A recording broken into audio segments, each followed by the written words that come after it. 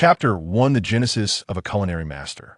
The rhythmic sound of a knife dancing upon the cutting board resonated through the air as a flawless piece of pork belly was swiftly diced into perfect cubes. Aromatic ingredients such as scallions, ginger, and garlic were minced and set aside. With the preparation complete, Su Shan reached into the water tank in the kitchen and retrieved a plump fish, slamming it onto the cutting board to begin the process of scaling and gutting.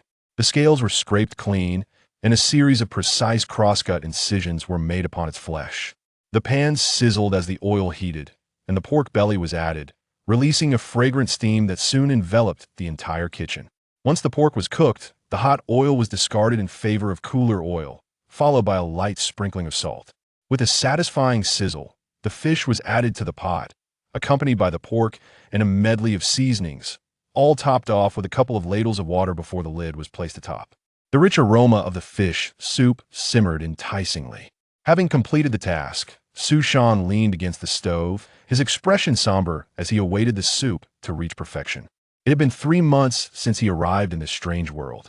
Once a mere employee at an advertising agency, a drunken night at a club turned violent when he clashed with a client, striking the man with his shoe. When his colleagues sided with the client, the fight was abruptly halted, and he found himself inexplicably struck by a meteorite as he fled the establishment. Upon opening his eyes, he discovered himself in this bizarre realm, having taken over another's body. In the realm of cultivation, he was a disciple of the Qin sect, possessing inferior spiritual roots. The circumstances of his origin were difficult to categorize, being substantially better than that of a mere mortal. Yet the reality of it was hard to accept. He was not without parents. They were alive and well, and the notion of leveraging his past knowledge to dominate this world and establish a harem was far from his mind. Although his family's financial situation was modest, the current state of affairs was utterly unacceptable. While the idea of cultivating immortality seemed alluring, the harsh truth was that it resembled an enhanced version of the underworld, devoid of any romanticism. While gangster films might romanticize such a life, being thrust into it himself would surely cost him dearly. Cultivation? Where was the promise of promotions and pay raises? Was he to be relegated to living as a mere playboy? At this moment, the only consolation he found was the meteorite that had struck him.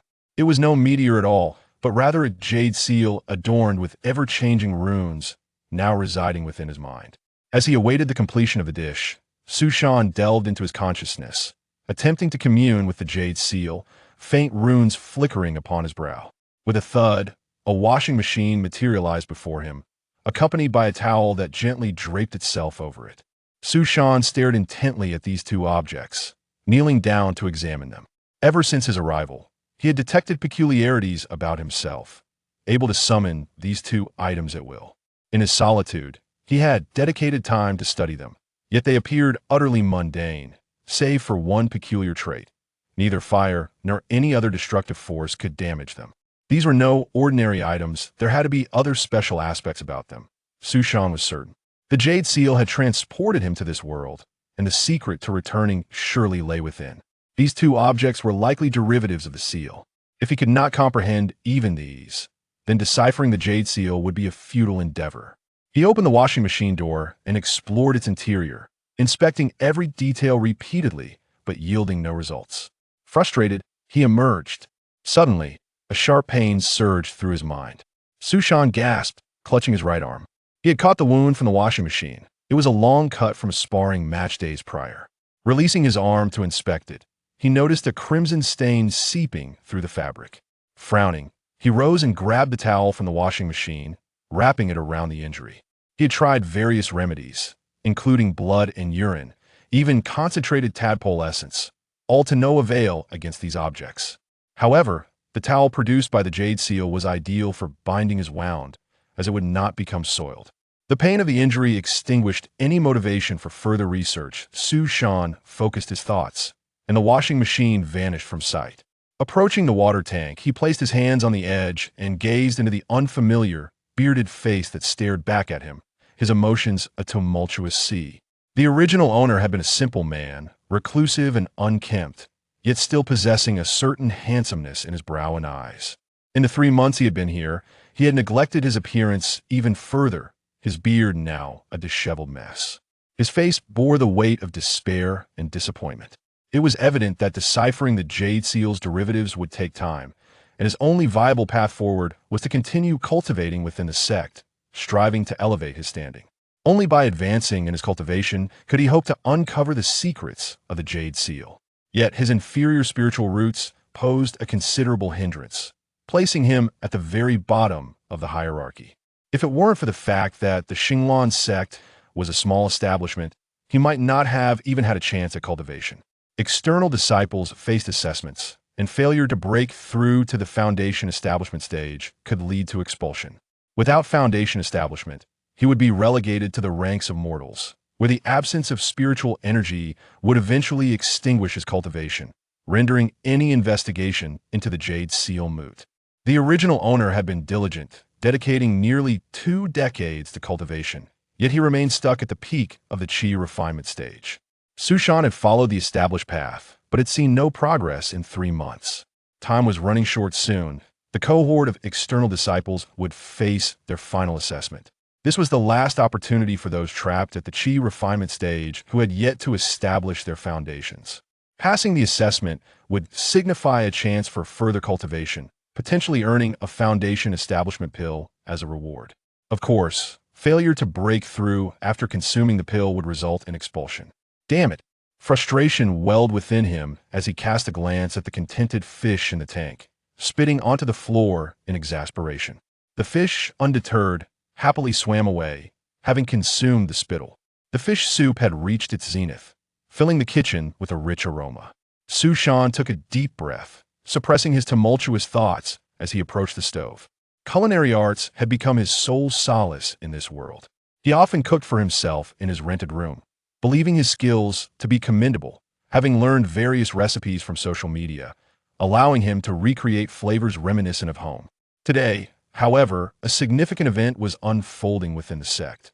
The sect leader had emerged from seclusion, inviting numerous guests from other sects.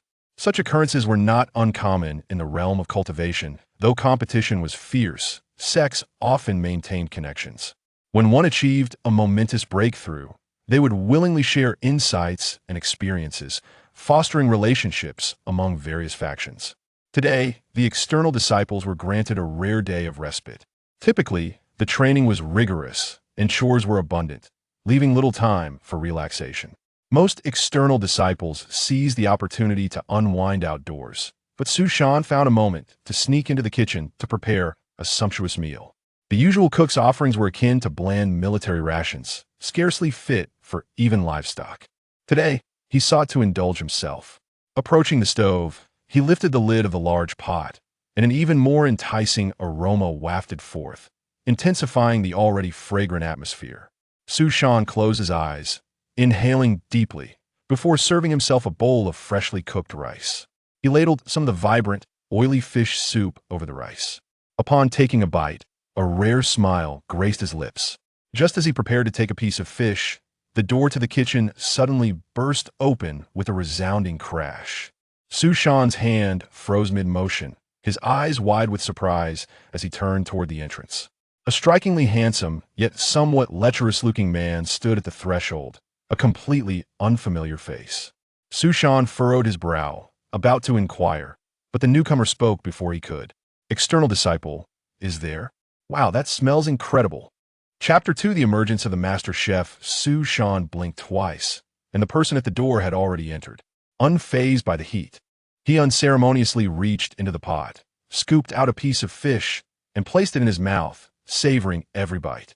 Nodding in approval, he exclaimed, "This flavor is impeccable. Did you prepare this? May I ask who you are?"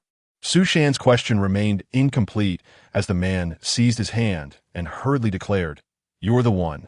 We have an urgent matter in the inner sect that requires a chef. Come with me at once.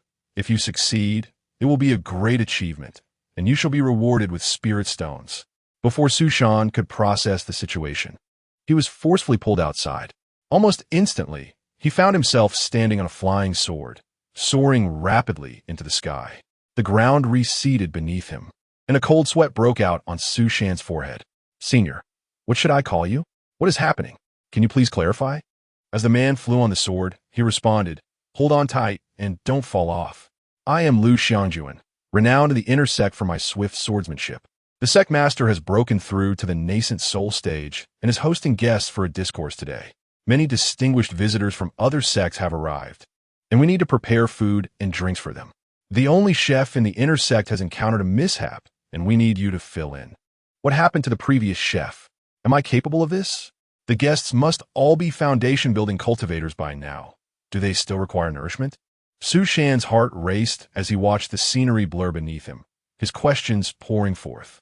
Having never even ridden a roller coaster in his past life, the sensation of flying on a sword left him feeling quite insecure. Lu Xiangjuan, without turning back, replied, Foundation cultivators do not need to eat, but they still have their appetites. The unfortunate fellow was gravely injured while preparing the ingredients and can no longer work. We must rely on an outer sect disciple to take over now. Rest assured, I have already dealt with the living ingredients. Just follow the usual procedures. The banquet will commence shortly, so you must start immediately and showcase your skills. That fish you just prepared was quite excellent. Be sure to include it. Su Shan was about to ask another question, but Lu Xiangjuan had already guided the sword to descend. They landed on a small hillside where a makeshift stove crackled with flames. In front of the hill stood the grand hall of the sect. Su Shan stumbled as he touched down, surveying his surroundings with wide eyes. Apart from some vegetables, there were numerous freshly slaughtered demon beasts. Behind a stove, blood was splattered everywhere, and on one side lay the carcass of a creature resembling a wild boar, its head violently severed, with blood staining the large horns. This must be the culprit responsible for the chef's misfortune. Lu Xiangjuan informed him. Most of the ingredients have already been prepared. I see you have reached the peak of qi refining. You can handle this alone in no time. Begin now, and if you perform well, I will commend you. Understood. Su Shan replied loudly, his panic transforming into excitement. This was an opportunity, a chance to impress the leadership in the workplace. Today was a stroke of fortune. One rarely encounters inner sect cultivators. He needed to perform exceptionally well to forge connections and perhaps gain entry into the inner sect. Taking a deep breath, Su Shan removed the towel wrapped around his arm, wiped the faint sweat from his forehead, and draped it over his shoulder. Suddenly, Lu Xiangjuan exclaimed, A master chef. Su Shan turned to look at Lu Xiangjuan, who appeared utterly astonished, and nodded seriously. Indeed, you are correct. Today, I am a master chef. You have a keen eye, senior. With that, Su Shan pivoted and grabbed a chef's knife, preparing to handle the remaining ingredients. Lu Xiangjuan stood frozen in place, bewildered. Wait, master chef? What did I just say? What master chef? His mind raced with confusion, and after a moment of contemplation, he glanced back at Su Shan. His gaze inadvertently fell upon Su Shan's right arm, where a vivid dragon emblem adorned his sleeve, the dragon coiling around a brilliant red character that read Master. What is this? Do outer sect disciples wear such insignia? I don't recall seeing this before. Lu Xiangjuan scratched his chin in contemplation, but was soon left speechless as he watched Su Shan skillfully handle the ingredients. With one hand steadying the produce, and the other wielding the knife with remarkable speed, the prepared vegetables seemed to leap into a bowl beside him, as if possessed. This display of culinary prowess left Lu Xiangjuan utterly dumbfounded. What? A reincarnated culinary deity? What a treasure we have in the outer sect.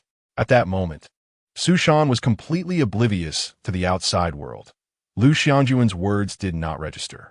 His entire focus was on the cutting board, enveloped by a profound sense of satisfaction. Something felt different today. Cooking brought him a sense of fulfillment. Perhaps fortune was finally smiling upon him. Ever since arriving at Star Mist Sect, he had maintained an outwardly indifferent demeanor while privately mustering his resolve, constantly encouraging himself. The despair and uncertainty regarding the unknown realm and his future had lingered deep within him. Yet now, as he cooked, those hidden worries seemed to dissipate. A gentle joy and boundless tranquility filled his heart. The only thing he wanted to do was to prepare the ingredients before him and create a perfect dish. This intense experience of flow consumed Su Shan, making him oblivious to the rapidly depleting spiritual energy within him. Before long, the first dish was successfully stir-fried and placed in the designated serving area. He turned to prepare the next dish. Observing the freshly cooked dish, Lu Xiangjuan gulped, crouching down to peer closer, his eyes wide with anticipation. While it was merely a simple stir-fried vegetable dish, the freshness of the vegetables had been elevated to its pinnacle, adorned with a light sheen of oil that made it irresistibly enticing. Delicious. It smells absolutely divine. How could it possibly taste this good?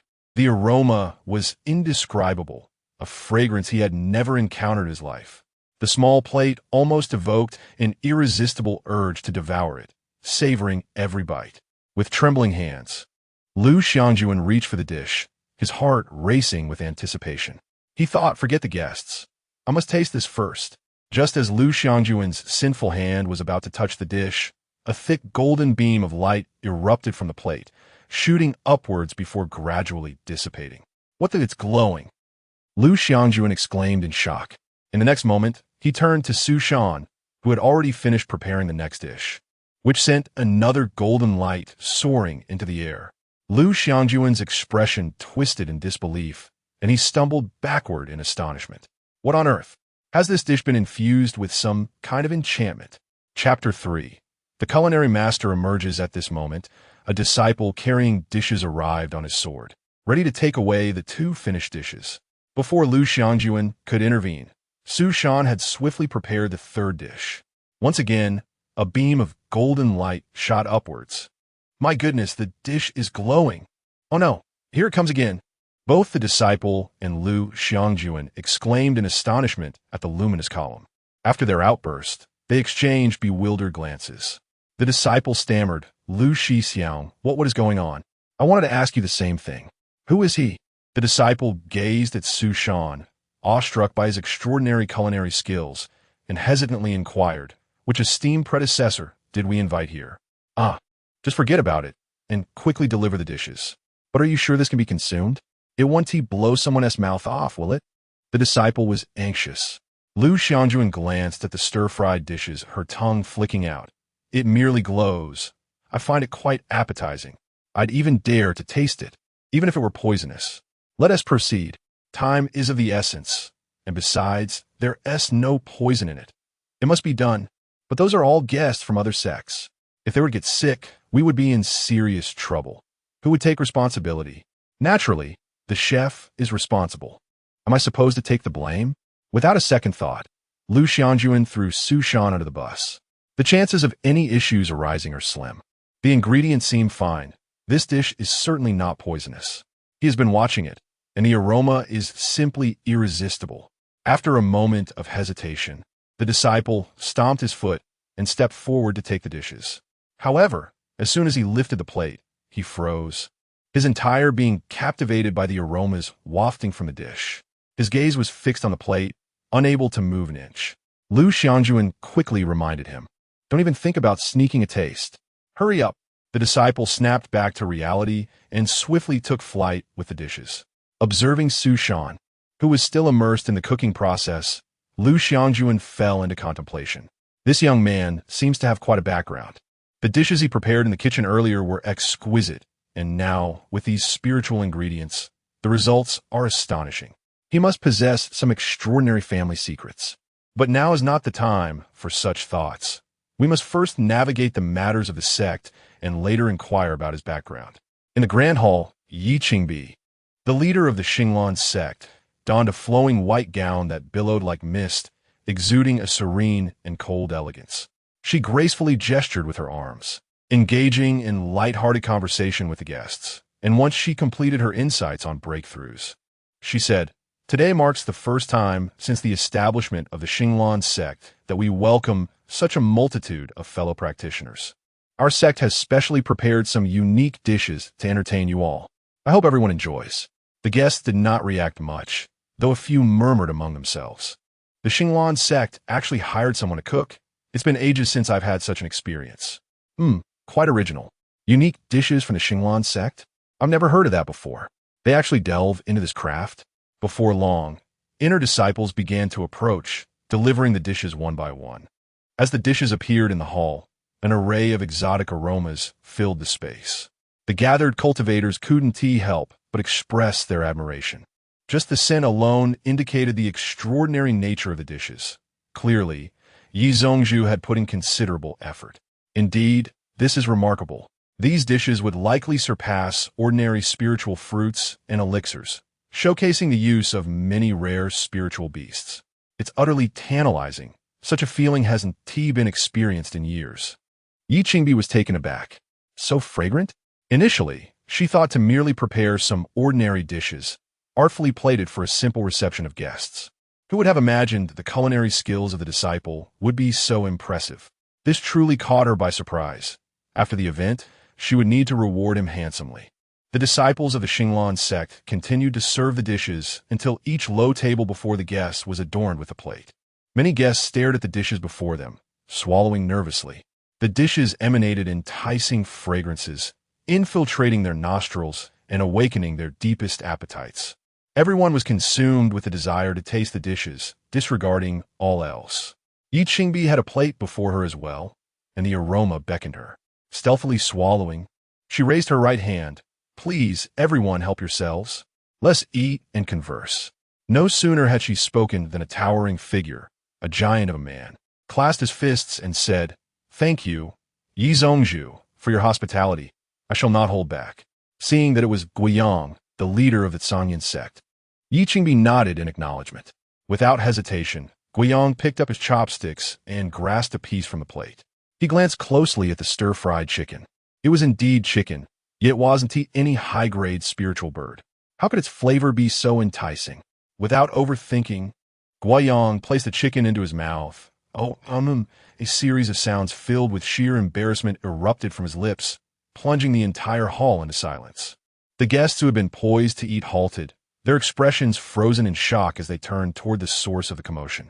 At that moment, under the astonished gazes of the crowd, Guiyang appeared dazed, caressing and rubbing his body with an entranced expression.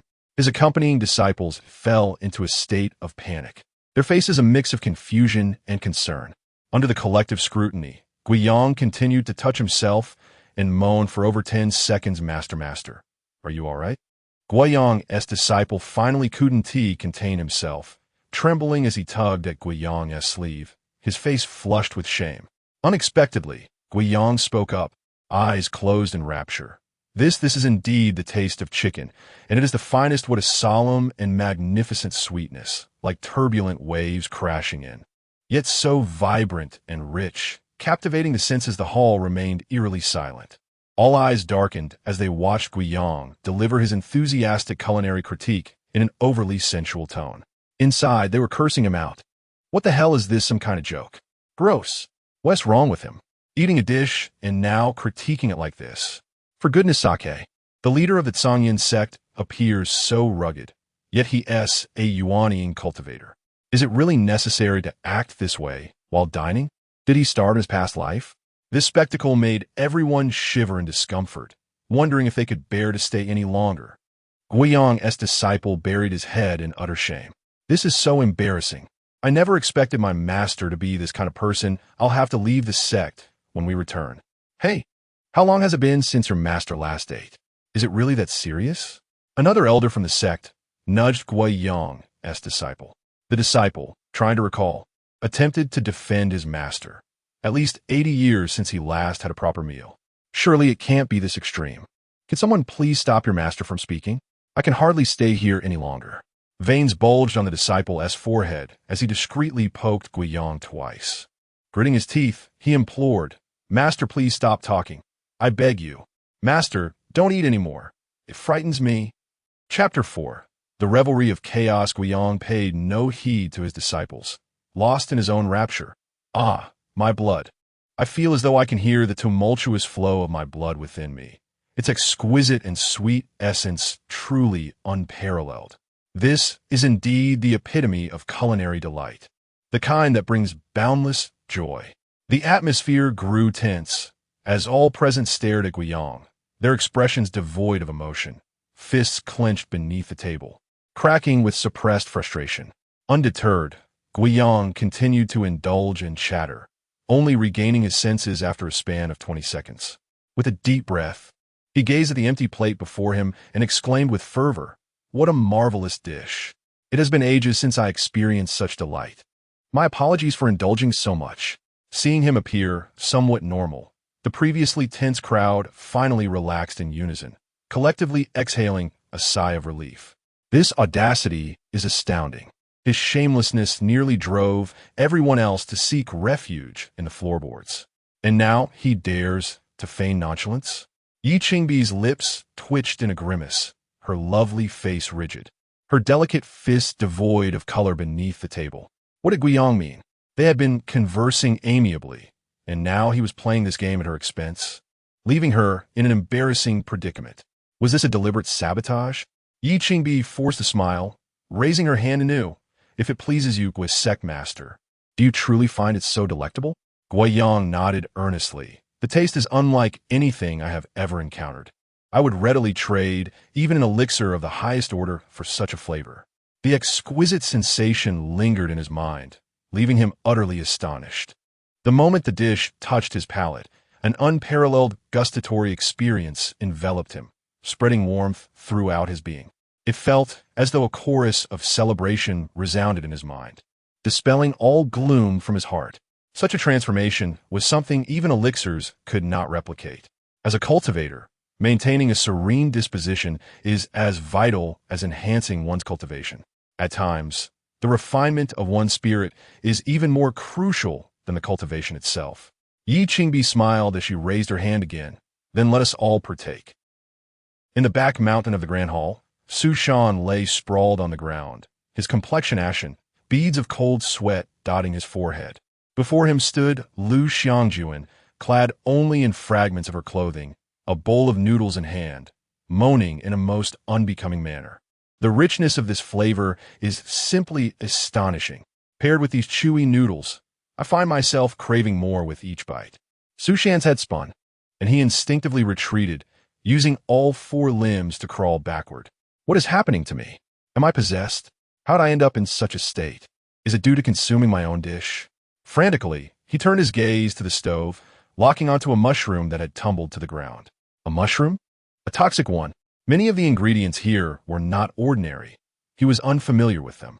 Had he mistakenly used the wrong ones? Yet if the dish was faulty, how could his clothing have been blasted apart? Could it be that the potency was so strong that it caused his spiritual energy to spiral out of control? Su Shan swallowed hard, his mind racing as he scanned the hall, an overwhelming realization crashing over him. It's over. The higher-ups have consumed it. His heart raced, thoughts spiraling. I must flee. With no hope of advancing to the inner sect, this incident could easily lead to my demise. He needed to escape. While it would be easy for others to uncover his identity, no one yet knew who he was. If he could hide for a moment, he could return and devise a strategy. Just as he resolved to rise, his legs buckled, and he fell to the ground with a thud. Gasping for breath, confusion flickered in his eyes. Something was amiss. Why was this happening? The severe depletion of his spiritual energy rendered him powerless, especially a hollow sensation in his lower back, as if his very bones had been extracted. Could it be that even touching the toxic ingredients could lead to such calamity? Beside him, Lu Xiangjuan still moaned lasciviously. Gritting his teeth, Su Shan let out a low growl, summoning the strength to stand. Yet, after just a few steps, he collapsed once more. Cold sweat poured from his brow. This is impossible. I lack the strength to flee. Even if I could run, I wouldn't get far. In desperation, Su Shan's eyes darted around until they fixed upon the kitchen knife on the stove, a plan forming in his mind. In the grand hall of the Xinglan sect, Yi Qingbi's forehead glistened with fine beads of sweat as the scene before her surpassed her wildest imagination. Chaos reigned, a veritable pandemonium. Various fabrics fluttered through the air, while low tables and chairs were kicked about. Some individuals lay bare, others sprawled in disarray, and still others embraced in fervent closeness. The only commonality was that each person clutched a dish. Amidst this turmoil, one figure stood apart, Guiyang's direct disciple, a pinnacle foundation establishment cultivator, trembling with uncertainty. Sword in hand, this is my first encounter with such a flavor. This dish possesses an unprecedented freshness, a gentle sweetness that elevates the entire platter. The succulent filling paired with the delightful skin creates a perfect harmony. This aroma, Could it be the essence of the broth, charred to perfection? Indeed, with such a richness, no dipping sauce is necessary. The broth infuses the skin, its ideal golden hue enhancing the fragrance. The vibrant colors dance before his eyes. The yellow skin adorned with dark flecks, a feast for the senses. It was exquisite, as if countless particles were joyously leaping upon his tongue. A cacophony of flushed exclamations filled the air as the entire assembly succumbed to a frenzied state, uttering words unfit for the ear. Almost all present had simultaneously savored Su Shan's culinary creations. Though Guiyang's behavior was peculiar, the onlookers merely attributed it to his character, failing to ponder further. In this setting, the humble Xinglan sect could not possibly harbor ill intentions. Only a fool would act thus. Thus, as Guiyang reveled in his experience, the others, driven by insatiable appetites, could no longer restrain themselves, diving into their meals. Guiyang's disciple, trembling and disoriented, oscillated between pointing his sword at the crowd and at Yi Qingbi, unsure whether to consider himself fortunate or unfortunate. He had wished to indulge as well, but had been coerced by his master to relinquish his portion.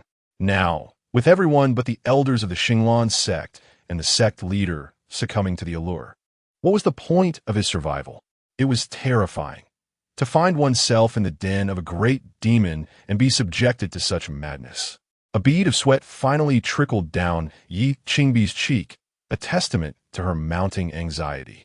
Even the Yuan-Ing realm cultivators were caught off guard by the spectacle unfolding before them.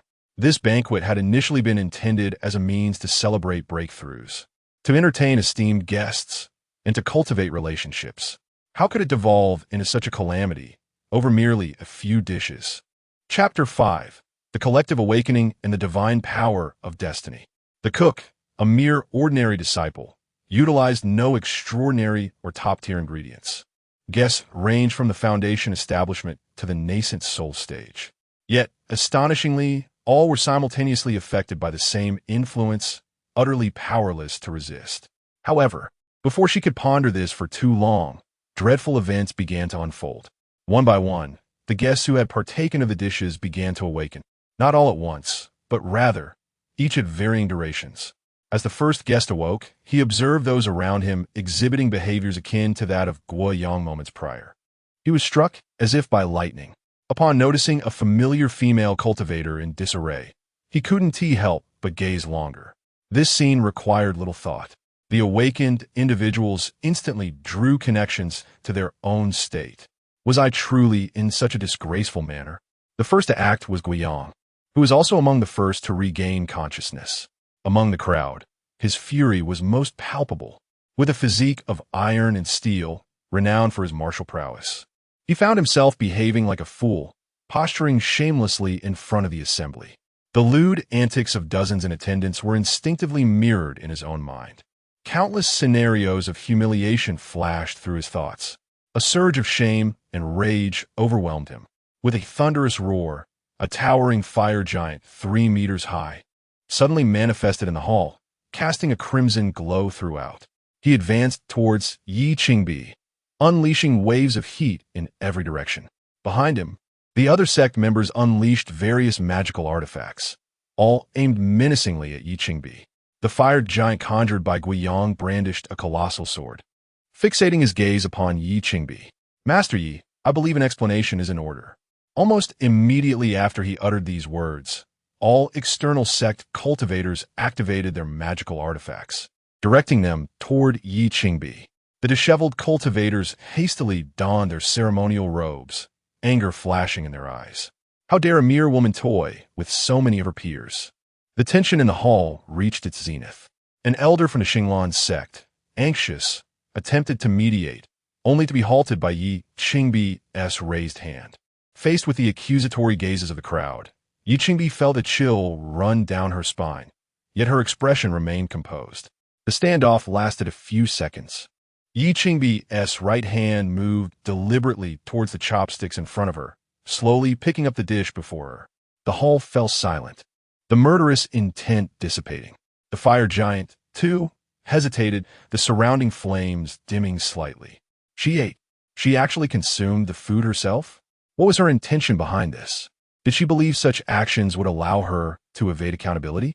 Although her demeanor was unruffled, her spiritual energy surged to its peak, bracing for the impending, unusual reaction. If she did not act decisively, the Xinglan sect would surely face dire consequences.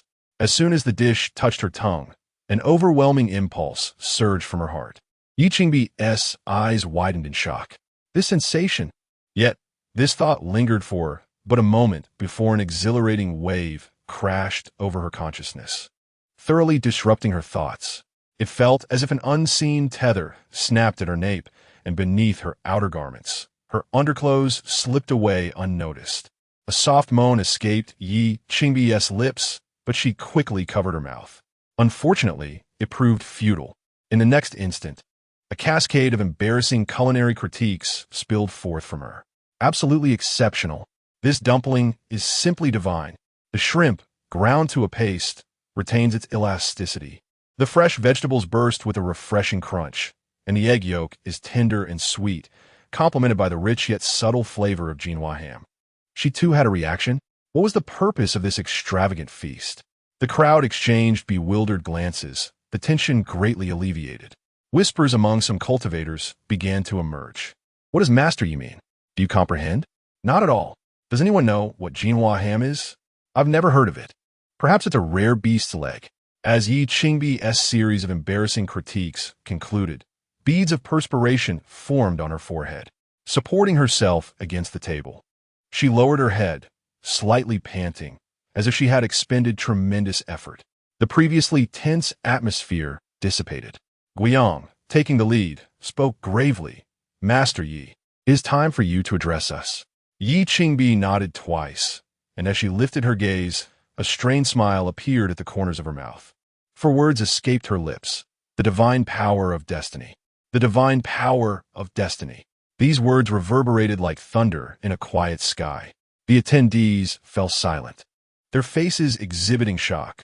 Guiyang's expression hardened, abruptly shifting from the fiery form to his usual self. Are you implying that there exists a practitioner of the divine power of destiny within your sect, and that it was they who prepared this meal? Yi Qingbi nodded affirmatively. Only the divine power of destiny could achieve such extraordinary effects, and only this explanation could placate the crowd. She was still unclear about the specifics and would have to muddle through until she could investigate further. The guests wore varied expressions, caught in a moment of suspended disbelief. The divine power of destiny. The Tao governs all things, yet some are unexpectedly favored, endowed with powers beyond the ordinary. Those born with such divine abilities surpass the realm of mere spells, defying comprehension. Cultivators possessing such talents are invariably top tier in their innate abilities. Excluding Yi Qingbi, the expressions of the other cultivators varied widely. Such a prodigy would be revered as a disciple in the highest sections. Should they arise in a lesser sect, they would likely be snatched up by powerful factions at once. What was the Xinglan sect's intention in this display? Were they merely eager to boast? Moreover, the notion that the divine power of destiny could be related to cooking was utterly absurd, unheard of. Yi Qingbi raised her hand. Please, everyone take your seats. I shall elaborate. At her invitation, everyone promptly returned to their seats. Yi Qingbi opened her lips slightly. Indeed, there exists a disciple within our sect who wields the divine power of destiny, albeit with some peculiarities. This ability is not adept in combat. It greatly benefits the mind. It seems he miscalculated the heat, resulting in our esteemed guests losing their composure. This is a shortcoming on our part. The crowd nodded in understanding. If the divine power of destiny were solely limited to cooking, it would indeed seem rather trivial, even if the dishes offered immense spiritual enjoyment. After all, in the realm of cultivation, strength reigns supreme. Such auxiliary abilities, while providing service and nurturing the spirit, appear to hold little value. Nonetheless, the innate potential of those endowed with the divine power of destiny is formidable and should not be underestimated. The reason for inviting him to prepare the feast today was twofold. First, to express gratitude for your esteemed presence at our Xinglan sect. And second, as we participate in the centennial competition within the water mirror domain for the first time, we hope to receive guidance from all esteemed peers. enabling us to progress further in the competition. This was the intent behind the invitation. We would be immensely grateful for any insights you might share. However, if speaking of it is too difficult, we shall understand. The guests remained absorbed in the newfound revelation regarding the existence of a practitioner of the divine power of destiny within the Qin sect. One voice broke the silence. Master Yi, you are far too courteous. Sharing experiences from the centennial competition is a minor affair. Might we request an audience with your sect's disciple endowed with the divine power of destiny? Yi Qingbi shook her head. I fear we cannot accommodate this request. This disciple is one of our sect's most central figures, which is something all can comprehend. A wave of disappointment washed over the crowd. The divine powers of fortune, being so rare they could be counted on one's fingers, were only heard of in whispers, never witnessed. Such prodigies typically emerged only from the most formidable of factions, and it was indeed regrettable that they chose to remain hidden from view. An elder from the Sword Intent sect rose and remarked, "It is of no consequence that we do not lay eyes upon them. Merely encountering the divine powers of fortune today is already a significant gain. Since Master Yi wishes to inquire about the grand competition, I shall take this opportunity to share a piece of information with all regarding the substantial differences between this competition and those of previous years." Chapter 6. Face Swapping to Avoid Trouble. Senior Brother. Senior Brother, wake up. In a hazy state, Lu Xiangjuan held a bowl that had been licked clean, slowly regaining her senses. The intoxicating taste lingered on her palate. Senior Brother, are you all right? The panicked voice rang out again, jolting Lu Xiangjuan into alertness as she fixed her gaze upon the unfamiliar man before her. Who is this pretty boy? And why is he wearing the outer sect disciple's robe? Lu Xiangjuan's mind raced, a chill creeping over her. What the hell? Where are my clothes? She shouted, pushing Shushan away with a force that sent him stumbling back several meters. A sharp pain shot through her shoulder, causing Shushan to fall to the ground, his face paling. He was already weak. The sudden motion was almost too much for him to bear. Lu Xiangjuan stood bare-shouldered, her sword materializing from her storage bag, its tip subtly angled toward Shushan. His throat constricted. Clarity returned as he scanned his surroundings while remaining wary of Shushan. Yet, his memory of the preceding events was a blank slate, save for a lingering sense of euphoria. What on earth happened? I merely had a bowl of noodles. Why did it feel so exhilarating? It was as if I had resolved to abstain for 99 days, only to indulge the very next day. And how do my clothes end up in tatters? It doesn't seem like poisoning or any affliction. My body feels perfectly fine. But what about that outer sect chef? Lu Xiangjuan snapped back to reality, directing her sword at Shushan. What is your name? Why are my clothes in ruins? Shushan, I found you bare when I arrived. He stammered. Why is an outer sect disciple here? A while ago, senior sister Li went to the outer sect to find Elder Chao, but left something behind. Elder Chao, being occupied, asked me to deliver it. I was curious about the inner sect and got lost, which led me to you, Shushan explained, fumbling over his words. Senior sister Li? Li Qing? Yes. Shushan's forehead broke into a cold sweat. He was aware of his senior sister with the surname Li in the inner sect, though he did not know her full name. Elder Chao managed the outer sect, and he hoped his flimsy excuse would suffice. He had shaved, leaving him with no time to assess his appearance. Given the expression and demeanor of the other, it seemed his visage had changed so drastically that he was unrecognizable. I hope this ruse works. Gritting his teeth to mask his anxiety, Shushan pressed a hand against his shoulder. Lu Xiangjuan's suspicion began to dissipate as she sheathed her sword and approached him. I apologize, junior brother. I was careless. Generally, outer sect disciples aren't permitted in the inner sect, but since Elder Chao sent you, it's all right. No need to worry. Thank you, senior brother. Shushan managed a strained smile. Have you seen a man with a bushy beard, also an outer sect disciple? What is his name? Lu Xiangjuan inquired, furrowing her brow. The bearded man. You must be referring to Tian Xian, right? He has quite the bushy beard, Shushan replied, maintaining his composure. Among outer sect disciples, males predominated, largely due to their indifference toward grooming and the absence of modern habits. Many preferred to flaunt their masculinity. There were numerous bearded men, but Tian Xian's was particularly unruly and dense. What do you mean must be? That fellow even has a dragon embroidered on the sleeve of his outer sect robe. Lu Xiangjuan asserted, gripping Shushan's arm and pointing to his bicep. Right here, there's a green dragon. Who exactly is he? Ah, a dragon? Shushan blinked in confusion, glancing at his right arm. A dragon? I've never had a dragon on my sleeve. What does that mean? I don't know. No one has a dragon on their sleeve. Senior brother. Lu Xiangjuan released Shushan and exhaled heavily. Forget it. He knows nothing. I shall seek that outer sect disciple myself. By the way, what happened when you saw me earlier? When I saw you, you were bare-shouldered, eating noodles on the ground, commenting on it, as if possessed. Shushan mumbled. What? Lu Xiangjuan gasped, suddenly realizing something, her mind racing to the Great Hall. This is bad. The food might be compromised, and guests are already being invited. Let us go. Follow me to the outer sect. Lu Xiangjuan exclaimed, a cold sweat breaking out as she hoisted Shushan and leapt onto her flying sword. Something might go wrong. I cannot bear the responsibility. Though the food was not poisoned, the situation felt too peculiar. She needed to locate that scoundrel immediately. The wind whipped past them as Shushan struggled to steady his breath. Soon they landed. Where does that Tian Xian reside? Lu Xiangjuan asked. I don't know. Why didn't you say so earlier? Lu Xiangjuan shouted in frustration. Senior brother, you didn't ask either. Shushan replied quietly. Forget it, forget it. You return from whence you came. I will search on my own. Enraged, Lu Xiangjuan released Shushan and hurried in another direction. Watching her depart, Shushan straightened his robe, feigning calmness as he walked in the opposite direction. After a while, he arrived at a small river on the outskirts of the outer sect. This river had become his secret refuge, a place where he often daydreamed in solitude. Suddenly, he lay back on the ground, gasping for breath. I'm so exhausted.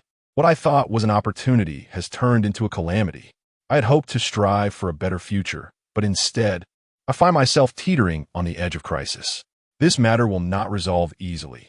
Lu Xiangjuan is likely seeking the outer sect elders to find other outer sect disciples. Whether things stabilize thereafter remains uncertain. If this situation escalates, I can only leave my fate to chance. I cannot leave the mountain gate.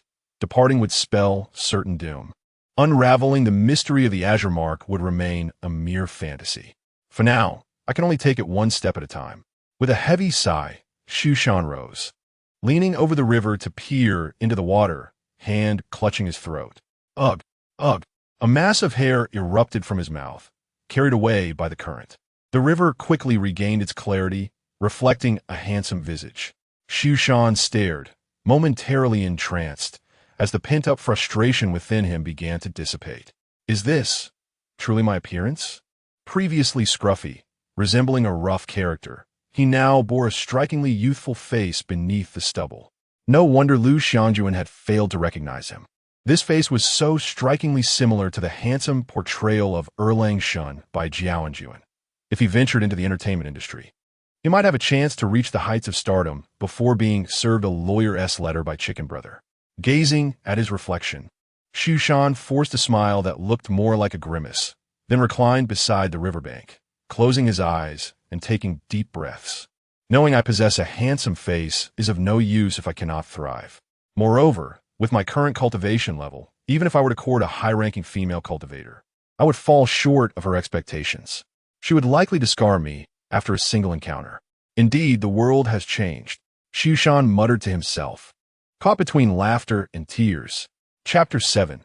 Evading crisis at times. Shushan had to concede that his spirit of optimism was undeniably robust. The mounting pressures paradoxically alleviated his tension. Presently, he found himself with the leisure to ponder these thoughts. He wiped his face, seeking to calm his mind, and endeavored to recall the details of the situation. A review was imperative. During his time in the inner sect, numerous uncertainties lingered, and he could not allow himself to remain in ignorance.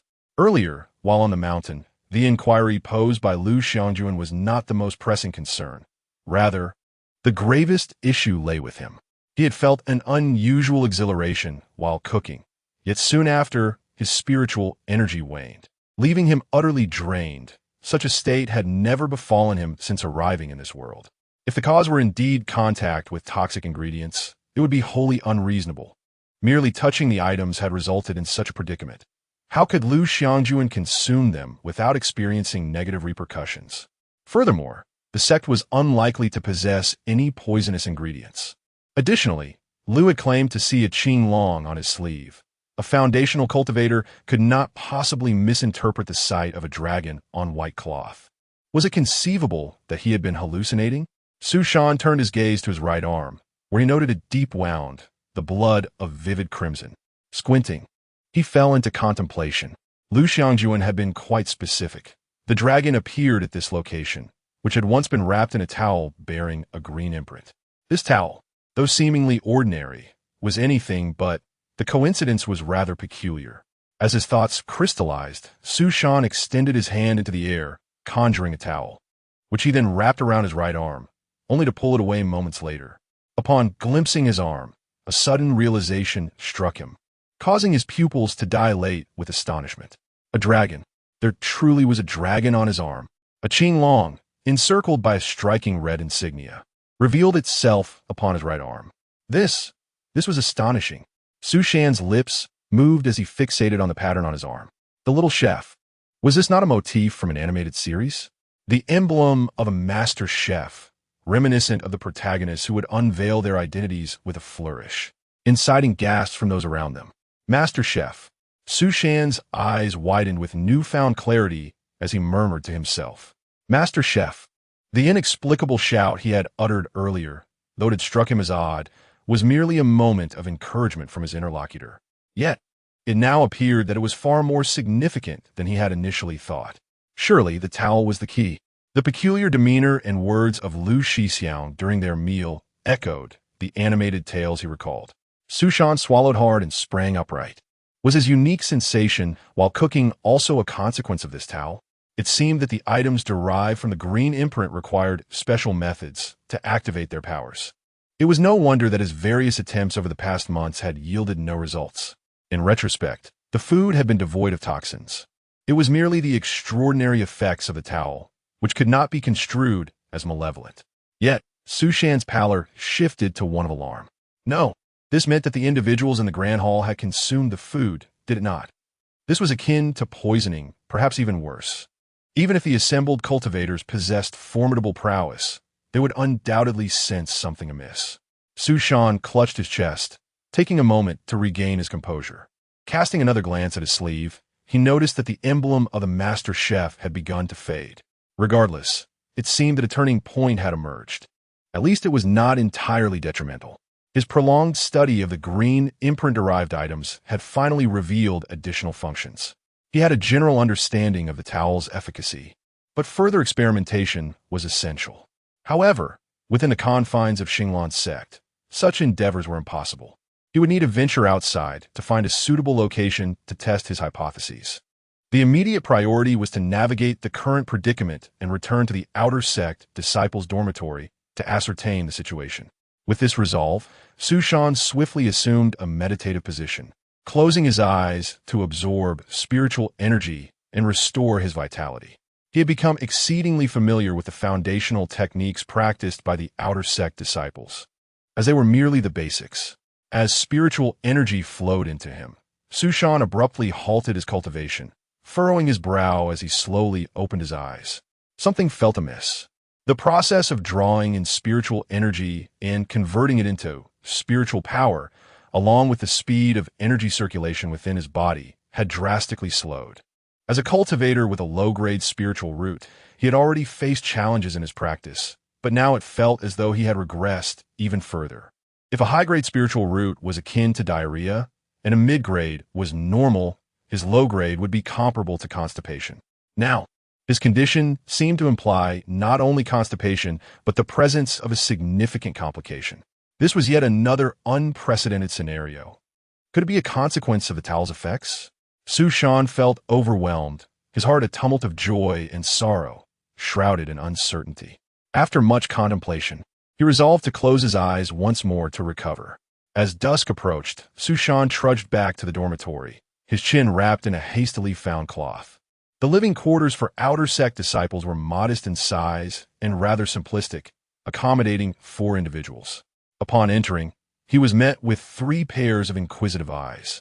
"Who are you?" One of them questioned, incredulity evident in their gaze.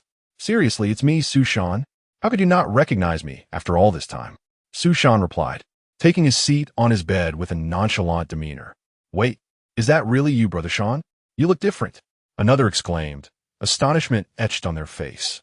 "You're not just a pretty face now, are you? You've been holding on to that iron rice bowl all along."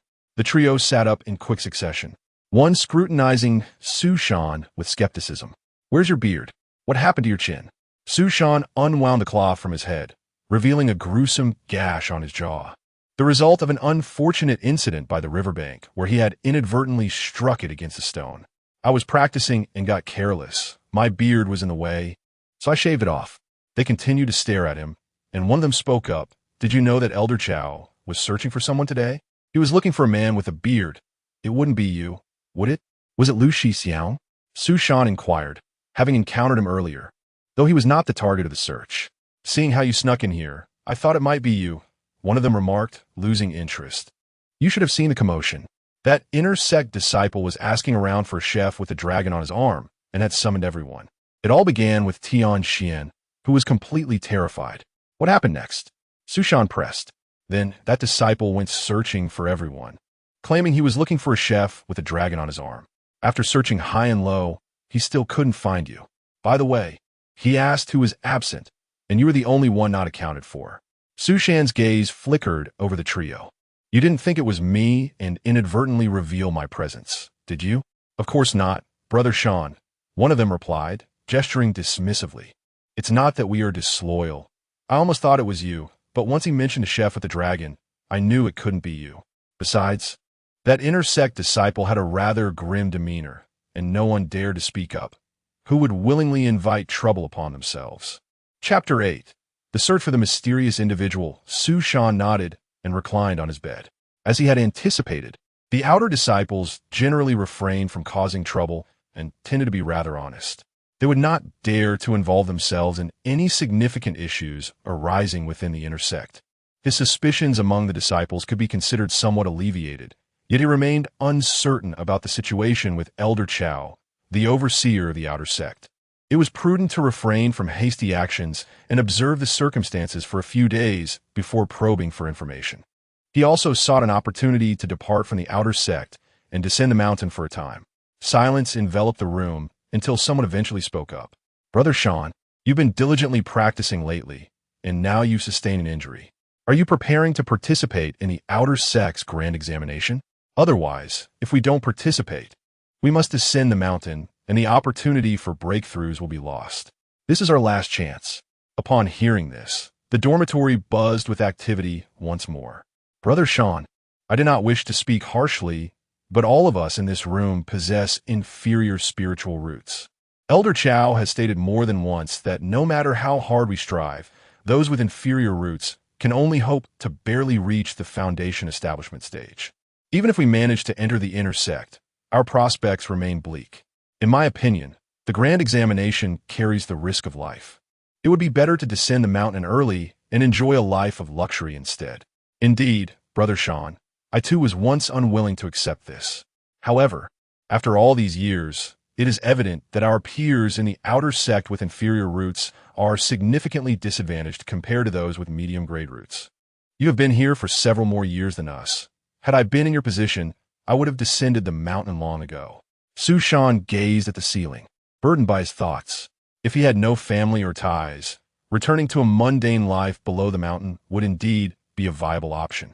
After a few days of adjustment upon his arrival, he had come to realize there was no escape. He could only forge ahead down this path. Should he find no way forward, perhaps it would be better to end it all, for he might awaken to discover it had all been a dream. Amidst the chatter of his companions, discussing a life of indulgence after abandoning their aspirations, Sushan felt irritated and could not help but interject. "Brothers, cease your conversation. While your thoughts may seem pleasant, choosing that path would lead to a lifetime of regret. Let's not even mention the inner sect as female disciples. Each can fast for 10 years without bathing, yet still exude an intoxicating fragrance. What does it matter if a mortal can sleep with the most beautiful women? After 2 days without bathing, one would reek. You would never encounter a fairy who does not relieve herself in your lifetime. To even catch a whiff of their socks would be an ancestral blessing. Su Shan, overwhelmed, pulled the covers over his head. The three in the room exchanged glances, momentarily speechless, before falling into silence. In the grand hall of the Xinglan sect, a similar stillness prevailed, the atmosphere tense. Yi Qingbi sat at the head of the hall, with the other elders positioned on either side. Lu Xiangjuan stood before Yi Qingbi, perspiring as she recounted the events. Once she finished, Yi Qingbi pondered, so the chef was not one of the initially designated disciples, but rather one you hastily recruited from the outer sect? Indeed, Lu Xiangjuan replied. Knowing that something was amiss, why did you not detain the individual? Did you seek out this person beforehand? I did, sect master, Elder Chao interjected. Lu Xiangjuan approached me initially, but the individual was not found. I deemed it reasonable, as in my years within the outer sect. I had never heard of such a disciple. Is it possible that this person is an outsider, deliberately causing disruption? Sect master, I believe it is unlikely that this individual belongs to our sect. The situation appears rather peculiar, another elder chimed in. Yet to assert that someone is instigating chaos seems implausible. What could be their motive? Furthermore, we have no known enemies. The discussion continued, voices rising. Suddenly, someone turned to Yi Qingbi. Sect master, I have tasted that dish. It is neither poison nor sorcery, and it greatly benefits the spirit. It can be considered extraordinarily mysterious. You mentioned it may be attributed to the divine will. Is there truly such a possibility? We have only heard of it, yet never seen it. Yi Qingbi nodded slowly. The divine will is beyond comprehension, revealing itself in various forms. Some are born with it, while others may awaken to it along their journey. The disciple within our sect may have accidentally awakened and, in panic, hidden themselves. We must continue our investigation. All individuals within both the inner and outer sects must undergo scrutiny to ascertain their qualifications. The potential of those with divine will cannot be concealed. However, we must not make a grand display of this. Many sects may become interested upon hearing of our divine will practitioners and may investigate us covertly. It is best to maintain a low profile. Elder Jean, as the individual was summoned by your disciple, I entrust this matter to you. Understood, Jean Yanxiu nodded, then gestured for Lu Xiangjuan to return to his side. He continued, Sect Master, should this person not be from within the sect but rather an outsider, what course of action should we take? Lacking any leads, we can only proceed cautiously, Yi Qingbi replied, regardless of their identity, since they have not exhibited overt hostility. We shall manage the situation accordingly. This gathering was primarily to invite various sects for the centennial competition in the water mirror domain. You are all likely aware that the rules for this competition differ significantly from those of the past, and we must approach it with utmost seriousness. This matter is of paramount importance and will determine the future of our sect. Each of you has disciples. Please draft a list and select candidates for the competition. I have recently undergone a hasty breakthrough and need to enter seclusion to stabilize my realm. Before the competition commences, I will emerge from my retreat, and, until then, I leave the matters at hand in your capable hands. 2 days later, tranquility returned. After completing his daily chores, Su Shan sought a tranquil spot to meditate and cultivate alone. Generally, outer sect disciples were not afforded such leisure, but given his long-standing tenure, he understood the nuances of navigating the outer sect. The management by the overseeing elder was not overly stringent, operating under a system of relative freedom. Disciples like him, who failed to make significant progress and were nearing the deadline for expulsion from the sect, faced minimal oversight. After a considerable duration, Su Shan gradually ceased his cultivation, a cloud of uncertainty forming above him.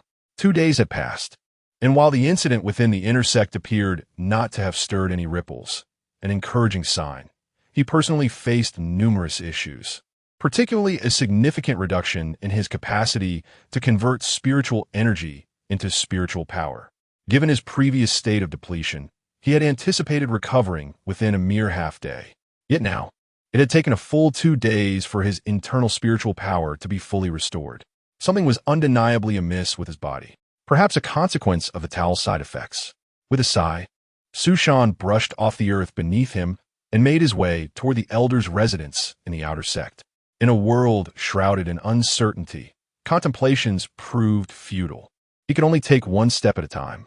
Now that he had fully regained his strength, it was time to find an excuse to descend the mountain and test the towel's efficacy. Chapter 9. Guidance from the outer sect elder after a prolonged walk. Su Shan found himself standing in a rarely seen luxurious courtyard of the outer sect. The thought of meeting Elder Chow, coupled with the incident from 2 days prior, made him hesitate. Just as he was contemplating, a voice from within the room drifted out. Su Shan, if you have matters to discuss, come in. If not, refrain from lingering in the courtyard. Gathering his thoughts, Su Shan stepped to the doorway. Elder Chow, I seek your guidance. The door swung open of its own accord. Elder Chow, reclining with one leg crossed over the other, leisurely perused a book. Without lifting his gaze, he rapped the table and instructed, place your hand here. Upon closer inspection, Su Shan noticed a round jade disc inscribed with runes on the table. This was the array used to test one's aptitude upon entering the sect.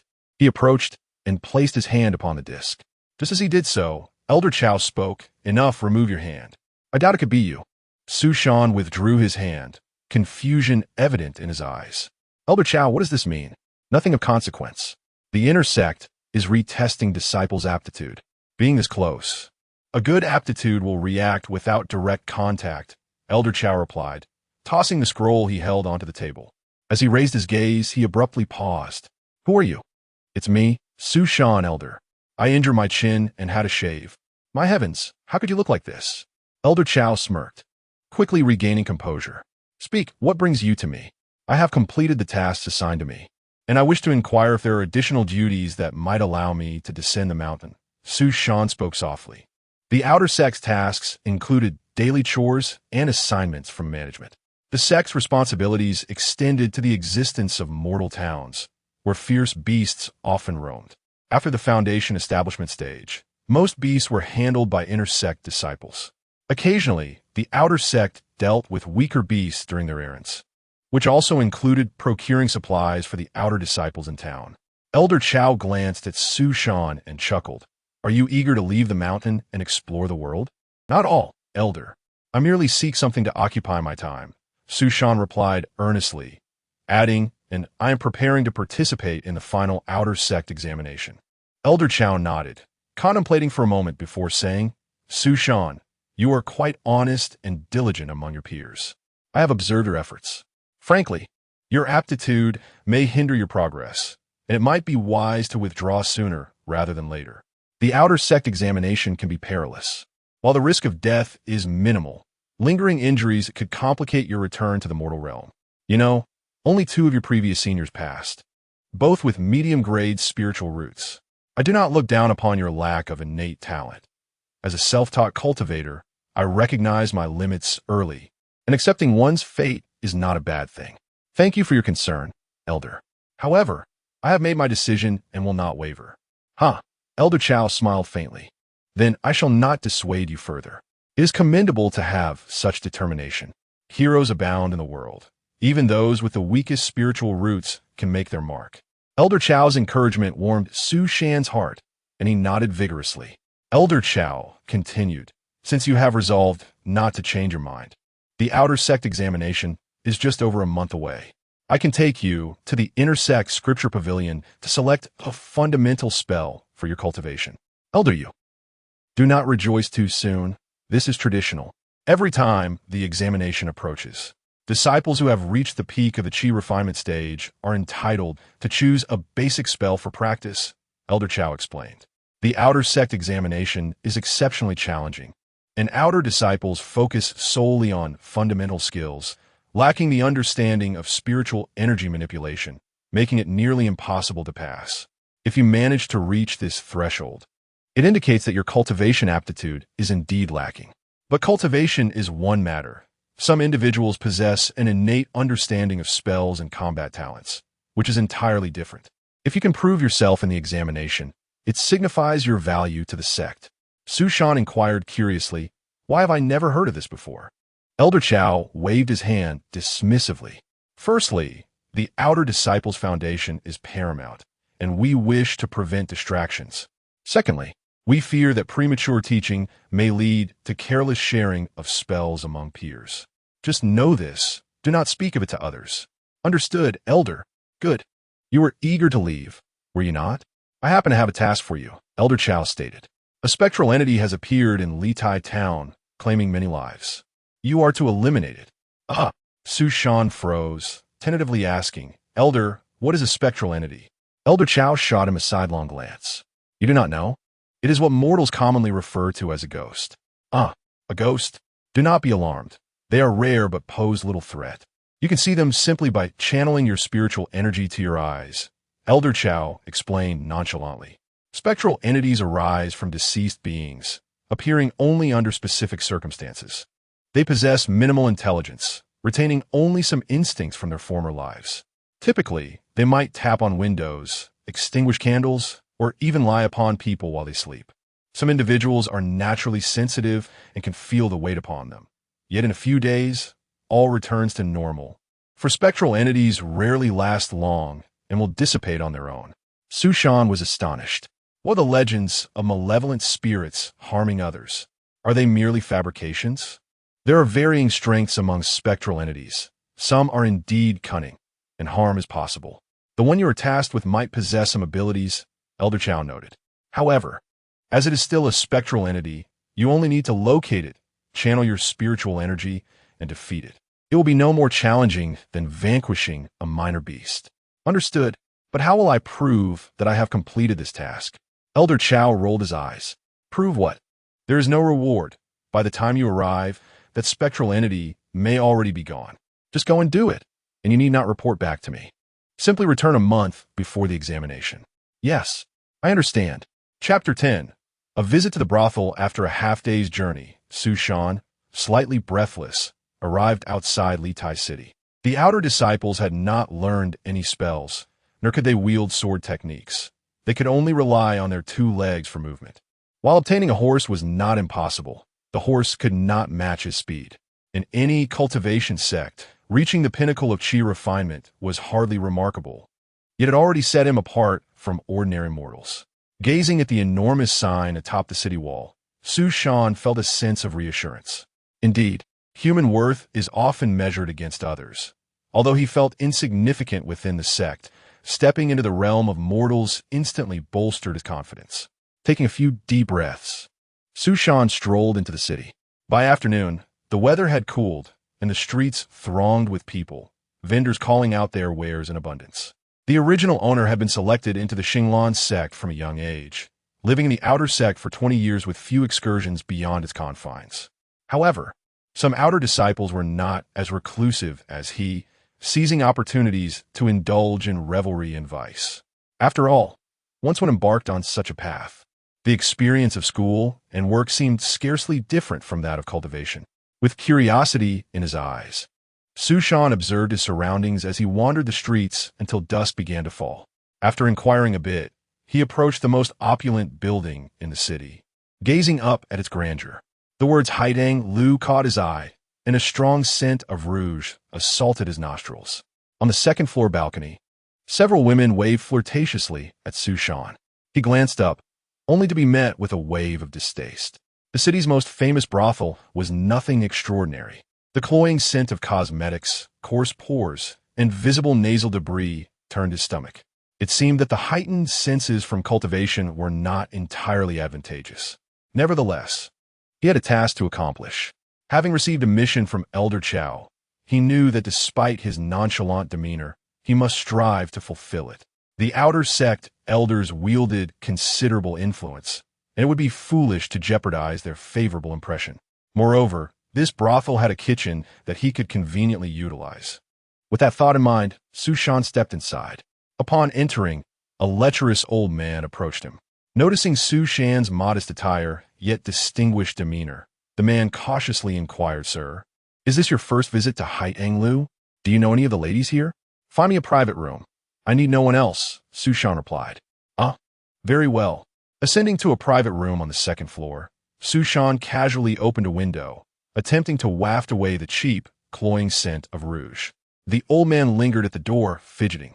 What are you hesitating for? Sit down. I have questions for you. Questions? Very well. The old man took a seat uneasily.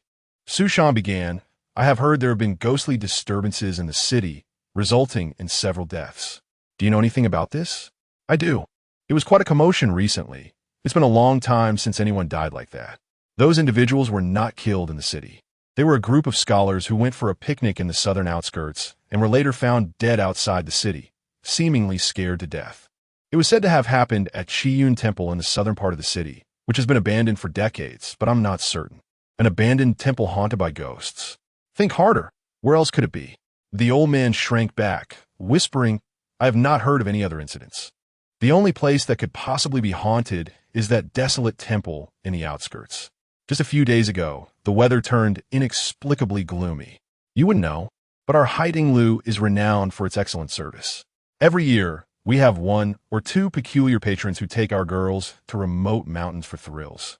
Especially Qiyun Temple. They love going there, seeking excitement without regard for their lives. Now, no one dares to go. Su Shan gasped. Are the patrons in Litai town so wild? Truly, the local customs are fierce. The old man continued, a couple of months ago, someone hanged themselves at Qiyun Temple, and patrons reported it to the authorities. They said it was a servant from a wealthy family who couldn't bear the demands of their master and chose to end their life. Such things happen. I suppose it is normal for a ghost to return seeking revenge on the wealthy. Su Shan pondered, stroking his chin. This indeed sounded plausible, with no other leads available. It would be prudent to investigate Qiyun Temple. It would not consume much time, and perhaps luck would favor him. If not, he could gather more information later. Before heading there, however, it would be wise to make use of the brothel's kitchen first. By the way, how many kitchens does your brothel have? Su Shan inquired. Kitchens? We have two, one for the guests and one for our own use. Why do you ask? Isn't the one you use empty now? Empty? What do you intend to do? Gulme, lead me to your kitchen. I need to borrow it. Sir, we can't allow outsiders into the back kitchen, and besides, it's dirty. The old man hurriedly rose, but his words faltered as he saw the silver ingot in Su Shan's hand. Seeing that the silver was ineffective, Su Shan tightened his grip on the ingot and forcefully squeezed it. The old man was momentarily stunned. The silver ingot in Su Shan's grasp seemed as pliable as clay, yielding easily to his pressure. Master, I am blind to your brilliance, the old man exclaimed, dropping to his knees in reverence. Get up. Now, can you take me to the kitchen? Su Shan asked. The old man scrambled to his feet, quickly opening the door with a servile smile. Of course, please follow me. Su Shan nodded in satisfaction, tossing a handful of silver into the man's palm before striding out. Chapter 11. The Culinary Master Returns. In the dimly lit kitchen of Haitang Tower, the old man lit a candle, casting a flickering light that danced across Su Shan's face, lending him an air of mystery. The old man swallowed hard, nearly misjudging the situation. This young man, who had previously asked an array of frivolous questions, almost made him think he was here seeking employment as a lowly worker. A true celestial master, he pondered, having only glimpsed such a figure from afar in the heavens before. This close encounter was a first, yet it was not quite as he had envisioned. There was an element of frugality about him. Master, what is it you wish to do? The old man inquired cautiously. Is anyone else here? Su Shan asked. No. No one, the old man replied, his heart racing. Good, then let's get the fire going. Su Shan said as he approached the stove to inspect the vegetables and ingredients. The small kitchen used by the brothel's servants was surprisingly well stocked, albeit with misshapen fruits and chopped remnants, likely scraps from the patrons' meals. Nevertheless, these ingredients would suffice. The old man stoked the flames while Su Shan arranged the various ingredients and utensils. He gestured for the old man to stand aside, took a deep breath, and conjured a towel seemingly out of thin air. The miraculous sight brightened the old man's eyes. Su Shan wrapped the towel around his right arm, swiftly pulling it off to reveal the emblem of the azure dragon on his sleeve. Master Chef, the old man exclaimed in shock. After uttering this phrase, he stumbled back, hands flailing at his face, overwhelmed by confusion. What was that? Why did I shout that out? Su Shan could not suppress a gulp of saliva. This was precisely as he had conjectured. Unveiling the towel would incite such an exclamation about being a master chef.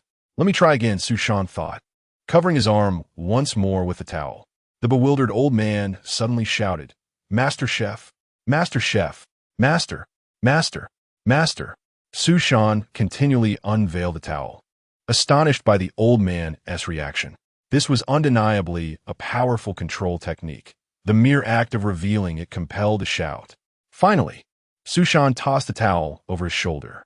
With a thud, the old man collapsed to the ground, sweat beading on his forehead, scuttling to the corner of the kitchen in fear. "Master, did you cast a spell on me? No need to be afraid. I, the master chef, have recently devised a new dish and require someone to taste it. You are fortunate to be chosen.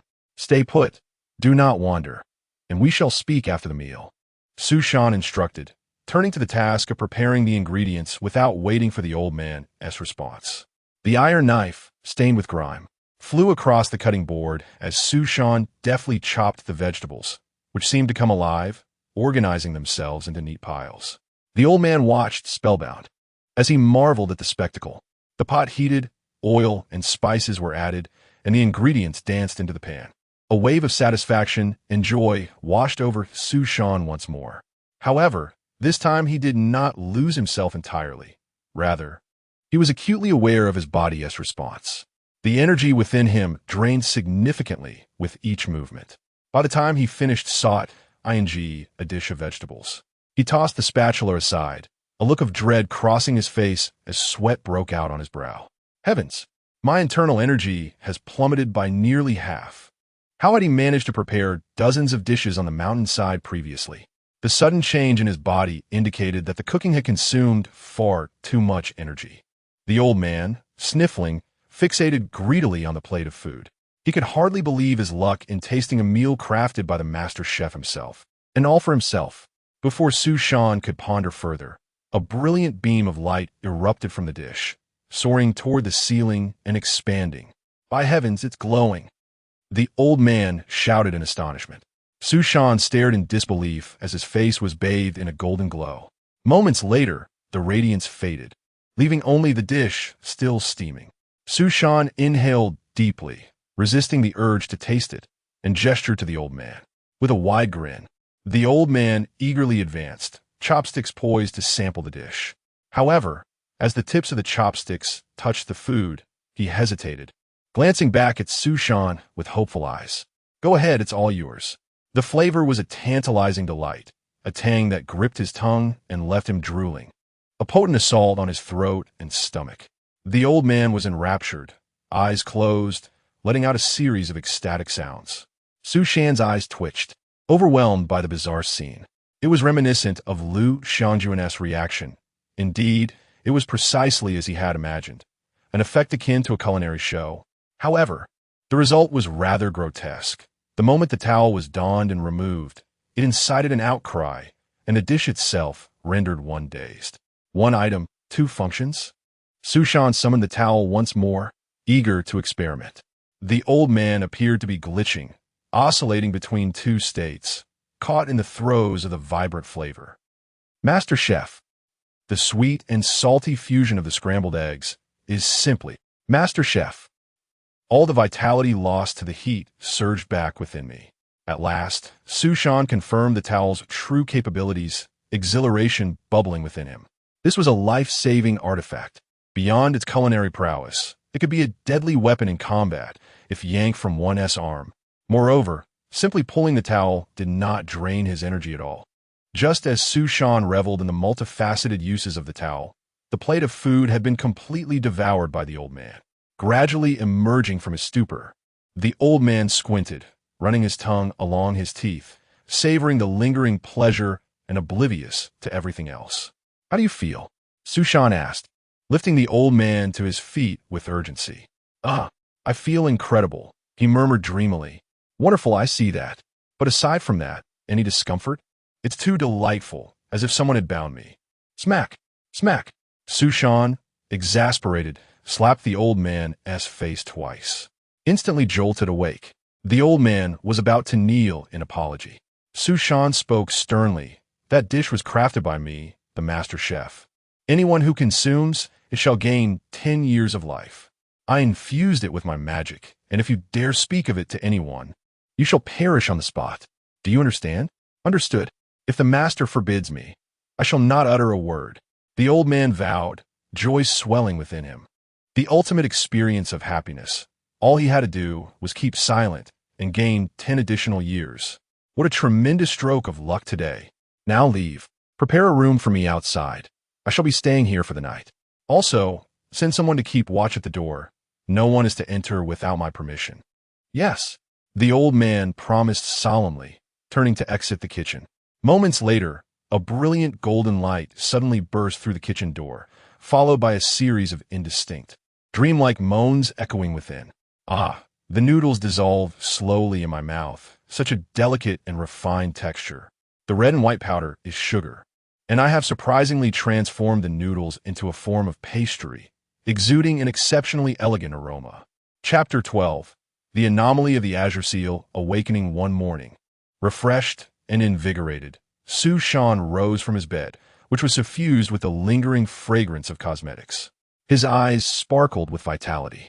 The meal he had prepared the previous night was truly extraordinary, even if it bore no effect on his spiritual or physical recovery.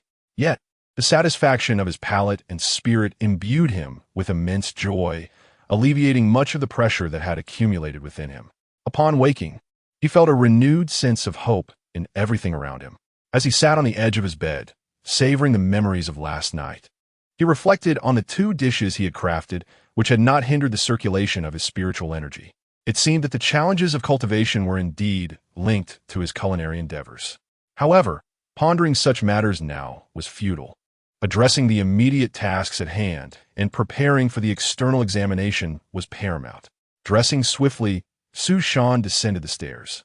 The daytime atmosphere of the brothel was shrouded in shadows, save for a solitary figure standing by the entrance. As Su Shan approached, the figure eagerly advanced towards him. It was the old man, the tortoise master, who immediately donned a sycophantic smile upon seeing Su Shan. "Master, you're leaving?" he inquired. "Is there something you need?" Su Shan replied. The tortoise master's expression turned troubled as he hesitated before kneeling. "Must you always kneel? It's rather annoying," Su Shan remarked with irritation. The tortoise master lamented. "Master, after having tasted your cooking yesterday, I can no longer eat anything else. The ordinary food disgusts me. What'll I do if I can't have your dishes again?" Suddenly, he broke into tears. I feel as though ants are crawling on me. I'm drenched in cold sweat. Go away. Have you become addicted to extending your lifespan?" Su Shan kicked the tortoise master aside, dismissing his melodrama. "You'll be fine after a couple of days without it." With that, Su Shan stepped through the door, leaving the weeping tortoise master behind. Su Shan made his way to the southern outskirts of the city. After inquiring with several passers-by, he spent over an hour finally reaching the direction of Qiyun Temple, as indicated. The path was manageable until he arrived at a dense thicket, where he abruptly halted, rubbing his brow in confusion. Something felt amiss. A warmth began to radiate from the center of his brow, and this was no mere illusion.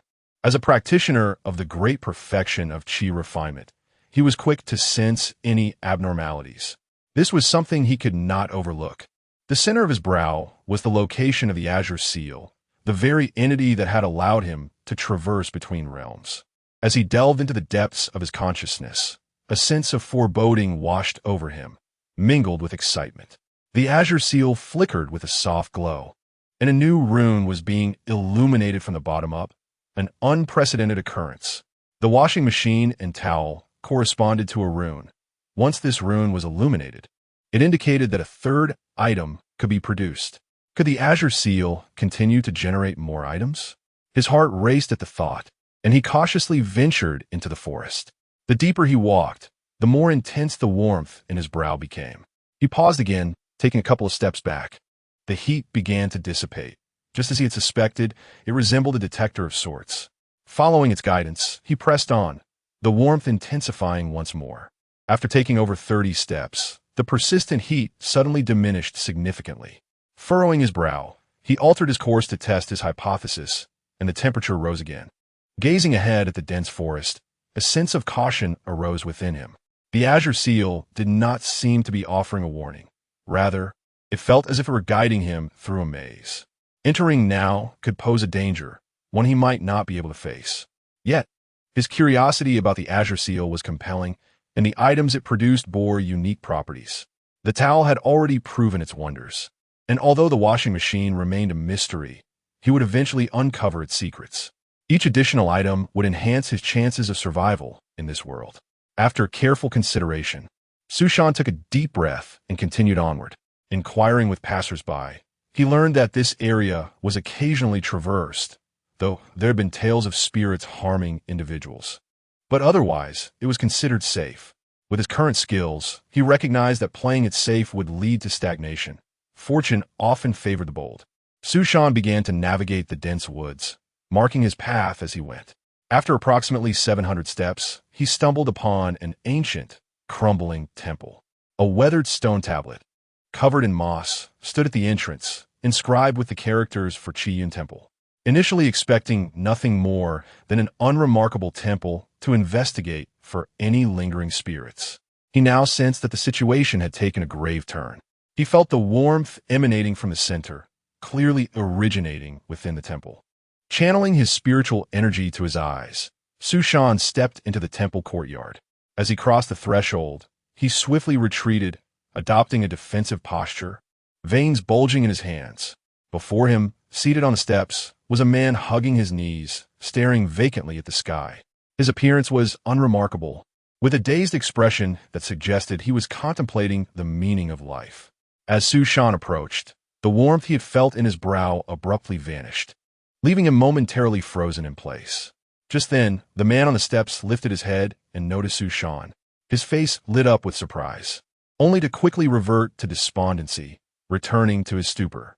Noticing the man's peculiar reaction and sensing no hostility, Sushan disregarded the unusual sensation in his brow and cautiously approached. "Brother, what is your name?" Sushan inquired from a distance of about 50 paces. The man abruptly turned his head, eyes wide. "You can see me?"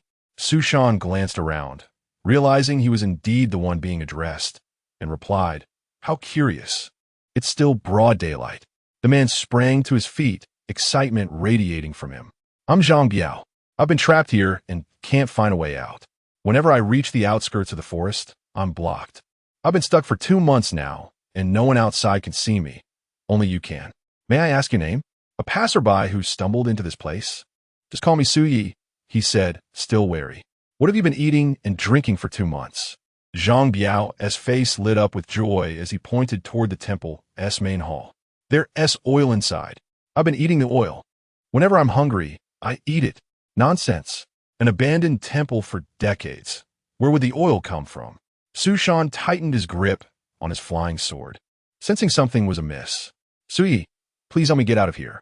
I can't take it anymore," Zhang Biao pleaded, stepping closer to Sushan. Just as Sushan prepared to push him away, a sudden realization struck him. Zhang Biao approached swiftly, but below his feet, he appeared to have no soles, as if he were walking on air. Chapter 13. The Honest Spirit. Strangely enough, Sushan noticed that if he did not use his eyes to look at Zhang Biao, he could not perceive the presence of this individual at all. In the company of mortals, even if they remained silent or closed their eyes, one could still distinctly sense their location. Yet, in the presence of Zhang Biao, there was an utter absence of such awareness, akin to confronting a mere wisp of air. Sushan immediately channeled his spiritual energy back to his dantian. As expected, Zhang Biao vanished from his sight, leaving the temple courtyard utterly empty. He was indeed a spirit, yet a spirit was not supposed to be so simple-minded, was it? How could this fellow behave so indistinguishably from an ordinary person? Moreover, in Sushan's imagination, a ghost ought to possess some degree of transparency, while this one appeared so solid. Before Sushan could ponder further, Zhang Biao approached with a radiant smile. Instinctively, Sushan summoned all his spiritual energy and delivered a straightforward kick toward Zhang Biao. The latter acted entirely like an ordinary person, caught off guard. In an unexpected twist, Zhang Biao let out a shriek and flew straight into the main hall of Qiyun Temple, without causing the slightest commotion. Sushan anxiously focused on the interior of the hall. Just as Elder Chow had mentioned, this entity seemed to pose no real threat. However, the impact felt tangible. Much like kicking an ordinary person, Zhang Biao was likely no ordinary spirit. After a prolonged wait, Zhang Biao did not reappear. Su Shan steadied his nerves and cautiously made his way into the temple. Peering through the entrance, he was met with an astonishing sight. Zhang Biao was curled up, hugging his knees and weeping uncontrollably. Clearing his throat, Su Shan mustered the courage to step inside. Upon hearing the sound, Zhang Biao looked up in fright, recoiling like a quail, murmuring, "Don't hit me, don't hit me." Was he truly this aggrieved? Su Shan felt a pang of sympathy and, feigning nonchalance, changed the subject, asking, "Brother, where is the fragrant oil you mentioned? I'll give it all to you. All for you.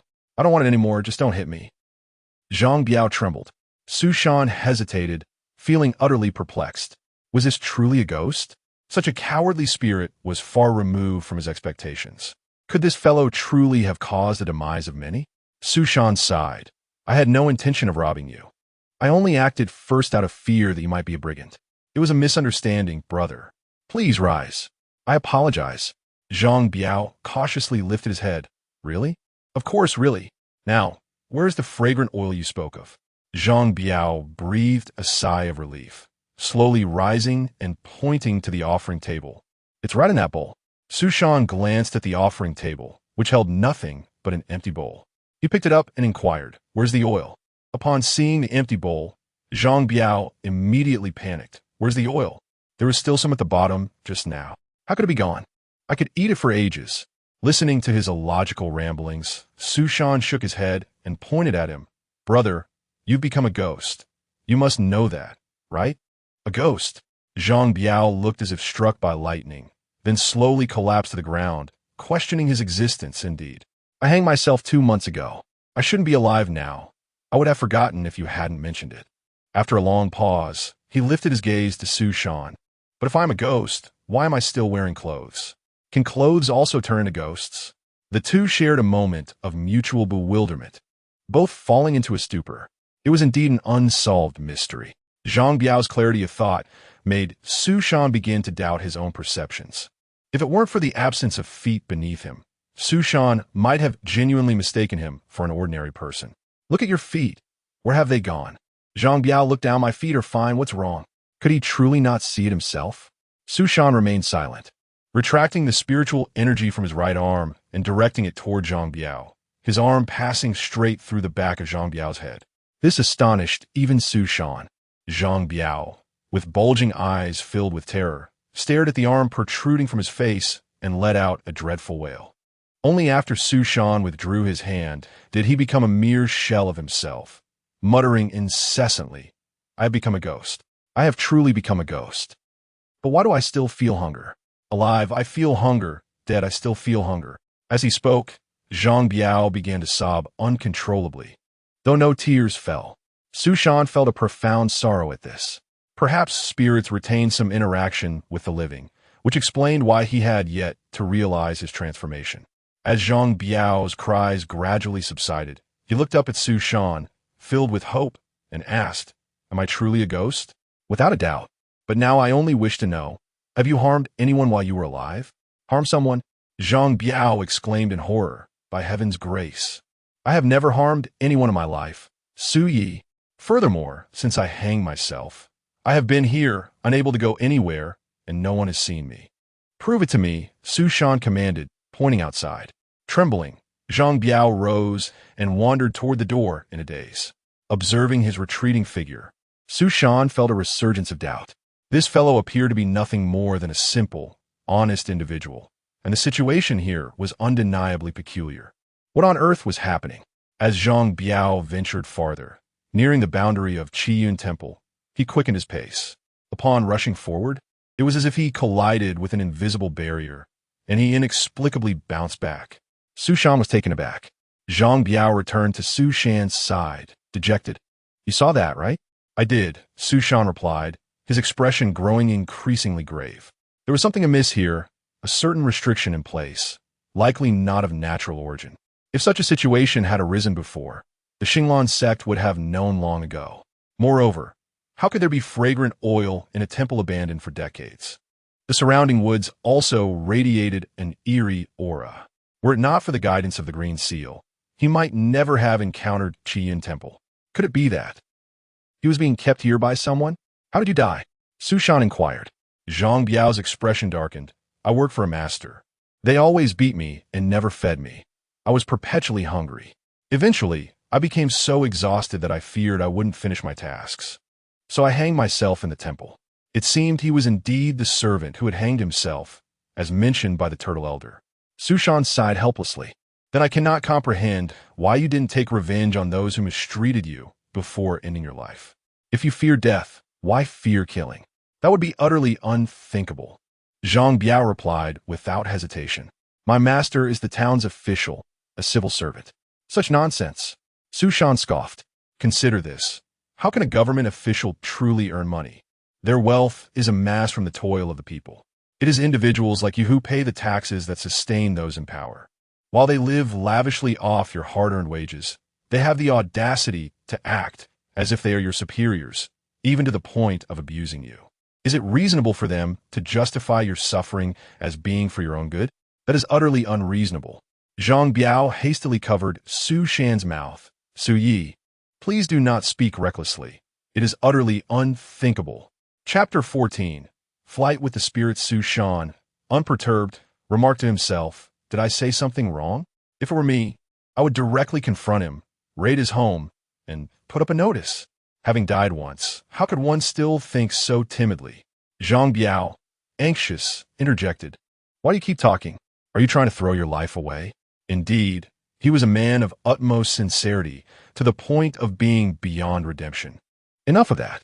I shan't discuss it further. Su Shan waved his hand and continued, tell me about the incense oil in the temple. What else have you seen there? Zhang Biao murmured, I can't recall clearly. Initially, I hanged myself in the temple, but suddenly I woke up, my mind muddled, only feeling hunger. Later, when I consumed the incense oil, I regained my spirit, yet I couldn't leave the temple, continuously partaking of the oil until your arrival.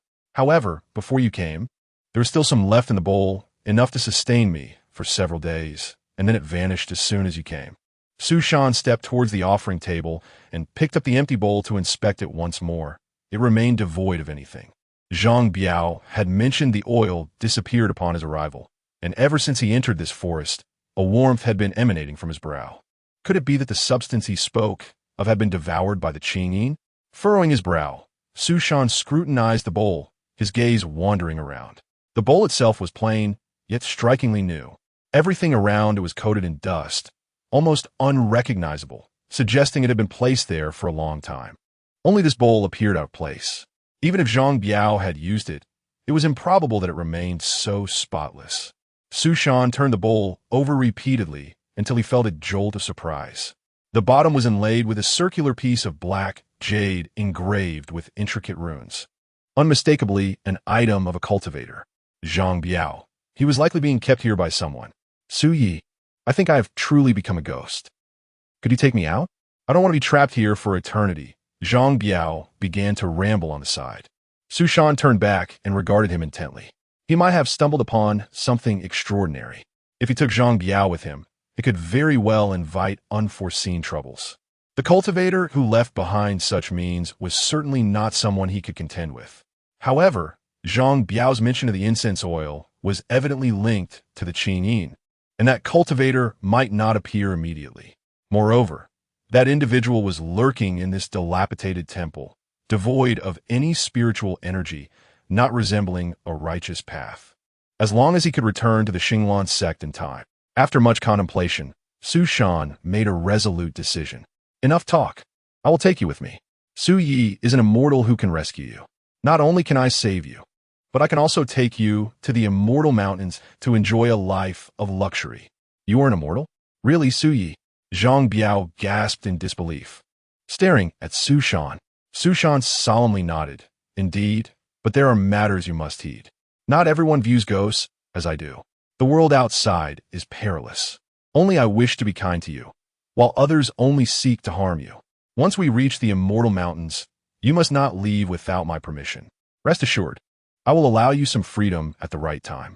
Do you wish to follow me? Without hesitation, Zhang Biao fell to his knees, exclaiming, I am willing to follow Su Yi. Thank you for your immense kindness. Get up, don't be so cowardly.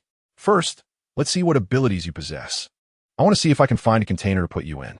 As day turned to night, two figures descended upon the Qin temple from different directions, like comets streaking across the moonlit sky. One clad in black robes, the other in purple.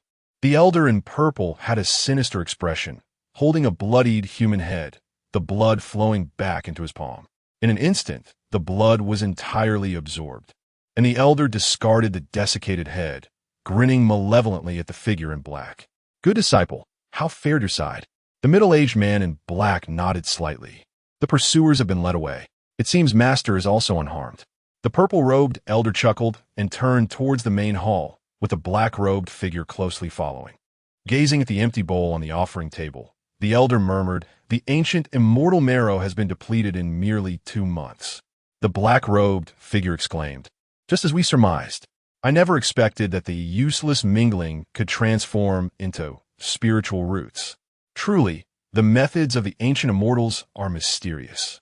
The purple-robed elder released his spiritual sense, sweeping through the surroundings of Qiyun Temple in an instant. A hint of a smile crept upon his lips. Good.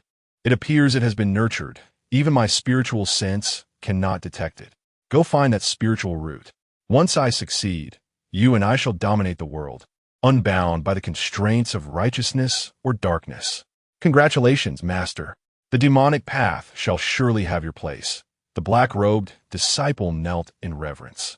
The purple-robed elder smiled, just about to speak when in a sudden flash, the black-robed figure's fingers morphed into claws, enveloped in thick black energy, darting towards him like lightning. In a hurry, the purple-robed elder managed to cover himself with a layer of blood membrane. What seemed like a casual strike unleashed a suffocating force. The blood membrane tore apart, and the claw struck the purple-robed elder without reservation. An explosive energy surged forth, sending black smoke billowing through the roof and up into the sky, obliterating the hall. The rising dust engulfed the entire Qiyun temple, obscuring all visibility. As the haze dissipated, the central section of the hall lay utterly shattered, the ground gouged several meters deep, with only remnants on either side. The figures of the two combatants gradually emerged, one clad in black and the other in purple, standing at opposite ends. The black-robed figure summoned a treasure, a dark blade wheel accumulating power behind him, dots of black light coalescing. It signaled an impending strike of unparalleled might. The master had already reached the peak of the nascent soul stage. Although injured, his strength was formidable, certainly not something the black-robed disciple could easily overcome. The purple-robed elder coughed up blood, yet his countenance bore no signs of defeat. Instead, he laughed maniacally. "Good disciple, you have graduated. Are you not afraid of drawing the pursuers back?" The black-robed figure smiled faintly. "Master jests. The pursuers have already been dealt with. No cultivator in this barren land could possibly see through the restrictions left by you." The purple-robed elder spat out another mouthful of blood, his teeth stained crimson. Yet he maintained a grotesque grin. "Rebellious disciple, how many times have I saved you as we fled from the ancient immortal's tomb to seize the ancient marrow? Had it not been for your foolishness leaking your aura, scaring off a group of mortals and attracting the pursuers, we would not have missed the process of the mingling transforming into roots. Have I ever blamed you for it? You ungrateful beast." The black-robed figure S-blade wheel-whirled furiously, black light nearly enveloping it entirely. While the treasure was formidable, its preparation took too long. The black-robed figure felt anxious, readying himself for battle, buying time with his words. "Zai, what purpose is there in all this talk? Now that I know your secret, can you still spare me? Moreover, have you forgotten the ancient immortal's words?" The method for nurturing spiritual roots was merely his conjecture. The ancient marrow was forged from his own essence, solely for future generations to validate his findings. Such a madman. Can you truly trust him? You dare not attempt it. Age may hinder your breakthroughs, but for me, with my mediocre roots, this spiritual root would be a boon. Zai coughed violently, steadying his breath, and managed a wry smile. "Good disciple, you are not of ordinary bones. Otherwise, I would not have taken you as my apprentice back then. Oh, I never anticipated that I possess such a unique constitution. No wonder my master has shown me such favor. Perhaps he has long contemplated transforming me into a puppet of the dead. Now that the matter has reached this point, if you have any reasons for selecting me, feel free to articulate them. You are but a lowly wretch. How dare you? Chapter 15. The Battle of Dark Arts. The figure in the black robe cursed vehemently, truly believing in his supposed unique talents. He had traversed the treacherous path back to the southern wilderness, competing for the ancient immortal marrow within the ancient immortal tomb. To evade pursuers, he had crossed the sea of lingering spirits, directly encroaching upon the territory of the righteous path. Had it not been for the old man's exceptionally adept concealment techniques, he would have likely perished long ago. Alone, he knew he could never return to the southern wilderness. The dangers he faced among the righteous cultivators were magnified tenfold compared to his homeland. Achieving a breakthrough and altering his aura was his only chance of survival. And that singular opportunity lay within the spiritual root. At this moment, he found himself perplexed by the authenticity of his master's condition. Yet it mattered not. The blade wheel hovering behind him had begun to radiate a sinister glow. He needed merely to take a few steps forward to ensure a direct hit. Zihua, he declared, for the sake of the teachings you imparted to me, if you leave now, I shall spare your life. It is not too late. With a mocking laugh, Zihua retorted, how amusing! After cursing me, you now speak such words. Your pretense of righteousness is quite reminiscent of your master. Do you truly believe you can kill me? Then by all means, give it a try. The figure in black advanced slowly. Zihua fixed his gaze upon the black-robed figure, a cold smile gracing his lips. Ah, you do not retreat, but rather approach me. How can I honor my master if I do not draw near? As his words fell, the blade wheel behind the black robe surged forward, transforming from the size of a grinding disc into a massive, lethal force aimed directly at Zihua's face. The black light emanating from the blade caused all vegetation in its path to wither into dust. At such a close distance, Zihua had no means of evasion, yet he appeared utterly unperturbed, standing resolutely with a slight bend in his posture. Witnessing this, the black-robed figure felt an ominous, foreboding rise within him. However, the lethal strike had been unleashed with all his might, and retreat was not an option. Just as the ominous blade wheel was about to cleave through Zihua's form, an unexpected turn of events transpired. The seemingly indestructible blade wheel, along with its dense black light, inexplicably shattered. The fragmented wheel, accompanied by a torrent of black light, surged back as if a deluge of countless blades were colliding in reverse. Before the black-robed figure could react, he found himself engulfed by the remnants of the shattered wheel and the encroaching black light. The smoke and dust enveloped the scene, and then dissipated.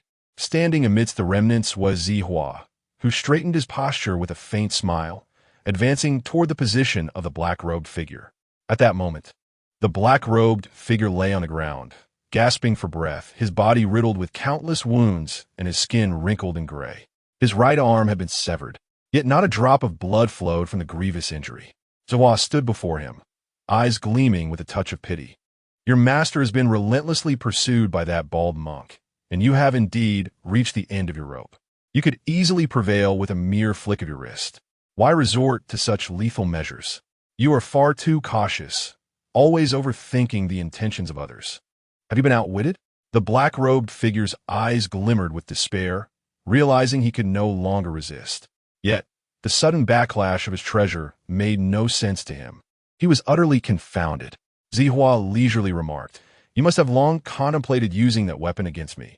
Haven Tiyu, during our time in the ancient immortal tomb, I led the way. Did you truly believe you could gain treasure by lurking behind me? After all this time spent cultivating, you still hoped for a lucky break. Such opportunities are scarce. Do not harbor such thoughts in your next life. Was this treasure deliberately left for him? The black-robed figure simmered with rage, and with his last breath, he spat, old dog, may you never find peace. Bang! Before he could utter another word, Zihua brought his foot down. The black-robed figure's head was crushed like a watermelon, and an ethereal, dark infant spirit escaped, darting towards the heavens. Without even glancing up, Zihua waved his hand, and a crimson light shot forth, obliterating the infant spirit mid-air without a sound. Foolish dog, Zihua scoffed, a wild grin spreading across his face. All potential threats had dissipated. Now, he needed only to locate the spiritual root nearby and rebuild his foundation. Seizing the opportunity of the celestial path and gathering the ancient immortal marrow, he found himself graced with an unprecedented chance. Calming his spirit, Zihua staggered about in search of the spiritual root. The moonlight was tranquil as Su Shan sat beside a small river. In the stillness, the only sounds were the chirping of insects and the gentle flow of water. After a considerable time, he slowly opened his eyes, feigning meditation. He had rushed back to the Starfall sect before nightfall, keeping his return a secret. Yet, he could not escape Elder Chao's perception of activities among the outer sect. It was known that cultivators above the Foundation establishment stage would utilize their spiritual sense to scan their surroundings. With his limited abilities, he would not detect others probing him, nor did he know if Elder Chao would take the time to inspect the outer disciples. Carrying Zhang Biao with him, he risked being discovered, and he had pretended to cultivate by the river for an hour to minimize attention. Sitting in contemplation, Su Shan reached behind him and retrieved a bamboo tube. Lifting its lid, he had purchased this tube in a hurry in Litai town, where he had tested Zhang Biao's ability to enter various containers. Conveniently, he had brought the tube back with him, along with a ring he had yet to try. Su Shan shook the bamboo tube, whispering, "Come out." At the sound, Zhang Biao responded, emerging from the side of the bamboo tube before gradually shifting to his normal size. Upon appearing, Zhang Biao appeared somewhat despondent. "Su Yi, do you think I can return to being human? Cheer up. Being a ghost is not so bad. At least no one can bully you now that you've arrived at the Immortal Mountain." "Oh, is this the Immortal Mountain, Su Yi?" Zhang Biao gazed around, noting little difference. "Can I cultivate alongside you?" "Of course, but that depends on fate. We shall discuss it later. For now, I need you to do something." "Speak." "Su Yi," Zhang Biao readily replied, "just being able to come out with you makes me your benefactor." Su Shan donned the ring on his finger and beckoned Zhang Biao. "Try entering this ring." "All right." Zhang Biao extended his hand toward the ring, dissipating like a wisp of smoke as he exerted himself to enter. "Very good, come back out." Zhang Biao quickly returned to his original position. Su Shan hesitated before saying, this time, "Try enter my body, starting with your hand." Zhang Biao nodded, and they both extended their hands, palms meeting directly. Observing intently, Su Shan circulated his spiritual power. Zhang Biao yelped as his hand was rebuffed, clutching it in confusion. "Su Yi, what happened?" Su Shan pursed his lips, his suspicions confirmed. As long as he channeled spiritual power to the corresponding area, he could expel Zhang Biao. "It's nothing, do not worry." Su Shan's breath quickened for a moment before he calmed himself. "Let's try again. This time, let your head enter. Help me search for the spiritual root." Chapter 16. The Spirit Root Experiment. What exactly is a spirit root? Zhang Biao inquired, perplexed. "Do not concern yourself with that. Simply inform me of what you observe within." "Let us commence," Su Shan instructed, gesturing towards his chest. After a moment's hesitation, Zhang Biao leaned forward, his head disappearing into Su Shan's chest. Su Shan's eyelids twitched involuntarily as he witnessed a human head vanish within him. Though the sensation was uncomfortable, he felt helpless. Ever since he fully comprehended the nature of the towel, he had begun to suspect that overcooking had harmed his spirit root. However, the concept of a spirit root was shrouded in mystery.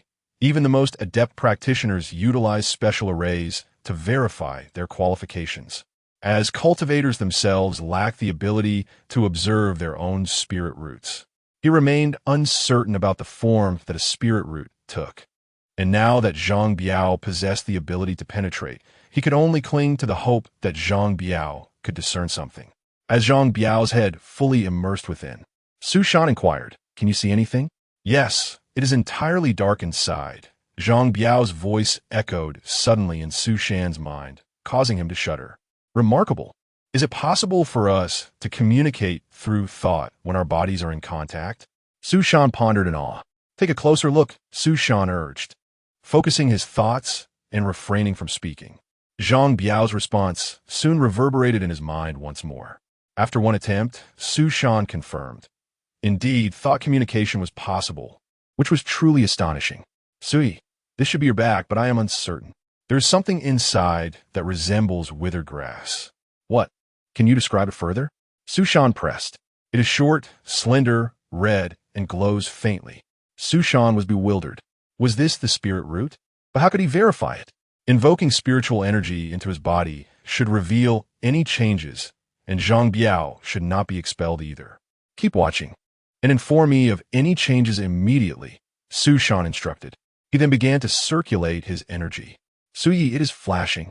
That red grass is shimmering, and energy is flowing within you. How extraordinary. Now it's gone. A sudden gust of wind enveloped them. Su Shan's eyes widened as if struck by a thunderous bell in his mind. What just happened? It felt normal while cultivating. Was it merely an illusion? It seemed as though a significant amount of spiritual energy was suddenly absorbed, like a clogged drain being cleared. Su Shan was momentarily dazed before he resumed his cultivation. Zhang Biao's exclamations echoed once more. It flickered again. Su Shan's facial muscles twitched as his gaze gradually descended. The portion of Zhang Biao remaining outside resembled a colossal light bulb flickering wildly. An unprecedented surge of spiritual energy continuously flowed into him. The term continuous was perhaps inaccurate. The surrounding spiritual energy seemed insufficient to match his absorption rate, coming in fits and starts. Su Yi, it has stopped flashing. Come out now, Su Shan urged, suppressing his excitement and maintaining composure. Once Zhang Biao emerged, he resumed absorbing spiritual power. However, the situation reversed, becoming exceedingly arduous once more. In comparison, one was akin to a waterfall, while the other resembled a meager water pipe. Zhang Biao. Is he the spirit root, nurtured by someone else? Such a phenomenon exists. I have struck gold. Su Shan's fervent gaze turned towards Zhang Biao, causing the latter to feel a chill of apprehension. Su Yi, are you all right? Zhang Biao asked timidly. Of course, I feel splendid. Can you enter the ring again? Oh. Zhang Biao puzzledly complied and dove into the ring. But Su Shan found himself unable to absorb any energy. After a moment of contemplation, he proposed, could you extend a bit of yourself for contact with my body? Of course. Zhang Biao's voice resonated in his mind. When he cultivated once more, that immense influx of spiritual energy manifested again. Su Shan immediately rose, pacing back and forth with his head bowed, his expression shifting continuously. I've profited. This time it's a tremendous gain. Indeed, a blessing in disguise. If my spirit root hadn't been damaged, I might never have discovered this opportunity. Zhang Biao is a spirit root, and an unprecedented external one at that. As long as there is contact with his body, my qualifications will experience exponential enhancement.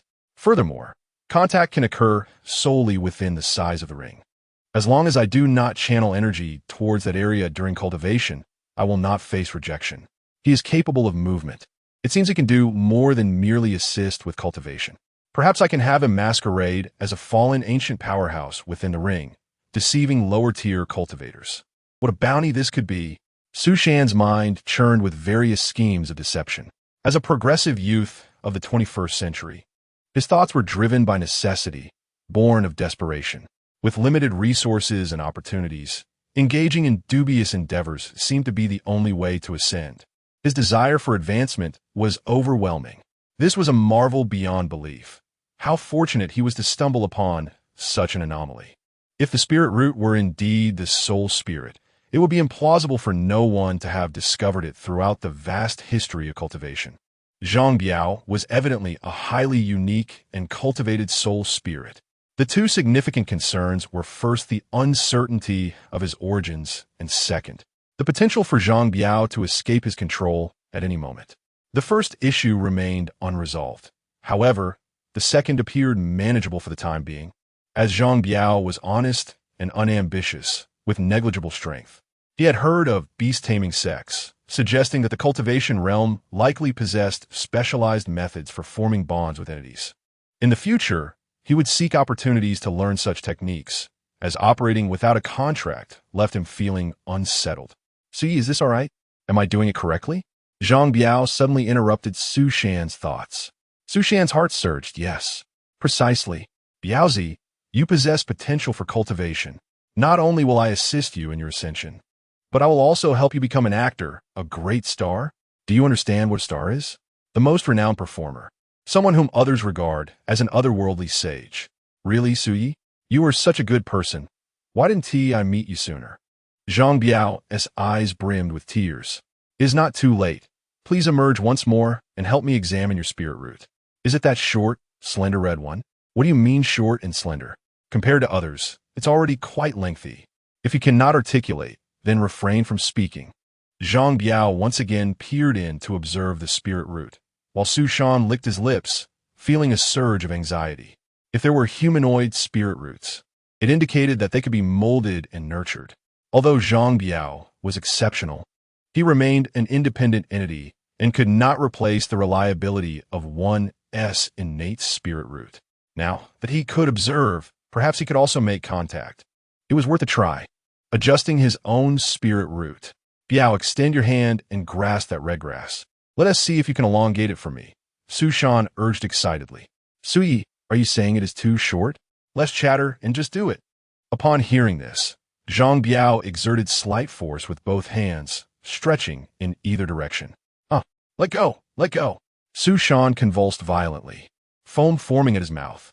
A tremor originating from his very soul engulfed him, an unprecedented agony spreading throughout his body.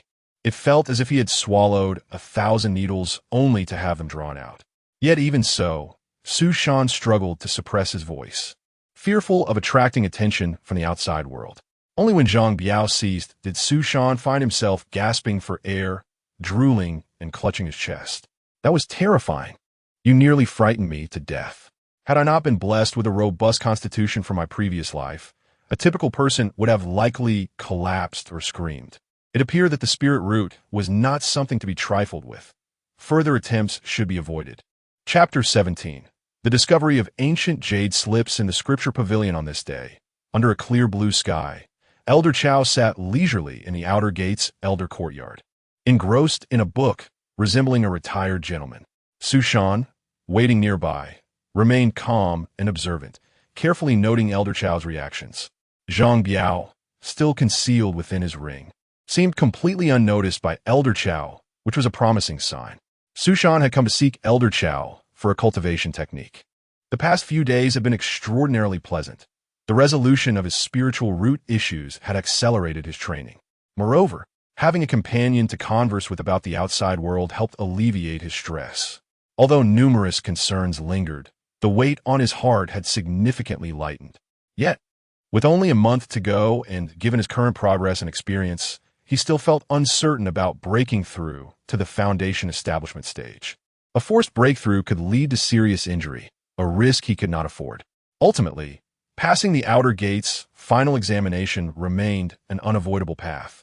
However, with Zhang Biao's enhancement of his spiritual root, his control and manipulation of spiritual power had seen remarkable improvement. His condition had vastly improved compared to before. Even without studying the techniques, his chances of success in the examination were considerably higher.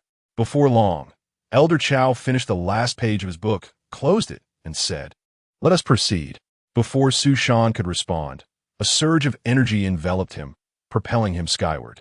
When the shock subsided, he found himself on the ground before the scripture pavilion of the inner gate. Elder Chao casually remarked, "Choose a foundational spell suited for you. Should you encounter any difficulties, consult Elder Sun, who will offer guidance." Su Shan bowed respectfully and turned towards the scripture pavilion. Upon entering, he was immediately struck by a sense of enlightenment. The pavilion comprised 3 stories, with a hollow center and towering shelves brimming with an extensive collection of texts and a few jade slips. Su Shan had often heard that the Xinglan sect was smaller in scale compared to others, yet he was astonished by the grandeur and wealth of books before him. Truly, this was the heart of the sect, reflecting its profound heritage. In the center of the hall stood a long table, behind which sat an elderly man, immersed in his reading. Su Shan approached him directly. Disciple Su Shan greets Elder Sun, as instructed by Elder Chao, to select a cultivation technique. The elder raised his gaze. You are one of the disciples participating in the outer gate's final examination, correct? According to the rules, you may freely choose from the jade slips on the southern side of the first floor, but make sure they are suitable. Would you like my assistance in selecting? Thank you, Elder Sun, Su Shan replied. Elder Sun nodded, retrieving a white jade array plate from his bag and placing it on the table. "Place your hand upon it." Su Shan complied, but the jade plate showed no response. Elder Sun raised an eyebrow, pulling the plate back for examination. Is it broken?" Su Shan swallowed hard, a bitter smile forming in his mind. Zhang Biao was entirely hidden in his ring, and the test was naturally for his own qualifications. He recalled that when he first entered, even a low-grade spiritual root would emit light from the array plate. Now, his spiritual root was so weak that it could not even be detected. "Never mind, what is your spiritual root?" Elder Sun inquired. "A low-grade fire spiritual root." Su Shan replied. "Low-grade? Not bad. To have reached this level with such qualifications requires significant effort," Elder Sun remarked with a faint smile. "The most suitable technique for you is the basic fireball spell. Of course, as Outer Gate disciples, you might dismiss it, but feel free to browse and select. Just avoid techniques that do not correspond to your spiritual root, as you will not be able to wield them effectively. And do not entertain thoughts of theft. The pavilion is protected by a forbidden array, and any attempt will result in immediate expulsion from the sect." Fortunately, he still had the opportunity to select another technique. "Where should I begin my selection?"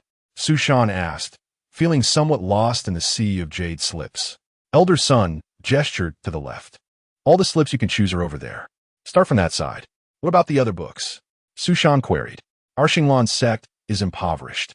Those are miscellaneous texts acquired from the market, merely for show," Elder Sun replied. After a moment of silence, Su Shan approached the area where the jade slips were displayed, examining them one by one. Fireball spell, water arrow technique, fiery wind palm, lightness technique. After scanning a wide array, he found little distinction among them. They all seemed to belong to a similar tier. Frowning, he lingered in front of the shelves until he reached the last row, where his gaze was suddenly drawn to a unique slip nestled between two others. This was not a rectangular white jade slip, but rather a palm-sized, diamond-shaped azure slip, intricately engraved with runes that markedly differed from the ordinary slips. Moreover, there was no description accompanying it on the shelf. Such an extraordinary item, combined with his recent streak of good fortune, made it an irresistible choice. Su Shan quickly placed down the other scrolls and returned to Elder Sun, gripping the diamond-shaped slip tightly, beads of sweat forming on his brow. Disciple has selected a technique. With theft out of the question and the possibility of this being an exceptional item potentially leading to confiscation, he could only hope for Elder Sun's integrity. Elder Sun had resumed his reading, his right hand casually waving. A flash of silver light flickered from the diamond-shaped slip. The restriction has been lifted. You may take it." "Wait a moment." Su Shan, eager to seize the slip and flee, was thwarted when Elder Sun glanced over and swiftly struck the slip down. Su Shan's heart raced with alarm. Elder Sun picked up the slip, furrowing his brow as he scrutinized it. This slip, panic surged within Su Shan. His fortunate find was in jeopardy of being claimed. Yet, he maintained his composure, asking, "Elder Sun, what makes this slip different from the others?" "Hiss. I cannot quite recall. It seems familiar." Elder Sun squinted, straining to remember. Suddenly, he slapped his forehead. "This is a type of ancient jade slip. Where on earth did you find this?" "An ancient jade slip." Su Shan's heart sank. Elder Sun regarded him with a sly smile. "Such items are rare. I do not even know what techniques are recorded within. Do you dare take it? You are about to participate in the final examination, and such opportunities are fleeting." "What is so special about the ancient jade slip?" Su Shan asked. "Not much different. Just a rather peculiar slip that has long been obsolete," Elder Sun replied, channeling spiritual energy into the slip. Suddenly, a radiant glow erupted from the tip of the diamond-shaped slip, forming a luminous screen in midair. Within the screen, a figure clad in strange attire was visible, performing a technique. The figure swiftly conjured a large fireball in their hands, then hurled it far away. Simultaneously, the slip resonated with a deep male voice, continuously explaining the insights of the fireball spell. Chapter 18. The Outer Sect Examination. Elder Sun scoffed. "It seems you are quite fated with the fireball technique. Ancient practitioners are no different. They possess the mind jade slips, but prefer to indulge in fanciful distractions, only to end up eliminated in the end." As he spoke, he failed to notice the discontent etched upon Su Shan's face, which resembled that of a forlorn donkey. Damn, the ancient jade slips. After all that trouble, it's merely a projector, and it only retains the fireball technique? Watching explanatory videos might yield better results than an ordinary jade slip. Elder son, it's all about the fireball technique. Can it be exchanged for something else? Sushan said, his face drooping. Elder son withdrew his spiritual energy, causing the luminous screen to dissipate. He cast a sidelong glance at Sushan and tossed the jade slip towards him. No, consider it a lesson learned. You fresh disciples always seek shortcuts. I have been here every day. If there were any shortcuts, would I let you find them? Realizing his petty thoughts had been exposed, Sushan's face flushed with embarrassment. After calming his mind, he held the jade slip and inquired, Elder son, is this slip limited to projecting images? Can the scenes within be modified? Indeed, Elder son replied. The symbols on the jade slip are divided into two sections. Infusing spiritual energy into the right side preserves the scene, while the left releases it. It can serve as a rather delightful trinket. Sushan felt a wave of relief wash over him. The ability to project and record was certainly commendable. This was not a complete loss after all. In a realm devoid of films, perhaps this device could even be used to create movies and earn some spirit stones. Thank you for your guidance today, Elder Sunday. I shall pay my respects again on another day. Elder Sun waved his hand nonchalantly as Sushan turned to leave the hall.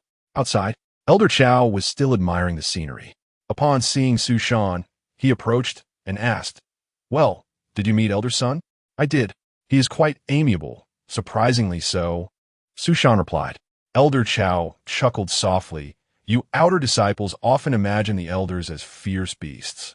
Yet, aside from cultivation, I have never been harsh with you. This environment is unique to the Qin sect. In larger sects, life would be much harsher. The Qin sect was established not long ago, and Elder Sun and I, along with other elders, have all endured hardships. We decided to band together in pursuit of our dreams after realizing our individual breakthroughs were unlikely. We have all suffered. No one here would indulge in making things difficult for those we have watched grow. As long as you apply yourselves diligently, we are more than willing to extend a helping hand. Sushan nodded in agreement, feeling fortunate indeed. He had landed in the right place.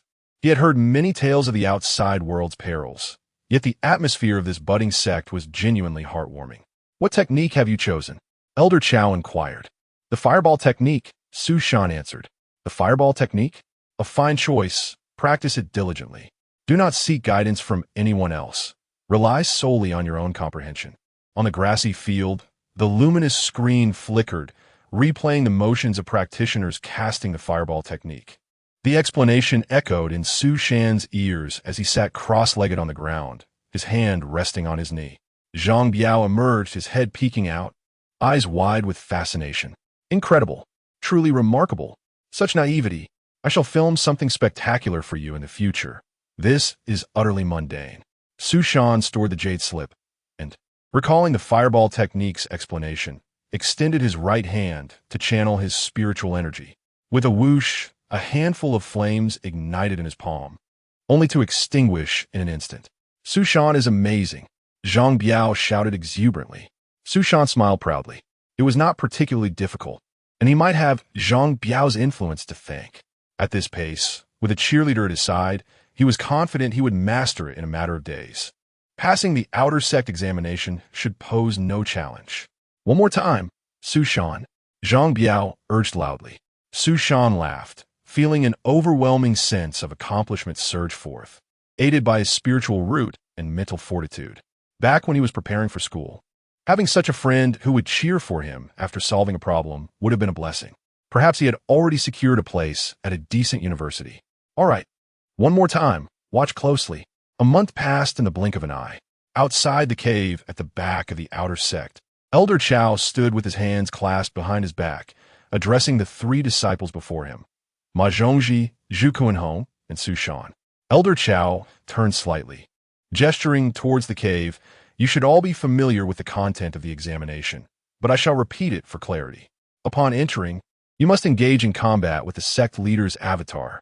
This avatar is formed from a drop of blood and possesses strength akin to that of an early Foundation establishment practitioner, yet its swordsmanship and techniques are exceedingly refined. If you can endure for half a stick of incense, You will pass the test. I must warn you beforehand. The Avatar does not hold back. Therefore, this trial is fraught with peril. If you wish to withdraw now, you can return to the mortal realm and live your life in peace. Should you remain and suffer injuries, or even perish, it would be a grave loss. However, if you manage to pass, you will gain great fame within the inner sect and receive the highly coveted Foundation Establishment Pills as a reward. At the mention of the Foundation Establishment Pills, the three disciples stirred with excitement, and Su Shan felt a surge of anticipation. This is it. Although the transition from full Qi refinement to Foundation establishment may seem like a mere step, the reality of crossing that threshold is akin to overcoming a vast chasm. Countless practitioners have faltered at this gate, and only by breaking through to Foundation establishment can one truly embark on the path to immortality. What if we endure for half a stick of incense? What if we defeat the Avatar? Su Shan blurted out. Elder Chao observed the reactions of the disciples, and upon seeing Su Shan speak, a smile flickered across his face. I must commend your boldness. Since the sect's founding, no one has ever defeated the trial Avatar, and those who have passed typically only endure for half a stick of incense. To ask such a question shows a remarkable lack of awareness. Now, I shall ask one last time. Does anyone wish to withdraw? The three stood resolutely, none responding. Very well, since no one wishes to withdraw, let us determine the order of entry. Elder Chao waved his hand and retrieved 3 branches from nearby shrubs, holding them in his grasp. Draw lots to avoid any accusations of unfairness. The 3 stepped forward to draw lots. Su Shan looked at the shortest stick in his hand and could not suppress a smile. Going last would allow him to observe the preceding contestants and gather valuable insights. Elder Chao again extended his hand, and 3 long swords floated from his storage bag, hovering before the disciples. These swords are mere mundane weapons. They can only provide minimal defense. Do not rely on them too heavily. Now, let the first contestant, Ma Zhongji, proceed. Ma Zhongji clasped his fists and stepped forward, grasping the long sword as he strode into the shadowy trial passage. Su Shan and the other disciple fixed their gaze on the entrance, motionless. Only a few minutes passed before a staggering figure emerged, clutching a battered sword, blood seeping from his lips. Elder Chao rushed forward, bringing the injured disciple back. Su Shan and the others quickly approached to assess the situation. Ma Zhongji lay on the ground, his front soaked in blood, his breath shallow and labored. Elder Chao bent down, placing a pill in his mouth and supporting his back while channeling spiritual energy to examine his injuries. 9 broken ribs, a fractured left wrist, crushed fingers on the right hand, severe damage to the heart and lungs, 18 sword wounds, and damaged meridians. Even if he recovers, he will have lost a significant portion of his cultivation. Elder Chao withdrew his hand and looked at Su Shan and the other disciple. There is no shame in knowing when to retreat. Who among you wishes to withdraw now? The faces of both disciples paled. Su Shan felt a weight in his heart. Ma Zhongji's dire state was truly shocking. A regular person might survive a near-fatal collision, but this was far graver. Beside him, Zhu Kuanhong's complexion was ashen. After a deep sigh, he clasped his fists and said, I am grateful for the elder's guidance, and I choose to withdraw. With only Su Shan remaining, Elder Chao remarked with a hint of a smile, Will you not retreat? Su Shan remained silent, his gaze fixed on the broken sword in Ma Zhongji's hand. Deep in contemplation, the sword had been reduced to a mere half, its remaining portion riddled with chips, with the deepest notch exceeding half the blade's length. This clearly demonstrated the opponent's formidable and swift strength. Yet such might, he believed he could defend against it. Furthermore, the sect displayed considerable care for its disciples. But the clone's strikes lacked restraint, suggesting it operated without independent consciousness and likely attacked in a predetermined manner. Thus, even if he found himself at a disadvantage, he could seek out the clone's vulnerabilities and endure for a brief moment. Su Shan, I am speaking to you, do you hear me? Su Shan straightened his face and resolutely declared, I am willing to proceed. Chapter 19, The Master, I apologize. The trial passage was a tunnel carved into the mountainside, leading to the trial grounds, and beyond that, to the inner sanctum. The tunnel was shrouded in darkness, rendering visibility impossible. Su Shan took deep breaths. his hand exploring the rocky wall as he moved forward. It would be a lie to say he wasn't afraid. The original owner's memories of real combat were scant. In his previous life, he had been a law-abiding citizen, having only engaged in a few brawls that seemed utterly trivial in the face of this challenge. Faced with this singular opportunity, he gritted his teeth and pressed on. His foundational skills were solid, and he had learned the fireball technique. Moreover, he possessed two peculiar items at his disposal. Su Shan paused, wrapping a towel around his arm, and then retrieved the washing machine, gripping the power cord like a shield as he lifted it. Although he had yet to uncover the washing machine's true use, its indestructibility, or rather, its resistance to destruction, rendered it a suitable shield. After advancing several paces, a glimmer of light emerged, revealing a cavernous space the size of 3 basketball courts. Hewn from the mountainside, at the top of the rock wall hung a bell, surrounded by radiant spirit stones that illuminated the entire area. The ground was etched with a complex array of runes, pulsating with a soft glow. At the edge of the array, Su Shan took a moment to gather himself, summoning the washing machine to stand guard with his left hand while wielding a sword in his right. He stepped lightly into the array. However, the moment he crossed the threshold, an unexpected turn of events unfolded. A drop of crimson blood shot forth from the center of the array, followed by a torrent of furious azure spiritual energy cascading down like a waterfall, converging upon the blood. Su Shan instinctively wanted to flee, but he found himself immobilized by the overwhelming force of the spiritual energy. As the whirlpool of energy swirled, a translucent, graceful figure emerged, brandishing a long sword and fixing her gaze upon Su Shan. In that moment, as Su Shan struggled against the encroaching pressure, he experienced a fleeting sense of disorientation.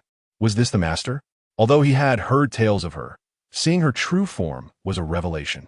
He had never encountered a woman with such poise and allure.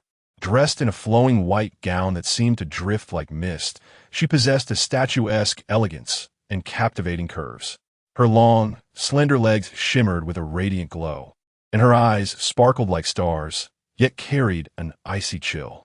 In an instant of eye contact, Su Shan felt the weight of pressure dissipate, and, without hesitation, he tore away the towel wrapped around his arm. Simultaneously, he raised the washing machine as a barrier. At that very moment, the figure moved. She gracefully lifted a delicate hand, and a beam of silvery light erupted from her palm, sending a crescent-shaped sword energy hurtling towards Su Shan's face. Boom! The powerful sword energy struck the washing machine head-on, causing its door to burst open, shattering the sword energy into fragments.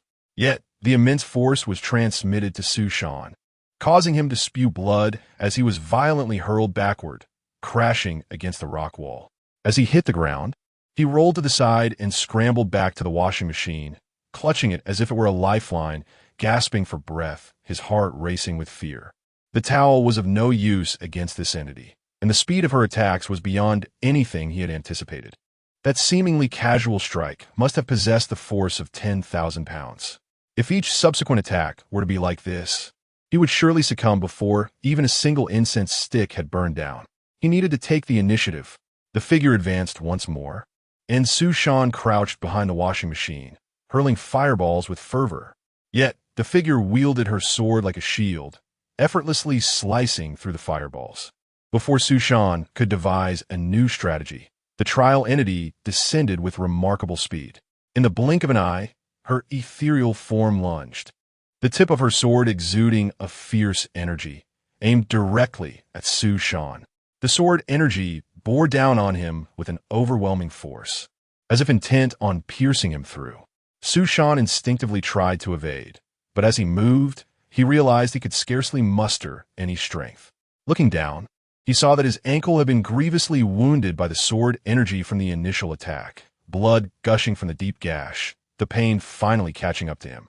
Helplessly, he watched as the sword lunged toward him, a wave of despair washing over him. Was he truly this unfortunate? He hadn't even had the chance to showcase his skills. After all this preparation with the fireball technique, he was now on the verge of defeat due to his own inability to move. In the fleeting moment, as the sword approached, there was no escape. All he could do was curl behind the washing machine. Thud! With a dull thud, he was once again sent reeling. However, this time, the force felt significantly diminished. As he regained his footing and looked toward the washing machine, the sight before him caused his breath to hitch and his body to freeze.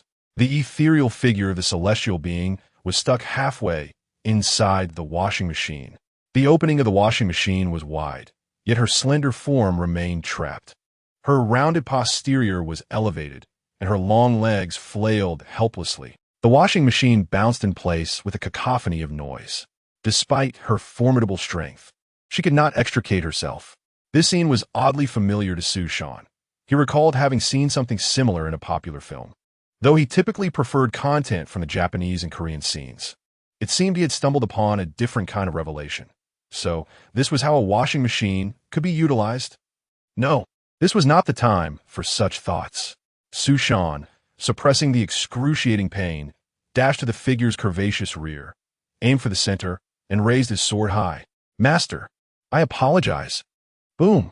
The stone door of the forbidden area at the back of Xinglan's sect shattered with a thunderous crash, sending debris flying. A breathtaking figure emerged from the ruins. Puff! As she regained her balance, a mouthful of blood erupted from her lips. Her body weakened, and she sank to the ground in an exceedingly undignified manner. Yi Qingbi's eyes shone with overwhelming terror as she gasped for breath, her hair dampened by sweat. The previous moment had been far too harrowing. It felt inexplicably as if someone had pierced her from head to toe with an iron sword. Cough, cough, cough. A fine sheen of sweat appeared on Yi Qingbi's smooth forehead, and a trickle of blood seeped from the corner of her mouth. Although she had suffered a minor internal injury due to her breath becoming erratic at a critical moment during practice, it was not a grave concern. Yet, the sensation she had just experienced felt profoundly unsettling. What had transpired? Chapter 20. Defeating the Avatar of the Sect Master. Within the cave, Sushan held onto the washing machine with an almost foolish grin, his eyes reflecting a flicker of concern. Indeed, his washing machine possessed a unique ability.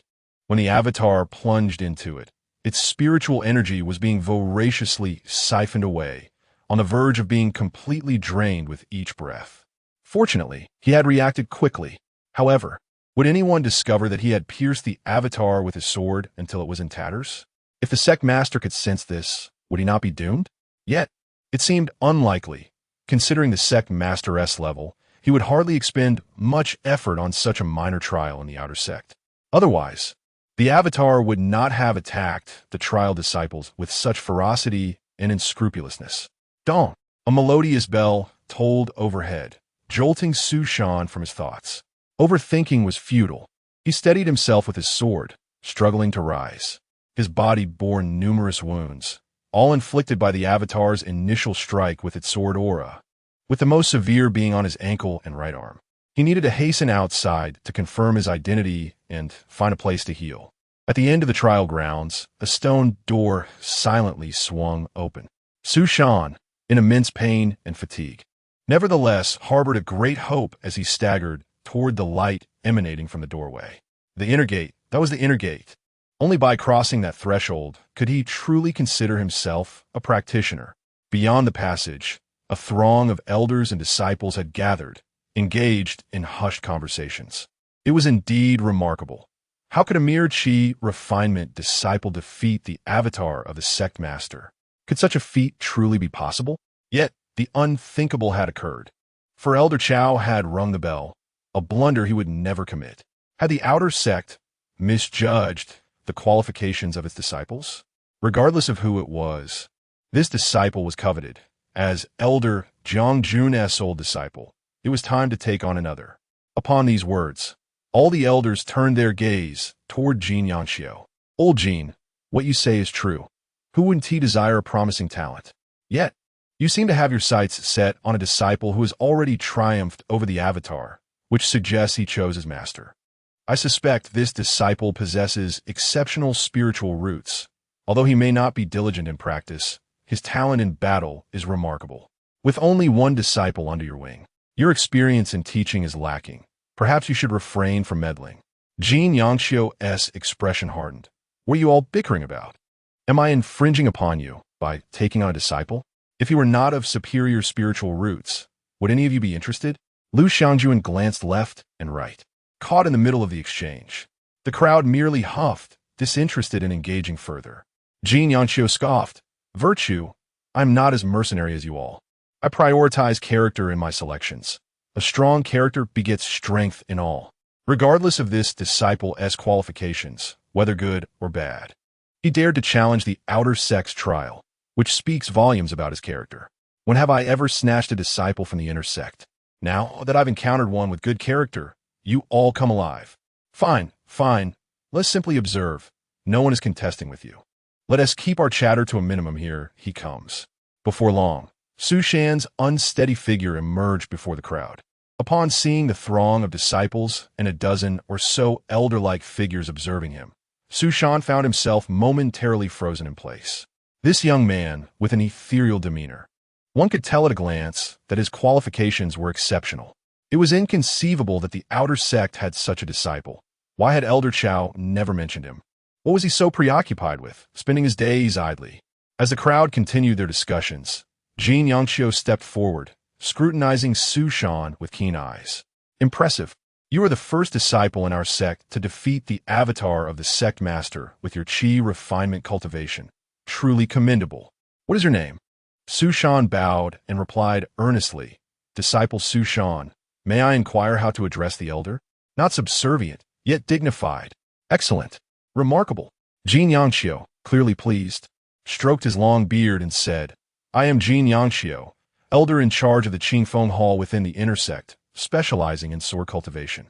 I see you have chosen a sword to confront the trials. It is a sign of our destined connection.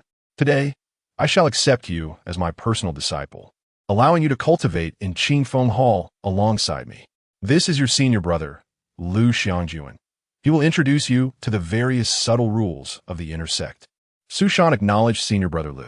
Lu Xiangjuan squinted at him, nodding in confusion, as if to grant his approval. Gulme, this is the foundation establishment pill bestowed upon you by the sect. It is your reward for defeating the trial avatar. Jin Yangxiu, with a thoughtful demeanor, handed over the pill. Setting aside other considerations, he genuinely admired this disciple more with each glance. He possessed an innate, extraordinary aura, and his appearance was striking enough to draw attention. Out in the world, he would surely attract the attention of female cultivators from demonic sects, eager to turn him into a furnace for alchemical purposes. Su Shan suppressed the overwhelming joy swelling within him and reached out to accept the foundation establishment pill. Just then, Jin Yangxiu inquired, by the way, what are your spiritual roots? Inferior fire spiritual root. Jin Yangxiu's expression shifted dramatically, his hand retracting abruptly. Inferior spiritual root? Su Shan's hand froze midair, his expression darkening. No, did he mean to retract his acceptance? Simultaneously, the other elders' faces transformed. An inferior spiritual root? How could that be possible? It was utterly inconceivable. An inferior spiritual root had no chance of defeating the avatar of the sect master. Was there an issue with the formation? Or had the sect master's avatar malfunctioned during its seclusion? If this young man had somehow tricked his way through, it would be a significant predicament. Such occurrences had never happened before. Look at old Jin, caught in a bind, ha ha ha, and he was so concerned about character. Jin Yangxiu hesitated, his expression fluctuating between dark and light. An inferior spiritual root presented an undeniable problem. By his experience, a practitioner with inferior spiritual roots had no conceivable chance of defeating the avatar of the sect master. This could only indicate a critical error in the trial process. This disciple, having relied on trickery to succeed, with such lowly qualifications, could not be accepted. Yet, once spoken, words could not be retracted. Preserving face was indeed a challenge. Jin Yangxiu cleared his throat twice and turned to address the gathering inner sect disciples. Waving his hand, you all, don't you have cultivation to attend to? Off you go. The disciples dispersed in a flurry, leaving only Lu Xiangjuan by his side. A cluster of elders remained, arms crossed, observing the unfolding spectacle. Jin Yangxiu turned back to Su Shan. Su Shan, upon entering the inner sect, you have two paths to choose from. One is to continue your cultivation. and the other is to return to the mundane world like the outer sect disciples. However, the inner sect will provide you with a bottle of spirit-gathering pills to ensure your cultivation does not wane in the secular world, allowing you to enjoy a life of wealth and comfort. Since I have accepted you as my disciple, you are now mine. To be frank, there is little necessity for further cultivation with an inferior spiritual root. Rather than living as the lowest tier in the cultivation world, it is far better to return to the mundane realm and live as a person of stature. This is the wisdom I impart from my own experience. Su Shan retracted his hand, bowing his head slightly as he spoke firmly. Disciple is resolute in his desire to cultivate, with no other considerations. Jin Yangqiu furrowed his brow. Is my message not clear enough? The potential of an inferior root is limited. Even if you never leave the sect, you will exist at the lowest tier. In life, comparisons are inevitable. Cultivators are no different. Living an inconsequential existence can be quite torturous. Have you contemplated the true purpose of your cultivation? Su Shan did not respond immediately, taking a moment to gather his thoughts. After a deep breath, he summoned his strength and proclaimed at the top of his lungs, "To my master, my sole purpose in cultivation is to serve my senior brothers and sisters, to serve the elders, the sect master, and to serve the Xinglan sect." After all, he was at the peak of qi refinement. His lung capacity far exceeded that of an ordinary person, and his powerful shout echoed throughout the heavens. The crowd fell into an eerie silence, and Jin Yangqiu stood petrified in place. This wretched creature, uttering such nonsense in front of a crowd. How can one possibly dissuade him? Lu Xiangjuan narrowed her eyes, unable to resist leaning forward to scrutinize Su Shan. After a brief moment, a hearty laughter erupted among the elders. "Young Su speaks well, indeed, full of vigor. Splendid. Old Jin, you're rather superficial. Just moments ago, you emphasized the importance of character.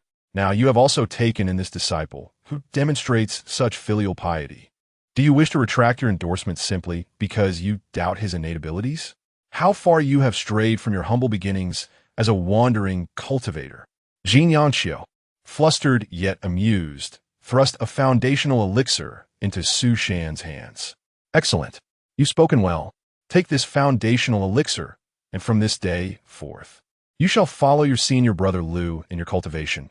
Unless there is urgent business, do not seek me out. Now disperse, do not linger here. Wait a moment, everyone. Do not leave yet." A cold voice resonated from behind the crowd. Before anyone could turn around, Lu Xiangjuan's furious shout followed, as she lunged forward and tackled Su Shan to the ground. "It's him." The situation shifted abruptly, and Jin Yangqiu exclaimed in anger, "You wretched creature! What madness is this in the presence of the sect leader?" Lu Xiangjuan firmly pinned Su Shan beneath her, her palm pressing against his chin, holding him down. "You little rascal! You have deceived me for so long. Did you think I wouldn't notice the sudden change in your appearance? You've been quite clever. Haven't you? I've been searching for you for over a month." Su Shan struggled desperately, but ultimately succumbed to despair. Lu Xiangjuan's weight upon him felt insurmountable, akin to a mountain. The expressions of the gathered elders shifted once more, and Jin Yangqiu, astonished, inquired, "Is he the cook?" "Indeed, master, it is he," Lu Xiangjuan affirmed. Yet at that moment, Yi Qingbi stepped forth from the crowd, declaring, "Release him." Lu Xiangjuan quickly rose and stepped aside. Su Shan slumped to the ground, gazing at Yi Qingbi's pristine, icy visage, feeling as though he had plunged into an abyss. It was over. He was utterly doomed. How could he possibly defend himself now? "How did you pass the trial?" Yi Qingbi inquired coolly. Su Shan's mind raced. How did he pass the trial? Her question indicated that she was unaware of the events that transpired within the cave, only cognizant of the fact that his clone had vanished. He could not afford to tell the truth. As for the cooking incident, he would have to navigate that as it came. "I was the third to enter the cave. Observing the state of my fellow disciples, I deduced that the clone's actions would likely be rather rigid, so I devised a strategy to evade continuously. And then I utilized fireballs to create distractions, ultimately achieving a successful ambush to win." After Su Shan finished his account, Yi Qingbi remained impassive and continued to inquire. "You have learned the fireball technique, have you? Demonstrate it." Su Shan extended his hand, conjuring a fireball the size of a basketball. Chapter 21. Spiritual Root Assessment. Jin Yanxio's face displayed an expression of skepticism. You claim you've been practicing for a month. Have you never practiced before? No, I haven't. Su Shan replied. Elder Chao can attest to that. The elders erupted in astonishment. This is beyond a month's effort. Even after a year, one wouldn't achieve such results. What is wrong with this lad? How could he have been in the outer sect for so long without realizing his own talent? Regardless, discovering him was a fortuitous event. At least this practitioner of the divine fate was indeed among them, marking a significant gain. As whispers filled the air, Jin Yanxio's lips twitched uncontrollably, oscillating between tension and release. Unexpectedly, the situation had taken such a turn. How extraordinary! Yi Qingbi interjected, Elder son, bring forth the array plate. Let us test his aptitude. Su Shan swallowed hard, bewildered. Why? Why must I undergo an aptitude test? Jin Yanxio chimed in, boy, was it you who cooked in the back mountain? Yes. It was me, but that was an accident. Master, please let me explain. Explain what? Jin Yanxio retorted. You think that is a misfortune? You are mistaken. You may have awakened the divine fate. Such an opportunity is rare, perhaps 1 in 100,000. Once your aptitude is confirmed, prepare to be specially nurtured. Do not fret. Divine fate, Su Shan stammered. What does that mean? The so-called divine fate is a natural ability, as Jin Yanxio elaborated. Su Shan's eyes sparkled with intrigue. Good heavens, after all the fuss, he had fabricated a rationale for himself. The existence of divine fate in the cultivation world is truly miraculous, perfectly aligning with the attributes of the Qin artifacts. This excuse could seamlessly cover my unique items. Jin Yanxio pondered aloud. Your talent lies in cooking? That is unheard of. Did you not notice any signs of this ability previously? Su Shan nodded fervently. Now that you mention it, I understand. My father is Su Yan. I have had an affinity with fire since childhood. I was born in the kitchen and even fell into a cauldron once. With a fire spiritual root, I may indeed possess this talent. Jin Yanxio beamed with delight. Indeed, everything aligns perfectly. Before long, Elder Sun arrived, landing gracefully before Su Shan and presenting the array plate. Placing his hand upon it, Su Shan complied, yet the jade array plate remained unresponsive. Elder Sun scratched his head and placed his own hand on the plate. A vibrant green light illuminated the area. Curse it, the plate seems fine. I even replaced it. Why can't it register Su Shan? Under the watchful eyes of the crowd, Elder Sun motioned for Su Shan to place his hand upon the plate once more. Hesitating briefly, Su Shan complied again, believing the plate would yield no results. His spiritual root must be defective. Yet at this crucial moment, he could not allow Zhang Biao to be exposed. His future cultivation depended on him. The second assessment yielded no response from the plate. Elder Sun squinted and leaned closer, cupping his hands around the device. Jin Yanxio, growing impatient, exclaimed, Old son, what are you doing? Testing aptitude shouldn't take this long. You wouldn't treat a commoner this way. Why is there still no reaction? After a long observation, Elder Sun finally stood up, his expression grave. This is no mere inferior spiritual root. It is the lowest of the low, devoid of any cultivation potential. A cloud of despair swiftly enveloped the hearts of those present. The array plate used for aptitude testing was one of the most common treasures in the cultivation realm, possessed by every sect. Rarely did one encounter issues, especially after multiple assessments. Elder Sun was a seasoned individual. He would not jest about such matters. Do not rush to conclusions, Jin Yanxio urged. No one has ever witnessed a practitioner of divine fate. The sect master possesses an even superior array plate. Sect master, why not test him once more? Yi Qingbi furrowed her brows and suddenly inquired, Su Shan, how did you feel after cooking in the inner sect last time? Su Shan replied, I felt utterly drained. It was as if my essence had been siphoned away, leaving me weak and fatigued. Yi Qingbi's expression shifted dramatically. After a long pause, she sighed.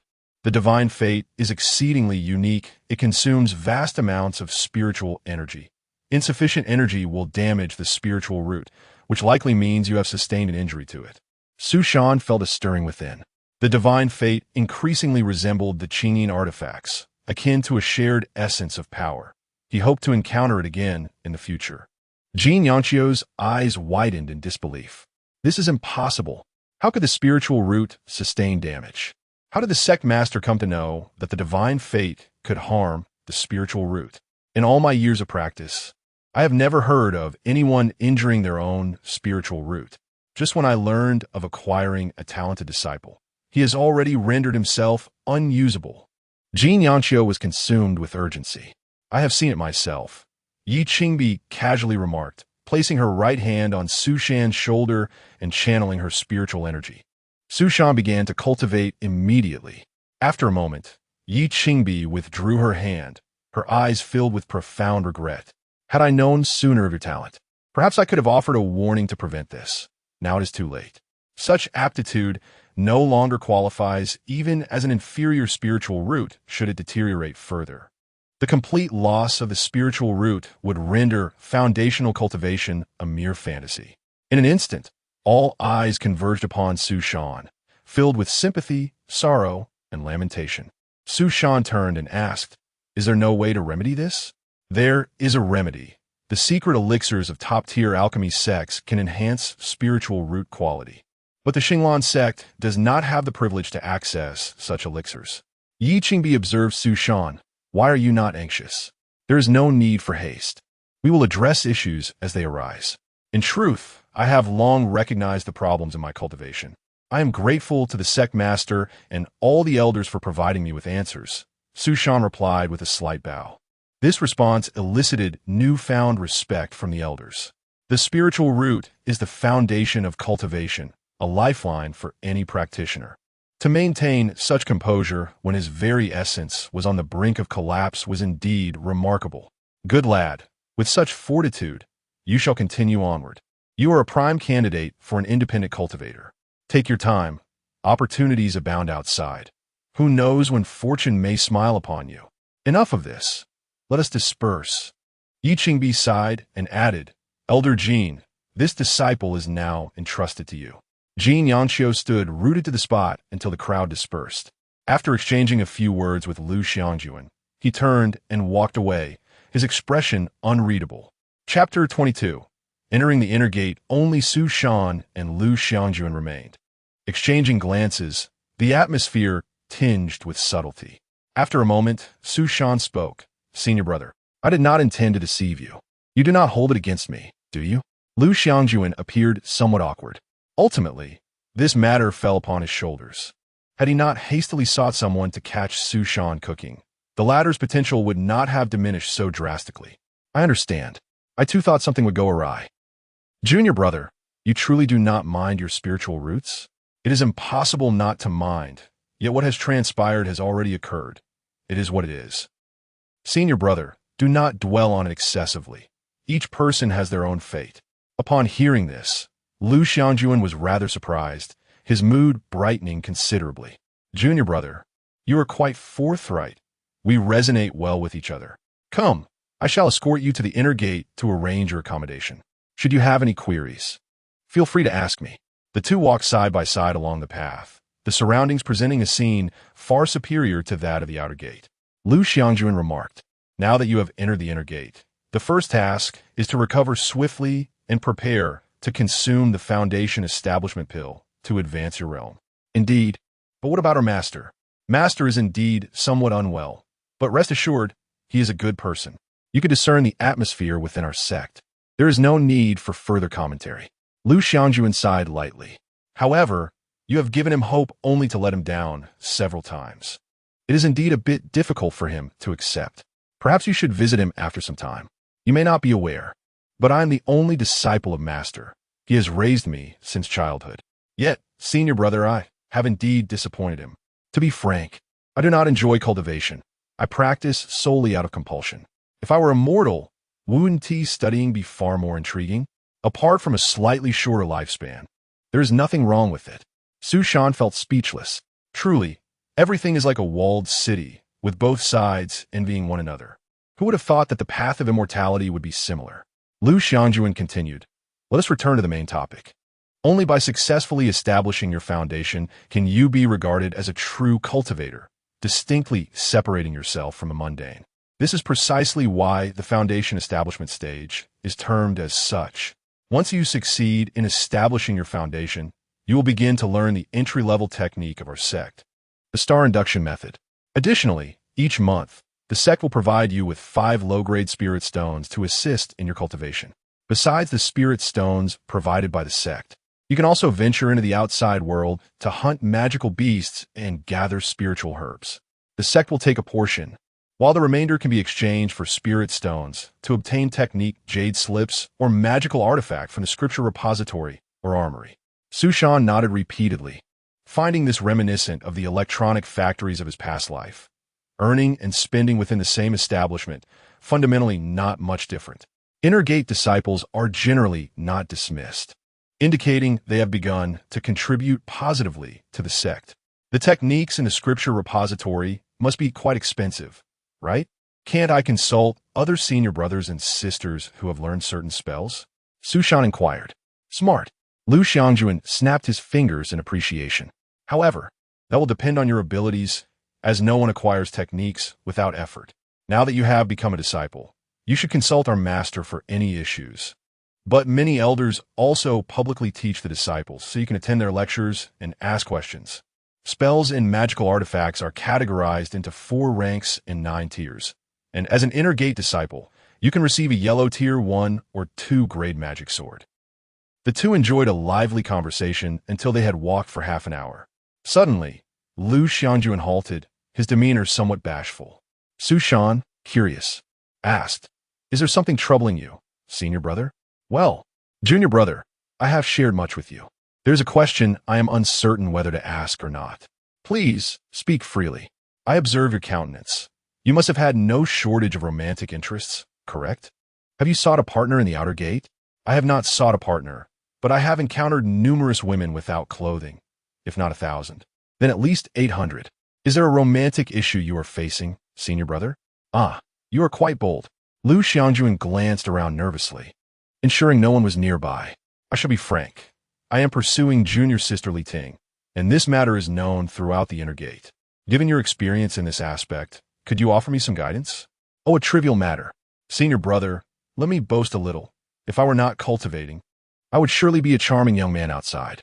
Despite the physical discomfort, Sushan felt elated at this moment. With the hidden dangers within the sect resolved and successfully entering the Inner Gate, maintaining good relations with those within would lead to a smoother future. Now is an opportune moment. Is that not a playboy? Have I learned incorrectly?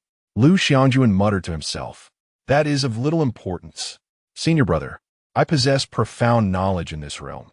You cannot err by following my advice. Speak, and I shall listen. Lu Xiangjuan urged eagerly. How do you typically treat that senior sister? Well, I express concern for her well-being, gift her techniques and pills. I have been doing this for 2 years. Yet she has shown no sign of reciprocation.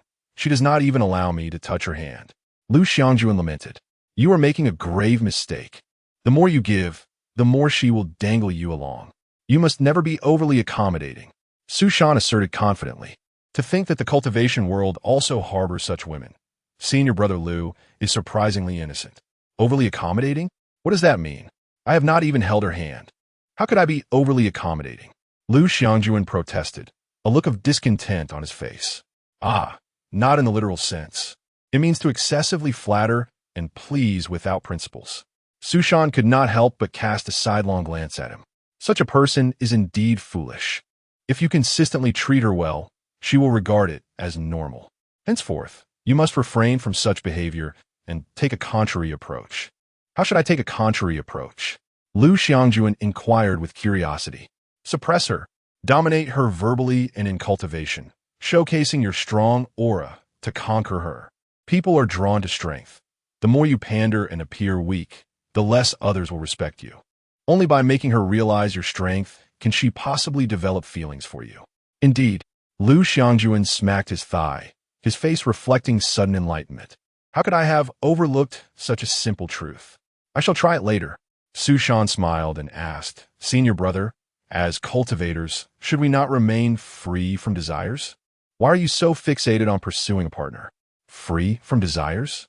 That is merely a notion conjured by mortals. Lu Xiangjuan waved his hand dismissively. While it is not incorrect to pursue a state of tranquility, it is precisely because we cannot achieve it that we emphasize the point. Once you break through to the foundation establishment stage, you will understand. That transformative advancement will lead to a complete metamorphosis of both body and spirit, causing all your desires to surge. The higher the realm, the stronger the desires. This is precisely why we must strive for tranquility. Should we lose control of our hearts, we risk descending into extremes, falling into the demonic path.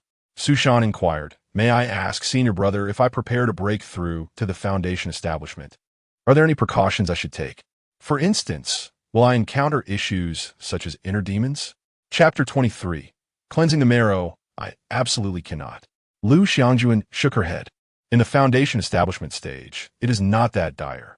Once you consume the foundation establishment pill, and the medicinal properties unfold to their zenith, coupled with your inherent foundation, the spiritual energy will flow freely throughout your body, leading to a breakthrough. However, this process may be somewhat painful. You must remain conscious, or all efforts will be in vain. Furthermore, seek a secluded river for your breakthrough. There is a stream behind the mountain, which would be most suitable. A stream? Su Shan exclaimed in bewilderment.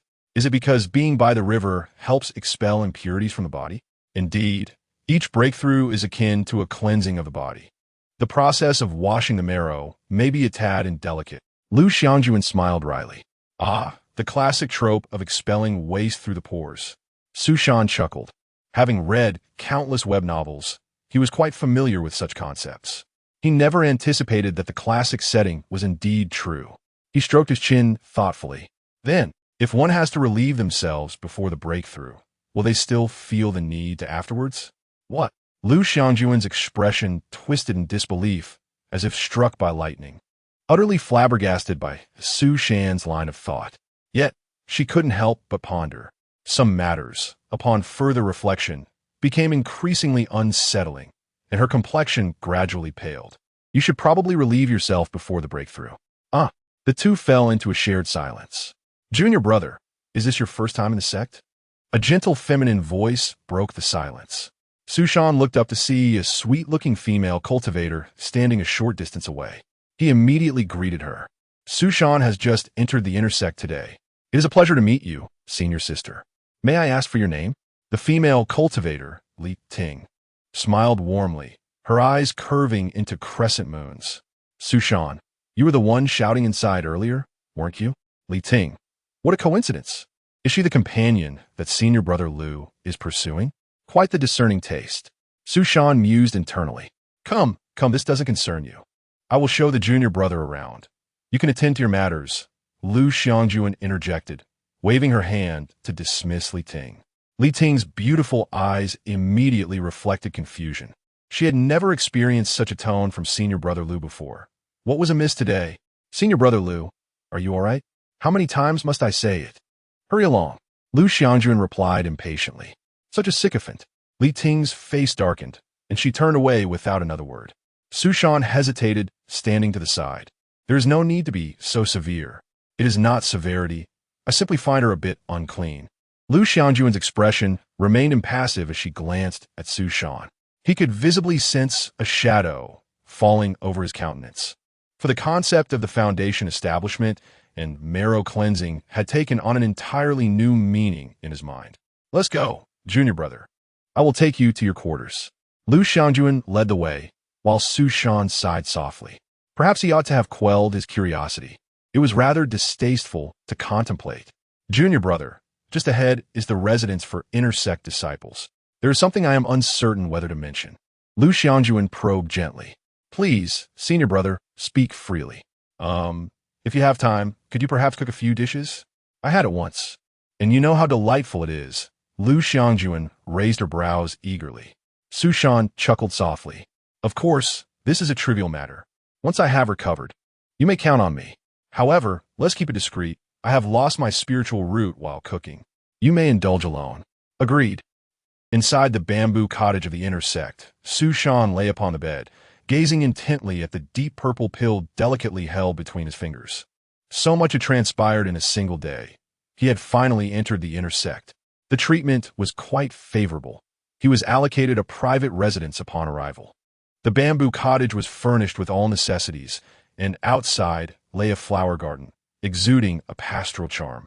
The privileges afforded to inner sect disciples were indeed vastly superior to those of the outer sect.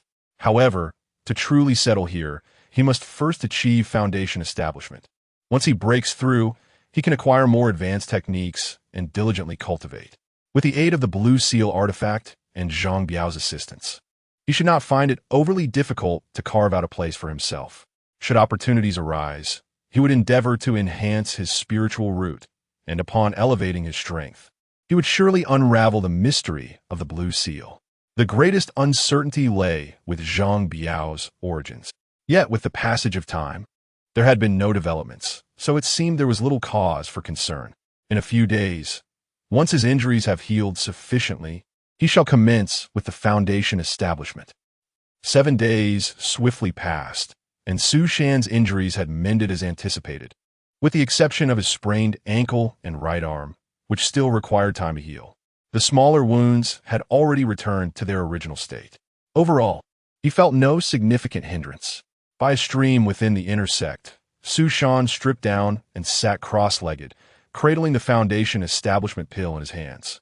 After cycling through the outer sect's chi refinement technique several times, he finally exhaled deeply. With utmost caution, he pinched the pill and placed it into his mouth. Su Shan concentrated wholly, focusing on the interior of his body.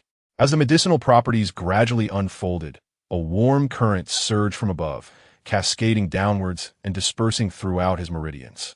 The potency of the medicine intensified, and the previously stable and tranquil spiritual energy within Su Shan's dantian began to thrum like a heartbeat. With each pulse, a substantial amount of spiritual energy was expelled, rushing into his meridians alongside the medicinal essence. A peculiar sensation began to blossom within Su Shan's body. For the first time, he felt he could manipulate the spiritual energy within him, a sensation he had never experienced before. It was akin to how an average person cannot control their chest muscles. Yet a fitness enthusiast can master such movements through simple practice. Previously, his spiritual energy had been insufficiently profound, lying dormant in his dantian. Now, bolstered by the medicinal properties, it surged forth entirely within his command. As the medicinal efficacy continued to swell, a sharp sting began to manifest within Su Shan's body. Pain, an excruciating agony spread throughout Su Shan, as the overwhelming spiritual energy surged uncontrollably within him, violently stretching and cleansing his meridians.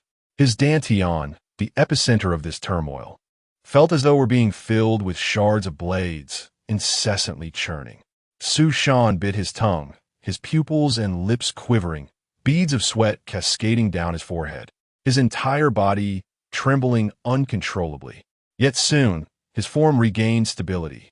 Though the pain was excruciating, it was incomparable to the agony he had endured when Zhang Biao had forcibly manipulated his spiritual roots. He could endure this. Simultaneously, a viscous, dark substance began to seep from his body.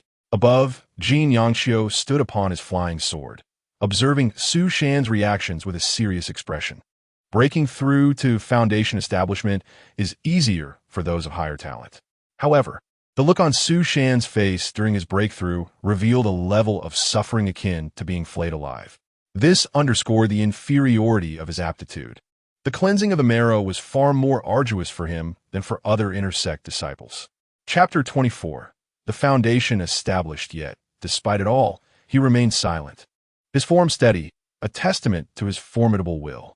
As time passed, the pain coursing through Su Shan began to ebb like the retreating tide. He felt as if he had been extricated from a quagmire, collapsing motionless onto the ground. Eventually, consciousness returned, and Su Shan staggered to his feet, his stature seemingly enhanced. In a daze, he ambled towards the brook, disregarding the jagged stones beneath him, allowing the water to wash over him. Gradually, his spirit revived. As the cool water flowed over him, Su Shan closed his eyes, a look of bliss and contentment gracing his face. His meridians, fully unblocked, now coursed with spiritual energy under his control, while his internal injuries healed swiftly under the lingering effects of the medicine. The once unbridled wild horse had now been tamed. He had succeeded. He had established his foundation. The experience was exhilarating beyond his imagination. At last, Su Shan was thoroughly cleansed by the brook. The tears in his meridians had mended substantially. He rose from the water, standing tall amidst the stream, arms outstretched to embrace the mountain breeze. Upon opening his eyes, a vividly vibrant world unfolded before him. Insects fluttered, foliage stirred, and the brook babbled. Everything was strikingly clear. A surge of boundless vitality surged within him, a sensation of exhilaration coursing through his entire being. Su Shan's eyes sparkled with intensity. In that moment, he comprehended the vast chasm between refining qi and establishing a foundation. This was not merely an elevation of realms. It felt akin to an evolution from mortal to cultivator. Beyond the explosive surge of power, the repressed aspects of his humanity were also liberated. Su Shan unleashed a flurry of punches. His raw physical strength and crude manipulation of spiritual energy generating a fierce gust of wind. One punch after another, he struck with relentless fervor, as if the strength within him were infinite. A roar! In his excitement, Su Shan could not help but accompany his actions with sound effects. Above, Jin Yanqio's expression darkened like a pot's bottom. Observing the naked man wildly flailing by the brook, he felt a twinge of sorrow. This was indeed his own disciple. Su Shan, dress appropriately and come to the Qingfeng Hall to see me, Jin Yanqio remarked, tossing aside a parting comment before soaring away. Su Shan halted, stunned, gazing at Jin Yanqio's departing figure. The initial thrill of entering the Foundation realm was suddenly extinguished. Well, had he arrived? His senses were so acute, yet he had remained completely oblivious. What could the master possibly want to discuss? Inside the Qingfeng Hall, Su Shan had already donned his attire. Jin Yanqio casually tossed over a cloth bag, saying, "Now that you have reached the foundation stage, take this storage bag. It contains a low-grade flying sword. Once your foundation stabilizes, you may practice sword control techniques. Come, sit before me and meditate." Su Shan was somewhat bewildered. Logically, it should have been Liu Xiangjuan delivering such words, yet it was his somewhat indifferent master instead. Nevertheless, as he had a plan, Su Shan complied and sat cross-legged in front of Jin Yanqio. A hand rested on Su Shan's shoulder, and a warm stream of spiritual energy flowed into him. Jin Yanqio's voice reached his ears. Close your eyes and concentrate on sensing the flow of spiritual energy. This is the foundational technique of our sect, the star induction technique. This method, created by the sect leader, is balanced and serene, not disturbing one's mind. Especially at night, the absorption of spiritual energy and healing of injuries surpasses ordinary techniques. It is the cornerstone of our sect. Su Shan dared not entertain any distractions, focusing intently on the movement of the spiritual energy. Only after circulating it for a complete cycle did Jin Yanqio release his hand. Su Shan was about to speak when another jade slip was presented before him. Jin Yanqio instructed, "This contains some insights on the star induction technique. Take it back and practice diligently. If you have questions, come to me." Why does the master, who once deemed my aptitude lacking, now show such concern for me? Su Shan hesitated for a long while before finally voicing his thoughts. The apparent enthusiasm from his master made him uneasy. Rather than speculate, it was better to inquire directly. Jin Yanqio smiled. "You speak quite directly. Thus, I will no longer conceal the truth from you. Your aptitude is indeed poor, but that is not the primary reason I hesitated to accept you." "What is that reason?" "Because the sect's resources are scarce. They can only be allocated to those with exceptional talents." Jin Yanqio paced thoughtfully. The cultivation world has endured through countless years, and even those with inferior talents have achieved extraordinary feats. Yet, as an elder of the sect, I must consider how to maximize benefits for the sect when training disciples. Aptitude is the most crucial means of selection. When you first entered the inner sect, I assumed you would at least possess a medium-grade spirit root, but to my surprise, you were only of low grade. Thus, I was reluctant to waste resources and time on your instruction. Later, upon learning of your extraordinary luck, I hoped for a turn of events, but Su Shan listened in silence, understanding Jin Yanchio's reasoning. In his previous life, recruitment for companies followed a similar principle. Cost control was always paramount, especially for a startup. However, having witnessed your breakthrough to the foundation stage today, I have changed my mind. At this point, Jin Yanchio paused. I was once a solitary cultivator, where only the strong were respected, and strength was primarily judged by one's character rather than background. With a sigh, Jin Yanchio continued, "Since you possess the potential for perseverance, I would bear a heavy heart if I were to neglect your guidance. A flaw in your path would be a grave concern for someone on the cultivation journey. Likewise, if you cling too tightly to your low-grade spirit root, it will eventually affect you. Once your path becomes unbalanced, it is all too easy to veer towards extremes and descend into the demonic path. This is something you must remember." Su Shan clasped his fists, sincerely expressing, "Thank you for your guidance, Master. I will keep in mind."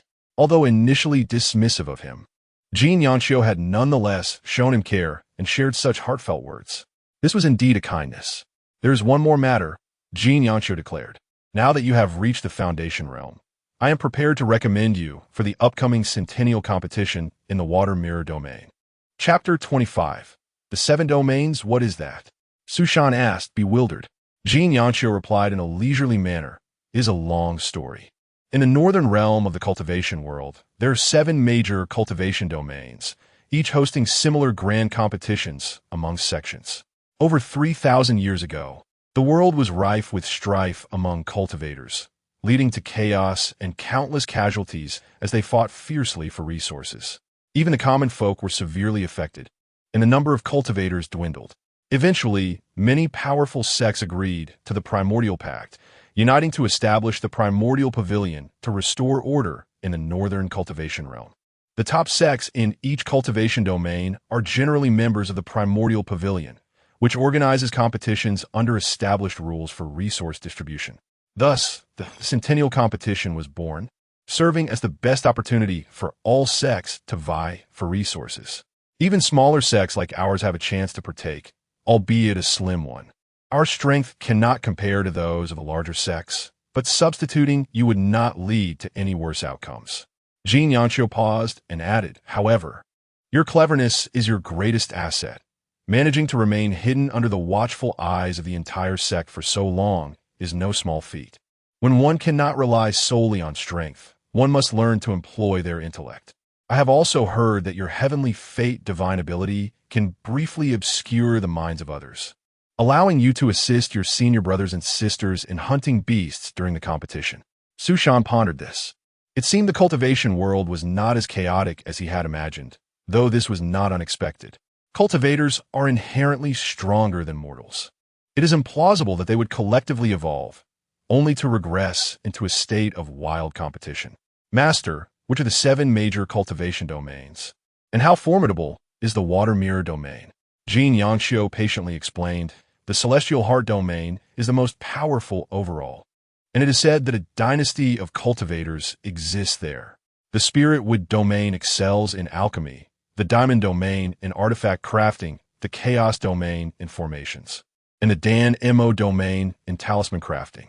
There is also the unique Iron Bone domain, known for its perilous environment, which is generally avoided by ordinary cultivators, but is favored by body refinement practitioners as an excellent place for honing the physical form." "And what about the Water Mirror domain?" Su Shan inquired curiously. "The Water Mirror domain primarily focuses on retirement," Jin Yanchio stated. "It is the weakest of the 7 domains. Many wandering cultivators, having reached the limits of their potential and with no hope for breakthroughs, return here to establish sects and live out their days. Others, pursued by enemies from the other 6 domains, seek refuge here.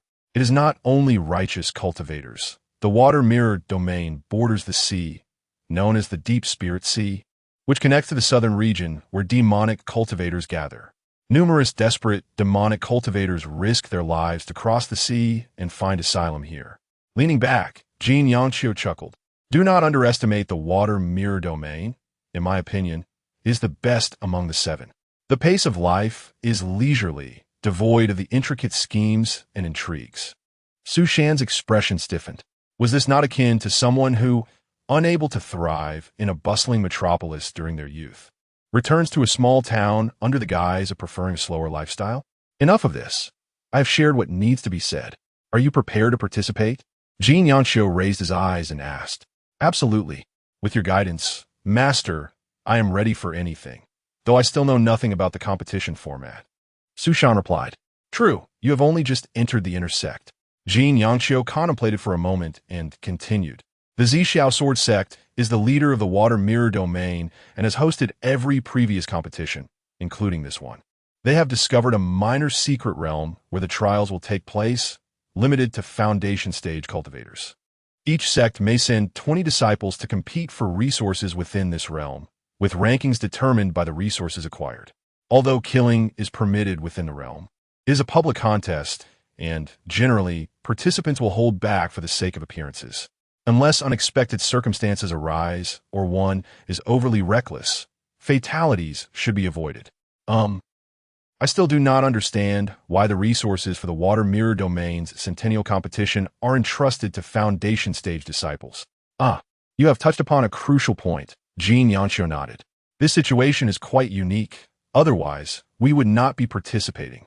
The reason for the change in competition rules is centered around a particular individual, Fifth Lianfeng, the young master of a renowned family from the Celestial Heart Domain, celebrated as a prodigy in swordsmanship. The adjustments to the competition format were made specifically for him, and they even opened a special Immortal Seeking platform just for his sake. The Immortal Seeking platform? Su Shan asked. The Zixiao Sword Sect is an ancient sect.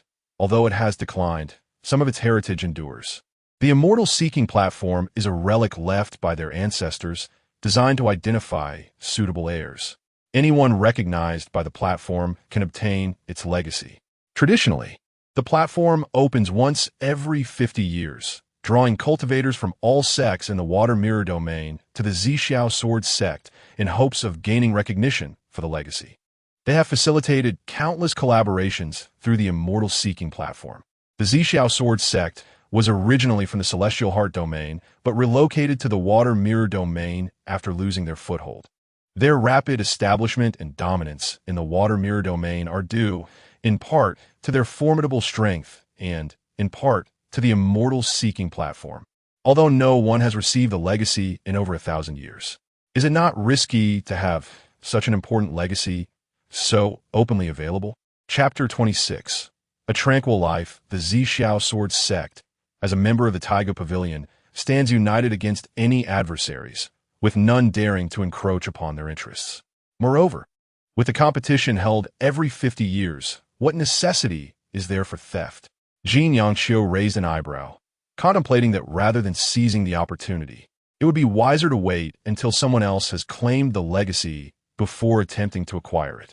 This time, the Zixiao Sword Sect has altered the competition rules and introduced the Xuanxin platform, evidently aiming to curry favor with the Fifth Family, seeking their strength to regain a foothold in the Tianxin domain. However, this is beneficial for us, as it grants us the qualification to participate in the grand competition. I have conveyed all necessary information. Is there anything else you wish to inquire about? The disciple replied that he had no further questions and asked, Will you also participate in the grand competition, senior brother? Of course, Jin Yanxiu answered. Though that rebellious disciple is somewhat lethargic, his talent is commendable, and he possesses considerable strength within the inner sect. Very well. I shall seek out my senior brother for guidance, striving to prepare thoroughly before the competition begins. No need for that. Jin Yanxiu suddenly exclaimed in anger. That scoundrel has been reckless. He challenged a junior sister yesterday and severely injured her. He has been confined for 2 days already, so you should practice on your own. 3 days later, at Lu Xiangjuan's residence, Su Shan paid a visit, and the two sat opposite each other. Senior brother, I have very few acquaintances in the inner sect, but I am glad to see you. Su Shan sighed. How did you manage to injure junior sister?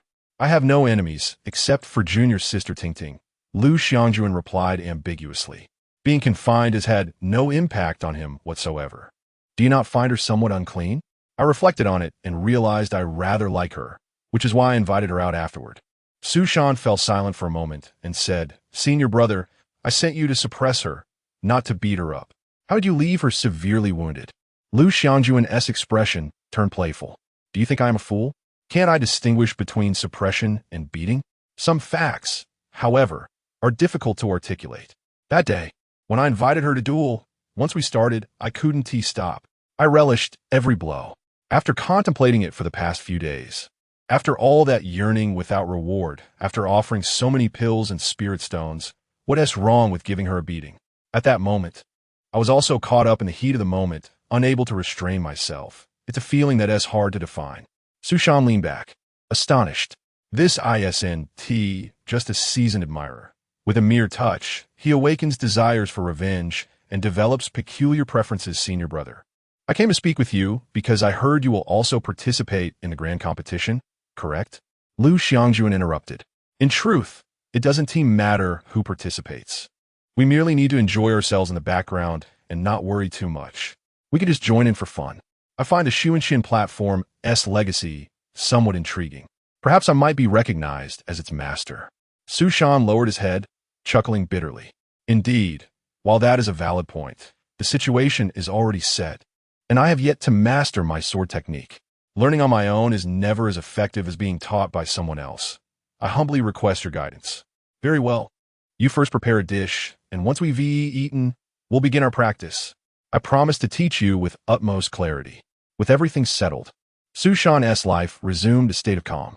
Since visiting Lu Xiangjuan, he had finally settled into the routine of an inner sect disciple, engaging in fundamental cultivation alongside the necessary training for new disciples. The elders of the sect frequently imparted knowledge regarding the foundational techniques of artifact forging and alchemy. While not specializing in either, acquiring this knowledge was indispensable.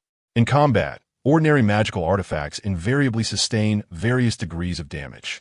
Minor impairments can be self-repaired, but severe ones necessitate the expertise of a professional craftsman. The principles of alchemy are akin to those of forging. One merely learns to prepare supplemental elixirs for augmenting spiritual energy or simple healing potions.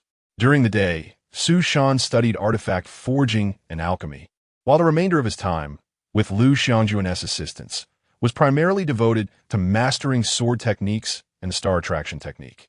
While proficiency in other areas may not be crucial, the means of survival and escape must not falter. Once he learned the sword technique, Su Shan spent half of each day soaring through the skies. Flying could be considered one of the most cherished dreams of the average person, and he was no exception. Even after becoming accustomed to the aerial environment, he found immense joy in gliding upon his flying sword, capturing the breathtaking landscapes of another world with a projection jade slip. Though the projection jade slip had been supplanted by more efficient spiritual consciousness jade slips, Su Shan found himself increasingly fond of it. The slip contained 2 runes, one for playback and the other for recording, and by channeling spiritual energy, one could select fixed segments for playback. Its storage capacity was virtually limitless, and the image quality was indistinguishable from reality. He recorded over 10 hours of footage, preserving every moment within.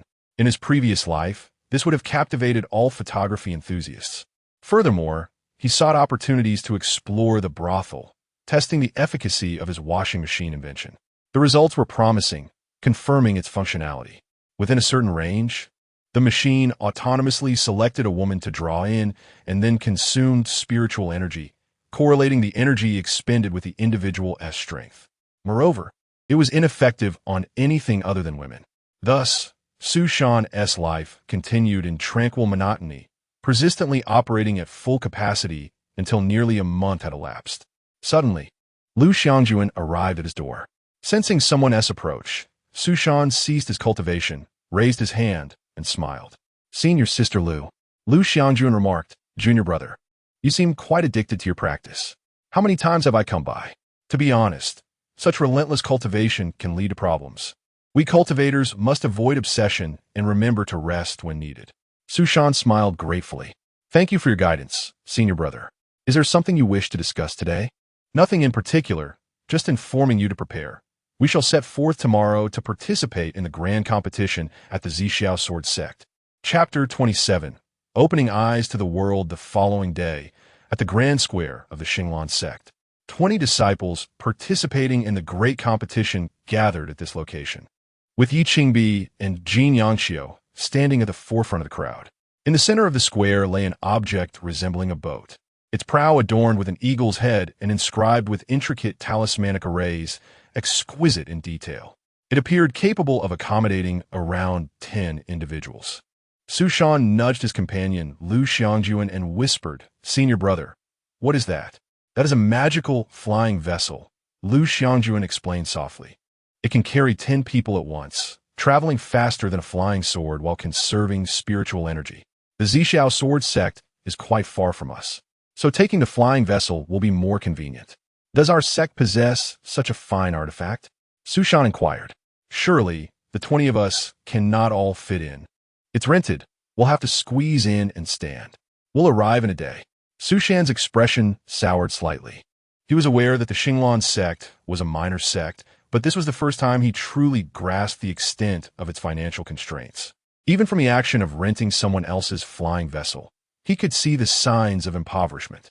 Yi Qingbi's gaze swept across the gathered disciples, pausing momentarily on Su Shan before she spoke. "Tomorrow, we shall reach the Zixiao sword sect. This competition is crucial for our sect to secure spiritual mind resources among the many sections. Once we enter the secret realm, everyone must heed Ling Shuang's commands and avoid acting independently. Be vigilant. In the realm of cultivators, intelligence is paramount. Before engaging in combat, one must observe thoroughly before taking action." A woman with an indifferent expression approached Yi Qingbi. Her beauty rivaled that of Yi Qingbi, yet a more pronounced chill surrounded her, creating an impression of aloofness. Su Shan, curious, asked, "I haven't seen this senior sister before. She must be quite renowned for her appearance." Lu Xiangjuan scoffed, "Qi Ling Shuang, the sect master's sole direct disciple, and the top of our inner sect, is just like you, a cultivation fanatic. She rarely shows herself, always wearing a grim expression. I find her unbearable. She is nothing compared to junior sister Tingting, who, despite deceiving me out of many pills, is gentle and resilient." Qi Ling Shuang turned her gaze, two beams of cold light shooting towards Lu Xiangjuan. Lu Xiangjuan, feeling the pressure, straightened her posture and declared, "Senior sister Qi is exceptionally strong. I rank 9th in the inner sect, but I can't last a few moves against her. Once we enter the secret realm, just follow her lead." The cold light gradually receded. Yi Qingbi continued, "In this competition, Elder Jin and I will await your triumphant return at the Zixiao sword sect. I hope you all strive earnestly. Let's depart." With that, Qi Ling Shuang stepped aboard the flying vessel. Su Shan queued up, ready to squeeze onto the bus. Jin Yangxiu approached, patting Su Shan on the shoulder. "Su Shan, your time in the sect is short, and you lack experience. The outside world is entirely different from the Xinglan sect. Stick with the others and trust no one outside our sect. Adapt as the situation arises." Su Shan nodded earnestly. He had grown somewhat familiar with Jin Yangxiu and felt no secrets were being kept from him. Even if his talent seemed lacking in Jin's eyes, he accepted it. He recognized his master was indeed worthy of respect. With all the disciples aboard, Qi Ling Shuang stood at the bow, controlling the vessel as it soared into the sky. Yi Qingbi and Jin Yangxiu took to the air on their swords. As the flying vessel ascended swiftly, a faint, discernible barrier of spiritual energy enveloped the surroundings. Su Shan, expressionless at the edge, felt a surge of excitement within. "Ah, how delightful! Not long after my arrival in this world, I find myself once again experiencing the familiar hustle of commuting, lacking only a handrail. Such a sect truly warms the heart. To call this flying vessel a bus is perhaps an understatement. It is more akin to a minibus. If this vessel is a minibus, then the sect masters and elders outside must be akin to individuals riding motorcycles to their destinations. The Xinglan sect is rather charming, impoverished yet practical and warm." The flying vessel soared like an arrow, swiftly traversing the skies, while Yi Qingbi and Jin Yangxiu maintained an effortless pace alongside it, their expressions relaxed. The scenery outside rushed by continuously. Su Shan took in every sight, silently committing them to memory. Since arriving in this place, he had been wandering within the confines of the Xinglan sect, severely lacking in knowledge of the world beyond. Each landscape, viewed through the lens of his modern sensibilities, appeared remarkably precious. Giant, peculiar birds could still be seen soaring in the distant sky. Standing still for a day and night posed little challenge for a foundational stage cultivator. Soon, the Xinglan sect's disciples reached the territory of the Zixiao sword sect. In the distance, other sects' flying vessels could be seen approaching. Junior brother, look over there. That is the vessel of the Yijian sect. Lu Xiangjuan pointed to the sky. Their reputation is built upon their unique sword pellet cultivation method. It is said that their inner sect disciples have the sect forge sword pellets for them, which they nurture in their dantian, enhancing their power in tandem with their cultivation. During combat, they can spit out sword pellets that transform into flying swords to harm their foes, a level of control unmatched by ordinary sword cultivators. How crude! They use sword pellets like that? Stepping on swords is one thing, but stabbing someone with a flying sword, won't that bring their bowels into the mix? Su Shan exclaimed in astonishment. Lu Xiangjuan's face scrunched up in disgust. Junior brother, could you refrain from being so revolting? Why do you always think of such bizarre things? Ah, the Huixin sect. What a Huixin sect? Lu Xiangjuan's eyes lit up as she pointed in another direction. The Huixin sect is quite intriguing. It is composed entirely of women, specializing in the manipulation of the mind. It is said they can evoke their opponent's primal desires, weakening them. Quite lascivious. Doesn't that sound like practitioners of the demonic path? Su Shan pondered thoughtfully. The distinction between righteous and demonic paths lies not in the techniques, but in the heart. Only when the heart is thrown into chaos and extremity is one considered to have strayed into the demonic path. Lu Xiangju explained, her gaze fixed on the approaching Huixin sect cultivators. Look at those women from the Huixin sect. They are so alluring. I really want to give one a good beating. Senior brother, please restrain yourself. Hearing their low conversation, the other disciples aboard the vessel cast them disdainful glances, quickly clearing a small space for the two amidst the crowded vessel. As Su Shan gazed intently at the newly revealed, peculiar terrain, he suddenly felt a shadow loom above him, and the vessel swayed slightly. Looking up, he found himself gasping. A colossal dragon-headed flying ship, hundreds of feet long, soared past overhead, its underside illuminated by a profound, massive array glowing with spiritual light. The gust of wind it created caused the Xinglan sect's vessel to wobble. Disciples from an unknown sect perched on the edges of their vessel, gazing down and seemingly pointing and discussing. In comparison, the small bus-like vessel of the Xinglan sect appeared to be overshadowed by a spaceship. Astonished, Su Shan felt a wave of admiration as he glanced sideways at Yi Qingbi. What extraordinary courage it takes to compete in a rented minibus against a spaceship. Su Shan questioned himself. If he were the sect master, he would never accept such a challenge. After a brief moment, an even more astonishing scene gradually unfolded before Su Shan's eyes. Chapter 28. The True Sect of Immortal Cultivation. A myriad of majestic peaks loomed amidst the clouds, suspended in midair, while below, a multitude of mountains competed in splendor. Shrouded in mist, the peaks of the Zixiao sword sect radiated a purple luminescence, vying for brilliance with the sunlight.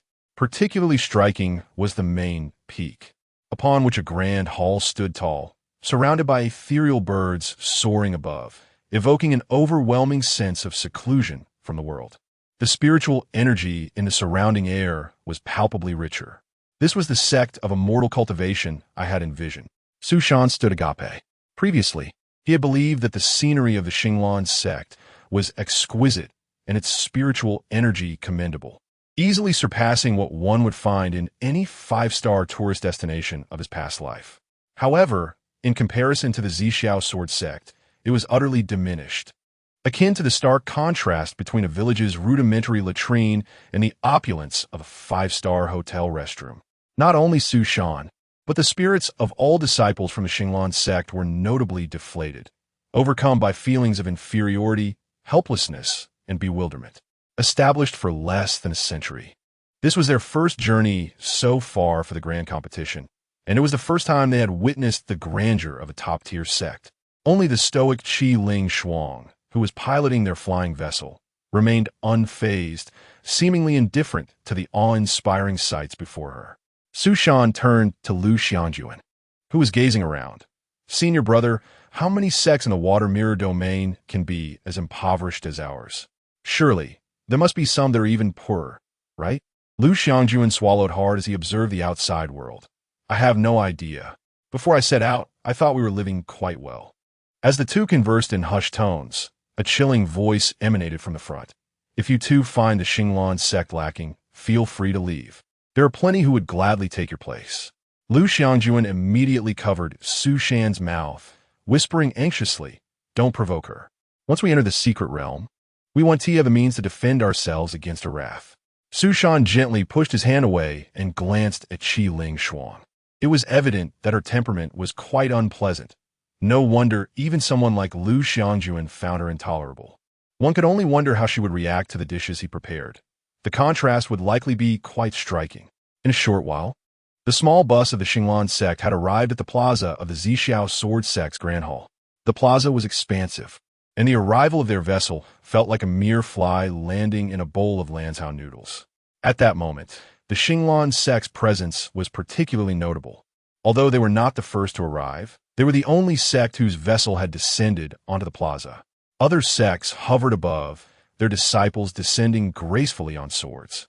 Upon witnessing the arrival of the Xinglan sect, the disciples of various sects already standing in the plaza expressed their astonishment. What a frugal approach. Is it really necessary to save this much? They're treating their vessel like a mere shuttle bus. The eagle-headed vessel of the Tua Yu sect. Wasn't that meant for internal use? How did it end up here? As Su Shan disembarked from the vessel, he overheard the surrounding discussions, and his eyelids twitched uncontrollably. Good heavens, they weren't even on a long-distance bus. It was merely a shuttle for tourists. Was the Xinglan sect on the verge of bankruptcy? Although Su Shan's thoughts were filled with complaints, he did not feel overly affected. He had experienced small companies before, and such disparities were not difficult to accept. However, the disciples of the Xinglan sect clearly lacked resilience. Upon hearing the surrounding remarks, their gazes darted away in discomfort. Yi Qingbi stepped forward and calmly addressed the crowd. Do not let yourselves be influenced. It is common for a newly established sect to face such conditions. While we may be lacking now, our future growth depends on your efforts. Exactly. Let us uplift our spirits. Being poor is not the issue. The real fear lies in lacking ambition. If anyone feels discontent with the sect, rather than complain, you should focus on its development. Su Shan enthusiastically chimed in. Before we question what the sect has done for us, let us ask ourselves what we have contributed to the sect. The sect provides us with a platform, and in return, we must give back. With that, Su Shan led the applause, and the disciples of the Xinglan sect followed suit, their tension dissipating considerably. Yi Qingbi's face blossomed with a smile. Su Shan, that was splendid. Jin Yangxiu, equally surprised, approached Su Shan. You have quite the talent. If you can't cultivate, perhaps you should consider a role in management within the sect. Master, you jest. Su Shan wiped the cold sweat from his brow. He had not intended to draw attention to himself. The competition had yet to commence, and morale had already plummeted. To falter before a contest was a grave error, especially with the potential dangers lurking in the secret realm, where teamwork would be essential. Although he possessed 2 protective artifacts, their capabilities were limited, and his lack of combat experience would likely hinder him when faced with threats, especially when battles often span considerable distances. At that moment, a polite middle-aged scholar approached. Gazing at Yi Qingbi, Sect Leader Yi, it has been a while. Sect Leader's son, Yi Qingbi nodded slightly and turned to introduce him to the disciples. This is Sun Yuanzheng, the sect leader of the Zixiao Sword Sect. The disciples bowed in greeting. Sun Yuanzheng smiled warmly. The Xinglan sect is the only newly established sect participating in this century's grand competition. I have heard tales of a remarkable prodigy from your sect. May I inquire who this talented individual might be? Chapter 29.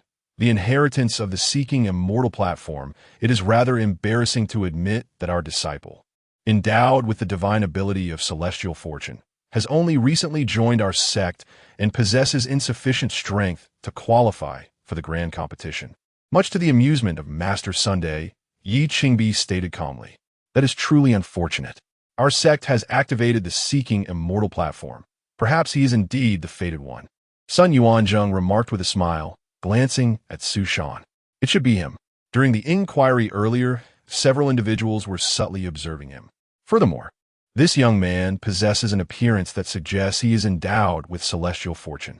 If Master Yi has any insights to share with those present, please do so swiftly. After the Seeking Immortal platform selects its master, our sect will promptly dispatch individuals to enter the secret realm and commence the grand competition. Sun Yuanzheng concluded before turning to leave. Su Shan leaned closer to Jin Yanxiu and inquired, Master, what is the cultivation level of the leader of the Zixiao Sword Sect? Core formation, Jin Yanxiu replied. One of the strongest sects in the water mirror domain possesses only core formation. Shouldn't he be the most powerful of the sect? Su Shan expressed his astonishment. Jin Yanxiu chuckled. You are quite clever, yet you failed to grasp this simple matter. In such a vast sect, do you truly believe the leader holds the highest cultivation? That would be rather unreasonable. Generally, aside from newly established sects, the most formidable figures in long-standing sects are the elders and grand elders. The leader, burdened with various internal and external affairs, has considerably less time for cultivation.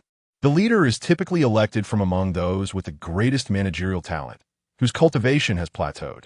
They may not be the strongest, yet they are often the most adept at managing the sect. Do you understand? I comprehend, the disciple acknowledged. In simpler terms, they are akin to professional managers, much like a CEO appointed by the founder of a startup. At this moment, all 35 sects participating in the grand competition had arrived. Sun Yuanzheng, accompanied by a young man, ascended the steps to the main hall and, channeling his spiritual energy, proclaimed, The centennial grand competition of the water mirror domain brings great joy to see all fellow practitioners gathered here. Our sect has awaited this moment for a long time, and you have likely received some prior notifications regarding certain matters. Therefore, I shall refrain from further elaboration. Before the competition commences, our sect has decided to activate the Seeking Immortal platform in advance, seizing this opportunity to seek talented individuals for the inheritance of our ancestors. With that, Sun Yuanzheng gestured toward a raised diagram of the 8 trigrams at the foot of the steps, sending forth a bolt of purple lightning from his fingertip. Suddenly, the entire square began to tremble slightly. The 8 trigrams diagram, several meters wide, bulged upward as a sturdy bronze pillar, engraved with intricate symbols, slowly emerged from the ground. Lacking any ostentatious display, the bronze pillar settled into a steady rhythm after its initial vibrations, continuously extending upward. The onlookers observed this moment with palpable excitement. Sun Yuanzheng turned to the young man beside him and said, Lian Feng, this is the Seeking Immortal platform. Our ancestors once inscribed the principles of the Great Tao within it to maintain a fragment of their divine consciousness for the selection of disciples. Your physique resonates with that of our ancestors, and indeed is even stronger. The inheritance within the Seeking Immortal platform rightfully belongs to you. However, there are certain matters you must understand. The public activation of the Seeking Immortal platform is a long-established rule of our sect, occurring once every 50 years. Yet this time, we have made an exception solely for you. Thus, other sect disciples must precede you in their trials, ensuring our sect does not become a subject of ridicule. Rest assured, among the many disciples present, we are well informed and no accident shall occur. I trust in the sect leader's arrangements. But did I not hear that a practitioner of celestial fortune has recently appeared in the water mirror domain? I wonder if this person is present today. Fifth Lian Feng mused, scanning the crowd for any signs. Sun Yuanzheng gazed towards the direction of the Xinglan sect and remarked, Perhaps he is over there. However, there is no need for you to be overly concerned. I have heard that the disciple from the Xinglan sect possesses a divine talent for cooking. I have never encountered such a seemingly trivial ability. Cooking? Fifth Lian Feng followed Sun Yuanzheng's gaze and burst into laughter. Practitioners of celestial fortune primarily wield offensive techniques within the 5 elements.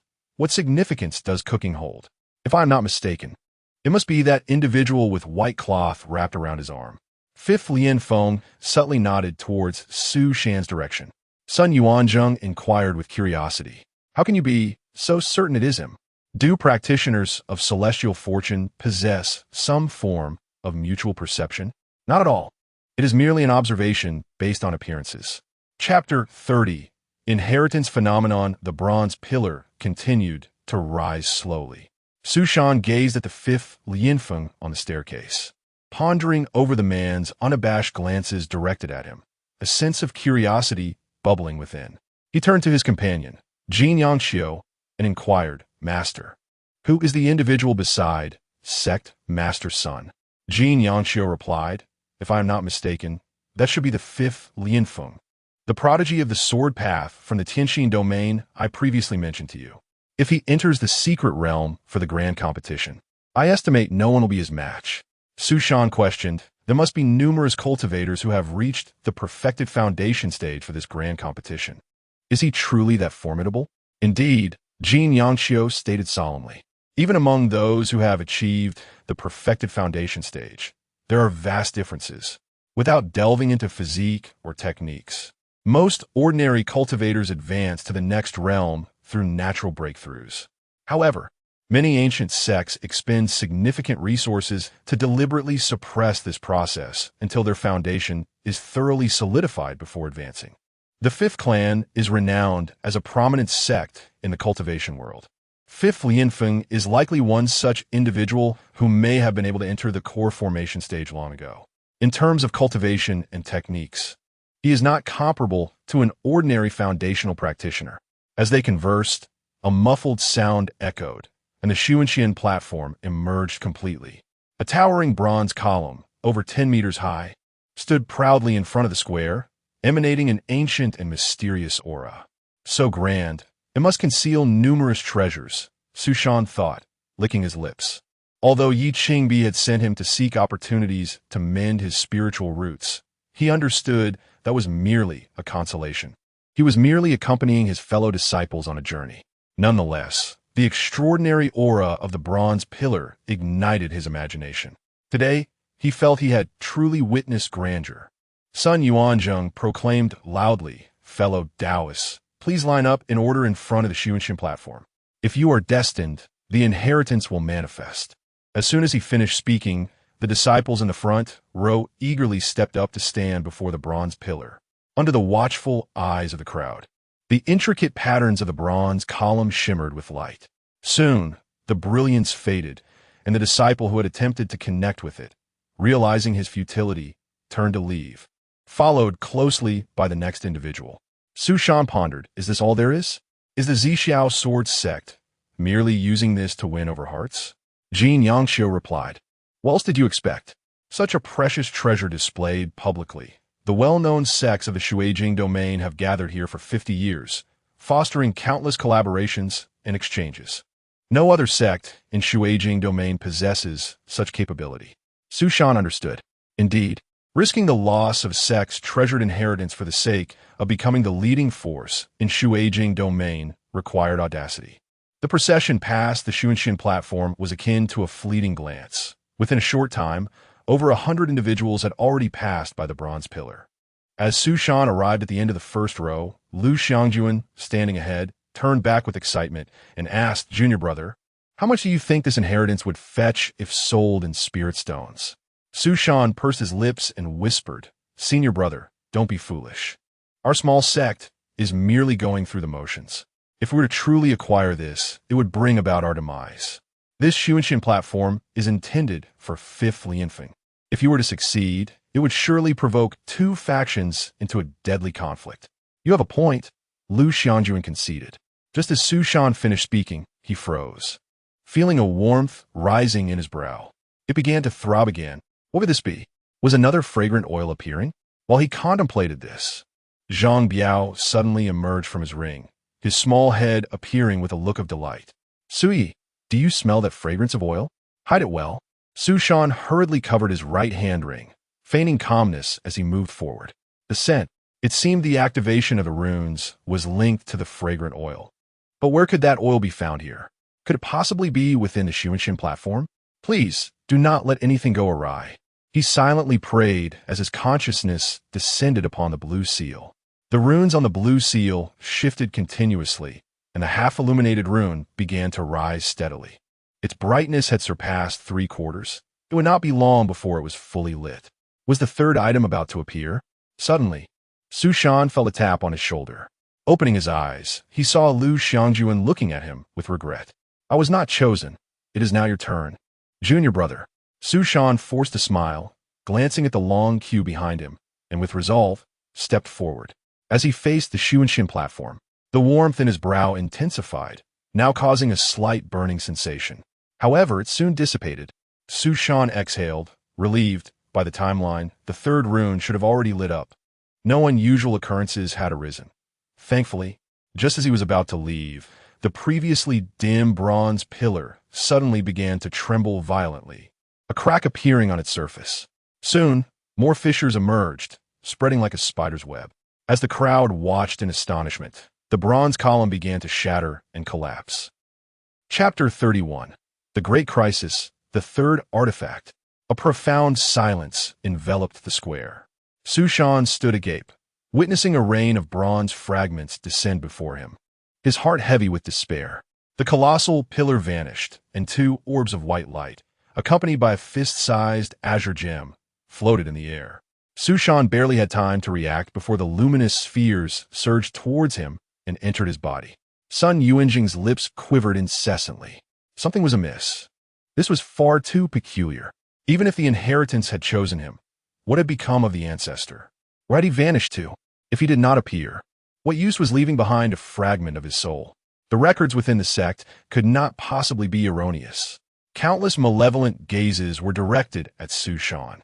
He forced a bitter smile and turned to Sun Yuanzheng, inquiring, "Sect Master's son, may I refuse this inheritance?" In an instant, Sun Yuanzheng composed himself and replied with a smile, "Young friend, do not jest. Inheritance is available to all.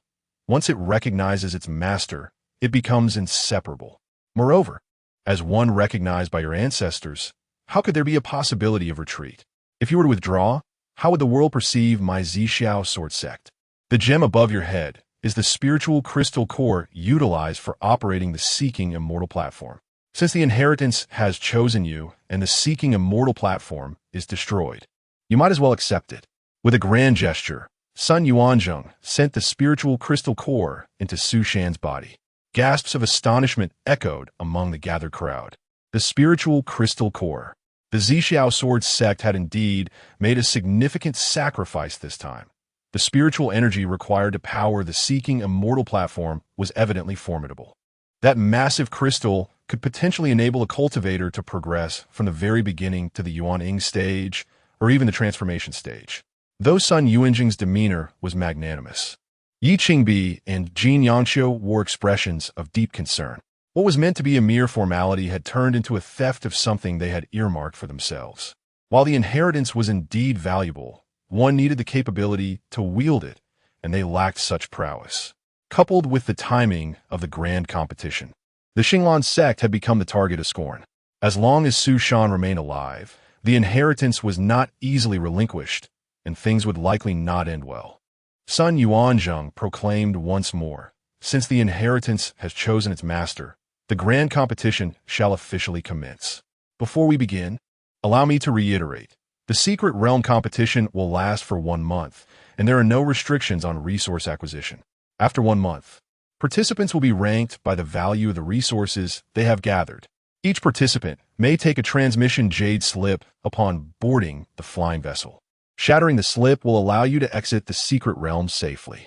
In the event of an unforeseen mishap, safety will be guaranteed. Furthermore, there is one more point to clarify. This Secret Realm is somewhat unique. The transmission array has encountered certain disruptions, so you will each appear at random locations within the Secret Realm.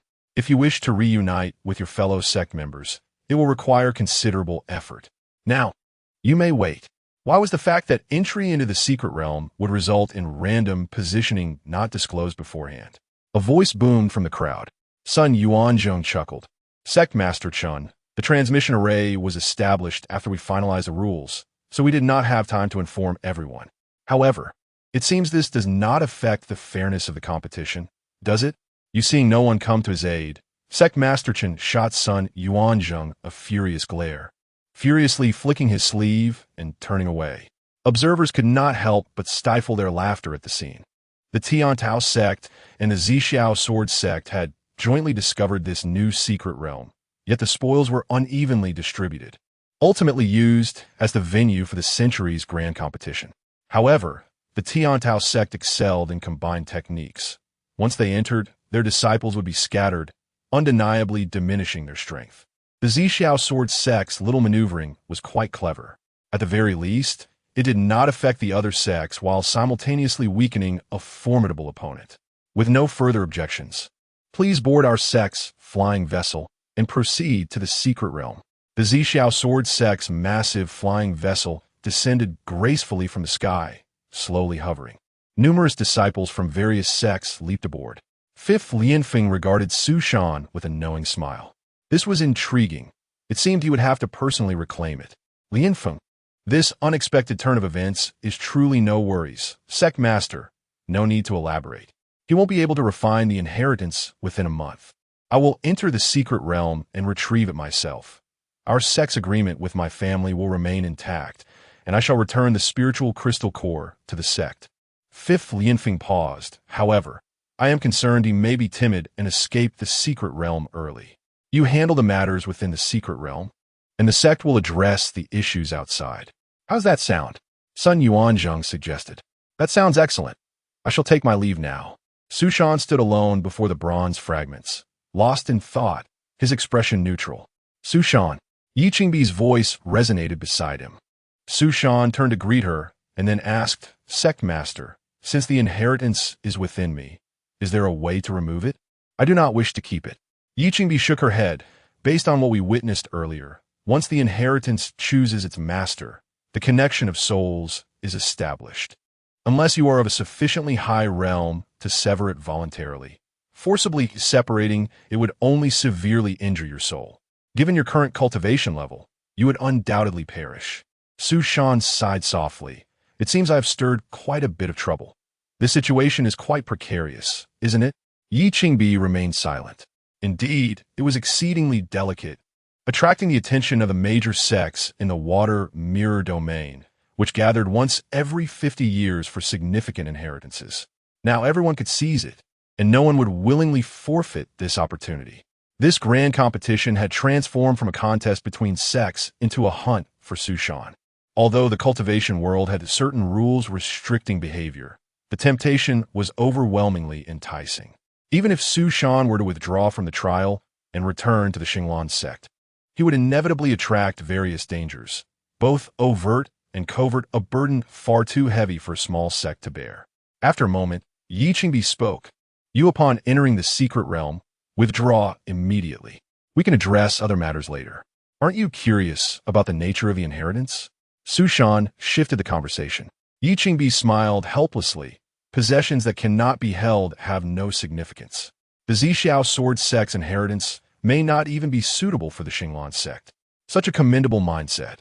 Su Shan remarked earnestly. I will not retreat in this grand competition, nor will I bring trouble to the Xinglan sect. You need not worry. What do you intend to do? Do not seek your own demise. Yi Qingbi frowned. Su Shan shook his head and walked towards the flying vessel. Jin Yanxiu, witnessing his approach, hesitated to speak until Su Shan had boarded the vessel. Elder Jin, has Su Shan always been like this? Yi Qingbi inquired as she approached Jin Yanxiu. What is it? Despite such a significant event, he appears entirely unperturbed aboard the flying vessel heading towards the secret realm. Su Shan and Lu Xiangjuan leaned over the side, gazing at the scenery below. Lu Xiangjuan's brow was tightly furrowed.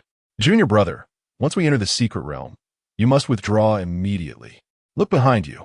Everyone is waiting to enter the secret realm and take your life, yet you seem unaffected. Su Shan turned around and immediately met dozens of predatory gazes. A faint smile crept across his lips, a smile laced with cool detachment, mockery, and indifference. Just 5 minutes prior, he had been terrified. Now, it seemed that these scheming individuals were nothing more than superficial threats. He had yet to examine the inheritance, but he had already experienced the power of the spiritual crystal core within. The spiritual energy it contained was nearly boundless. Most crucially, he had caught a glimpse of the third artifact. Su Shan had never anticipated the emergence of such a thing. Just a single glance had instilled a profound sense of calm within him, an unprecedented feeling of security. Although the methods of the azure-marked artifact were enigmatic, he had considered all possibilities and was certain there was no alternative application. With the spiritual crystal core as a foundation, combined with this artifact, he would face no rivals within the secret realm. Do not underestimate the foundation stage. Even the golden core may not be his adversary. When facing the nascent soul stage, he might engage in a reciprocal confrontation, and if worst comes to worst, escape would pose no difficulty. The legacy he bears is inescapable, and the Qin sect is unable to withstand the burden it imposes. To speak candidly, the Qin sect has treated him with considerable kindness, imbued with a sense of humanity, and has generously afforded him a buffer period to adapt to this harsh new world. In this upcoming secret realm competition, securing the best ranking for the Qin sect would be a means of repaying their kindness. Afterward, he could sever ties with the sect and seek a different path. Chapter 32. Encounter with the Qin founding sect. The massive flying vessel of the Zixiao sword sect soared through the skies with remarkable speed, coming to a halt in an elevated position after merely half an hour. The elder in charge of piloting the vessel approached the gathered participants and declared, "Ahead lies the Qinling Sea.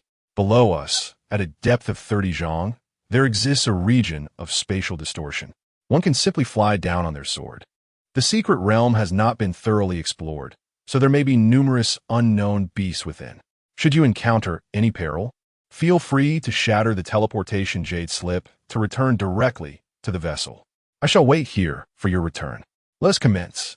The many disciples participating in the grand competition responded in unison, then proceeded to mount their swords and descend. Almost every individual cast a lingering glance at Su Shan before departing, as if to etch his appearance into memory. Lu Xiangjuan patted Su Shan's shoulder and said, "Junior brother, I shall take my leave. Take care of yourself." Su Shan nodded, gazing toward the Qinling Sea. Crossing the ocean would lead him to the dwelling of demonic cultivators. The realm of the demonic path was one that righteous cultivators were evidently reluctant to enter. For him, it might be a prudent choice. The square before the main hall of the Zixiao sword sect returned to its former quietude, with only a few dozen sect leaders and elders remaining.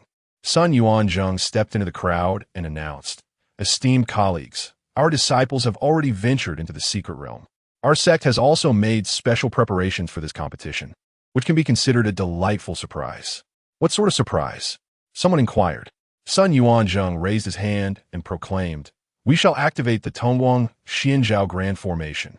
The elders of the Zixiao sword sect immediately began to perform incantations.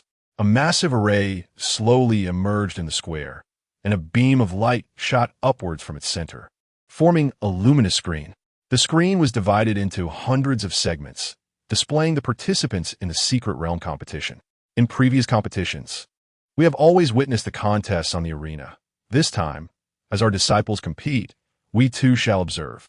Thus, we have made special designs on the teleportation jade slips, and I refrained from informing you all, fearing it might affect the performance of our disciples. What do you think? Excellent. This is indeed considerate. Sun Yuanzheng laughed heartily and summoned dozens of chairs, arranging them neatly in front of the square. Well, as long as you all are pleased, let us jointly witness the talents of the new generation of cultivators from the water mirror domain. Aboard the flying vessel, the participating cultivators descended like dumplings being dropped into boiling water, each stepping onto their flying swords and rushing toward the area of spatial distortion below. Su Shan observed carefully, refraining from acting hastily. Influenced by the science fiction films of his previous life, he had an unsettling feeling that entering such a place would result in being torn to shreds. Each time someone ventured in, their figures shimmered like rippling water, vanishing the next moment. It appeared quite extraordinary.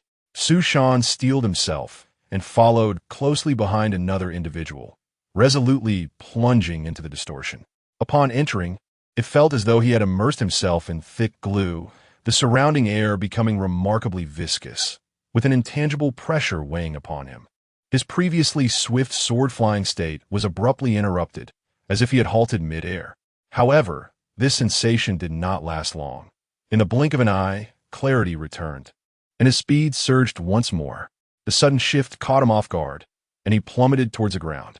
Fortunately, he reacted just in time, leaping off the sword and rolling to dissipate the impact. Amidst a dense thicket of grass, Su Shan gazed upwards. How marvelous! Moments ago, he had been by the sea, yet after traversing a distorted space, he found himself in an entirely different realm. This experience was truly remarkable, something he could never have fathomed in his previous affluent life. Junior brother, what a coincidence!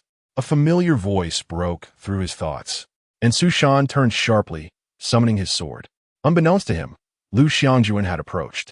Su Shan felt a wave of relief and cautioned, "Senior brother, we should separate. It's not safe for you to be with me."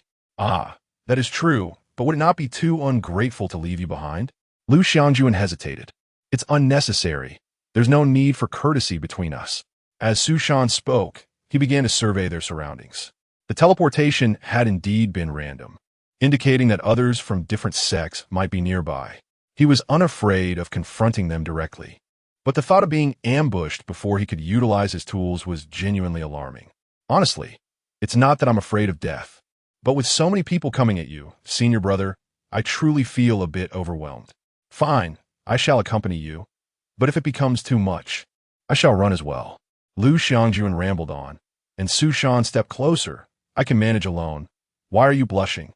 Lu Xiangjuan touched his cheek, lowered his gaze, and upon looking up again, he appeared embarrassed. "It sounds rather inappropriate, but for some reason, I feel, well, oh no, junior brother, you too." Su Shan shouted, and in an instant, both of them grasped their swords, standing back to back. They spun in circles, scanning their surroundings. Within the half-man-high thicket, an enemy lay hidden. Su Shan felt intense pressure and could not help but curse. "Damn it, which sect is so despicable?" The range of the attack was approximately 2 meters, and the opponent had to see his sleeve. Currently, the enemy was most certainly beyond that distance, making it impossible for him to call out. "It must be the Qin founding sect. We have been drugged." As they spoke, Lu Xiangjuan's face grew increasingly flushed, and his breathing became labored. Gradually, his vision began to blur. "Tingting, junior sister. Forget Tingting. Stay alert." Su Shan cursed vehemently, his tongue bleeding, his mind racing with erratic thoughts. One moment he envisioned Yi Qingbi struggling in a washing machine, the next, Qi Lingxian in a secretary outfit wearing black-rimmed glasses dancing on a pole. Not far away, a petite figure crouched in the grass, cradling a handful of glimmering spiritual powder, blowing softly with a sweet smile. The powder dispersed into the air, becoming intangible, wafting towards Su Shan and Lu Xiangjuan. As Lu Xiangjuan's sword fell to the ground, Su Shan swayed unsteadily, and Lin Yu's smile widened. Truly remarkable, having encountered him upon entering. It was nearly time to make her move, starting with that senior brother. With this thought, Lin Yu rose gracefully and approached Lu Xiangjuan. Upon reaching him, she softly called out, "Senior brother, Tingting, junior sister." Lu Xiangjuan's eyes lit up as he stepped toward her. "Oh, sect leader Yi. It seems your sect's disciple has had rather unfortunate luck encountering my Qin founding sect upon arrival. There are no rules to restrict interactions during the competition. Should any unexpected incidents arise, I hope sect leader you will not hold it against us."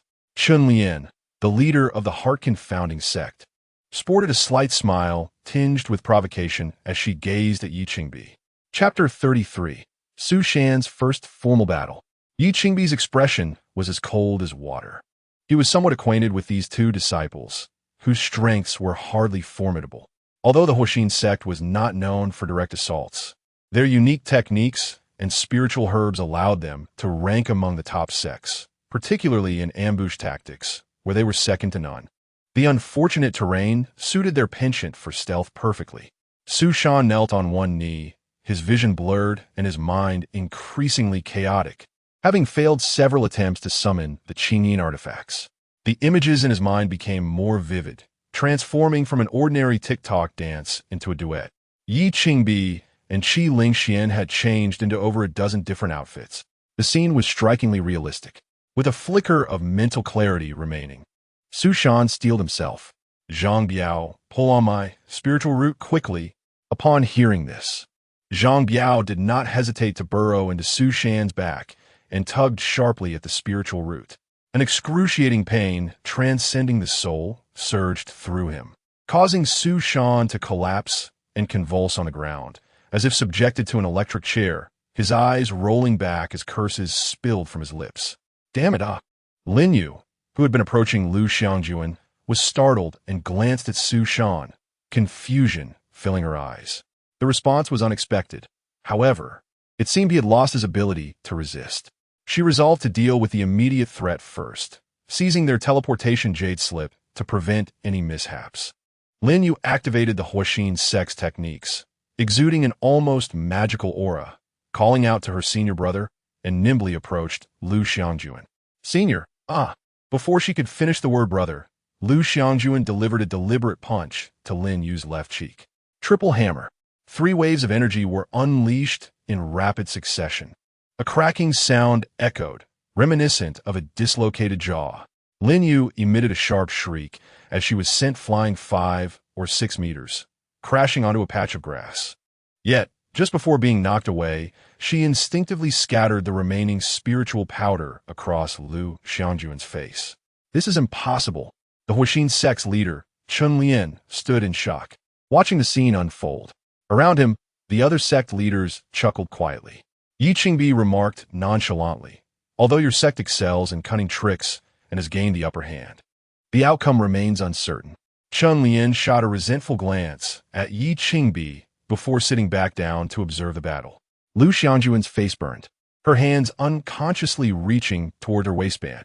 Her pupils completely lost their focus.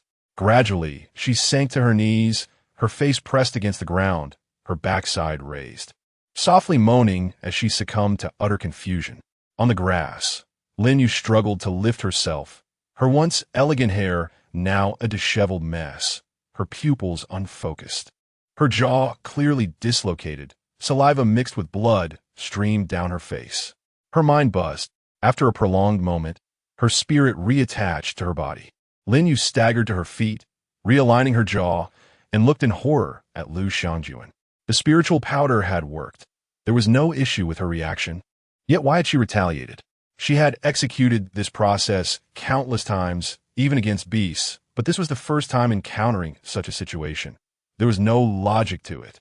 Fortunately, she had reacted swiftly, dispersing a sufficient amount of the mind-altering powder. No matter what, Lu Xiangjuan should remain incapacitated. Forget her. I'll handle the other one. Lin Yu gasped heavily as she approached Su Shan. Su Shan lay on the ground, his consciousness regaining some clarity, having heard everything that transpired. To his surprise, his senior brother's peculiar experience could indeed prove invaluable. Now, it was his turn. He could hear footsteps approaching him. Female cultivators. He feared them the least. As long as she dared to step within 3 meters, he would show her what cruelty truly meant. The pain was unbearable. Yet he held on. Lin Yu, disheveled and in disarray, walked forward, her face radiating pain. 6 meters, 5 meters, 4 meters. Just as Su Shan was about to unleash his attack, Lu Xiangjuan, who had been prostrated on the ground, suddenly shivered. She sprang up, her fists raised with righteous fury, launching herself at Lin Yu. What? Having absorbed so much spiritual powder, how could she stand? Lin Yu was taken aback, nearly screaming. Just as she gathered her spiritual energy for defense, a sticky, wet fist struck her right cheek. A scream erupted as Lin Yu was sent flying once more. Lu Xiangjuan, for reasons unknown, had seemingly regained full consciousness. Summoning her flying sword, she leaped forward to strike Lin Yu. Fortunately, Lin Yu was prepared this time. Her injuries were not as severe as the first. She deftly rolled to evade the attack, rising to summon the heartbreaking Lotus artifact, surrounding herself with a protective barrier. Lu Xiangjuan advanced, sword in hand, her upper face shrouded in shadow. How can this be? You shouldn't be unaffected. Lin Yu's forehead dripped with a viscous liquid as she questioned, her expression contorted. Woman, you are nothing now. Lu Xiangjuan's voice was chillingly indifferent as she swung her sword with lethal intent. The two clashed fiercely. The heartbreaking Lotus 3-petal-shaped blades surged forth, encircling Lin Yu and relentlessly attacking Lu Xiangjuan. Their swords clashed, creating sparks in the air as they fought and retreated. However, soon enough, Lu Xiangjuan revealed a flaw, sustaining several wounds from the flying blades. This is not good, she thought. If this continues, I may not be able to defeat her. The effects of the medicine are kicking in, and my hands are beginning to betray me. Junior brother, wake up. I can't handle her. Hurry and help me. Su Shan slowly rose, the pain subsiding, and the enchanting images in his mind began to resurface.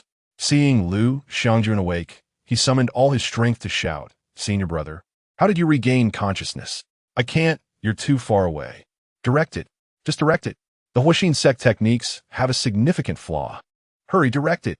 Lu Xiangjuan shouted desperately. Once you direct it, let me take over. I'm about to collapse. Hearing this, Lin Yu's figure flickered, narrowly avoiding a sword strike. She bit her lip, tears brimming in her eyes, unleashing a flurry of lethal moves. The saves time. This can work. This astonishing revelation momentarily sharpened Su Shan's awareness. Direct. I came to cultivate, and my first battle is to direct. The urgency was palpable. He couldn't hesitate. He would direct. Su Shan staggered to his feet, hunched over, his hand reaching for the proper place. Zhang Biao's panicked voice echoed, Su, you can't direct. Don't direct. I beg you, I'm still in your hands. In this chaotic battle among three, all four combatants were spiraling into confusion. The urgency of Lu Xiangjuan's pleas and Zhang Biao's desperate cries filled Su Shan's ears, as if the whispers of demons and angels battled within his mind. To direct or not to direct? That was the question. Everything transpired in an instant. In front of the main hall of the Zixiao sword sect, the world seemed to have transformed in a stark black and white. The leaders of the various sects stood petrified in the plaza, their eyes glazed as they awaited the man's decisive action. Chapter 34. The style of the new generation of cultivators. In the square of the Zixiao sword sect, hundreds of luminous screens flickered. Numerous battles had already unfolded, yet the attention of all the sect leaders was fixated on one particular screen, where a man hesitated. Jin Yangxiu gripped the armrest of his chair tightly, his heart racing as he intently watched the scene unfold. He silently implored, please, do not act rashly. I have little dignity left. One of the disciples has already lost face in front of everyone. If Su Shan were to suffer the same fate, I fear I would lose all courage to continue existing in the realm of cultivation. Not only him, but everyone present felt the tension, anxious that someone might further lower the moral standards of the cultivation world. After a moment, when Su Shan straightened his posture without any other signs of disturbance, a collective sigh of relief swept through the crowd. However, another absurd scene soon transpired. Su Shan pulled out a plate of food from his storage bag and began to inhale its aroma fervently.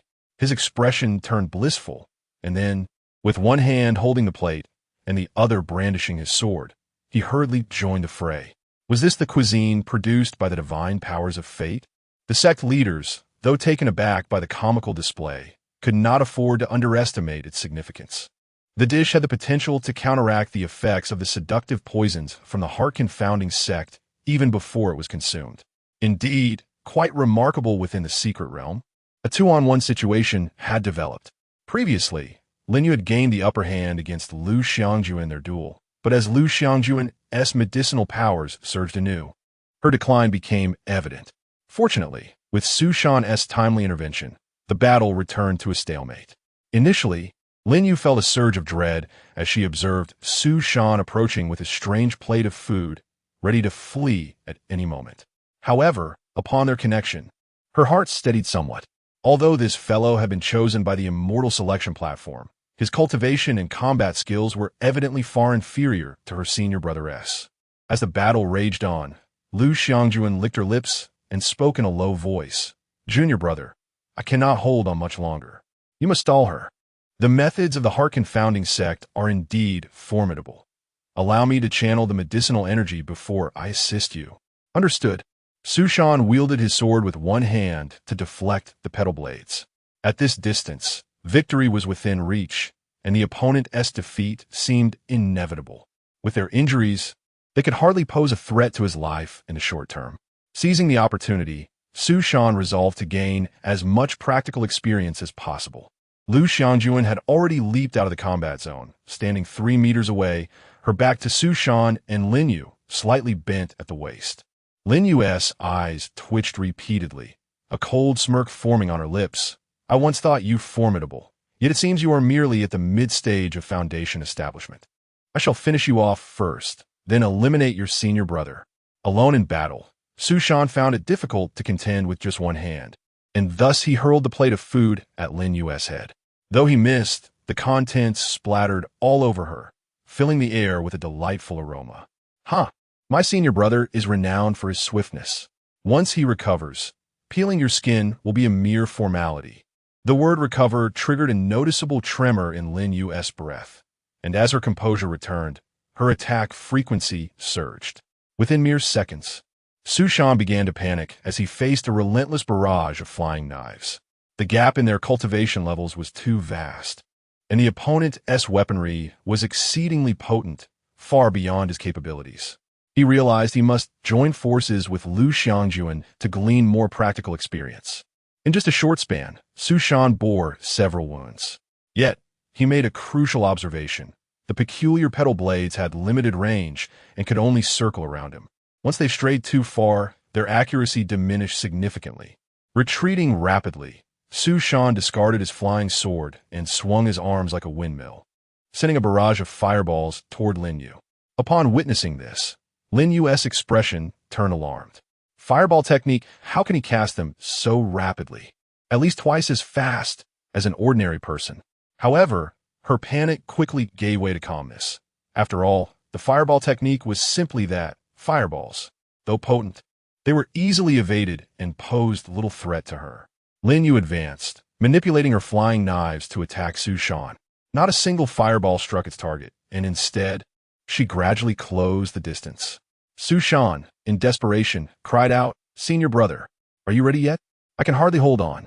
Just a little longer. Please don't talk to me." Lu Xiangjuan gasped, taking deep breaths as she channeled her spiritual energy to dispel the medicinal effects. Seizing the moment, Su Shan shouted, "Focus your energy on her. How long will this take?" With a stifled gasp, Lin Yu struggled to suppress her internal injuries, blood trickling from the corner of her mouth. A whirlwind of negative emotions, anger, humiliation, hatred, swelled within her. Tears glistened like pearls in the air. Madness. They are both utterly mad. Perhaps I should never have provoked them, but it was too late. Unless she eliminated these two scoundrels today, her path of enlightenment would be irrevocably tainted. Sensing her rhythm falter, Su Shan tossed out a taunt, cackling, "Winch, my senior brother is watching you." Lin Yu, disturbed, instinctively glanced at Lu Xiangjuan. Indeed, he was facing her, panting heavily and his eyes bloodshot. An utterly sinister smile plastered on his face. This twisted demeanor filled Su Shan with dread. Lin Yu screamed, abandoning Su Shan to charge at Lu Xiangjuan, her only thought being to kill him before he could recover.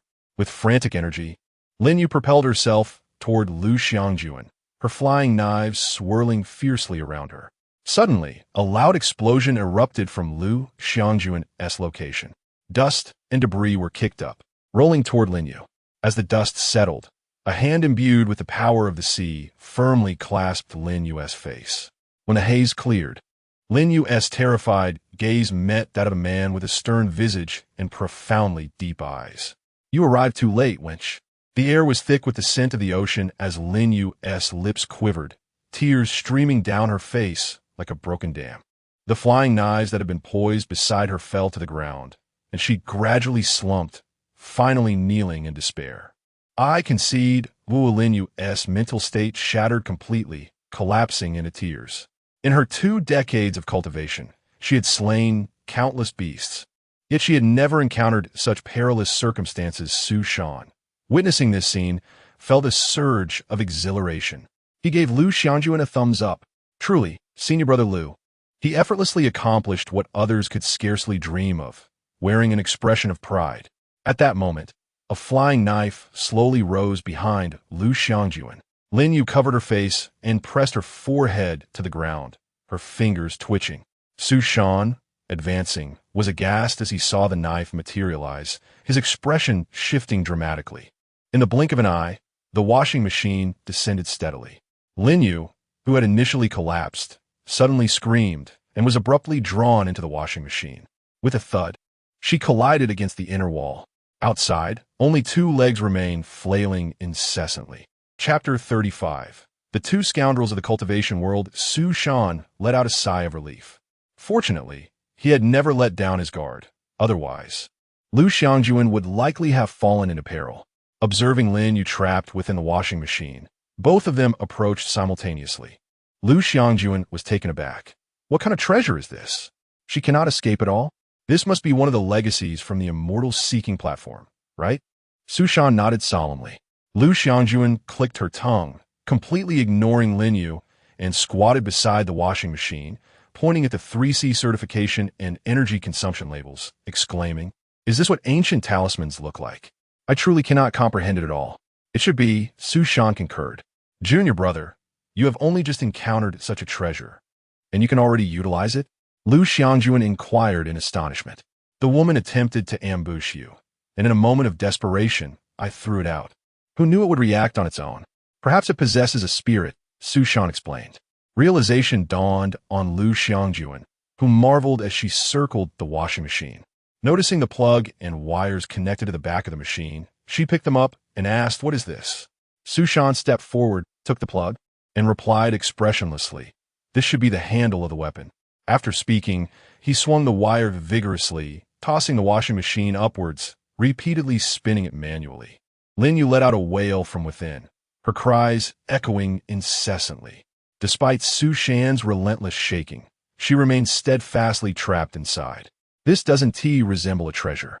It feels more like an ancient torture device," Lu Xiangjuan mused, stroking her chin in confusion. Su Shan remained silent, and after 5 minutes of shaking, the washing machine fell to the ground, with Lin Yu finally ceasing her struggles. Su Shan crouched beside the machine and asked softly, "What is your name? Go ahead and kill me if you dare, just don't torture me." Lin Yu replied weakly. Lu Xiangjuan raised an eyebrow and approached her, delivering a series of ordinary punches to her backside. "You vile woman, answer my questions. You attempted to ambush us, and I have already shown you mercy by not taking your life. Ah, junior brother, we are civilized individuals. Let us refrain from the name-calling. We should not indulge in shaming this woman," Su Shan remarked, shaking his head. Lu Xiangjuan landed another punch, angrily retorting, "Did you hear that? My junior brother considers you a harlot." Su Shan sighed. "Senior brother, you really ought to amend this peculiar habit of yours. Could you not treat women with a bit more gentleness? I truly cannot bear to watch.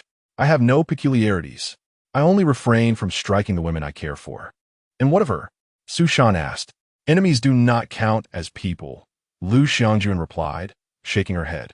Su Shan crouched down again, removing Lin Yu's storage bag, stating, "We, as brothers, do not intend to take your life. Please, tell me your name. You two scoundrels, I tell you, I fear not death. Kill me. Kill me if you wish." Lin Yu, having endured significant pain and weariness from the relentless shaking, felt rage boiling in her veins. Trapped in this cursed contraption, she found herself unable to move. Even her spiritual energy was hindered. Being at the mercy of these two perverts, she preferred a swift death over prolonged suffering. After pondering for a moment, Su Shan's expression grew colder as he summoned his flying sword, adopting a golfing stance, and delivered a sharp strike. The sword S-spine struck Lin Yu's backside with force, and Su Shan declared sternly, "You refuse to cooperate? If you continue this way, I shall not merely strike you with the sword. I will use it to shred your insides, so you may understand the meaning of being pierced through." Suddenly, a chair armrest belonging to the sect master of the Heart Confusion sect, Chen Lian, shattered under her grip, splintering into pieces. Her disciple had suffered such humiliation.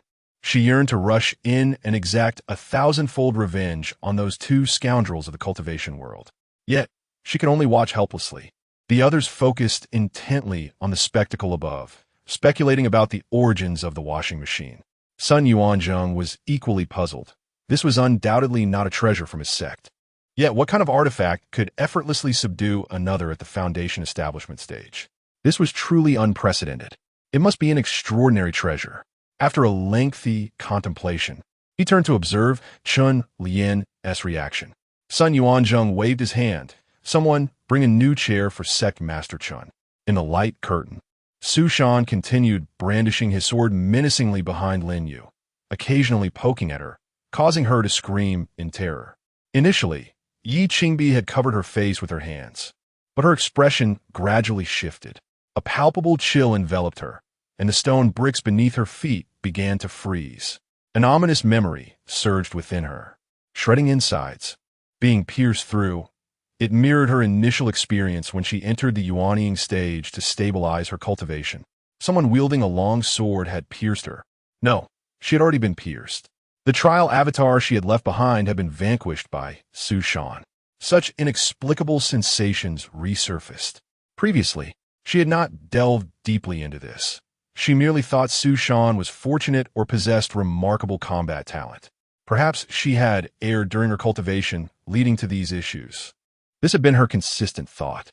Now, witnessing Su Shan's continuous display of skill, Yi Qingbi's perspective shifted. Su Shan must possess a secret. Her luck could not be so fortuitous to find a master of destiny. He bore a mysterious treasure and wielded peculiar methods in battle. Perhaps he had indeed passed the trial himself, or even utilized the techniques demonstrated in the light curtain. The more she pondered, the more reasonable it seemed, and her frustration grew. Unconsciously, she tightened her grip, crushing the armrest. Meanwhile, the area of ice beneath her feet expanded outward. Sun Yuanzheng observed the icy ground, exerting slight effort to free his foot from the frost. He was about to speak to Yi Qingbi when someone interjected. Sect Master Yi, it is indeed unfortunate to have such morally corrupt disciples. We all understand, but you should also control your emotions. Someone, bring a new chair for Sect Master Yi. Yi Qingbi snapped back to reality, offering an apologetic glance to the others. I apologize, everyone. Once reseated, she cast a cold glance at Jin Yanqiu beside her. Elder Jin, if I recall correctly, those two are both your direct disciples, correct? Not all, Jin Yanqiu replied, his expression devoid of emotion. Within the secret realm, Su Shan continued to intimidate Lin Yu with his sword, who only screamed in response. Seeing her complete lack of cooperation, Su Shan steeled himself, approached, and forcefully yanked off her white socks. Sensing an unexpected shift in circumstances, Lin Yu's pupils dilated, and she screamed in shock. What are you doing? Su Shan chuckled maliciously. Oh, nothing much. You've been so uncooperative for so long. My junior brother is thirsty and wishes to brew some tea. Lu Xiangjuan, initially poised to rebut, gazed at Lin Yu's delicate, fair feet, her nostrils flaring in surprise. Junior brother, you truly have a discerning eye for delicacies. Delicacies? Are you suggesting this perverted sock is to be consumed? Lin Yu's tears began to flow uncontrollably. I'll tell you. My name is Lin Yu. What else do you want to know? I will tell you everything. Chapter 36. The uniform of Lin Yu. Wouldn't it be simpler to cooperate earlier? Su Shan's expression softened once more. We, as fellow disciples, are not villains. There is no need for such mistrust. If you agree to be honest and cease your tricks, I shall release you, and we can discuss matters at leisure. How does that sound? Very well. If you release me, I will not resort to any tricks. Lu Xiangjuan pulled Su Shan aside and whispered, Junior brother, what exactly are you planning? Just wait and see. I have a scheme that is ultimately beneficial. Su Shan retracted the washing machine, leaving Lin Yu bare beneath, causing her to tumble to the ground. When she rose, her eyes, filled with boundless resentment, locked onto Su Shan and his companion. Without uttering a word, Su Shan activated the washing machine once more. With a thud, Lin Yu predictably dove into it. This cycle repeated 3 times, and Lin Yu stood in place, visibly aggrieved, her gaze evasive, unable to meet their eyes. Su Shan smiled gently. Junior sister Lin, it is not my intention to torment you. Your earlier feigned surrender and sudden attack have left me with no choice but to be cautious. Lin Yu hung her head, resembling a remorseful student reluctant to speak. The moment that box of treasures appeared, she felt an irresistible urge to dive in. She had effectively lost all means of escape. With the teleportation jade slip no longer in her possession. In truth, we could easily end your life. However, we, as cultivators harbor great compassion. There exists no profound enmity between us that necessitates such measures, despite the fact that you initially sought our demise, Su Shan noted. Lin Yu muttered, "What is it that you truly desire from me? To say it plainly, join my team, and together we shall venture into the secret realm. There is strength in numbers, and I am confident we can prevail within the realm. What do you think?" Without a moment's hesitation, Lin Yu replied, "All right, I agree. Yet, you have not inquired about how the resources we gather will be divided. That is inconsequential. You shall have the final say." Su Shan pondered, "However, we must establish some rules for our team. Let us agree that all resources you collect will temporarily belong to my Xinglan sect, and we can later devise a detailed distribution plan. What do you think? Isn't that still all for you? I am merely a slave. Is this pretense truly worthwhile?" Lin Yu bit her lip, feeling wronged. "Fine. Before you join us, there is a ritual you must undertake," Su Shan stated. Producing a dish he had prepared in advance from his storage bag, he presented it to Lin Yu, saying, "Consume this dish, and from henceforth, we shall be amicable teammates. Eat food." Lin Yu regarded Su Shan with suspicion. Su Shan smiled reassuringly. "Fear not.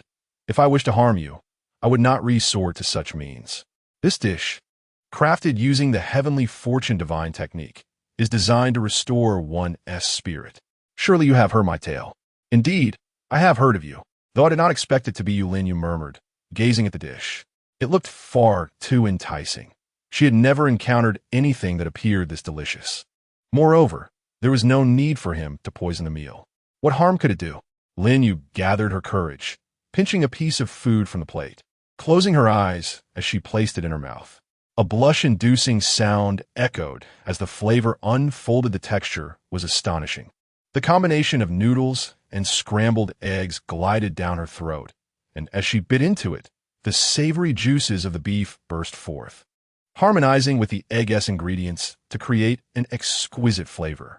At first glance, it seemed a simple concoction, yet it produced such a refreshing effect. Su Shan quietly activated the projection jade slip, directing it towards the alluring Lin Yu.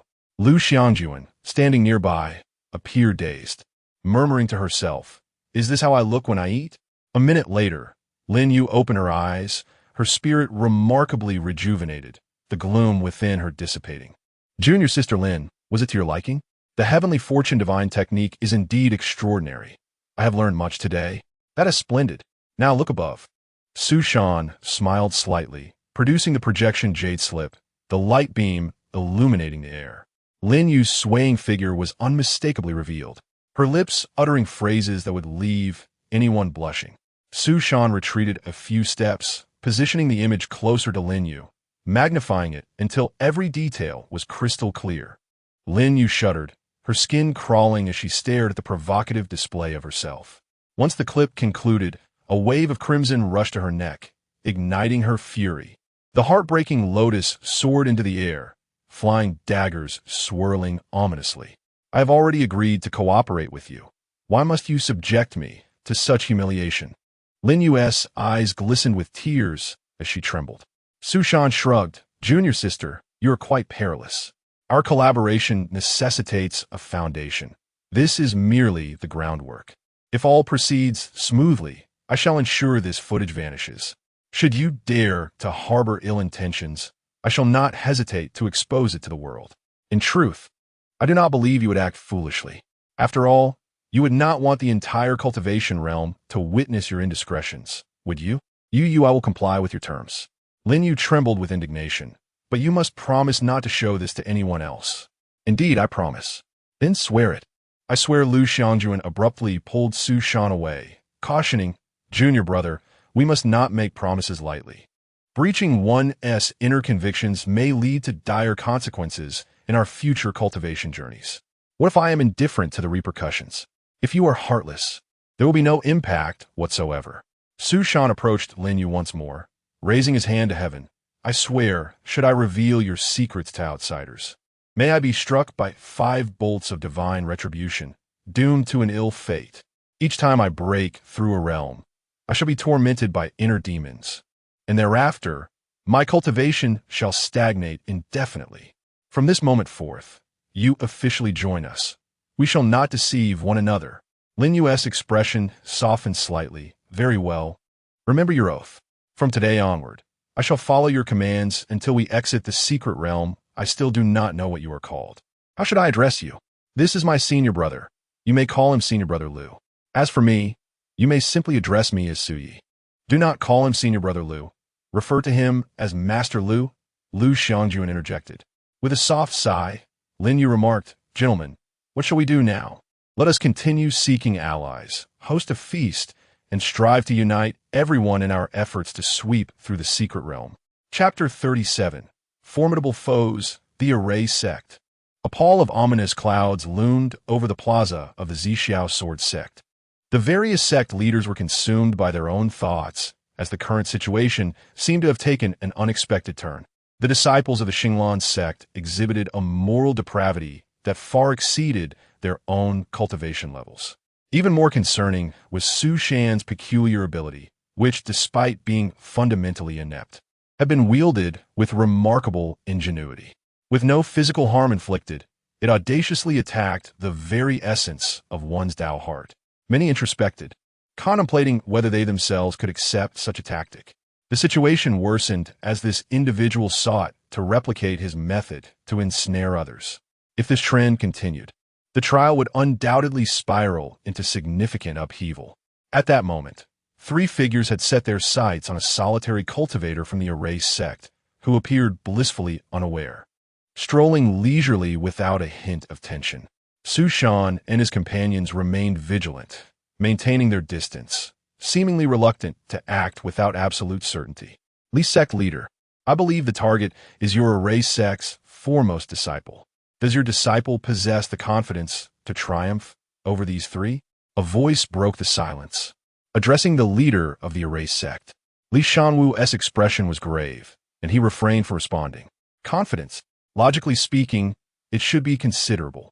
His disciple was entirely focused on confronting the fifth refining blade, having achieved a level of foundational cultivation unmatched within their sect.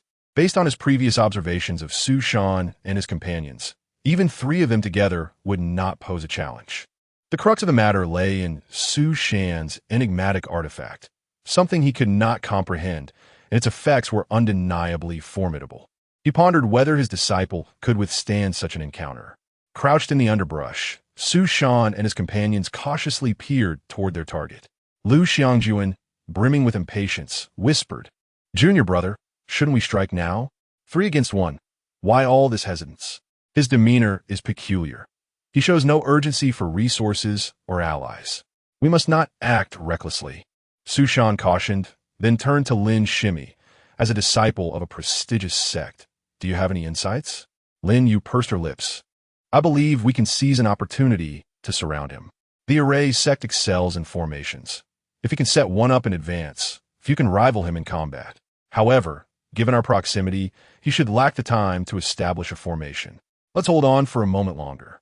Su Shan, wary, began to navigate through the grass, acutely aware of the warning Lin Yu's presence had instilled in him. Numbers alone would not guarantee success. Had Lin Yu not suffered a setback, and considering her gender, he and Liu Xiangjuan might have fallen victim to their own overconfidence. After their initial skirmish, Liu Xiangjuan's sword had sustained irreparable damage. Its blade was riddled with chips and would break after a few more strikes, while Lin Yu's treasures were evidently superior. Against their current target, swords were no longer viable. They could not rely solely on their legs for traversal in the secret realm. The trio continued their pursuit until the surrounding foliage thinned, at which point their target halted. A voice resonated in their ears. You three have followed me long enough. It is time to reveal yourselves.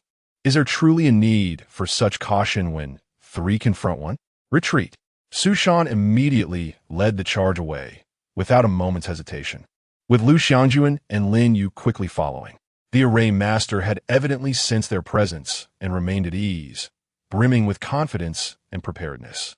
The techniques of cultivators were myriad and unpredictable, rivaling the diversity of his artifacts. He could not afford to underestimate them. Sensing that the odds were precariously balanced, he deemed it unwise to act impulsively. The trio soared into the air, escaping with remarkable speed. Wu Ming observed their retreating figures, bewildered. We're all cultivators at the foundational stage, such cowards. As realization struck, he angrily pursued Su Shan and his companions, shouting, "Cowardly rats! Do you lack the courage to engage with me?" Wu Ming's speed vastly outpaced that of the trio. Ahead, Su Shan urged, "Change our route. He may have set up formations along the way. We shall confront him later." After approximately 3 minutes of pursuit, they had significantly deviated from their original path.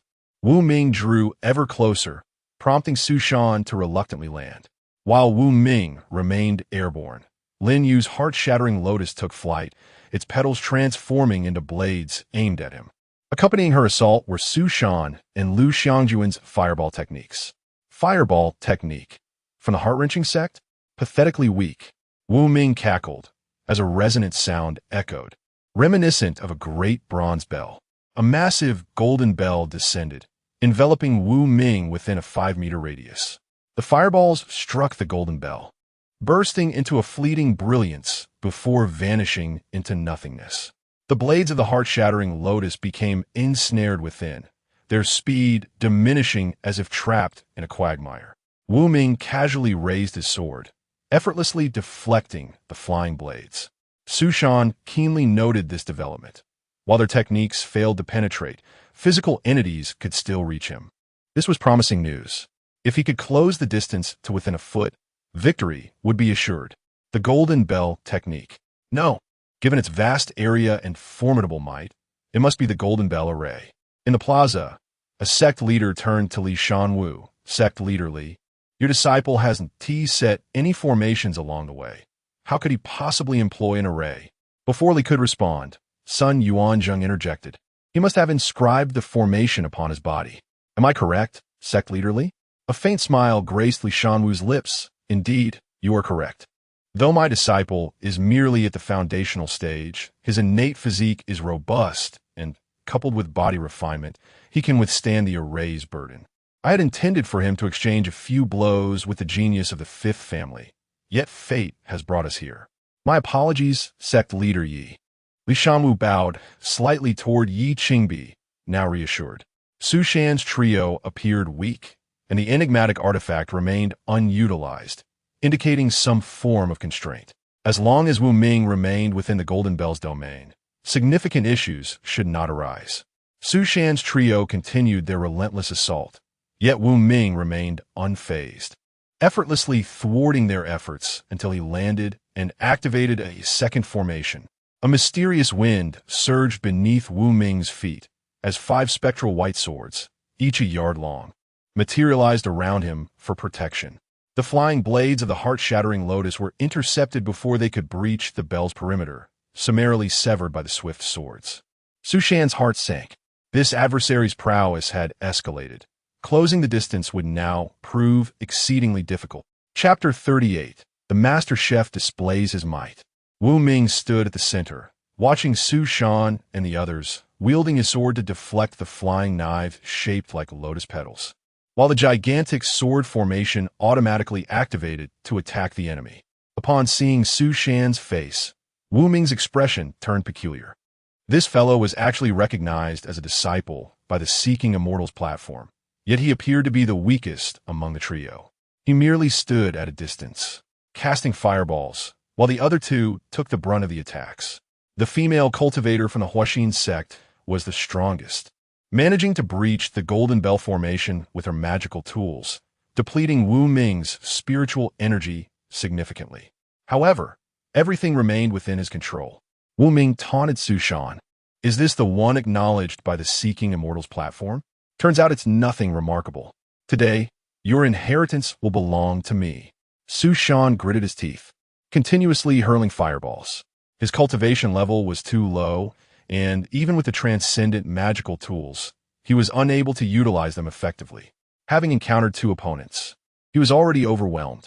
This individual before him was far stronger than Lin Yu. A plan to get in close was necessary. The current battle could not continue like this. Resolutely, Su Shan called out, "Senior brother, cover me." Then he shouted to Lin Yu, "Lin Junior's sister, flank him from behind." Lu Xiangjuan swiftly moved to Su Shan's side, throwing punches at the giant sword. Lin Yu circled around, using the heartbreaking lotus to fend off the three giant swords while counterattacking. Lu Xiangjuan's flying sword sustained damage, forcing her to resort to her fists, and after several exchanges, her arms began to tremble. "Junior brother, hurry and throw out that box. I can barely hold on." Lin Yu was stalling him, getting close to him. "We can't resolve this from afar." Taking a deep breath, Lu Xiangjuan intensified her assault, pressing forward protectively in front of Su Shan. On Wu Ming's side, he was preoccupied with fending off the flying knives, sensing Su Shan drawing nearer from behind. He sidestepped to counter Lin Yu's attack and chuckled lightly. "If this is all you have, it would be wise to surrender early. I might spare your lives. Those petty tricks are utterly useless.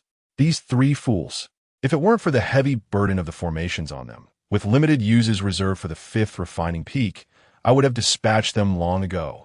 Moments later, Lu Xiangjuan had successfully shielded Su Shan close to the golden bell. Just as Wu Ming was about to take action, his expression suddenly froze. A seductive cry rang in his ears, and before him appeared a woman, flaunting her charms and speaking incomprehensible, embarrassing words. Hearing the call, Lin Yu also stood dumbfounded. "Isn't that me? This beast, did he just disregard my oath?" A wave of uncontrollable shame surged through Lin Yu, but given the dire situation, she could only grit her teeth and endure. Seizing the opportunity, Su Shan darted out from behind Lu Xiangjuan and leaped into the golden bell. As he entered, immense pressure bore down from all sides, making the air feel thick and heavy. Upon witnessing Su Shan enter the formation, Wu Ming sneered inwardly. Seeking death, what kind of fool willingly steps into a formation? Clearly, he has no common sense. Wu Ming immediately activated his footwork, dodging Lin Yu's flying knives and slashing his sword at Su Shan. A wave of sword energy shot forth, only to shatter against the washing machine. Su Shan remained tense, clutching the washing machine as he continued to advance toward Wu Ming. After 2 steps, he hurled the washing machine directly at Wu Ming's face. Wu Ming casually swiped it aside. Su Shan reappeared, but he showed no signs of attacking or defending. Instead, he inexplicably lowered his head and placed his left hand on his right arm. Something felt amiss. Without hesitation, Wu Ming swept his sword in a horizontal arc. Just as the razor-sharp blade was about to slice through Su Shan's chin, resembling that of a certain celebrity, suddenly the azure dragon materialized. With a clang, the sword slipped from Wu Ming's grasp and fell to the ground. Wu Ming stood frozen, staring in shock at Su Shan's right arm. Su Shan revealed a wicked smile, his left hand continuously waving the towel, the azure dragon flickering in and out of view. Wu Ming instantly felt as though he had stepped on an electric switch, trembling uncontrollably, overwhelmed by shock. Though Wu Ming was immobilized, the two formations continued to operate. Lu Xiangjuan and Lin Yu jumped out of the attack range of the formation, staring in astonishment at the scene unfolding. "Junior brother, what happened to him? What are you doing?" Lu Xiangjuan shouted. "Heavenly fortune, divine power. You too, stop dawdling and cover your eyes. Come in and wait for my instructions. No questions asked, just use the heavenly fortune divine power." The gigantic sword formation only attacked the perimeter of the Golden Bell formation. Lu Xiangjuan and Lin Yu, sweating profusely, evaded the giant's swords and entered the formation. Standing at the edge of the Golden Bell, they tore off their sleeves to blindfold themselves. For foundational stage cultivators, discerning positions by sound was not a difficult task. Soon, they were by Su Shan's side. Su Shan continued to lift the towel, standing on one foot while removing his boot, then discarding his sock. Gradually, he approached Wu Ming, extending his right foot to hook the storage bag at Wu Ming's waist. Lacking the skill to manipulate objects with spiritual energy, he had no choice but to do it this way to prevent the opponent from escaping with the teleportation jade slip. The storage bag was tightly secured at the waist. Su Shan exerted force with his toes, finally yanking it free. However, he inadvertently pulled down Wu Ming's pants halfway to his knees. What was once a fair thigh and bottom was now covered in intricate runes. Su Shan instantly understood, feeling a newfound respect. He learned that formations could be employed in such a manner, though the cost of inscribing formations on the human body seemed rather steep. He couldn't tell whether the wrinkles were drawn by Wu Ming himself or by someone else. Truly, the realm of cultivation is filled with remarkable talents. Hurry and beat him up, but don't use sharp instruments. Keep hitting until he can't get up, and I'll hold him down, Su Shan commanded. And Lu Xiangjuan and Lin Yu stepped forward to begin pummeling the trembling Wu Ming. Su Shan kicked from the front, while Lin Yu unleashed her pent-up fury upon Wu Ming, tears in her voice as she shouted, Su Shan, you scoundrel. You promised me you wouldn't show this to anyone. You said we wouldn't deceive each other. May you have a wretched end. Su Shan chuckled coldly. Deceiving each other? Of course, I only deceive my own. I would love to deceive outsiders, but could I even manage that? Lin Jr. sister, please don't be angry. Let me explain. In that moment of crisis, I had no choice but to take this route. Surely, you don't want us three to perish here? I was doing this for your sake. T. Shut up. Lin Yu shouted while continuing to strike. My Dao heart is shattered. I will never let this go in this lifetime. T. Junior sister Lin, I truly did this for your benefit. Even if I didn't show it to others, wouldn't it still impact you? Today, I've captured this fellow using your secret. You'll see it later. The power of the array master is extraordinary. Having him join us will make finding teammates so much easier. Su Shan quickly explained, think about it. If we pull everyone from the secret realm in, and I treat them to a meal, will your little mishaps still matter? If everyone is scandalous, then no one is scandalous. Chapter 39. Capturing the powerful array master. Bang! The sound of splintering would reverberated. Sun Yuanzheng calmly waved his hand, instructing, get Masterly a new chair. In the scene, three individuals mercilessly assaulted the trembling Wu Ming, who lay on the ground. The brilliance of the Golden Bell array gradually faded, evidently due to diminishing spiritual energy support. It was estimated that in another 2 minutes, it would vanish completely. Li Shanwu's lips trembled, his eyes filled with murderous intent. His once proud disciple had fallen inexplicably. Losing was one thing, but to be stripped of his pants as well. What a humiliation in broad daylight under the vast heavens. Masterly, try to take it easy. This is just the beginning. The leader of the Qin sects suddenly consoled him in a low voice. She could empathize with Li Shanwu's feelings, which were akin to the torment of inner demons. If there were no unexpected turns, it would soon be time for a meal, which would be even more unbearable to witness. The other sect leaders wore grim expressions. This prodigy had actually surpassed his limits. Indeed, when everyone is restless, it equates to no one being restless. Such words could be uttered. If the chief of the Absolute Array sect joined in later, what would become of their own sect? Master Yi, that cannot be a heavenly fate divine ability, can it? Sun Yuanzheng inquired, glancing at Yi Qingbi. Of course, not a heavenly fate divine ability. Which heavenly fate divine ability is used for tugging at sleeves? I've never heard of such a thing. It resembles a type of magical artifact. What is Su Shan's true origin? Yi Qingbi sighed deeply. It is a heavenly fate divine ability, but my disciple's ability is exceedingly unique. So a seal was intentionally placed on his right arm. Truly remarkable is the heavenly fate divine ability to exhibit such variation, Sun Yuanzheng remarked. This explanation was the only plausible one. It was impossible that the white cloth on his arm was the issue. That would be utterly absurd. The wielder of the heavenly fate divine ability was indeed the greatest variable. This grand competition would likely far exceed one's imagination. At present, he was not worried about the fifth refining peak. Su Shan's cultivation was so low that relying solely on such despicable means to subdue disciples from other sects was clearly unrealistic. If too many individuals gathered, unexpected events would arise, and assassination would not be surprising. Continuing this way will be akin to playing with fire. As he observed the unsightly events unfolding on the luminous screen, Sun Yuanzheng approached the crowd and stated, everyone, this grand competition is indeed a complex matter. More chaos may yet arise. Thus, I suggest we keep this under wraps and kindly advise our disciples not to spread the word. Otherwise, our water mirror domain cultivators may become the laughingstock of the entire northern region. What do you all think? Master Sun's words hold merit. It should indeed be so. The others echoed in agreement.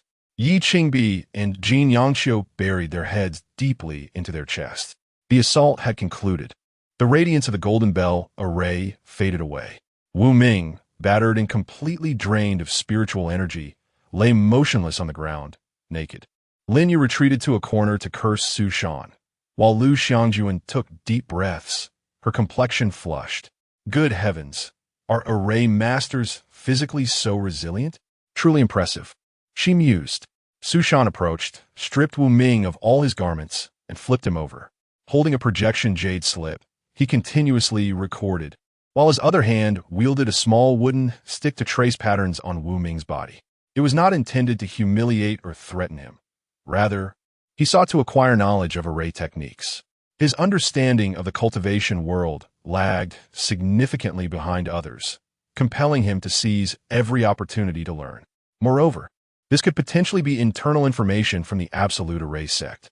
The more he could comprehend, the better. Junior brother, you should let it go. Peering closely is rather perverse.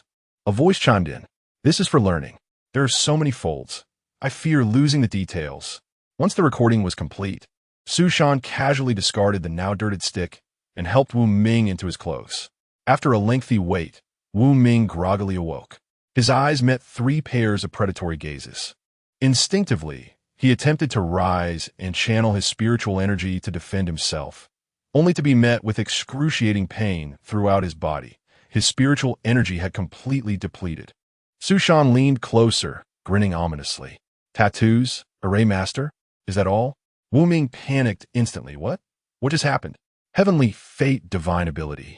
You have been affected by my Heavenly Fate Divine Ability, Su Shan declared, standing upright. But rest assured, we will not kill you. Join my team, and from now on, you will be one of us. Wu Ming patted his waist. His storage bag was missing. His expression darkened further. You are the Heavenly Fate Divine Ability user who cooks? No wonder you were chosen by the Seeking Immortal platform. I am utterly at a loss. This Heavenly Fate Divine Ability is exceptionally formidable. Had I known, I should have activated all 3 arrays. The 5th refining peak was originally the opponent I sought. Yet today, I have fallen at the hands of a Heavenly Fate Divine Ability user. Not entirely unjust. Wu Ming sighed, lowering his head. I will join you. Su Shan clapped and laughed. Excellent. Those who recognize the situation are the true talents.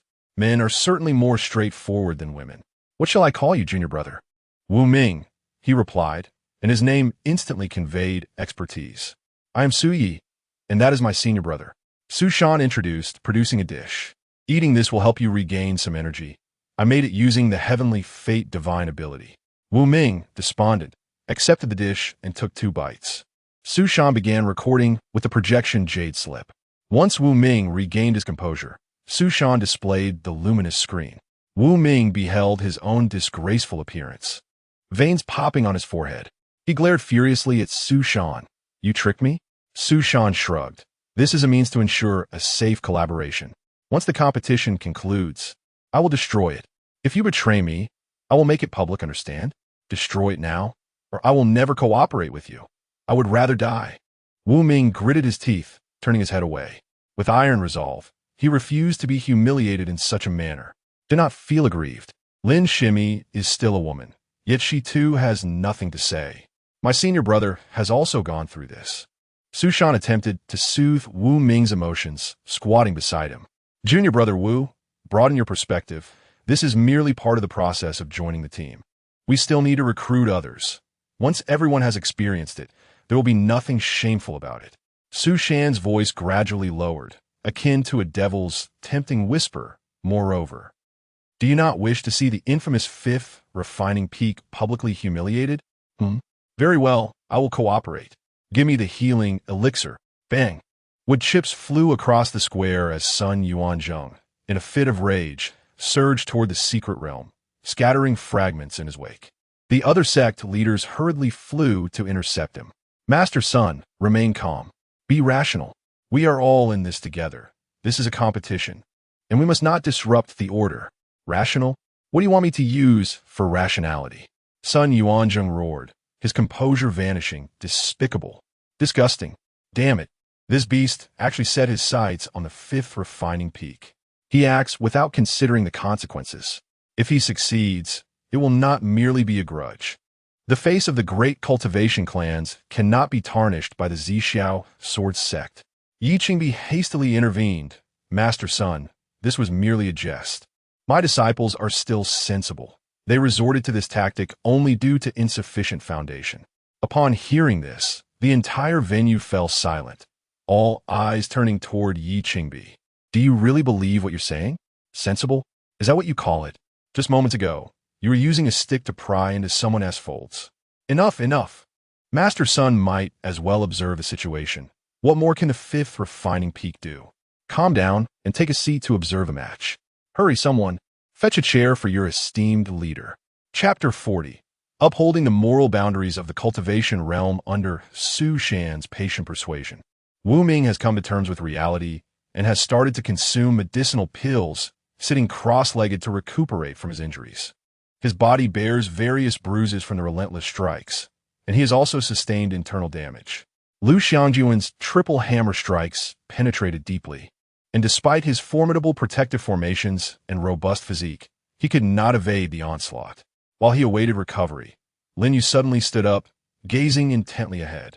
Su Shan and Lu Xiangjuan turned to her, inquiring, "What is it, junior sister Lin?" Lin Yu's expression was grave. "It seems that a few practitioners from the Bewitching Heart sect are approaching us." "How many? How far?" Su Shan asked, elated. The disciples of the Bewitching Heart sect still possess a form of mutual awareness. It appears they are about to recruit new allies swiftly. Lin Yu shook her head. "It's rather unclear, but there are probably around 3. Su Yi, could you spare my fellow disciples? I can persuade them." Su Shan pondered for a moment before waving his hand. "No, but I will grant you face. You need not intervene. Let Wu Ming confront them openly and subsequently recruit them into our ranks." Wu Ming opened his eyes. "No, I cannot fight any longer." "Why not?" Su Shan inquired succinctly. Wu Ming glanced at Lu Xiangjuan and Lin Yu. "I will only speak to you. Let them leave." Both Lu Xiangjuan and Lin Yu exchanged incredulous glances before turning away. Su Shan approached Wu Ming, who sighed. "You should be aware that the formations of my sect are inscribed upon me, ready to be activated at any moment. However, this is a secret technique that imposes immense strain on my body and cannot be employed continuously. Furthermore, the materials used for the formations are exceptional, allowing only 3 uses. And I am preserving this for 5th refining peak. Moreover, my injuries are not yet healed. Thus, you should not expect me to engage with ordinary practitioners," Wu Ming explained. Su Shan frowned. "What do you mean by not needing your assistance against ordinary practitioners? What do you contribute? We are a collective, equal in stature. Do not always think of yourself as exceptional. This is the moment to prove your worth and contribute to our group. You should be more proactive. Do I need to remind you? I perceive a significant flaw in your mindset." Wu Ming, exasperated, retorted. "Have you no shame? If we are equal, why don't you step up when needed? If we are in the same boat, there must be a division of labor. Someone must steer, and I'm tasked with that." Su Shan, expressionless, responded, "Wu Shidi, I am not criticizing you. As a member of this group, you must possess a broader perspective, expand your vision, and think long-term. If you achieve merit, I will allocate more resources to you in the future. Do you not see that as a contribution to the sect? Moreover, it is not that I do not wish to participate. I actually have my own burdens. Do you not find my strength inadequate?" Su Shan hesitated. Wu Ming, initially irked, was taken aback by this revelation. "Indeed, since you are a wielder of the destiny divine power, as the rumors suggest, your potential should be extraordinary. Why then, are you so weak? The very reason my destiny divine power is so potent is that it constantly influences those around me, resulting in the suppression of a significant portion of my own strength. If I were to engage, the power would spiral out of control, draining my spiritual energy and affecting you all," Su Shan explained earnestly. "If I were to falter, it could jeopardize everyone's lives. The destiny divine power is an exceedingly rare phenomenon, something most have only heard of. Wu Ming undoubtedly had never encountered it before. He contemplated, no wonder he is so weak. The destiny divine power indeed aligns with the enigmatic tales. With this in mind, assisting him would not be unwise. Wu Ming then proposed, "Fine, I can engage, but what are the other 2? Let them join me." The bewitching heart sex techniques and elixirs have a certain restraining effect on me. It would be expedient to confront them together. No. Junior Sister Lin is a practitioner of the bewitching heart sect. Harming fellow disciples contradicts our collective moral values. My senior brother is injured and requires rest, Su Shan countered. By heavens, you cannot leave this burden solely on me. This is unequal, Wu Ming exclaimed, growing frantic. Su Shan pressed. Do not overthink it. The enemy has yet to arrive. You should prepare the formation. I can teach you crucial techniques to counter the bewitching heart sect. Countering techniques of the bewitching heart sect? Such knowledge is not easily acquired. Wu Ming's eyes brightened. Then there is no problem. I can proceed alone. What are these techniques? Su Shan leaned in to whisper the details. After a brief moment, Wu Ming stared blankly at Su Shan. Are you jesting with me? Su Shan insisted. I assure you, this is how we previously subdued Junior Sister Lin. Do not dwell on it. We must set the formation swiftly. I will send my senior brother to lure the enemy, and you can prepare in the nearby grove. Wu Ming's expression shifted rapidly, and he growled. Is this truly the task of a person? I cannot proceed. We are all men here. No one is watching you. Who has not done such a thing? Why the embarrassment? This could potentially save your life. Su Shan chuckled, revealing a projection jade slip before Wu Ming's eyes. Wu Ming's heart raced as images of Lin Yu's alluring demeanor flashed in his mind. Gritting his teeth, he declared, if it must be done, let it be so. Heaven knows, earth knows, you know and I know. No problem, I swear. 5 minutes later, the formation was set. Lu Xiangjuan went to lure the enemy, while Lin Yu concealed herself in a secluded spot. Su Shan and Wu Ming swiftly entered the nearby grove. Su Shan hid behind a tree, extending his hand to project the image directly before Wu Ming. Leaning against the tree, Wu Ming held his breath, gathering his emotions. If this technique proves genuine, it would indeed be a significant discovery. Albeit somewhat ignoble, its efficacy would render it valuable. For a cultivator, practicality is paramount. The luminous screen began to shift. The more powerful the cultivator, the stronger the desires, now with their wicked thoughts activated in this intimate setting. A flicker of excitement danced across Wu Ming's face.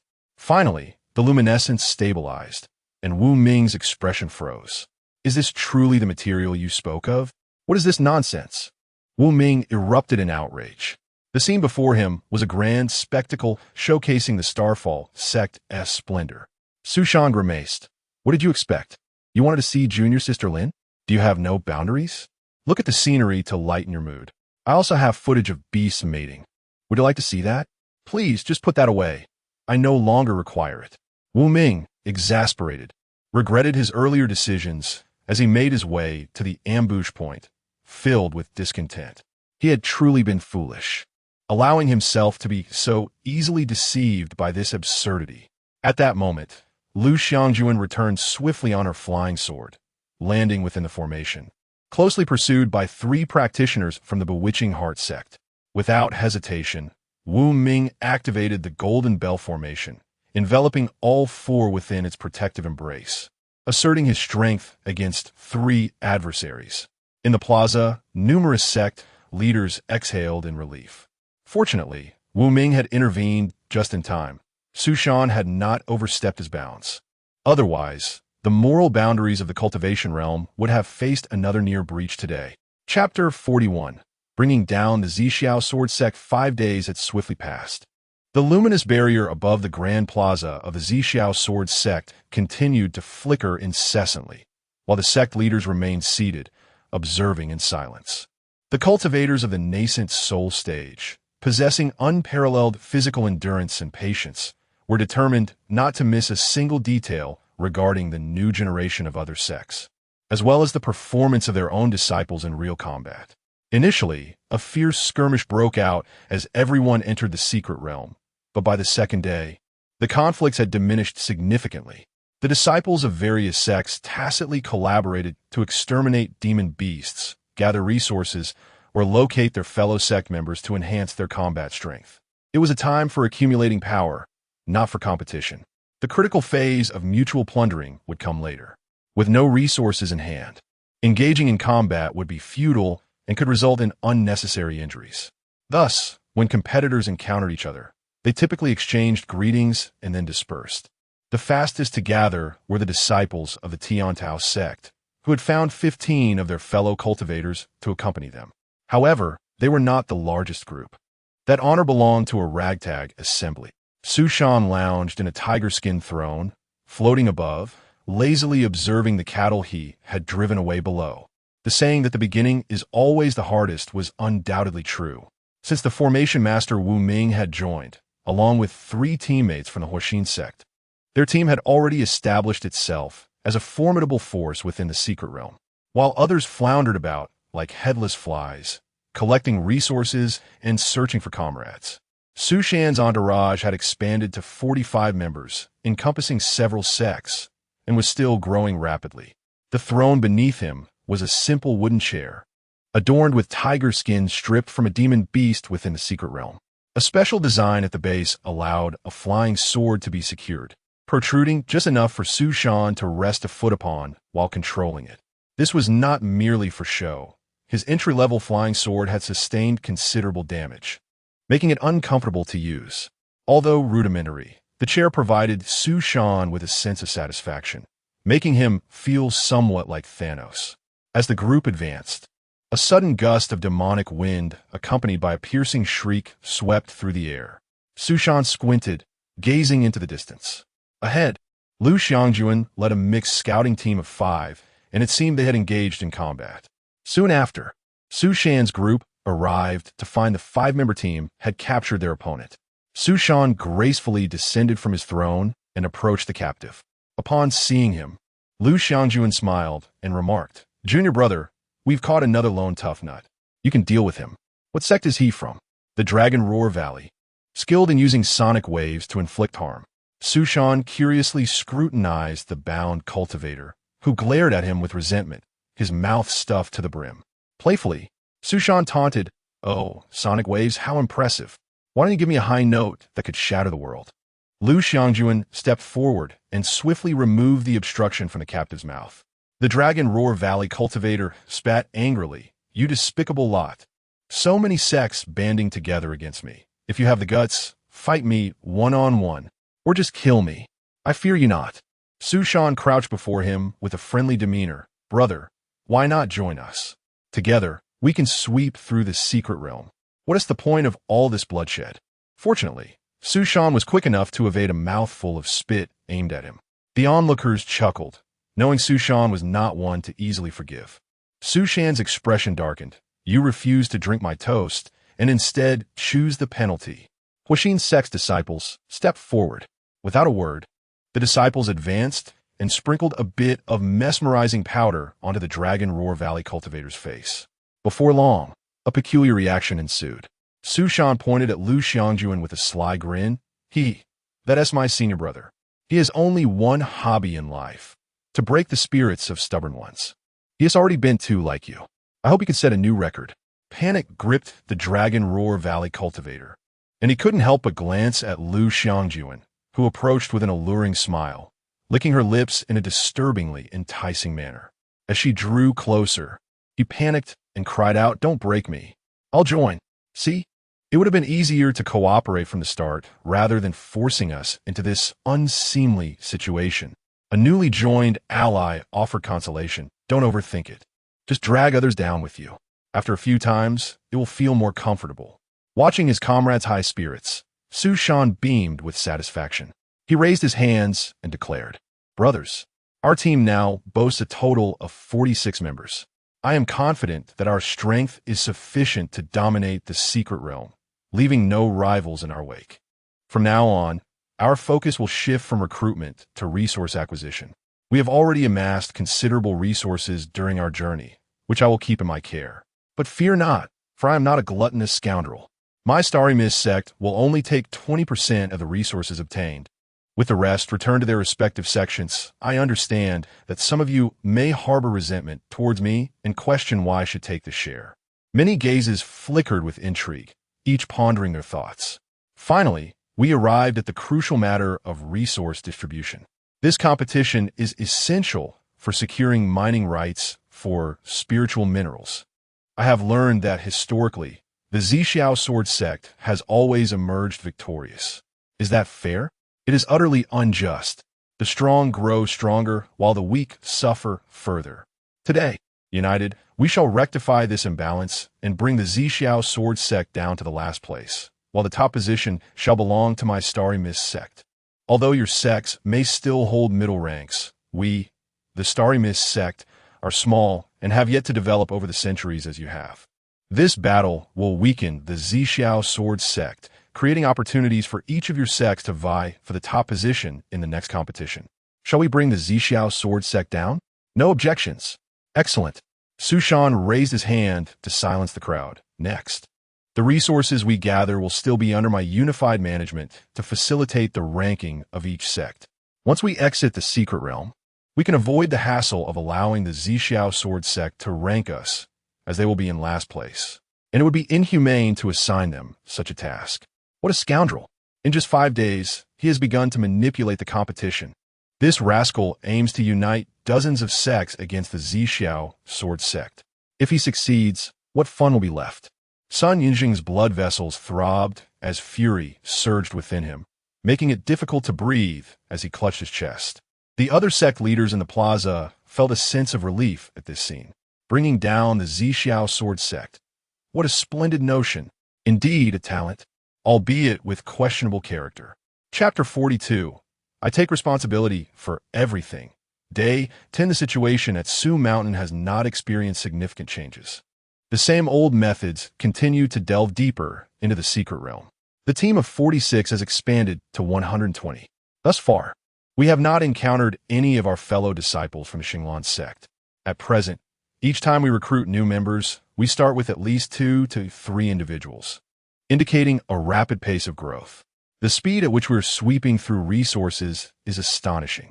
Valuable land is thoroughly cleared, and the remains of the beasts are disposed of. The most formidable beast encountered thus far has been at the late stage of foundation establishment, easily subdued by 3 individuals working in tandem. Su Mountain's primary task remains in recruitment. If we continue on this trajectory, as long as we persist for another 20 days, victory will be secured. We shall hasten to flee once we secure the first place for the Xinglan sect. On this day, Su Mountain hovered in the air, observing the movements of the team below. Suddenly, Lu Xiangjuan flew beside him, his expression somewhat grave. Junior brother, do you not feel that our progress has been too smooth? What does senior brother wish to convey? Su Mountain inquired. There are too many people. We cannot maintain control. Observe. Some sects below have 4 or 5 individuals among us. They will surely conspire against you and take advantage of a moment's inattention to strike you down. Do not forget, all resources are in your possession.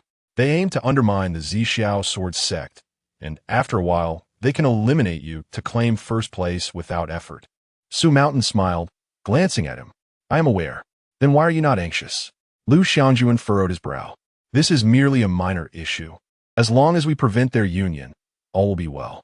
Since senior brother perceives danger, I would like to request your assistance. How so? Lu Xiangjuan asked, perplexed. Reorganize the group, ensuring that no 2 members from the same sect are in one team. I will take charge from there. I will engage with individuals from each group at irregular intervals, encouraging open denunciations of those who are dishonest. We can designate a couple of individuals as traitors to serve as examples. Is that simple? Is that not a bit too simplistic? Lu Xiangjuan questioned. It is evident what you intend to do. Just watch. Once this is implemented, distrust will swiftly permeate their ranks, leading to suspicion and, over time, moral decay and discord among fellow disciples. Su Mountain retorted with a smirk. Their only option will be to rely on me as the leader, currying favor to secure better standings in the competition. This strategy is apparent to anyone, yet it is a deadlock. Besides, we merely need to endure for 20 days, which should not pose a significant issue. Lu Xiangjuan fell into contemplation. Master Yi, is your disciple not a practitioner of the demonic path? There is not a shred of righteousness in his conduct. A multitude of scrutinizing gazes bore down on Yi Qingbi. 10 days of torment had passed. Su Mountain's methods of harassment were numerous, and most had been subjected to his antics.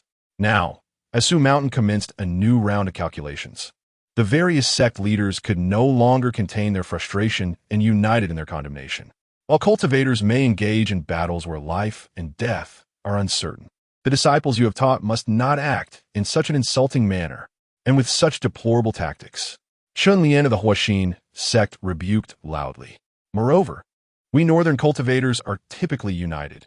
Never before in the century-long competitions have we experienced such discord as this. He is sowing discord, and this is absolutely intolerable for our sect, Sun Yuanzheng declared, and he is currently manipulating the competition. Facing the crowd's scrutiny, Yi Qingbi met their gazes with cold indifference. He merely wishes to survive. What fault lies with him? Yes, your disciples have suffered greatly. But have you considered how many lives would be lost in the secret realm without my disciples?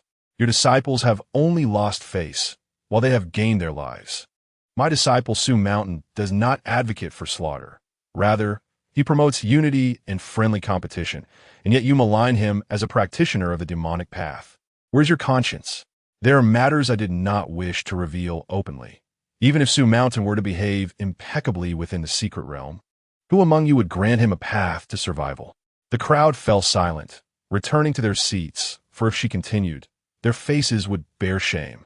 After a long period of contemplation, Lu Xiangjuan spoke, "Junior brother, I believe we have gone too far in offending so many sections. How shall we navigate the future?" Su Mountain inquired with a smile. "Are you worried for me or for the Xinglan sect?" "Both." Su Mountain pondered for a moment. "Regardless of what I do in the secret realm, I cannot escape the predicament of being targeted. That cursed inheritance is still upon me. As for our sect, you need not worry. The day the secret realm competition concludes will be the day I sever ties with the sect. From then on, I shall bear the burden of everything that transpires within the secret realm alone, with no connection to the sect." Lu Xiangjuan's expression stiffened, stammering, "Do not jest, junior brother. Is that not a certain death sentence? It is rare to find someone with whom I resonate so well. Do not think such thoughts. If there are matters to discuss, we can negotiate. The cultivation world is not the demonic path. It is not a lawless land." "Huh." Su Mountain scoffed lightly. "The cultivation world may not be lawless, but breaking the law is the norm, is it not? Who establishes the rules? They are merely set by the elite cultivators, who also maintain and interpret them. These rules were never meant for people like you and me. I have taken what I should not have, infringing upon the interests of those above me. They will act without hesitation to reclaim what is theirs." Seeing Lu Xiangjuan's despondent demeanor, Su Mountain reassured him, "Senior brother, do not dwell on it too much. The most important thing for a person is to accept reality. I have long accepted my fate. However, fate shall not confine me. I will survive. The inheritance rests in my hands, and if I choose not to give it away, no one can take it from me. But, Su Yi, we have captured 2 new teammates, cultivators from the Fengshuang sect. Come quickly."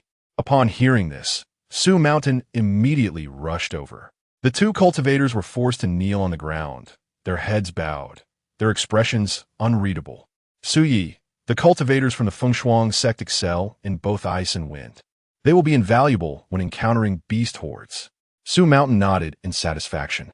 "Excellent. Do not be afraid, brothers, lift your heads."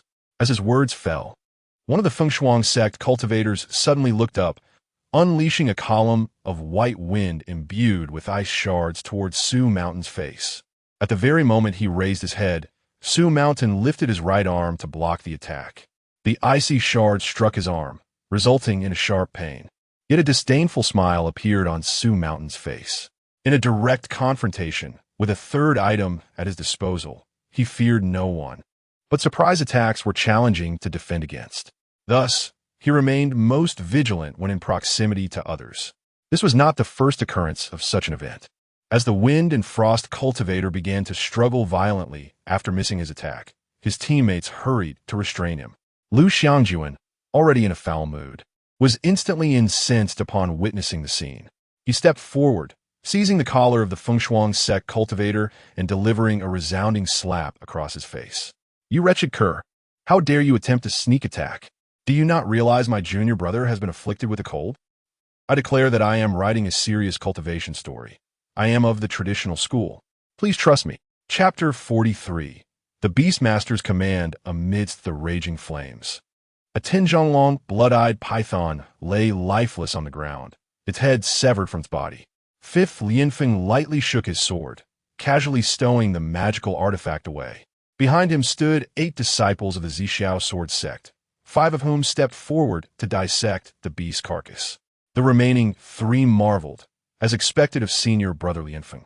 He dispatched a foundational beast of such a formidable level with merely 3 strikes. Fifth Lianfeng remained impassive. He had heard such flattery countless times since childhood and had long since grown weary of it. Although foundational beasts were indeed powerful, their lack of intelligence rendered them trivial for him to handle. Enough chatter. You all go and find some more formidable beasts. Time is already half gone. We must ensure our sex advantage, he commanded. Senior brother, shall we continue deeper? Are you not going to pursue the one chosen by the Xuanxin platform? The legacy still resides with him, one of his junior disciples inquired. Fifth Lianfeng replied nonchalantly, there is no rush. With me in the Zixiao sword sect, it will be disgraceful not to secure the top position in the competition. As for that individual, if he can make it deeper, then he may be worthy of a duel.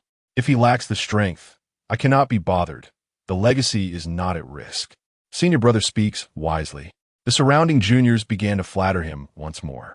Fifth Lianfeng advanced straight ahead, but after just 2 steps, he suddenly lowered his head. With a casual kick, an old, rusted long knife appeared beneath his feet. He bent down to pick it up, scrutinizing it closely before gripping the blade firmly. It shattered into fragments. Curiously, the Zixiao disciples asked, Senior brother, this weapon is utterly ruined and serves no purpose. Why do you always stop to examine it? Fifth Lianfeng gazed into the distance, deep in thought. This is already the 5th item I have encountered.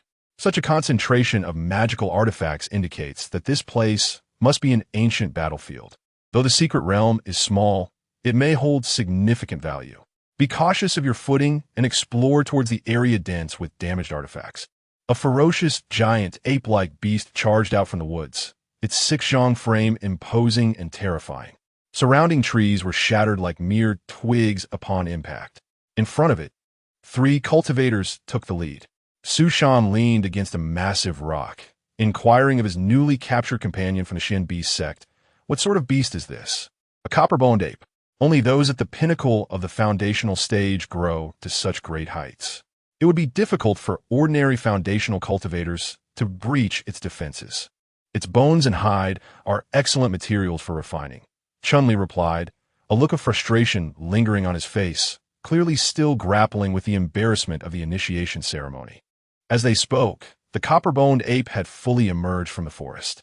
It grasped 2 trees in its hands and hurled them towards the cultivators, producing a tremendous sound of air being torn apart.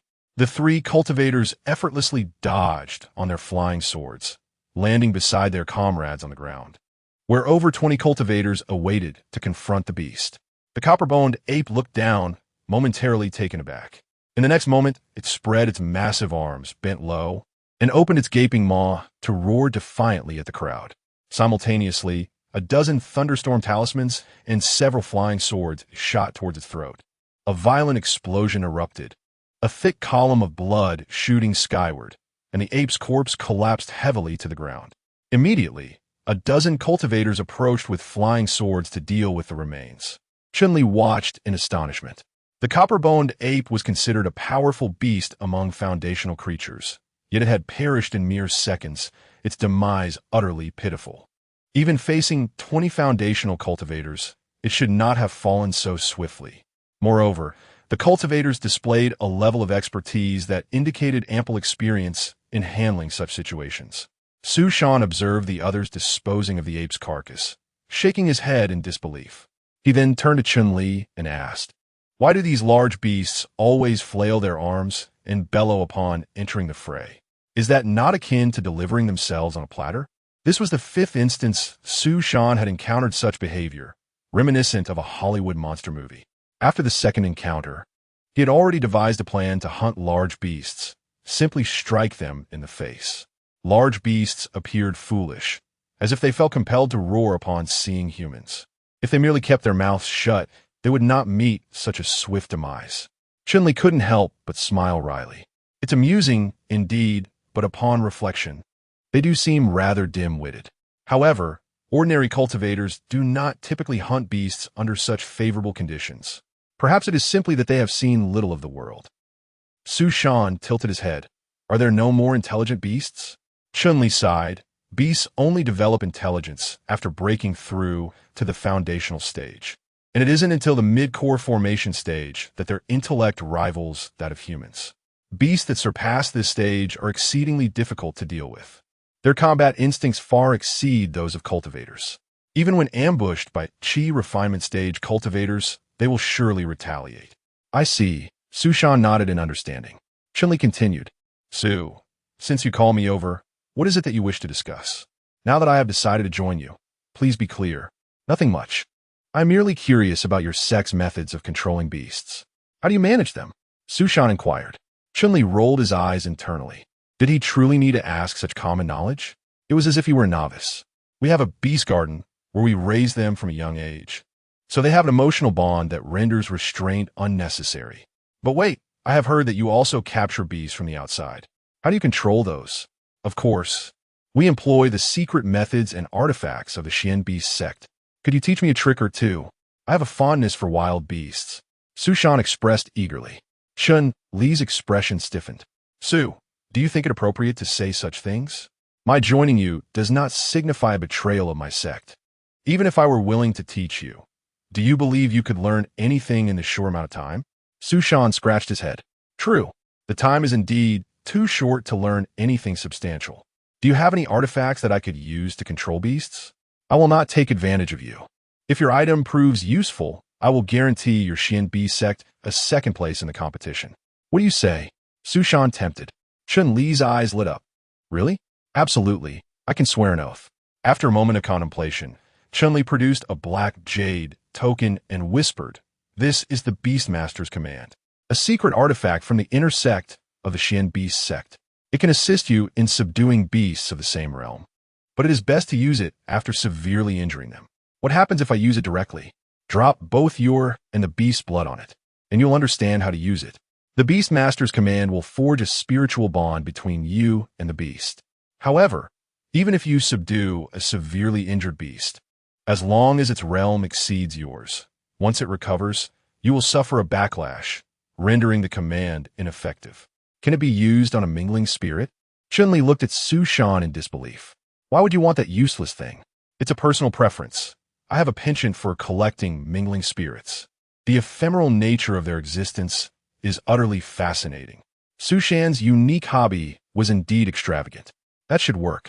The Beastmaster's command is designed to extract a fragment of the beast spirit. Chun-Li pondered aloud. Perfect. If this proves useful, I shall remember your significant contribution, and you can expect a windfall, Su Shan declared, departing with a lightened step. Watching Su Shan's retreating figure, Chun-Li couldn't help but smirk. Was he truly a novice in the cultivation world?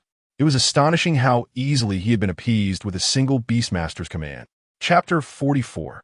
The Fall of the Yi-Sword Sect. Su Shan, in high spirits with the Beast Command token in hand, felt a sense of accomplishment. Previously, he had conducted business with Zhang Biao without a contract. Now, it seemed he finally possessed one.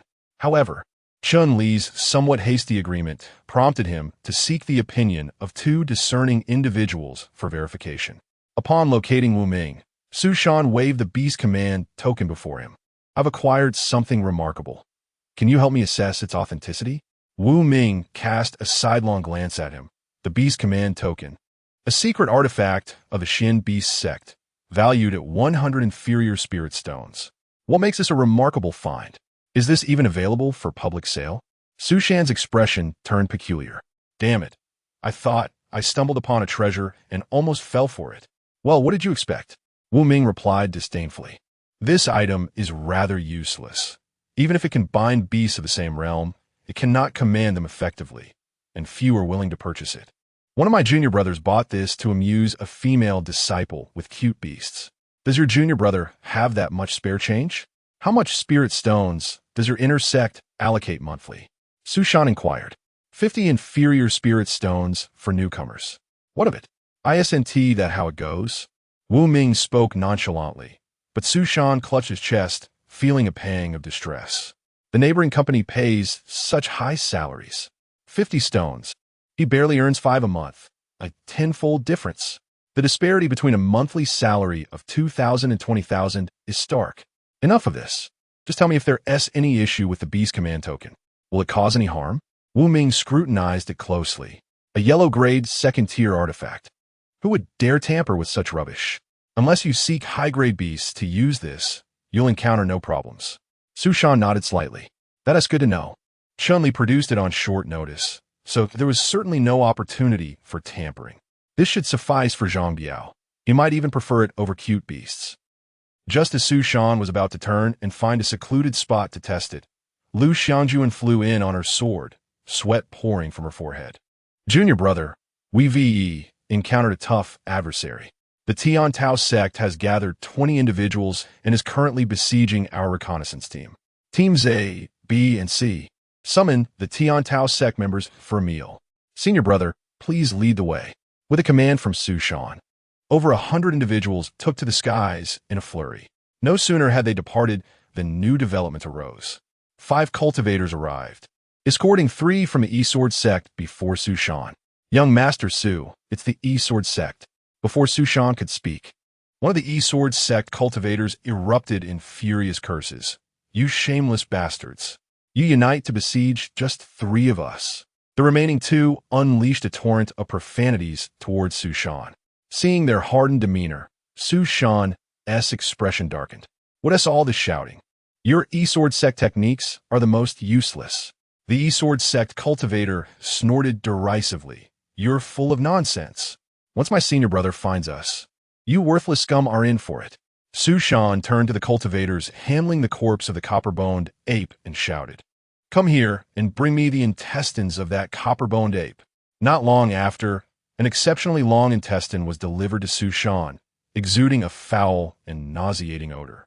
Wu Ming, covering his nose, asked young Master Su, what are you planning to do? Help me extract the waste from the copper-boned ape's intestines. Damn, that's disgusting. I'm not doing it. Don't you want to see the E-Sword sect members eat excrement? Fine, I'll do it. Wu Ming gathered his spiritual power, enveloped his hands, and squatted down to clean the intestines, an involuntary wicked grin spreading across his face. The more disgrace others suffered, the more satisfied he felt. The E-Sword sect cultivators turned pale. What do you intend to do? Don't go overboard. Su Shan grinned menacingly. E-Sword sect, feeling tough, are we? Spitting out sword pellets, huh? Which of my brothers excels in speed and concealed weaponry? Step forward. As soon as he finished speaking, 7 mischievous cultivators approached Su Shan. He pointed at them. You 7 are now the excrement squad. Your task is to pursue the E-Sword sect members. If they dare spit out their sword pellets, you shall douse them with excrement. On the square, the leader of the Tian Tao sect stared despondently at the scene unfolding before him. A sect renowned for its joint attack techniques was currently being besieged by over 100 individuals. Initially relieved that his sect had not encountered Su Shan's group, he now watched as his entire faction crumbled. Beside him sat the E-Sword sect leader, his face ashen, sensing the unusual gaze from his companion. The E-Sword sect leader coldly remarked, arrogant. Once our sword pellets leave our bodies, they are enveloped in a sword aura, impervious to all. How could they possibly be sullied? Naive. Once our sword pellets leave our bodies, they are enveloped in a sword aura, impervious to all. How could they possibly be sullied? E-Sword sect cultivators openly mocked Su Shan. Unfazed, Su Shan leisurely took out a projection jade slip and displayed a scenic clip, smiling at the E-Sword sect disciples. He said, oh, they can't be tainted? Huh? That's fine. I'll capture footage of your members spitting out sword pellets, then having excrement splashed onto them, only for you to consume them again. What do you think others will think? I'll show you what it means to have yellow mud fall into your pants. It's not excrement, but it might as well be. If your E-Sword sect can still recruit promising talents in the cultivation world after this, I'll change my surname. The E-Sword sect leader sunk into despair, slumping in his chair as the surrounding eyes sparkled with delight. In terms of strength, the E-Sword sect was only slightly inferior to the Zhixiao sword sect, ranking among the top 3 sections. Yet now it seemed insignificant. Su Shan, This prodigy effortlessly brought the competition to ruin. It appears that in a century or two, the E-Sword sect will be no more. After all, no promising talent with grand aspirations of the cultivation world would willingly join a sect with a chance of being humiliated. The disciples of the E-Sword sect fell into silence. Faced with the dreadful consequences, the three wore despondent expressions, at a loss. Su Shan smiled cheerfully. Not so impressive now, are we? No, not impressive at all. All right then, Wu Ming, stop. It's getting messy everywhere. Damn, I wasted all that time for nothing. These cowards. Wu Ming clenched his fists, sighed dejectedly, and turned to leave. Su Shan summoned 3 plates of dishes and offered them to the E-Sword sect disciples, gently saying, "Once we share a meal, we are family. In the future, when encountering fellow sect members, you should take the initiative to mediate so we don't end up in conflict. No need to be overly anxious. I have a good temper and will understand each other better in the future." Before long, another 23 individuals joined the group. Su Shan counted the number of participants in the air, a total of 280. This was nearly half of the required number for the secret realm trial. It should be sufficient to tackle the 5th refining peak, yet it would be prudent to gather 300 before proceeding. At present, they had yet to encounter any members from the Xinglan sect.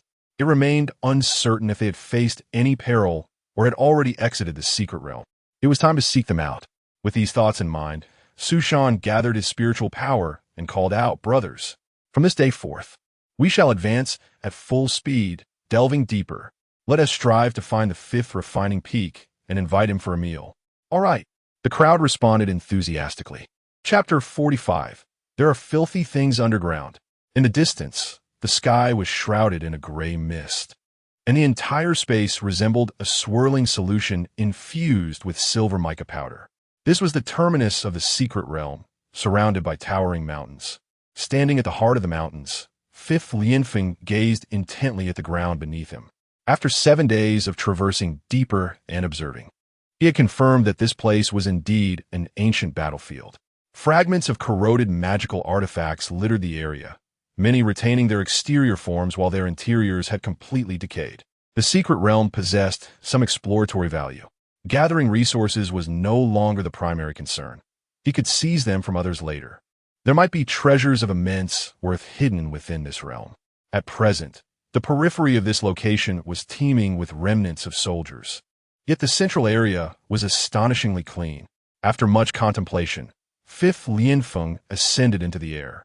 Channeling the fireball technique, he unleashed 2 large fireballs that struck precisely at the ground below.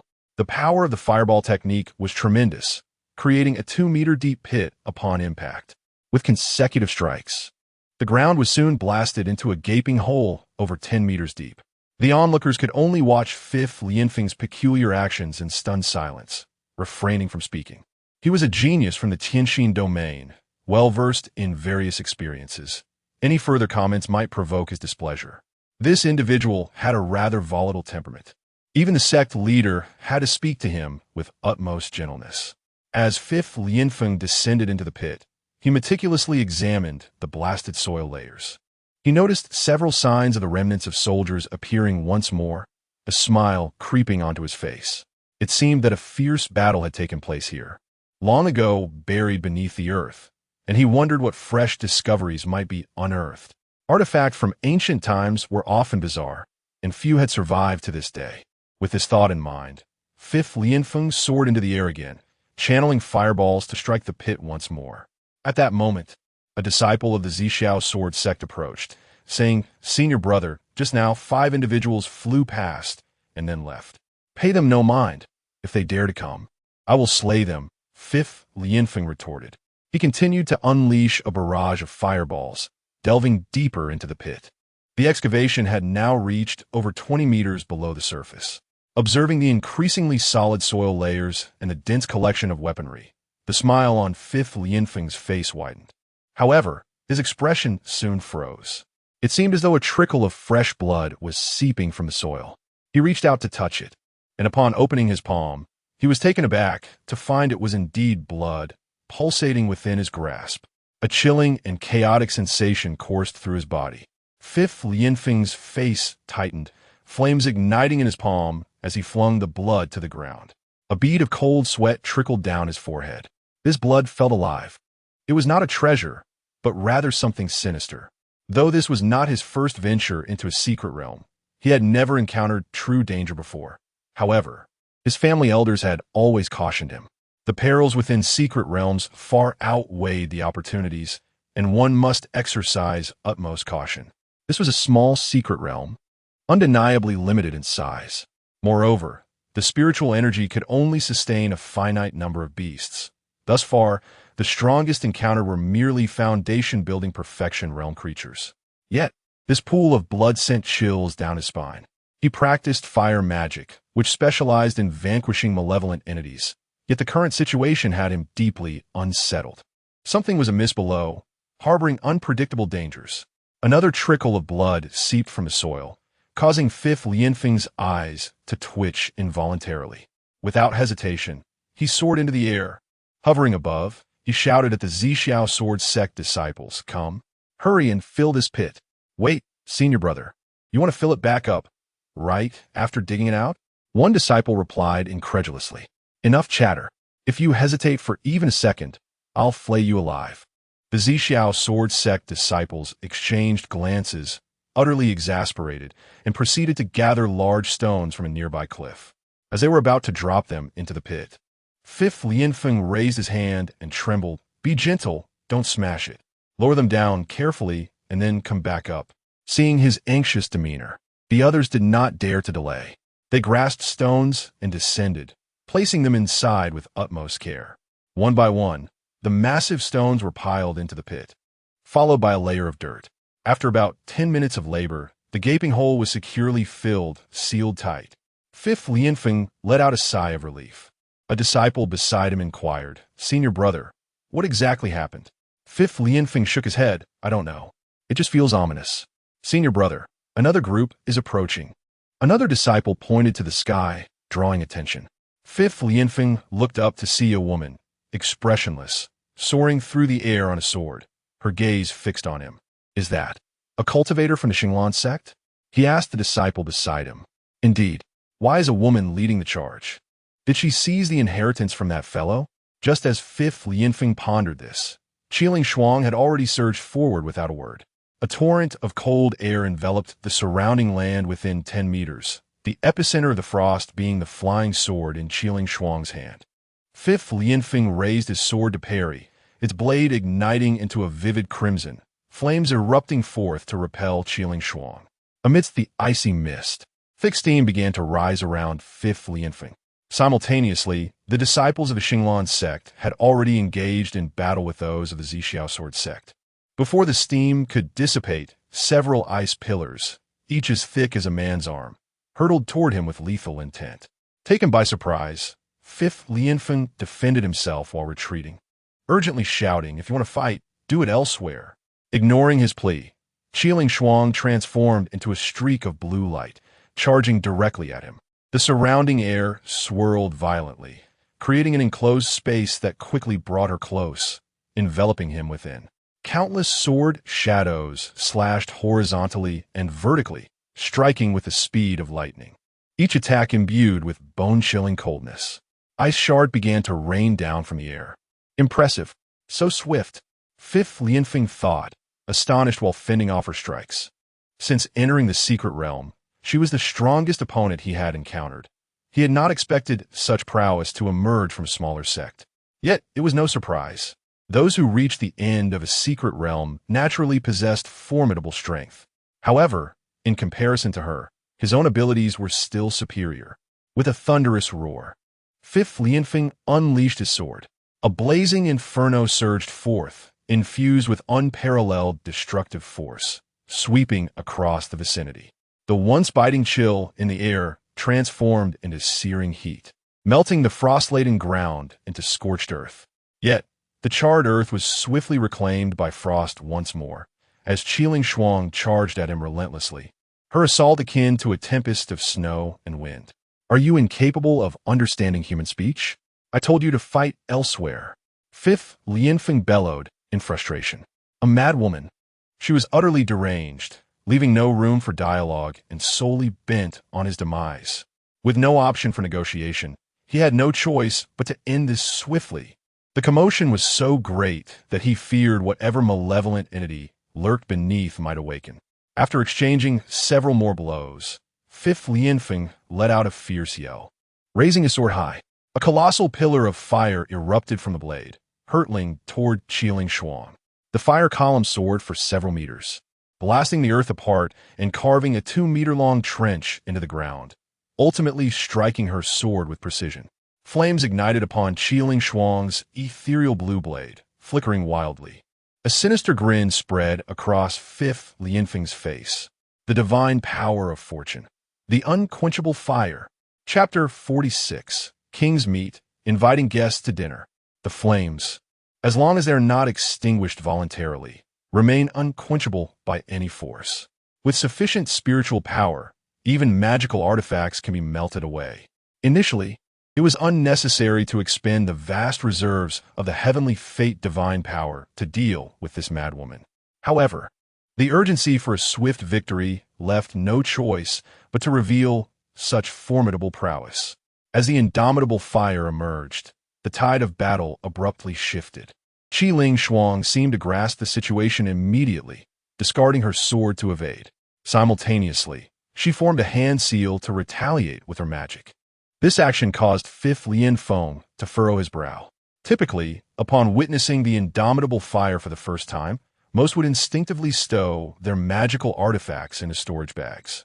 Yet, this woman exhibited no hesitation in relinquishing her sword, as if she possessed a profound understanding of the heavenly fate divine power. A massive ice wall, a meter thick, rose before Qiling Shuang. Fifth Lianfeng charged forward, but before he could make contact, the ice wall melted to create a large hole. As he passed through, a burst of ice spears erupted from the ground, thrusting toward his abdomen. Fortunately, the flames surrounding him melted the spear tips swiftly, though the shaft struck his midsection. This blow caused Fifth Lianfeng to land abruptly, his vigilance directed at Qiling Shuang, who remained expressionless just 5 meters away, seemingly unfazed by the fierce battle. Narrowing his eyes, he held his sword defensively. This woman was formidable. Her composure amidst chaos placed her among the top tier of opponents he had encountered. Having just suffered a covert setback, he realized not to underestimate her. Indeed, her reflexes were astute, a rarity in adversaries like her. However, to dare to confront me and attempt to seize resources with such limited abilities was sheer folly. Fifth Lianfeng spoke in a deep voice, gradually raising his long sword. Regrettably, today do not run. Initially poised to unleash a decisive strike, he was taken aback when Qiling Shuang, sensing danger, turned to flee, donning an icy armor on her back as she did. As she moved, the other disciples of the Xinglan sect abandoned the fray, retreating in unison, demonstrating a remarkable synergy that revealed their prior experience. Fifth Lianfeng was enraged. His sword slashed downward. A torrent of robust and tempestuous spiritual energy surged from within him, unleashing a colossal fan-shaped blaze toward Qiling Shuang's retreating figure, enveloping the space ahead in mere moments. The astonishing force erupted, causing even the intangible air to warp. The fleeing disciples of the Xinglan sect, along with the pursuing disciples of the Zixiao sword sect, were swept away by the scorching wave. Qiling Shuang, caught in the center, bore the brunt of the assault, and after being struck, was hurled toward the mountain wall by the turbulent currents. Fifth Lianfeng's expression remained icy as he charged toward the mountain wall. He leaped up, aiming his sword at the falling Qiling Shuang, ready to pierce. "Spare her," a voice called from a nearby woods. Upon hearing this, Fifth Lianfeng thrust downwards, his long sword piercing her abdomen, pinning the unconscious Qiling Shuang to the mountain wall. He gripped the sword hilt, suspended against the cliff, gazing down below. Su Shan's expression was dark. He had arrived a moment too late. Damn it, this isn't like what I've seen on television. My shout seemed to provoke an even harsher response from the opponent. "Oh, I didn't expect you to be in the secret realm, voluntarily delivering your legacy." "Quite considerate," Fifth Lianfeng scoffed, kicking off the mountain wall, withdrawing his sword, and leaping down with Qiling Shuang in tow. As he approached Su Shan, He tossed Qi Ling Shuang over like a discarded sack. Su Shan rushed forward to embrace Qi Ling Shuang's charred body, inspecting her injuries. She remained unconscious, her back scorched and exposed, though lacking any alluring sight. Her long black hair was tangled and uneven, resembling something that had been gnawed upon, while her back was burnt black, faintly exuding a tantalizing aroma. Fortunately, the penetrating wound in her abdomen was not critical, leaving her in a state of mere survival. Su Shan hurriedly produced the high-quality elixir he had previously exchanged for with the poison vow and forced it into her throat, prodding it down with his finger. Feeling it settle, he finally felt a measure of relief. There was little more he could do. Her fate lay in her own hands. Rising, Su Shan observed the other disciples of the Qin sect sprawled on the ground, wailing in distress. He turned to Fifth Lian Feng, saying, "Release my companion.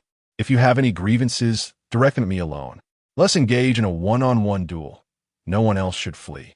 With that, he brandished a transmission jade slip, shaking it before casting it aside. A massive fireball obliterated the transmission jade slip, the space warping before returning to calm. He had severed his own escape route. Fifth Lian Feng raised an eyebrow. "You're quite the man. Very well. I accept your challenge." He then mirrored Su Shan's actions, destroying his own transmission jade slip. On the flying vessel at the entrance of the secret realm, a cultivator who had just successfully escaped from the clutches of a beast let out a scream before he could stabilize himself. Two massive fireballs appeared behind him, crashing him onto the deck, his life hanging in the balance. After a while, the disciples of the Qin sect gathered before Su Shan. Fifth Lian Feng smiled. "Are you satisfied now?" "Very much so," Su Shan thought, overwhelmed with satisfaction. With all his subordinates present, this maneuver was intended to prevent Fifth Lian Feng from fleeing upon witnessing their numbers.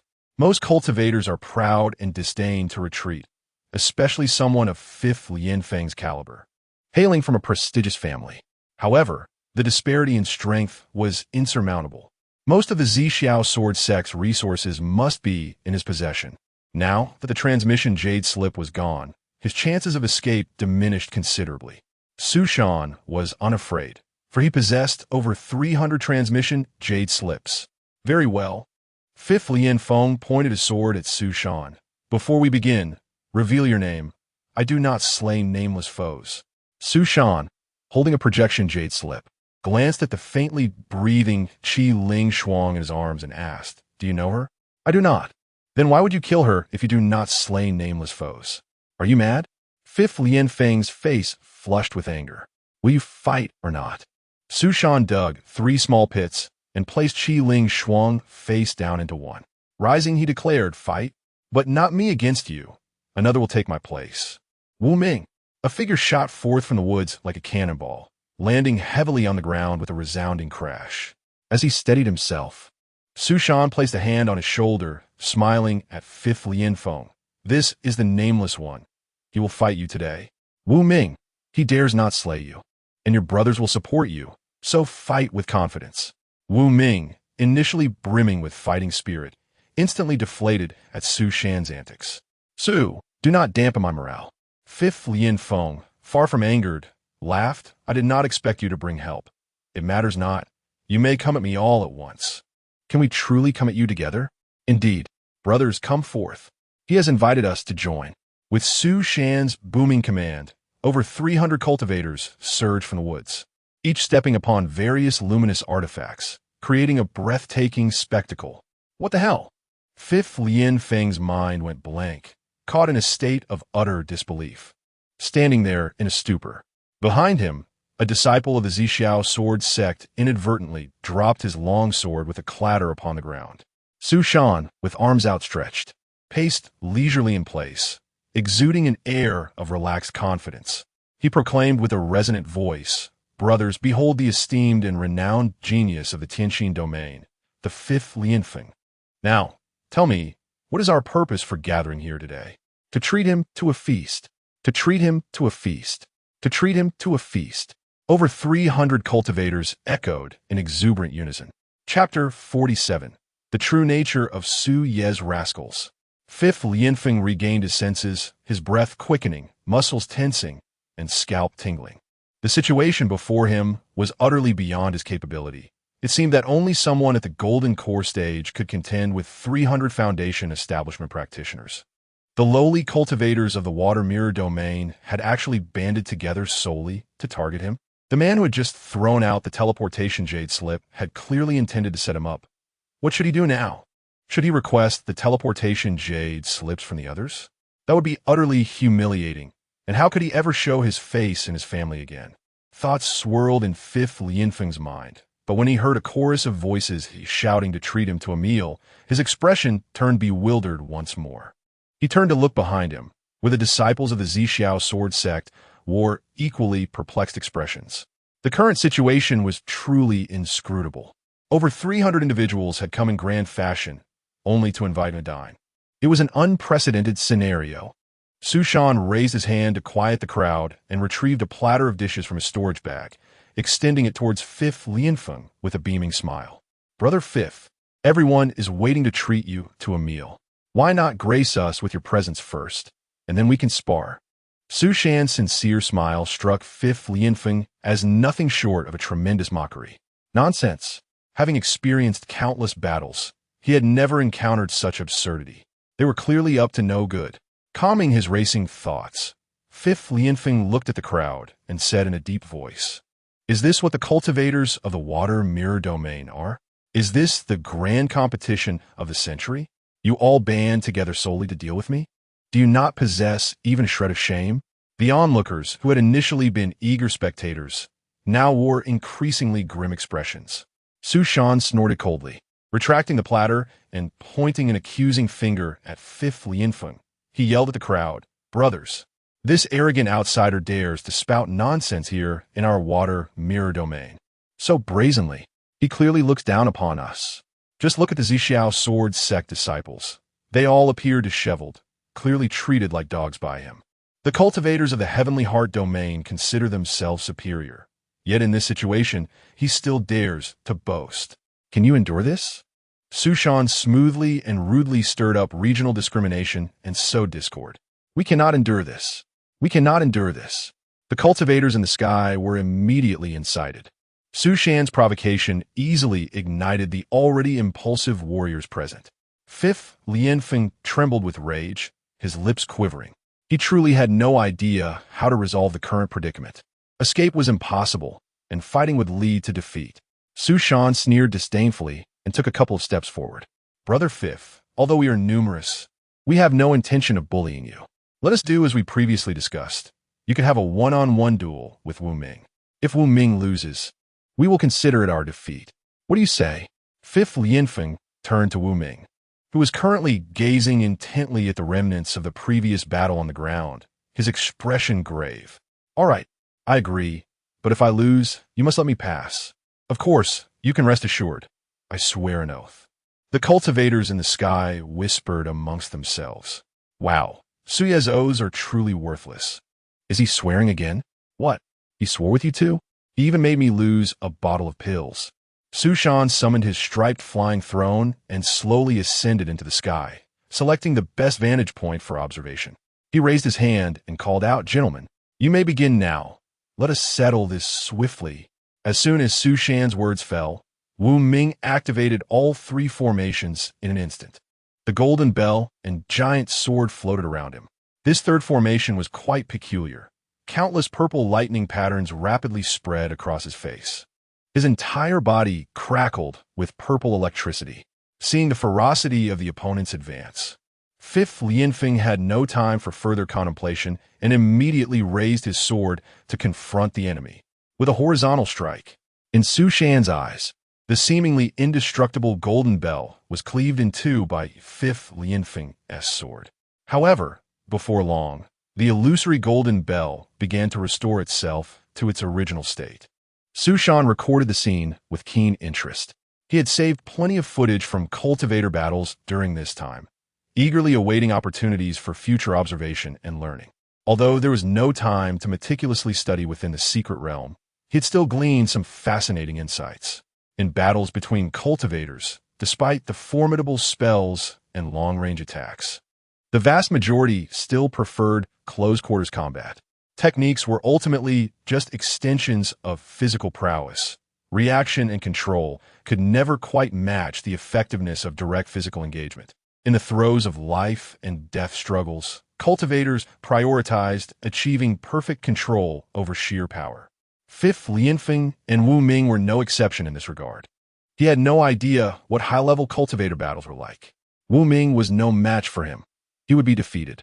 Just as Su Shan was becoming engrossed in his viewing, a familiar voice suddenly interrupted from behind him, startling him. "Sister Qi, you're all right?" Qi Lingshuang floated behind him, her expression devoid of emotion, though her face was smeared with dirt, and her condition was visibly poor. "I'm not dead, thanks to your pills." Su Shan forced a smile and nodded twice. Goodness, as expected of the top disciple within the sect, the direct disciple of the sect leader. You truly possess remarkable resilience. "Sister, why do you say that? Why must Wu Ming lose?" "I see it as an even match," he replied. Fifth Lianfeng, like you, wields the heavenly fate divine art. The flames he unleashes cannot be extinguished and can even incinerate magical artifacts. Su Shan stroked his chin, gazing toward the center of the battlefield. The two were locked in fierce combat, with Fifth Lianfeng completely unaffected by the golden bell formation, effortlessly cleaving through the giant sword formation as well. The only potential bother for him might be the intermittent purple lightning emanating from Wu Ming. Yet, as of now, it had not harmed him in the slightest. So this is what a genuine practitioner of the heavenly fate divine art looks like. Indeed, impressive. Just as Su Shan was marveling internally, a flash of fire caught his eye. The golden bell that had enveloped Wu Ming was now engulfed in flames, being incessantly eroded by the fire. Goodness, the formation can burn too. It seems Wu Ming is truly in trouble. Su Shan immediately stopped recording and began to play back the footage. The luminous screen displayed Fifth Lianfeng's proud and arrogant expression at the center of the frame. "I do not kill nameless individuals. I do not kill nameless individuals. I do not kill nameless individuals." Hearing the familiar voice, Fifth Lianfeng's figure swayed, and he immediately distanced himself from Wu Ming, shouting angrily at the sky. "Damn it! You bastards are despicable. We agreed on a fair duel." Su Shan's smile turned sinister, and in an instant, he had acquired new video material. "Damn it! You bastards! Damn it! You bastards!" Fifth Lianfeng's furious insults looped endlessly, creating a rather comical scene. Su Shan shouted enthusiastically, "Oh dear. So this is the genius of the great clans from the Heavenly Heart domain. He even knows how to curse. Everyone, take a good look. What sort of quality is this? Hey, damn it." The other cultivators cooperatively began to point and murmur loudly. Indeed, what sort of quality is this? Cultivators from a prestigious family should not only focus on cultivation, right? Are all people from the Heavenly Heart domain like this? This doesn't seem like someone from a big place. His curses are truly unbearable. Fifth Lianfeng's mentality instantly crumbled. His eyes reddened as he abandoned Wu Ming and charged furiously towards Su Shan. "Despicable scoundrel, you will surely die today." Chapter 48. A complete victory. Escape from the secret realm? In the blink of an eye, the Fifth Lianfeng had soared before Su Shan. In another instant, filled with frustration, he flew back. Besides Su Shan, dozens of individuals had their spells primed and ready. He had no doubt that should he take another step forward, a barrage of magic would rain down upon him. Wu Ming had anticipated this scenario long ago and chose not to pursue, remaining in place to wait. The two resumed their fierce battle. Su Shan smirked disdainfully, channeling his spiritual energy and bellowing, "Fifth Lianfeng, your pants have torn." Following this, he unleashed a torrent of trash talk to distract him. Fifth Lianfeng's body trembled. Gritting his teeth, he swung his sword toward Wu Ming, his face contorted with rage. "Is this all you garbage can do? Do you truly believe this will secure your victory over me?" Wu Ming remained silent, struggling to withstand the onslaught. Indeed, the situation diverged greatly from his expectations. Fifth Lianfeng was truly a prodigy from the Tianxin domain, even surrounded by so many foes and with Su Shan's persistent interference. He was still not a match for him. Moreover, his magical artifacts were at least of the third tier, far surpassing Wu Ming's capabilities. And he possessed protective artifacts that could counter Wu Ming's lightning array. Yet, the most perilous threat was that sinister flame, which continued to consume his array's manifestation, depleting his spiritual energy severely. Realizing that his taunts were ineffective, Su Shan altered his tone, speaking earnestly. Fifth Lianfeng's cultivation level in his youth was rather lackluster. Fortunately, he was enlightened by the esteemed steward of the neighboring family. Fifth Lianfeng gasped, collapsing into the embrace of Elder Qin. At that moment, his eyes shimmered alluringly, his soft lips slightly parted, exuding a fragrance akin to orchids. Su Shan narrated with vivid detail, causing the foreheads of the surrounding cultivators to bead with sweat. Truly, Su Shan had no boundaries. Elder Qin, lost in bliss, wrapped his arms around Fifth Lianfeng's slender waist.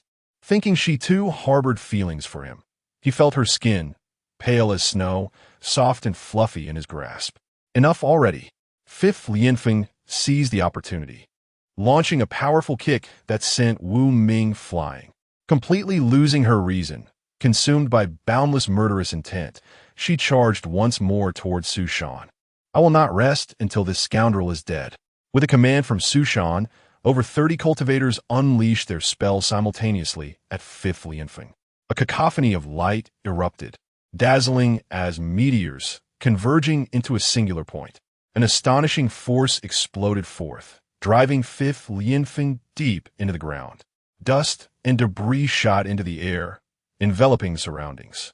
As the dust settled, Fifth Lianfeng's figure emerged, her hair disheveled, eyes vacant, lying amidst the chaos. Her outer garments had vanished, revealing a gleaming inner armor that shone like new. After 2 intense battles, she had employed her divine abilities and endured over 30 spells with her protective artifacts, leaving her utterly drained of spiritual energy and vitality, unable to move. Nevertheless, the fact that she was still alive and not gravely injured was due to Su Shan's explicit instructions to leave her some leeway. She cannot die. Everything else could be resolved, but if Fifth Lianfeng perished here, it would undoubtedly incite tremendous trouble for the Qin sect.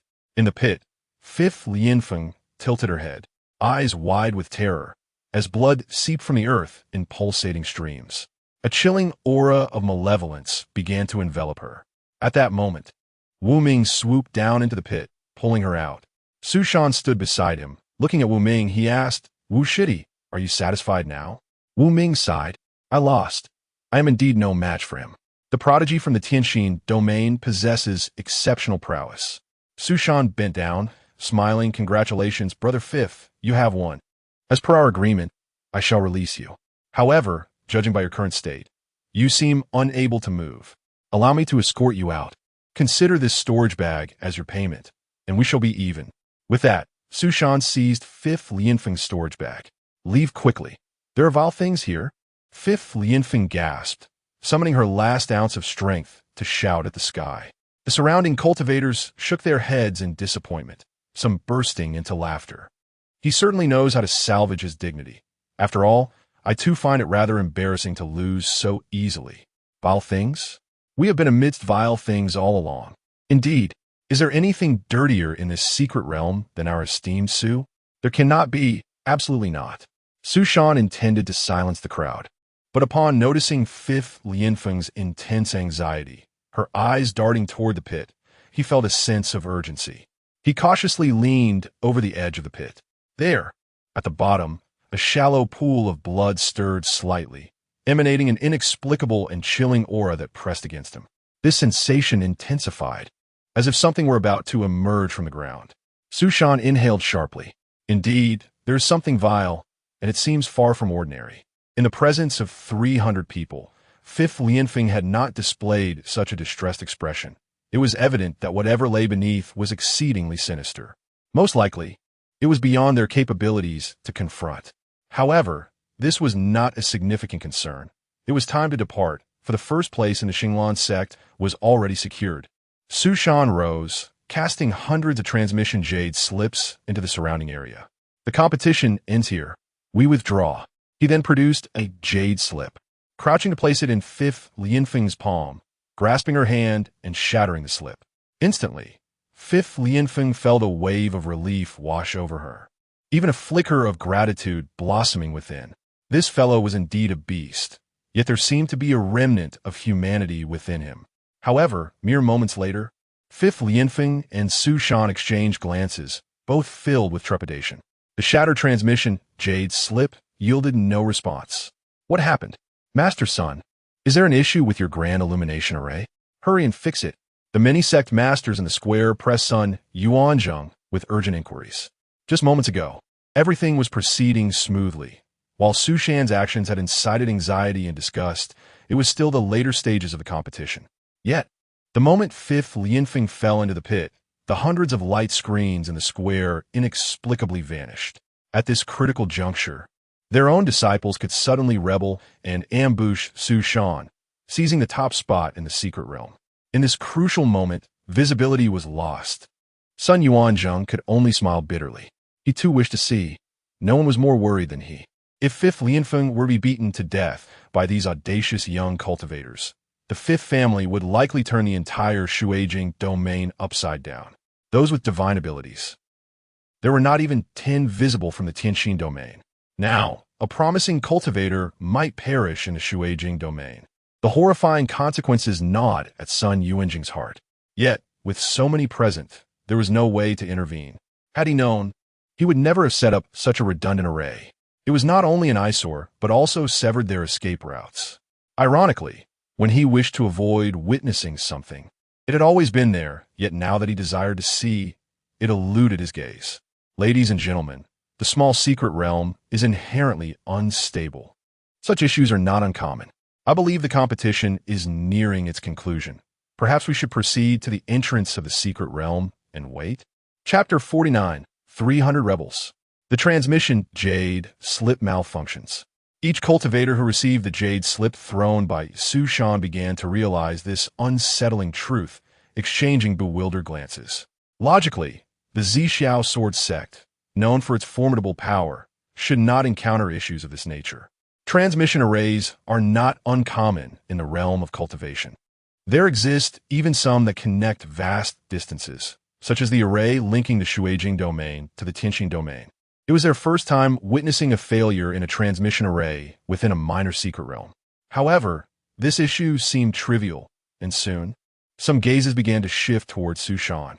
Fifth Lianfeng and Su Shan remained frozen in place, an overwhelming sense of malevolence intensifying around them, instinctively warning them of the extreme danger that loomed. Anxiety gripped their hearts. Fifth Lianfeng feared the presence of foul entities, while Su Shan, despite his lack of knowledge about the nature of the threat, was more concerned about the 300 rebellious souls. He regretted his hasty kindness in urging them to exit and sending the Jade Slip away. Who would have anticipated such poor quality control, leading to a critical malfunction at such a moment? Despite their efforts to maintain their alliance, no one dared to resist. Primarily because Su Shan possessed the ability to escape at any moment. Should he shatter the Jade Slip, all gains would belong solely to him. Without a foolproof guarantee, no one would take action against him. Now, that delicate balance had been disrupted. To return to the outside of the secret realm, he could only retrace his steps. Anyone who eliminated him could claim the top position in the grand competition on behalf of their sect. Not only would they gain the grand prize, but they would also secure the inheritance from the Zhuanshantai. An increasing number of eyes focused on Su Shan. Given the reputation he had built during this period, no one dared to make the first move. The closest, Wu Ming, had secretly consumed a handful of pills and retreated a distance. Having reached his limit in the previous contest with Fifth Lianfeng, he hesitated to act. Even if he could ambush Su Shan, he would not escape the pursuit of those around him. Su Shan straightened, calmly calling out, "Those from the Xinglan sect, come forth." Lu Xiangjuan, leading the others, flew in on their swords and landed beside Su Shan. He pulled Lu Xiangjuan away from Fifth Lianfeng and whispered, "Senior brother, as soon as I take to the air, you must immediately take your companions and flee the secret realm with Fifth Lianfeng. Remember, Fifth Lianfeng is your protective talisman. He must not come to harm." Lu Xiangjuan glanced around and asked quietly, "What about you? It seems these people are eager to seize your resources. Wouldn't it be better if you entrusted your belongings to me? Don't be foolish. I have a way to exit safely. You must fly up with Fifth Lianfeng and prepare to escape immediately." With a reluctant nod, Lu Xiangjuan turned, carrying fifth Lianfeng back into the sky. Su Shan approached the pit and peered down. What had once been a small puddle of blood had now expanded significantly. The edges of the pit appeared to pulsate like writhing maggots, constantly exploring their surroundings. At this rate, the pit would be completely filled within 20 minutes. If that substance overflowed, it would surely spell trouble. Su Shan looked up at the crowd, smiling. Brothers, why do you all gaze upon me? The jade slip is broken. It is time for us to return. We still have a few days to gather resources in the secret realm. After all, such opportunities are rare. Master Su, you have humiliated everyone during this time, but I must admit your dishes are indeed delectable. However, we seem to have never seen you eat. One cultivator sneered from above. Why not have Master Su eat in front of us? We all value equality, do we not? Everyone looks to you for guidance. You must not be partial. Let us feast with Master Su. Let us feast with Master Su. Let us feast with Master Su. The crowd erupted in fervor, chanting in unison. The disciples of the Qin sect subtly shifted to the periphery. Su Shan laughed heartily. Unperturbed, you treacherous lot, can you not contain yourselves for even a moment? Wu Ming, among so many, I hold you in the highest regard. Do you wish to make a move against me? Wu Ming scoffed. What are you even worth? Have I shown you too much respect? I have endured you long enough. Very well, you have courage. Su Shan raised an eyebrow. He then conjured a fireball with his right hand and casually tossed it into the pit. Many immediately grew alert upon witnessing his spellcasting. Upon seeing him throw it into the pit, they mocked. Master Su, is that all you can do? A mere fireball and your broken flying sword? Not even a dog would heed you. You possess no real power, do you? All right, you can cook. You're a decent chef.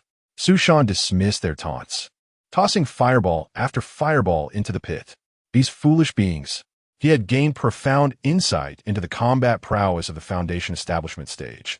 Even with a third item, 300 individuals would struggle to breach his defenses. However, utilizing the third item would undoubtedly consume vast amounts of spiritual energy, requiring the use of spiritual crystals. During this journey, excluding the pre-prepared dishes, he had crafted over 200 dishes. The once fist-sized spiritual crystal had visibly diminished in size. This was the core of his self-defense item. He would avoid using it unless absolutely necessary. At this moment, the best choice for him was to draw out the foul entity below, muddy the waters, and seize the opportunity to escape. This was the most cost-effective plan. Master Su, are you contemplating a subterranean escape? A cultivator mocked from above. Hand over your storage bag. Your theatrics are pointless. Su Shan continued to hurl fireballs, glancing at the deep pit. The blood within had begun to surge upward. The malevolent aura was now spilling forth. Wu Ming, closest to the ground, could clearly sense the chilling atmosphere, glancing fearfully at Su Shan's feet.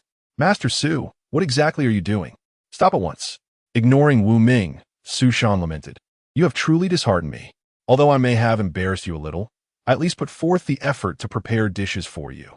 Without me, how many of you would survive fighting in this secret realm? Where's your conscience?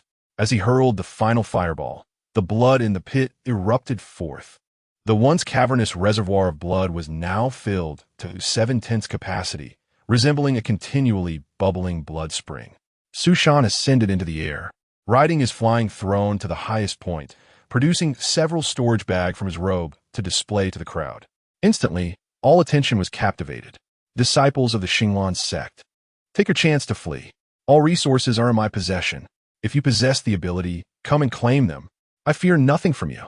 On the ground, only Wu Ming stood, staring blankly at the fountain of blood, his eyes wide with horror. Chapter 50. The Flesh and Blood Colossus in the face of Su Shan's provocation. The gathered cultivators did not dare to act rashly. Both sides maintained a tense standoff, awaiting the first to make a move. Ultimately, that individual emerged. Under the expectant gazes of the onlookers, Wu Ming surged into the sky with astonishing speed, then fled into the distance. The crowd stared in astonishment at his retreating figure. Soon witnessing the fleeing disciples of the Qin sect, he had handed over his storage bag to his comrades. Do not let them escape. A voice cried out, prompting some to abandon Su Shan and pursue Lu Xiangjuan and her companions. Preposterous. Am I, Su Shan, one to fear for my life? All the resources are in my grasp. Let those who desire them come and take. As the majority began to stir with eagerness, Su Shan hastily produced a filled storage bag, spilling a plethora of resources onto the ground. Those who had intended to chase the Xinglan sect paused at this sight, their gazes drawn to the abundant supplies scattered below. Upon closer inspection, the crowd froze, their expressions contorting into terror. The resources that should have fallen to the ground instead landed upon a grotesquely sticky crimson flesh carpet. Countless tiny blood-colored tendrils emerged from the meat blanket, voraciously absorbing and digesting the fallen items. The area of the flesh carpet expanded ominously. A chilling, malevolent aura began to rise toward the heavens. Su Shan shuddered, scratching his head as a prickling sensation coursed through his scalp. In mere moments, that pool of blood had transformed so drastically. Was it evolving at such an alarming pace? Su Yi, what have you summoned? Several cultivators cast him wary glances. Although fear gripped them, the sheer number of over 200 emboldened them, and they unleashed their spells in a collective assault upon the carpet below. Countless brilliant lights bombarded the flesh carpet, yet it produced not a single tremor. After a brief contraction, the carpet swelled again, its area rapidly expanding. Suddenly, the ground trembled. A resounding roar erupted from the earth as the once solid ground began to crack inch by inch. Blood seeped through the fissures, revealing an unfathomable depth.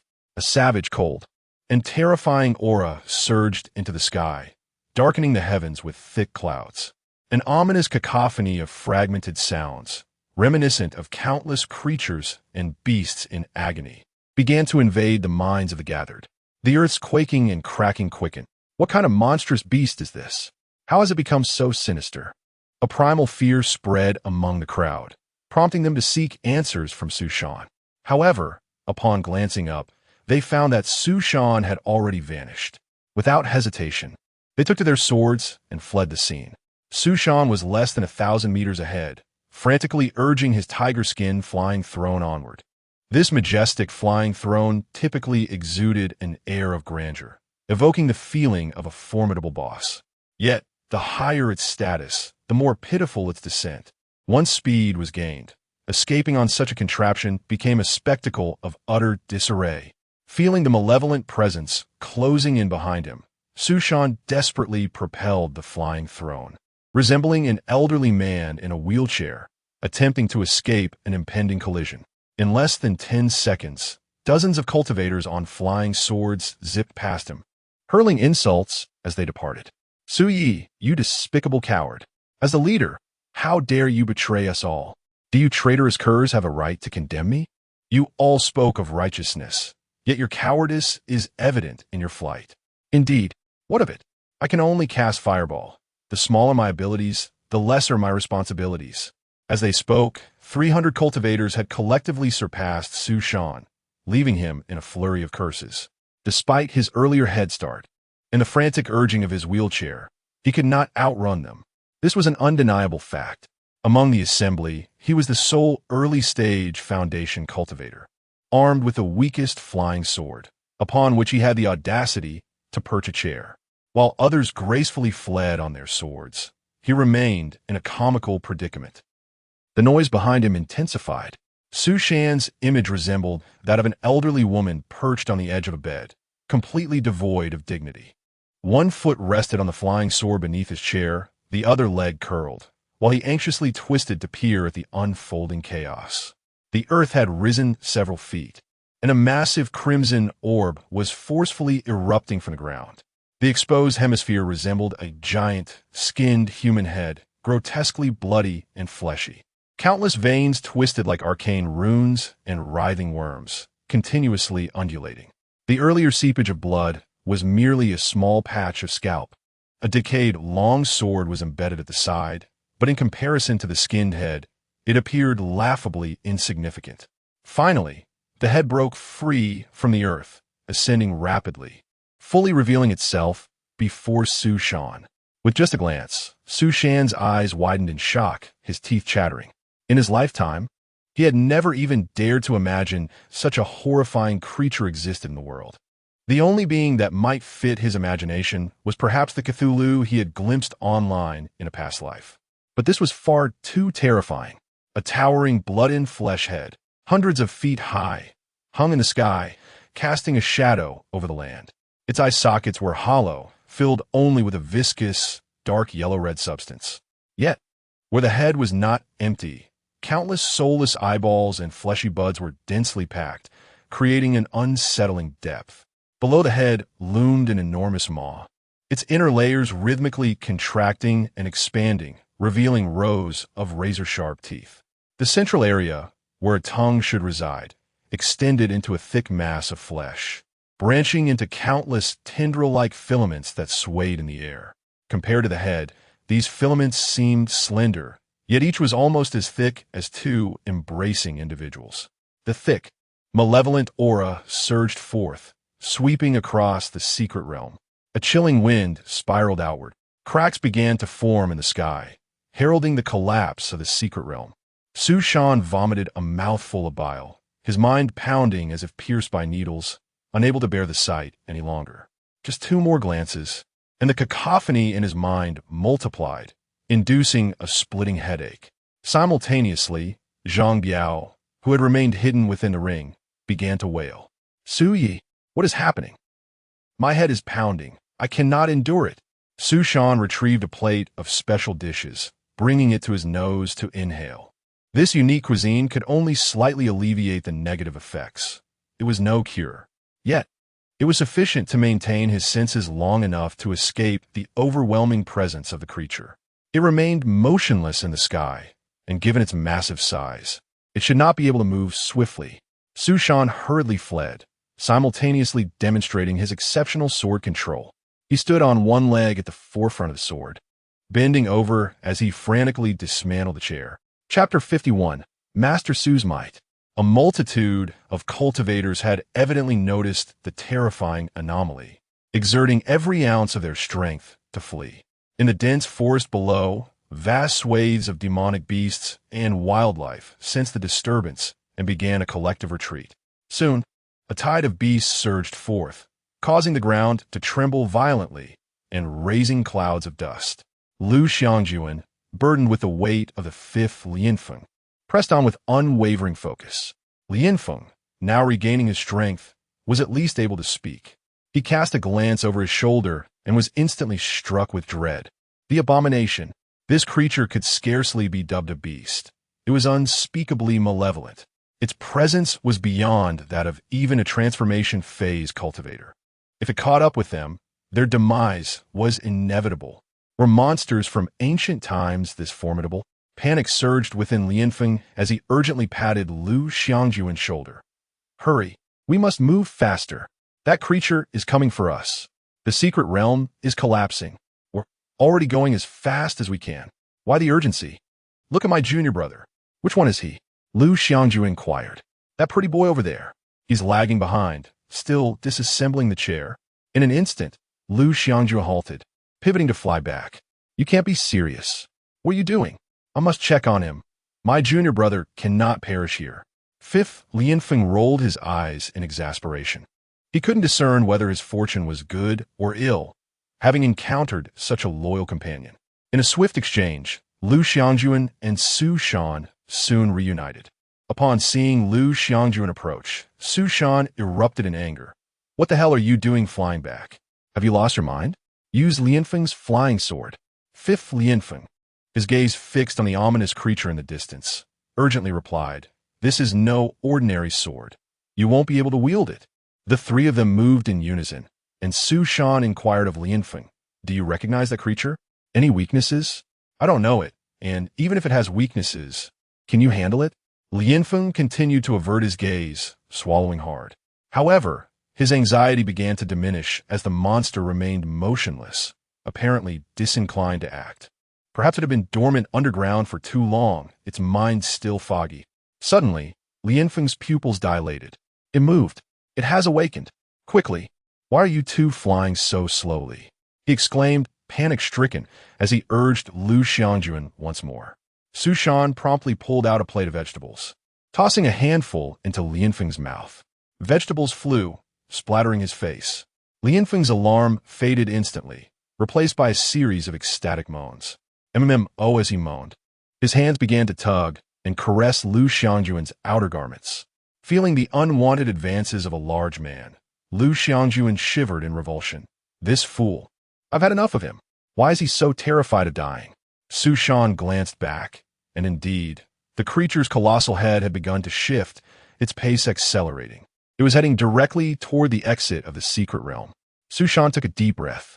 Senior brother, take him and flee quickly. I will hold the creature at bay. Junior brother, you can't be reckless. Come with me. It may not be able to catch us. Lu Xiangjuan's face twitched in distress. Though they were now a considerable distance from a monster, its grotesque appearance and exaggerated dimensions sent shivers down their spines. Fear not.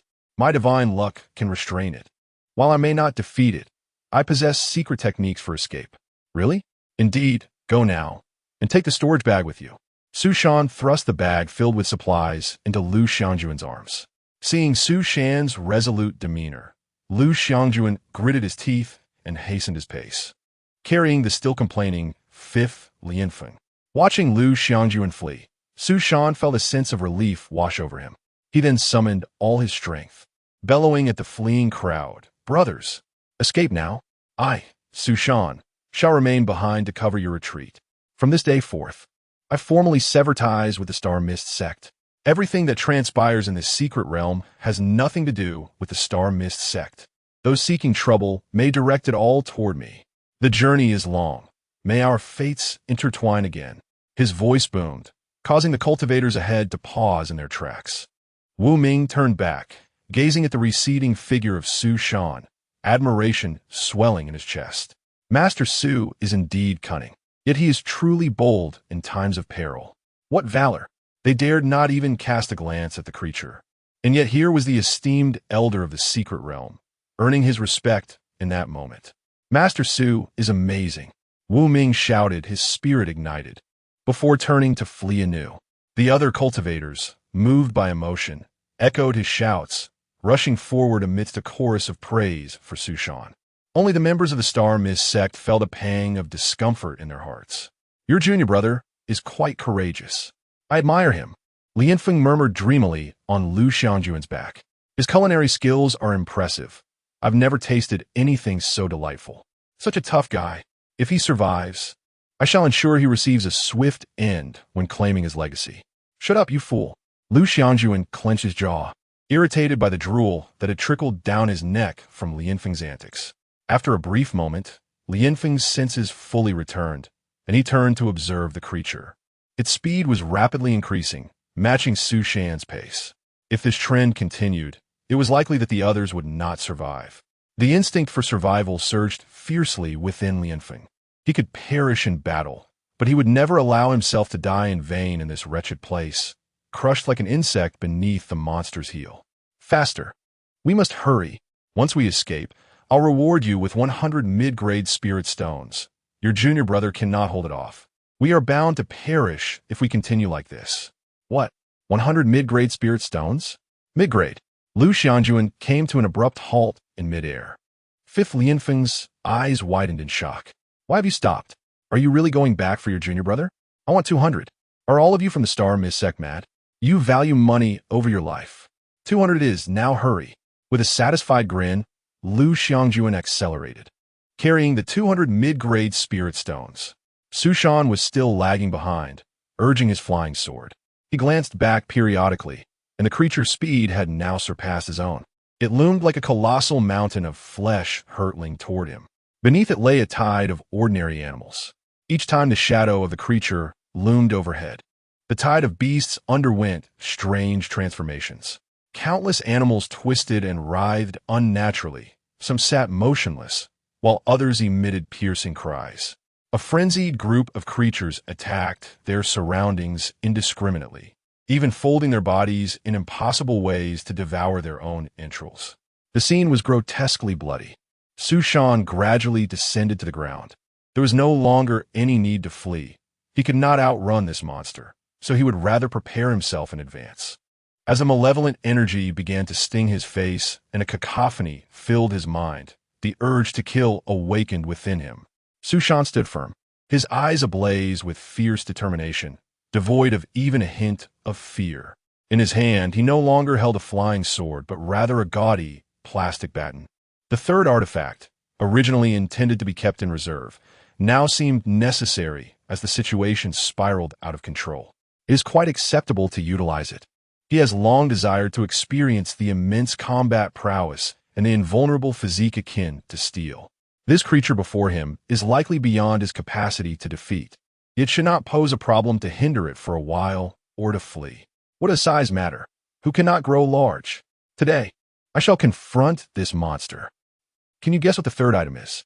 Chapter 52, The Light of Righteousness. The monstrous, blood-soaked cranium continued its rapid advance, a mere 2 kilometers away. The malevolent aura exerted an increasingly severe negative effect on Su Shan. Nevertheless, Su Shan remained calm, gently caressing the prop in his hand.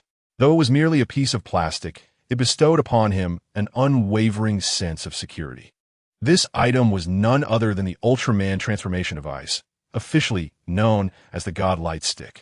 From the moment Su Shan first laid eyes on it, he had grasped its intended use. Despite its unexpected resemblance to a washing machine and towel, he had explored every conceivable possibility in his mind. There was absolutely no other purpose for this object. The Godlight Stick possessed a button. Pressing it would allow him to transform into Ultraman. Su Shan had never been particularly enthusiastic about Ultraman, always finding the suited figure's eyes, resembling 2 salted duck eggs, rather unsettling. Aside from a couple of episodes he had watched with classmates as a child, he had hardly seen any of the series. However, the fame of Ultraman was inescapable. It was everywhere online. Thus, he recognized it at a glance. This had been his greatest source of confidence as he traversed the secret realm without fear. Had it not been for the concern that this device might create too much noise, he would have eagerly tested it long ago. Su Shan vaguely recalled that in order to utilize this Godlight Stick, one had to raise it and press the button while shouting Ultraman's name to successfully transform. Though he hadn't watched much Ultraman, he seemed to remember there were only 2 or 3 of them, and shouting their names once sufficed. He also recalled 2 of their skills, the most famous being some sort of ray and the 8-pointed light wheel. This bizarre human head resembled a mountain of flesh. As soon as it dared to approach, he would conjure the 8-pointed light wheel and slice it down. The monstrous cranium drew ever closer. Su Shan, recalling the appearance of special effects films, raised the Godlight Stick to his chest. His heart raced slightly. This plastic Godlight Stick, much like the washing machine towel, was also secondhand. It resembled a low-quality toy sold at a stall outside a school, discarded after a brief period of play. However, this Ultraman transformation device seemed somewhat different from his memories. The button was segmented, akin to a flashlight. He must have misremembered. 4 Ultraman-esque transformation devices appeared to come in myriad forms, including glasses and various other peculiar shapes he could not precisely recall. Uncertain which segment to use for transformation, he decided to start with the second one. With danger approaching, Su Shan raised the Godlight Stick high. A wild grin spread across his lips. Today, I am the light of righteousness. Gaia, Su Shan bellowed, brandishing the Godlight Stick high. Pushing the button to the second setting, he summoned all the spiritual energy within him, which was instantly drained in that fleeting moment. A vast ocean of spiritual energy surged forth from his spiritual crystal, flooding through his meridians like an unstoppable wave coursing towards his right hand. The sheer magnitude of this energy consumption was unprecedented for Su Shan. The immense spiritual force relentlessly tore and widened his meridians. Though painful, Su Shan's heart soared with joy. He had succeeded. This was already half of what he had envisioned. The transformation phase should be imminent. Su Shan closed his eyes, awaiting the moment he would become light. Roar! At that moment, the once silent and sinister blood-soaked cranium let out a thunderous roar, as if it were enduring immense agony. The high-speed advance was interrupted, and its mountain-like body plummeted to the ground like a meteor, crashing down with a cataclysmic force. Its enormous head rolling twice, causing tremors throughout the earth. The roar and crash echoed deafeningly. accompanied by a colossal shockwave that swept away a significant amount of sand and gravel, along with Su Shan, who was maintaining his transformation stance. In the distance, the horde of beasts fleeing for their lives seemed to be affected by some unseen force. The once turbulent and surging beast tide, akin to a mighty river, abruptly encountered an unseen dam. The river was suddenly halted. A portion of the beasts inexplicably tumbled to the ground, causing those behind them to stumble and fall. Further back, countless beasts were trampled, creating chaos. Among those fleeing in the sky, some cultivators were not spared either. A group, riding flying swords, suddenly lost control and plummeted from the air. The unaffected cultivators quickly diverted their attention to rescue those who had fallen. Concurrently, a cacophony of voices erupted. The chirping of orioles and swallows mingled with cries of alarm. What has happened? Why are they falling? Fifth Refining Peak crouched on Lu Xiangjuan's back, observing this bizarre scene with a tense expression. It must be the monster's roar that is strange. We must hurry and escape. Chun-Li from Qin Dai sect, while rescuing a female cultivator, calmly observed the beast horde below. No, it is not just the female cultivator. The fallen beasts below are also affected by the attack. The monsters emerging from the ground are disturbingly sinister, capable of attacking with their roars, unfathomable. I have never heard of such a thing. Junior sister, what happened to you? What kind of attack did you suffer? Wu Ming urgently inquired of the unfamiliar female cultivator he had rescued. The rescued cultivator struggled to respond, finally managing to say, "I'm fine. Let us go quickly." How can you possibly be fine? If something is wrong, you must say, what are the characteristics of that monster's attack? We must find a way to defend ourselves. Wu Ming urged loudly. The female cultivator turned her head away, her expression one of pain and struggle, hesitating before hoarsely saying, "I don't know. The attack had no warning. You should ask someone else." This scene unfolded similarly around others. After inquiring fruitlessly, Wu Ming reluctantly cast his gaze behind him, focusing intently. The once colossal monster was no longer in the sky, but lay sprawled on the ground. Su Shan's figure was nowhere to be seen. Wu Ming swallowed hard, his eyes lighting up with excitement. He exuberantly shouted, "We did it! Su Yi has truly stopped it! Incredible! Su Yi is remarkable! Brothers, Su Yi has fallen. Do not waste the opportunity he created. Let us flee quickly." The cultivators collectively turned to look at the monster, and indeed, as Wu Ming had said, the beast lay on the ground. Everyone was astonished and deeply shaken. He achieved it. He truly accomplished the seemingly impossible task. With sheer willpower, he halted this nearly invincible monster capable of tearing through the secret realm. At this moment, all feelings of shame and resentment dissolved into nothingness. Su Yi is indeed a hero, sacrificing himself to save us all. Those past grievances seemed trivial. Amidst the emotional fervor, shouts of Su Yi's greatness erupted once more, and the crowd resumed their flight. 3 kilometers ahead of the blood-soaked cranium, the earth trembled. Su Shan clumsily emerged from the debris, spitting out sand from his mouth and coughing several times. Once he regained his composure and looked towards the monster lying on the ground, a wild grin spread across his face.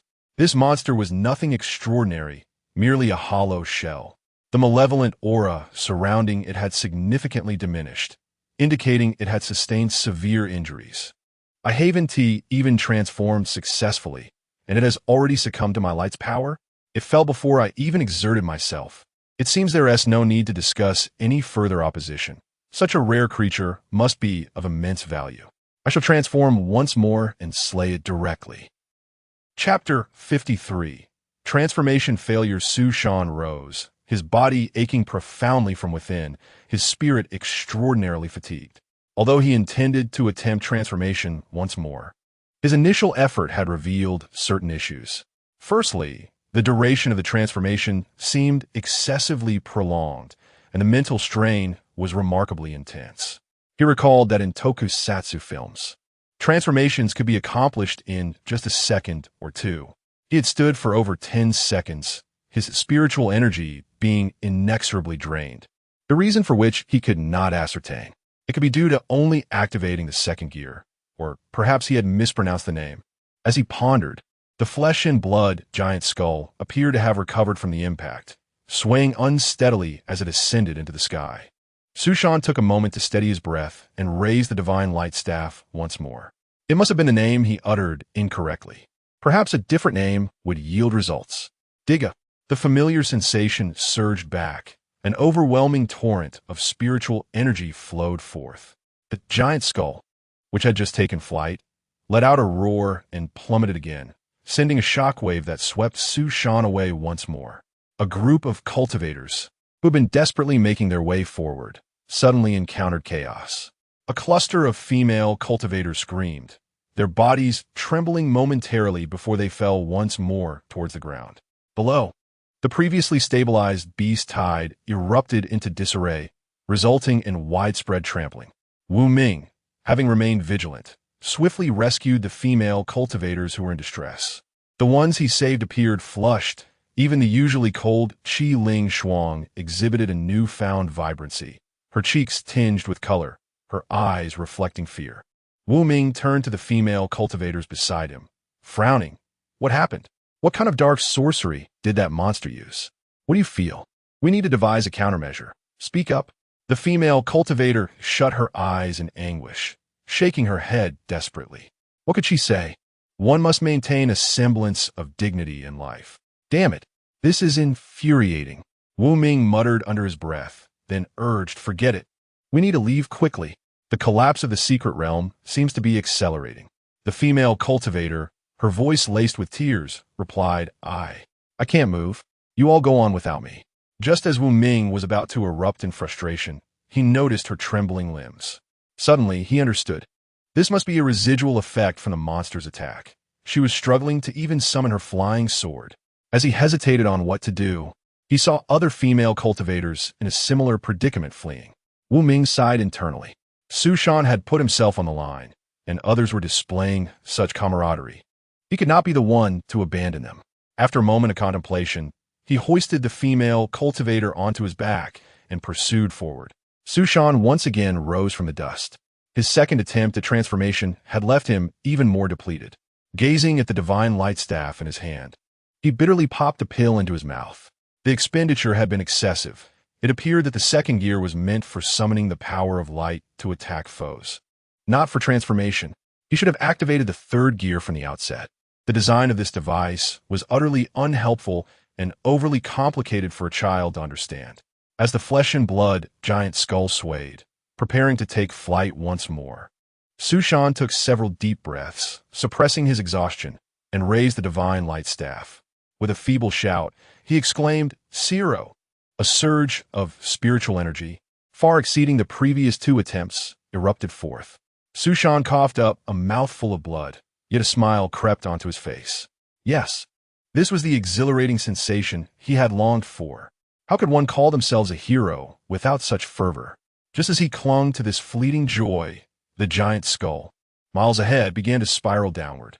Simultaneously, a deep, dreamlike sound emanated from his mouth. Meanwhile, in the distance, the beast tide erupted in a third wave of chaos. The scale of this upheaval was unprecedented. The female beasts rampaged wildly, frothing at the mouth. The entire beast tide was thrown into disarray, nearly coming to a standstill. Yet, it was not only the beasts that halted. The cultivators above found themselves in a similar state of paralysis. Wu Ming hovered midair, feeling a sticky heat on his back. Hearing the female cultivator behind him moan in pain, he turned his head, stammering, Junior. Junior, sister, were you attacked again just now? The female cultivator's expression twisted in agony, her mind clearly in turmoil. Only upon hearing Wu Ming's inquiry did she regain a shred of lucidity. With a forceful shove, she propelled Wu Ming away, her body plummeting toward the ground in a headfirst dive. Accompanying her were 7 or 8 other cultivators, all falling from the sky with expressions of relief and a hint of liberation, tears glistening in the corners of their eyes. Time and again, they had been struck by the beasts. The pain was unbearable. Their bodies could no longer withstand it. Let it end here. Living was too humiliating. Death might be better. Halfway down, strong arms caught the female cultivator. As she opened her eyes, she met Wu Ming's serious gaze. Junior sister, do not relinquish your hope for life. She covered her face and screamed, Senior brother, I beg you, let me die. I do not wish to live any longer. Wu Ming's face was resolute. Junior sister, life is a precious gift. You have been ensnared by that vile creature. We are nearly at the exit of the secret realm. Do not give up hope. With that, regardless of her despondent expression, he hoisted her onto his shoulder and continued forward. Even as other fallen cultivators were forcibly carried away. The only one flying independently, without falling, was Qi Ling Shuang. Yet she was no better off, trembling atop her flying sword, clearly unable to maneuver effectively. Her face was pale, hands clutching her abdomen. The sonic assaults from that vile creature were too potent. Even at this distance, it could still target her lower dantian. The intense vibrations stirred a mix of fears and worries within her, pushing her spirit to the brink of collapse. She had endured the previous two onslaughts, but the third was simply unbearable. All she wished for was to find a restroom to hide away in. When would the attack cease? The exit of the secret realm was near. Yet this small distance felt insurmountable. Qi Ling Shuang gasped for breath, her dark hair sticking to her forehead, her appearance disheveled. As Lu Xiangjuan passed by her, she expressed concern. Senior sister, are you all right? I am fine. You all go ahead. Qi Ling Shuang struggled to respond. However, just as those words left her lips, the beast's attack ceased. Su Shan lay on the ground, face down, an expression of profound dread etched upon him. Just moments ago, the life-saving artifact he had relied upon vanished, and the third rune of the Azure Seal dimmed accordingly. He discerned that it was due to reaching its limit. The artifact had been completely consumed. It appeared that the items within the Azure Seal had a durability limit. Upon reflection, this was not entirely unexpected. The artifact was derived from the fragrant oil that illuminated the runes. For the runes to persist, they likely required the fragrant oil to sustain them. Pure output without input was bound to lead to disappearance. He had simply never considered this issue before. Yet, for reasons unknown, the consumption had been astoundingly severe. The washing machine and towel paled in comparison. But now, the most pressing concern was that the transformation device had vanished, and he still had not successfully transformed. His entire being was drained of energy, his meridians severely damaged. While the enormous, mountainous flesh and blood skull lay before him, clearly it was not dead. It seemed he had no path left to retreat, neither within nor beyond the secret realm. Chapter 54. Reverse Invasion of Cthulhu. Su Shan stood with his mouth agape, sweat and saliva dripping down his face. His spirit teetering on the brink of collapse, his consciousness beginning to blur. The transformation had not yet succeeded, despite the substantial extraction of spiritual energy with each attempt. Something was clearly amiss in the process. Why? Could it be that his divine scepter was merely a counterfeit? Yet what difference does it make between a fake and the authentic? Was Ultraman simply too far away to find him in time for possession? No, it shouldn't be this way. In the animated series, transformations seemed effortlessly attainable. Or perhaps he was unworthy of becoming light? Su Shan struck the ground with a fierce blow, then lifted his head, despair washing over him as he closed his eyes. This must be it. Indeed, a person of my character has no right to transform into light. A solitary tear trickled down his cheek, a profound sorrow flooding his heart. For the first time, Su Shan wept in regret for his moral shortcomings across 2 lifetimes. After weeping for a while, Su Shan raised his head, his mental state increasingly fragile. The distant sky was torn asunder, with grotesque peaks of flesh and blood nearby, creating a scene of chaotic slime. The air was thick with a pungent, nauseating odor. Everywhere he looked was a vision of apocalypse. The exit of the secret realm lay far behind him. Given his current state, he lacked the strength to fly there. To restore his spirit with food would require more than a couple of dishes. That creature was bound to awaken soon, leaving him no time at all. A dead end. Su Shan was left with nothing but a dead end. Perhaps this was the end for him.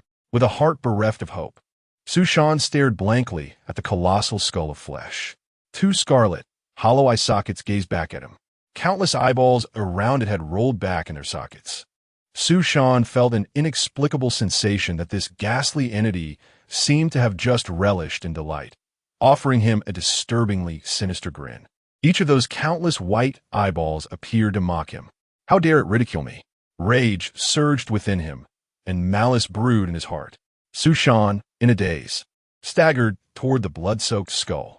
After all, if death was imminent, he might as well get closer and stab a few of its eyes.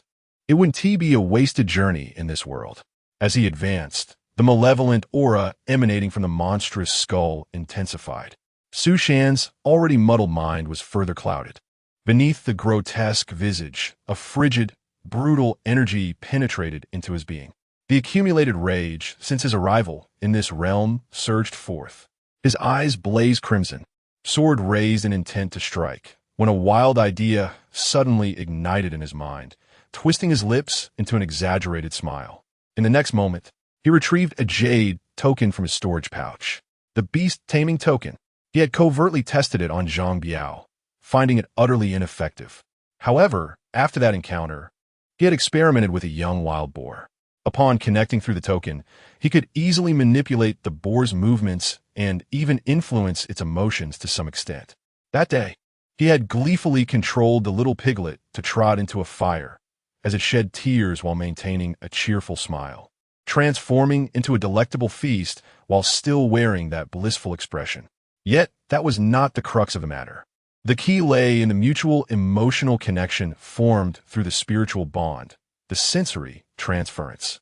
Standing in the fire, Su Shan experienced a profound sensation of being burned while simultaneously feeling the boar's heartbreak. The beast-taming token was, strictly speaking, a worthless item, which explained why no one desired to purchase it. It could only tame beasts weaker than oneself. When a beast was injured or ill, the owner would also share in its pain. Nobody would willingly engage in such folly, setting aside the potential of taming adorable creatures to gift to his junior sister, thus allowing him to appreciate her magnanimity. Its value could be deemed nearly negligible. However, now, it seemed to hold immense potential. Su Shan looked down, chuckling maniacally, his mind spiraling into madness. After laughing for a while, he bit his finger, letting his blood drip onto the beast-taming token, then pressed it against the grotesque flesh. A flash of spiritual light surged from the token, and a connection was established. The fleshly skull appeared to lose its senses after the connection. Aside from the intensification of its brutal, cold emotions, Su Shan felt nothing particularly extraordinary. He stood there in a stupor for a moment, then began to walk away with a silly grin. He must not be crushed. He needed it to experience more. Once at a safe distance, Su Shan plopped down onto the ground, murmuring, "Zhang Biao, tug on my spiritual root." Zhang Biao emerged from the ring, glancing at Su Shan with concern as he noted his unusual demeanor. With a furrowed brow, he hesitantly asked, "Su Yi, are you serious?" "Pull. I didn't tell you to stop. You mustn't cease." Su Shan's bloodshot eyes flickered with vengeful flames. All he wished for now was to torment that revolting creature. One of them must die today. Zhang Biao frowned deeply, circling Su Shan twice before finally sitting beside him. He cautiously reached behind Su Shan's waist. He needed to keep an eye on him. Su Yi was behaving very strangely. As Zhang Biao grasped the spiritual root and began to tug, Su Shan let out a primal scream, rolling on the ground in agony. The profound pain pierced his very soul once more. Pulling at the spiritual root would not cause him physical harm, only that intense, marrow-deep agony. As Su Shan's first scream echoed, the multitude of white eyes on the fleshly skull snapped back into focus, countless bloodshot eyeballs filling with crimson fury. A thunderous roar erupted as the skull began to writhe violently. The mass of tentacles flailed wildly, easily shattering the ground beneath. The malevolent creature, resembling Cthulhu and dedicated to spreading negative energy, experienced for the first time the bizarre sensation of having that negativity hurled back at it. In stark contrast to its wicked essence, the pain inflicted upon it was pure, genuine, and excruciating. As the fleshly skull screeched and rolled, the ground trembled violently. Zhang Biao was nearly paralyzed with fear, yet he did not relent, continuing to tug insistently at the spiritual root, calling out loudly, "Su Yi! Su Yi!" It must stop now. Are you all right? Amidst the agony, Su Shan felt a flicker of clarity return, yet upon witnessing the fleshly skull engulfed in profound torment, an indescribable thrill surged within him. The intense pleasure of successful revenge, exacerbated by the creature's foul aura, swelled within him. Su Shan was no ordinary individual in his past life. He was a vessel of Confucian culture, a soul wronged, and an innate sufferer. He feared not the endless pain. Did he fear suffering? I fear nothing, not even the client. Pull harder, keep pulling. Su Shan's cries echoed, his frenzied state surpassing even the horror of the revolting creature before him. Sui has lost his mind. At the entrance to the secret realm, hundreds of cultivators had soared into the sky. Upon witnessing the transformation of their surroundings, the flying vessel of the Purple Cloud Sword sect came into view, with the sect leaders standing upon the deck. A collective sigh of relief escaped their lips. They had survived. Chapter 55. The Blood of the Heavenly Path. The Earth Beast. Just as everyone sighed in relief, the female cultivators, who had been languid in the secret realm, suddenly appeared invigorated. They soared on their flying swords, exuding an unstoppable momentum as they deftly made their way downward toward the flying vessel. One by one, they plunged into the depths of the silent spirit sea. After a short while, the female cultivators returned to the ship, enveloped in steam and flecks of salt. The accompanying male cultivators understood their plight. It was merely a natural reaction to the fright induced by the monstrous presence. The various sect leaders aboard the ship wore expressions of bewilderment, prompting some to approach and inquire. Sun Yuanzheng anxiously searched for the whereabouts of the fifth furnace.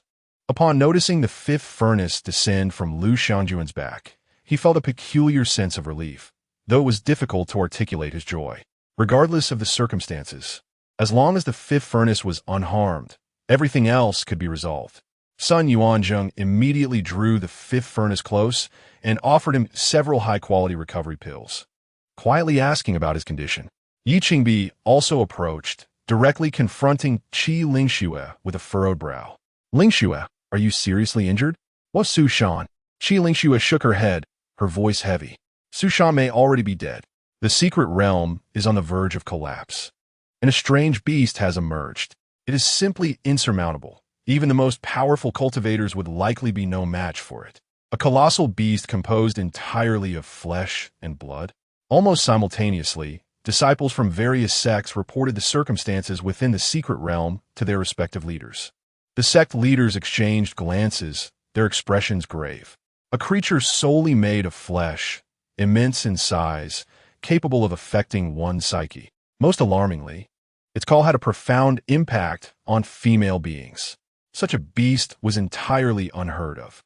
Sun Yuanzheng flew outside the ship to examine the entrance of the secret realm below, where the space seemed to tremble ominously. His heart sank. The legacy still resided with Su Shan. His life or death was trivial, but if the secret realm collapsed, the legacy would be lost. The collaboration between the Zixiao Sword sect and the Fifth Family would be irreparably shattered. Even if they rushed in to save him now, it would be futile. Entering this small secret realm would cause instability even for those at the Golden Core stage. How could it be that a creature surpassing the transformation stage lay dormant within? This was beyond comprehension. The sect leaders aboard the vessel exchanged information, continuously inquiring whether any of them had knowledge of the secret realm's beast. After listening for a time, Yi Qingbi hesitated, saying, "This beast, it sounds akin to the blood of the heavenly path." The blood of the heavenly path? The sect leaders turned their attention, and Sun Yuanzheng felt a jolt of recognition as he swiftly flew to Yi Qingbi's side.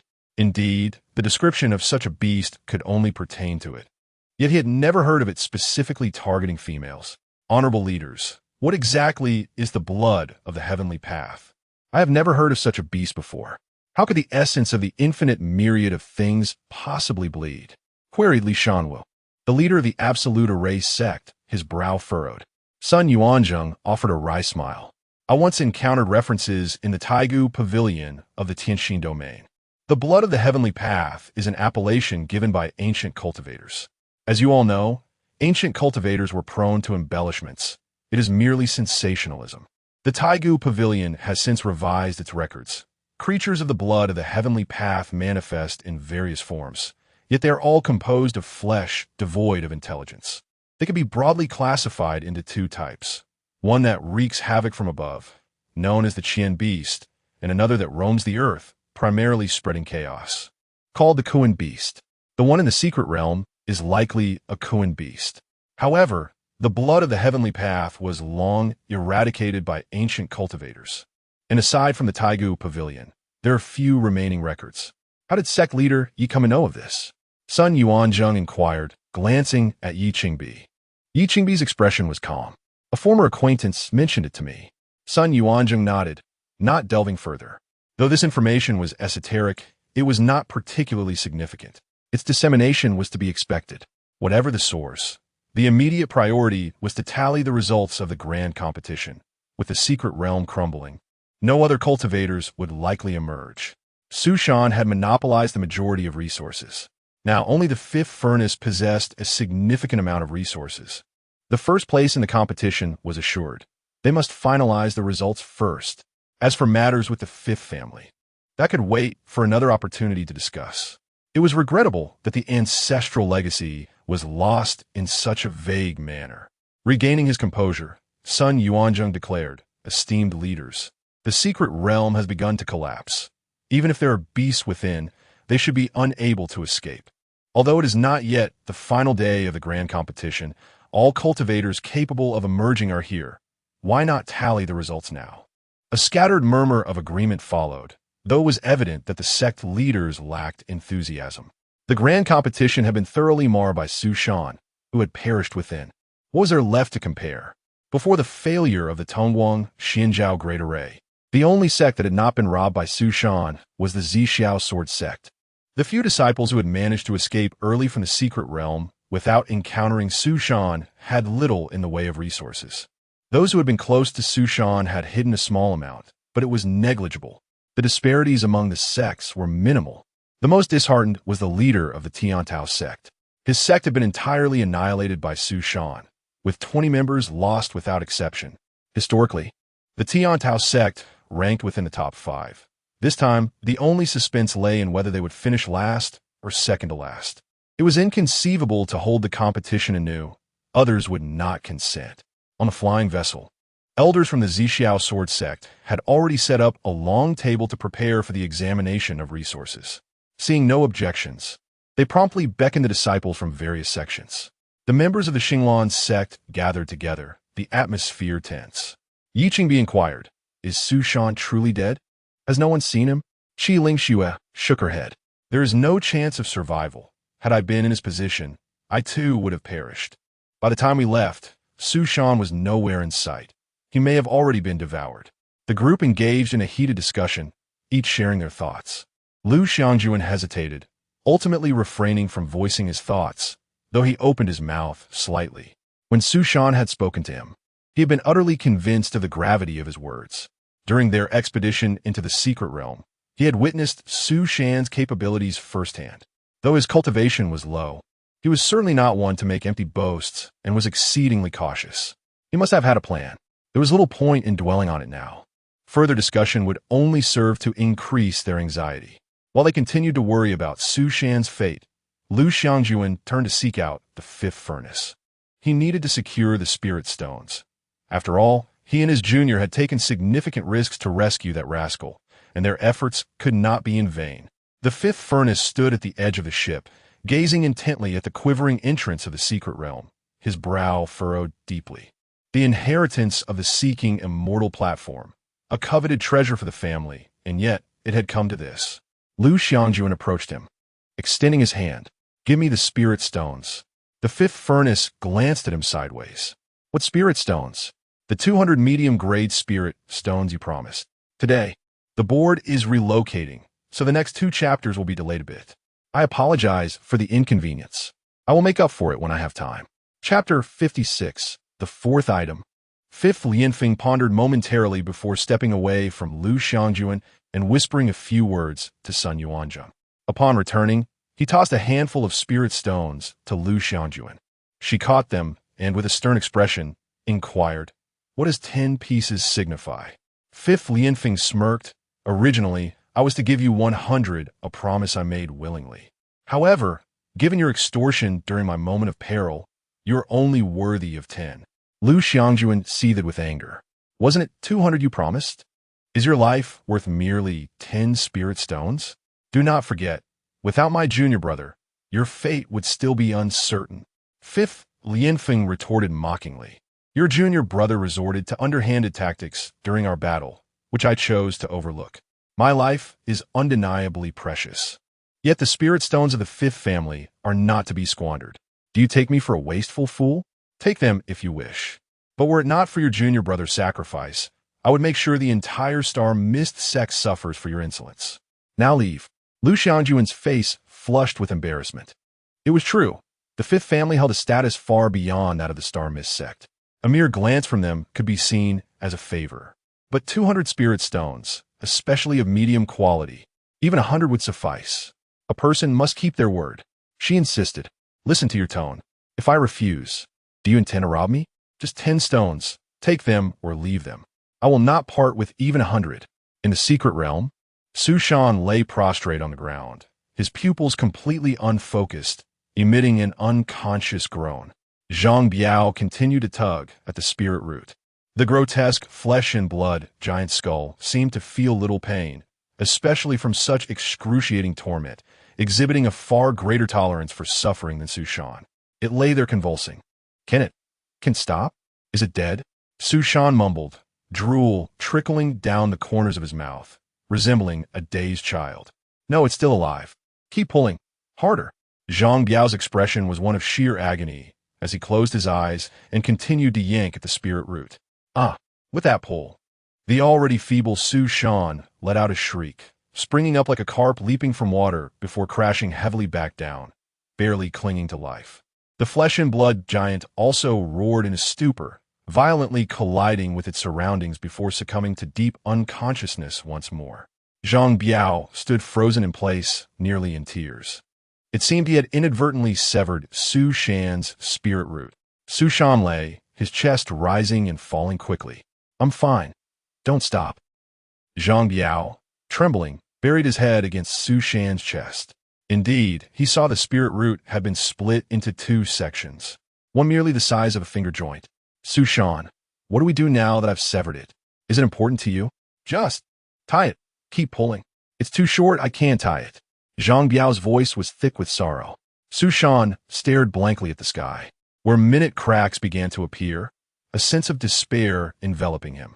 His face was smeared with mud and blood, countless wounds from the agony he had endured.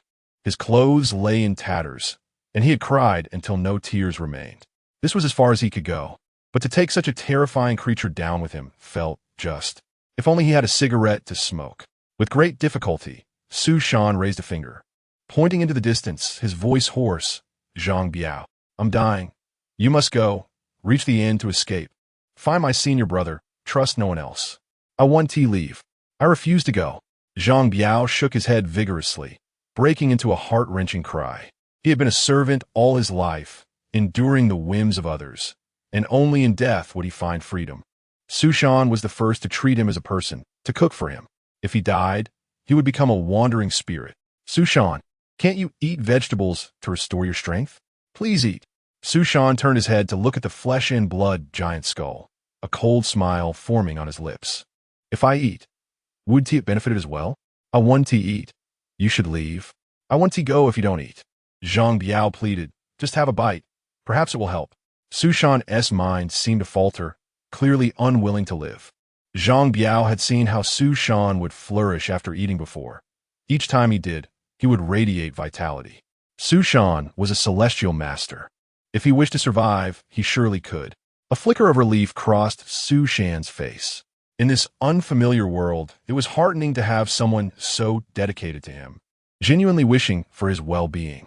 Eating was a small price to pay compared to Zhang Biao's life. The ground behind the flesh and blood giant skull began to collapse. Sand and stones swirling chaotically as if swarms of mosquitoes were taking flight. Su Shan slowly raised his right hand, a dish materializing before him. The aroma was still enticing. Even as his mind was tainted by the creature's malevolence, he could not help but swallow.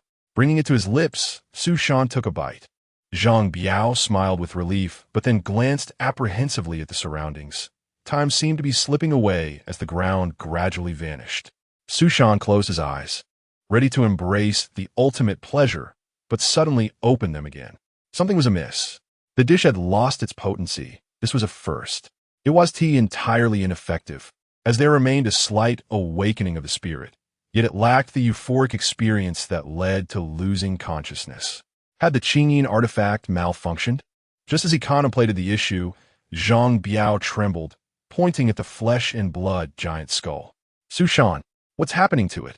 Su Shan turned his gaze and was taken aback. A massive surge of red-black energy was rising from the mound of flesh, reaching toward the heavens, nearly obscuring half the sky. The flesh and blood giant lay, quietly, the red-black mist swirling around it, gradually shrinking.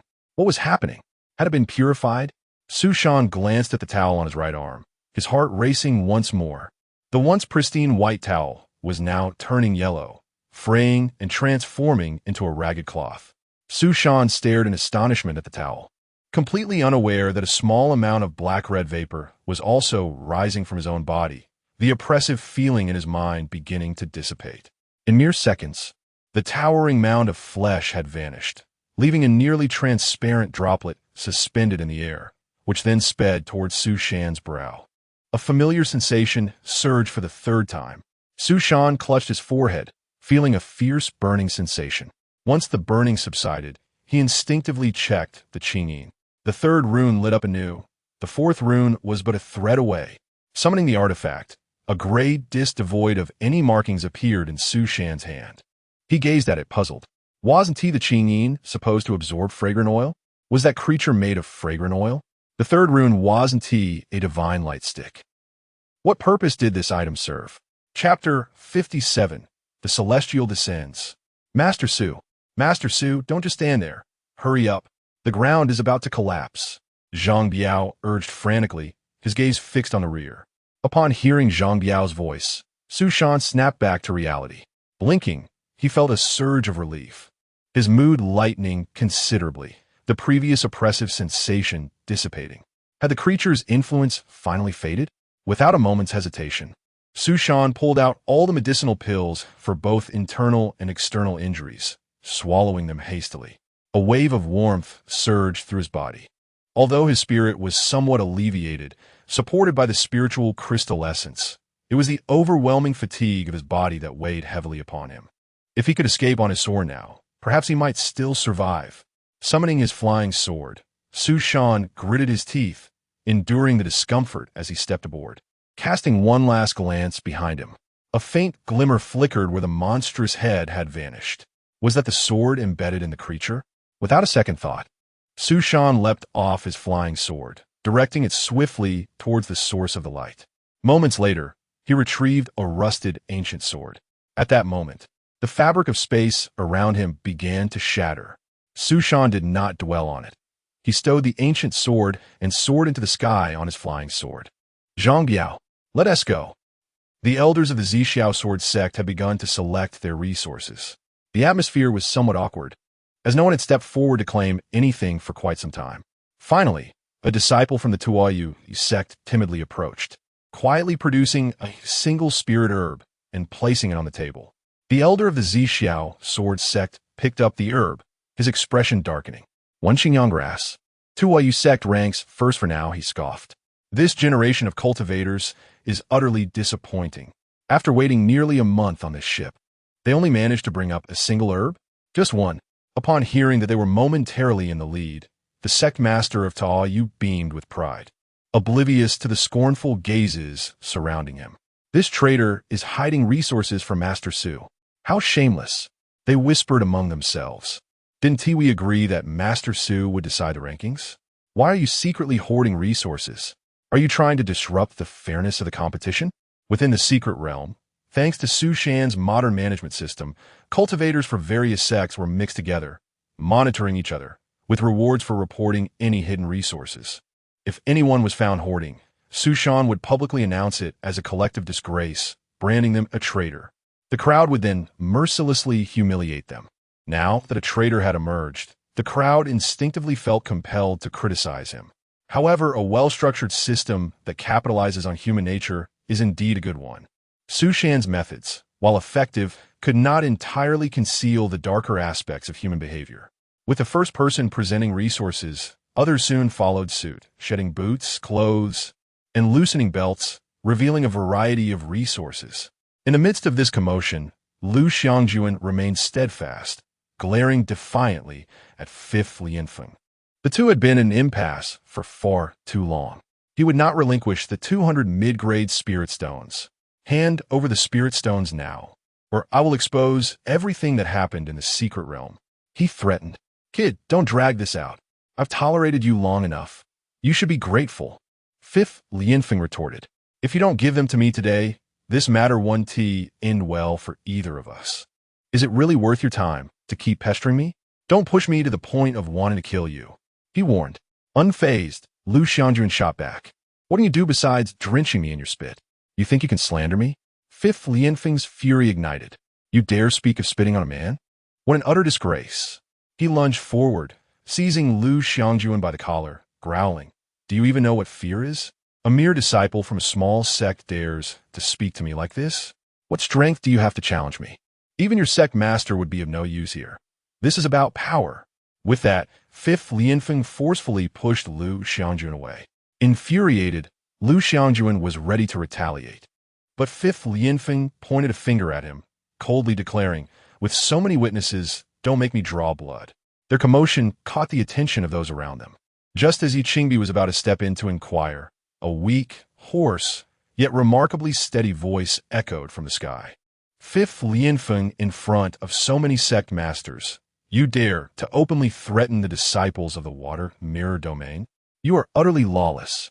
Everyone on the flying vessel looked skyward. A familiar face appeared before them, illuminated by the slanting sunlight. Su Shan stood upon his flying sword, his exhaustion and elation barely concealed in his eyes.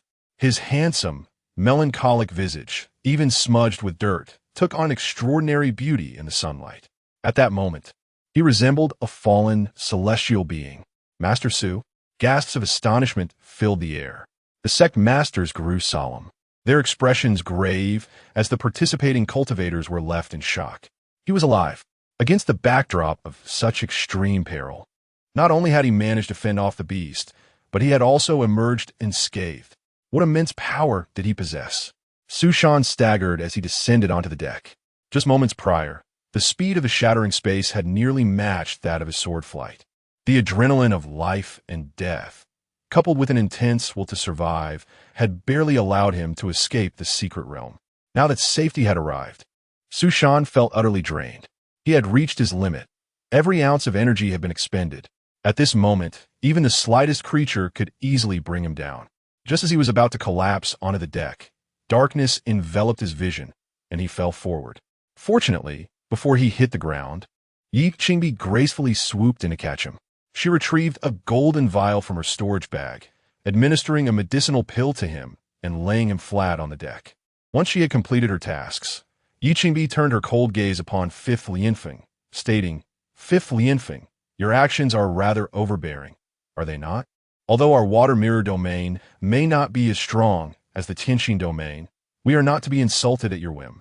As Yi Qingbi finished her words, a wave of hostile glares fell upon Fifth Lianfeng. This outsider had not been the first to disrespect the water mirror domain. Did he think that coming from a larger place gave him the right to belittle those from smaller ones? Did he truly believe there was no one left in the water mirror domain? Such arrogance was intolerable. I didn't mean to. I don't twist my words. It's a different matter. Under the scrutinizing gazes of the crowd, Fifth Lianfeng stepped back nervously, feeling like he had swallowed something foul. Did the cultivators from the Xinglan sect not understand the importance of discussing matters fairly? Why did they have to escalate the situation, making it seem as if he disdained the entire water mirror domain?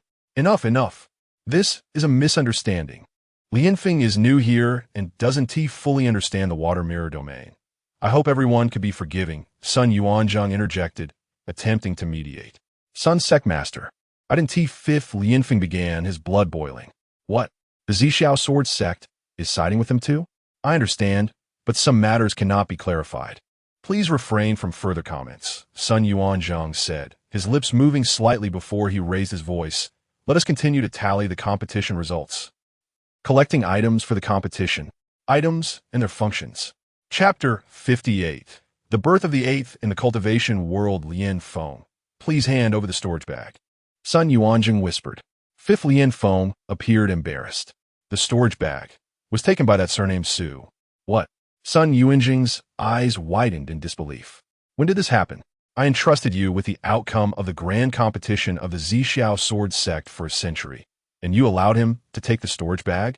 That brat gathered a few hundred people to ambush me. At that moment, my spiritual energy was completely exhausted, and he seized the opportunity to steal it from me. Fifth Lian Feng replied, filled with resentment. But it's of no consequence. That Su fellow has publicly declared his departure from the Xinglan sect in the secret realm. This matter is known to all. Since he is no longer a member of the Xinglan sect, the resources he possesses are thus rendered invalid. Although my storage bag was stolen, two of my junior brothers still have some scattered resources. We should have no trouble securing the first place. Sun Yuanzheng cast a surprised glance at Su Shan, who lay on the ground, a smile gradually forming on his lips.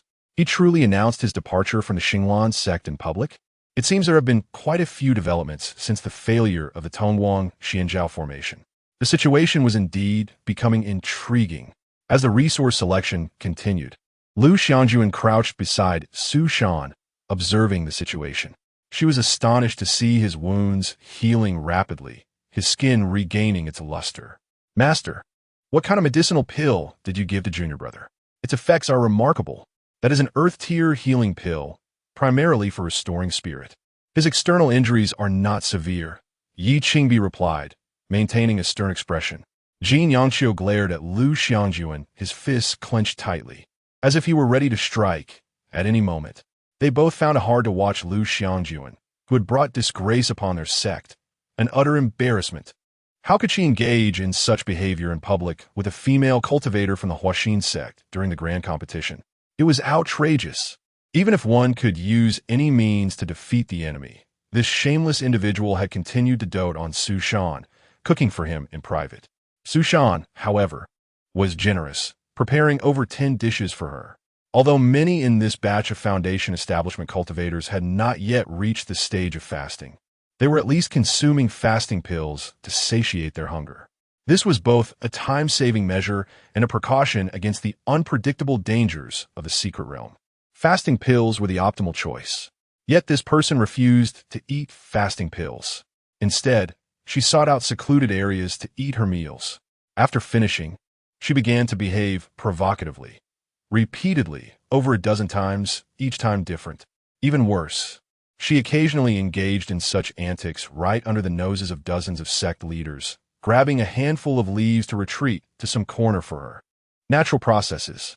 Though the sect leaders wore dark expressions as they discreetly dispersed when she pulled down her trousers, the image of Lu Xiangjuan clutching leaves and a stick, hastily disrobing, had been indelibly etched in everyone's minds. How many years had it been?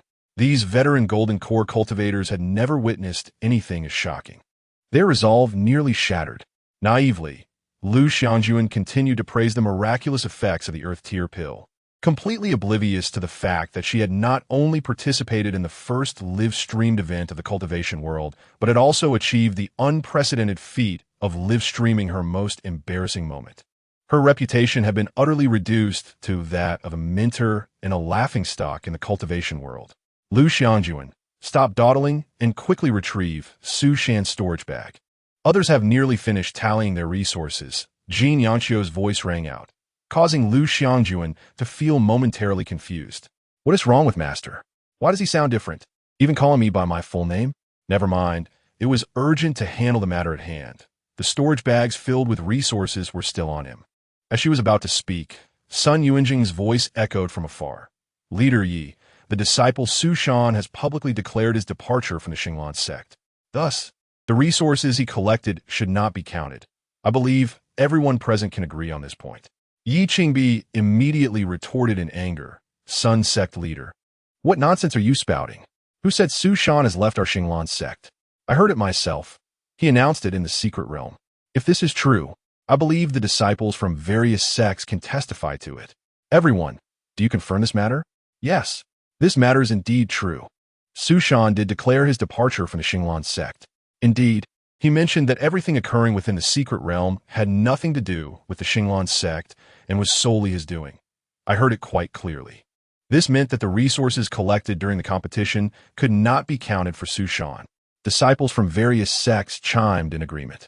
Su Shan had taken all the resources and ranked the sects internally, but no one knew the specific ranks. Now, as everyone brought forth their hidden resources to compete, the rankings remained unconfirmed, and anything was possible. It would be wise to place the Xinglan sect at the bottom first. Yi Qingbi lowered her head, gazing deeply at Su Shan. He had previously mentioned wanting to leave the Xinglan sect. It seemed he had truly done so. Was it after encountering the Qin beast following the failure of the Tongguang Xianzhao formation? Who said the resources are with my junior brother? They have always been with me. Lu Xiangjuan rose indignantly, glaring at the assembled cultivators. These despicable people. My junior brother saved their lives, and now they have come out to kick the Xinglan sect when it's down. Lu Xiangjuan strode forward, pulling out a storage bag from her robe. She selected 2 bags, pouring forth a substantial amount of resources, immediately filling the space in front of the elder responsible for tallying resources. These contain the resources obtained by the other sects. There is no need for the Zixiao Sword sect to tally. We have already prepared our ranking. Upon finishing, she produced a stone tablet, inscribed with the rankings of resources obtained by each sect. Looking at the rankings, the crowd fell silent in shock. Su Shan, reclining on the deck, had opened his eyes, a hint of mockery in them, peering at the stone tablet through a gap. He had awakened just a minute ago, likely due to someone administering a high-quality pill. He was now in excellent spirits and had fully recovered. He had overheard the conversations from the crowd. Now that Lu Xiangjuan had produced the stone tablet, the situation was secure. The rankings on the tablet were not impartial, but meticulously designed by him based on the conditions of each sect learned within the secret realm. Those at the forefront were predominantly sects that had originally ranked in the middle, now swapped with those ranked lower. Occasionally, some powerful sects that did not get along with the Zixiao Sword sect were interspersed within. In broad daylight, strength was not the most crucial factor. The one with the loudest voice was the true authority. The Xinglan sect could gather the impoverished allies together to seize the greatest advantage. Even if the powerful sects resented the unjust rankings, as long as Yi Qingbi was clever enough to unite with other sects to form a cohesive front, there should not be any significant issues moving forward. After all, in the cultivation world, many binding rules still existed on the surface. He merely operated within those confines. Even if a portion of the strong harbored dissatisfaction and wished to challenge the rules, they had to first weigh the pros and cons. Chapter 59: Departure from the Zixiao Sword Sect. On the flying vessel, after a brief turmoil, a cultivator from the Zixiao Sword Sect spoke solemnly. How do we know that this storage bag was not just taken from Su Shan? This cannot be deemed valid. As soon as he finished speaking, other sects chimed in. What evidence do you have to prove it was taken from Su Shan? This ranking seems quite fair to me. Su Yi's position is certainly justified. Within a short span of time, the voices supporting the Xinglan sect drowned out the dissenting opinions. Many sects had notably improved their standings since the last competition. Initially, many experienced sects held little hope for this contest, merely wishing to advance by 1 or 2 places, with some even hoping to maintain their original ranks. The current results were not far from their expectations, which sufficed. As for who ranked first, it mattered little to them. Having the Xinglan sect in the top position was far more favorable than the Zixiao Sword sect claiming the honor. Faced with this collective support, Sun Yuanzheng's expression darkened significantly. Throughout the competition, he had kept a close eye on Su Shan, meticulously noting the resources reported by disciples from various sections. This ranking was certainly not reflective of the actual resources obtained by each sect. In the beginning, Su Shan had mixed the sect disciples, making the division of resources rather ambiguous, ultimately leaving the final decision to Su Shan himself.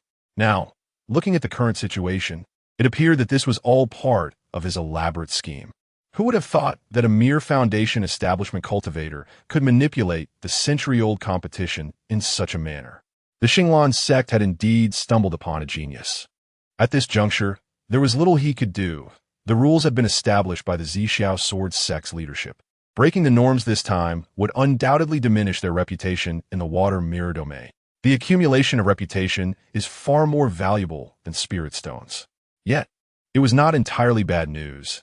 At least the inheritance had returned, and that was paramount.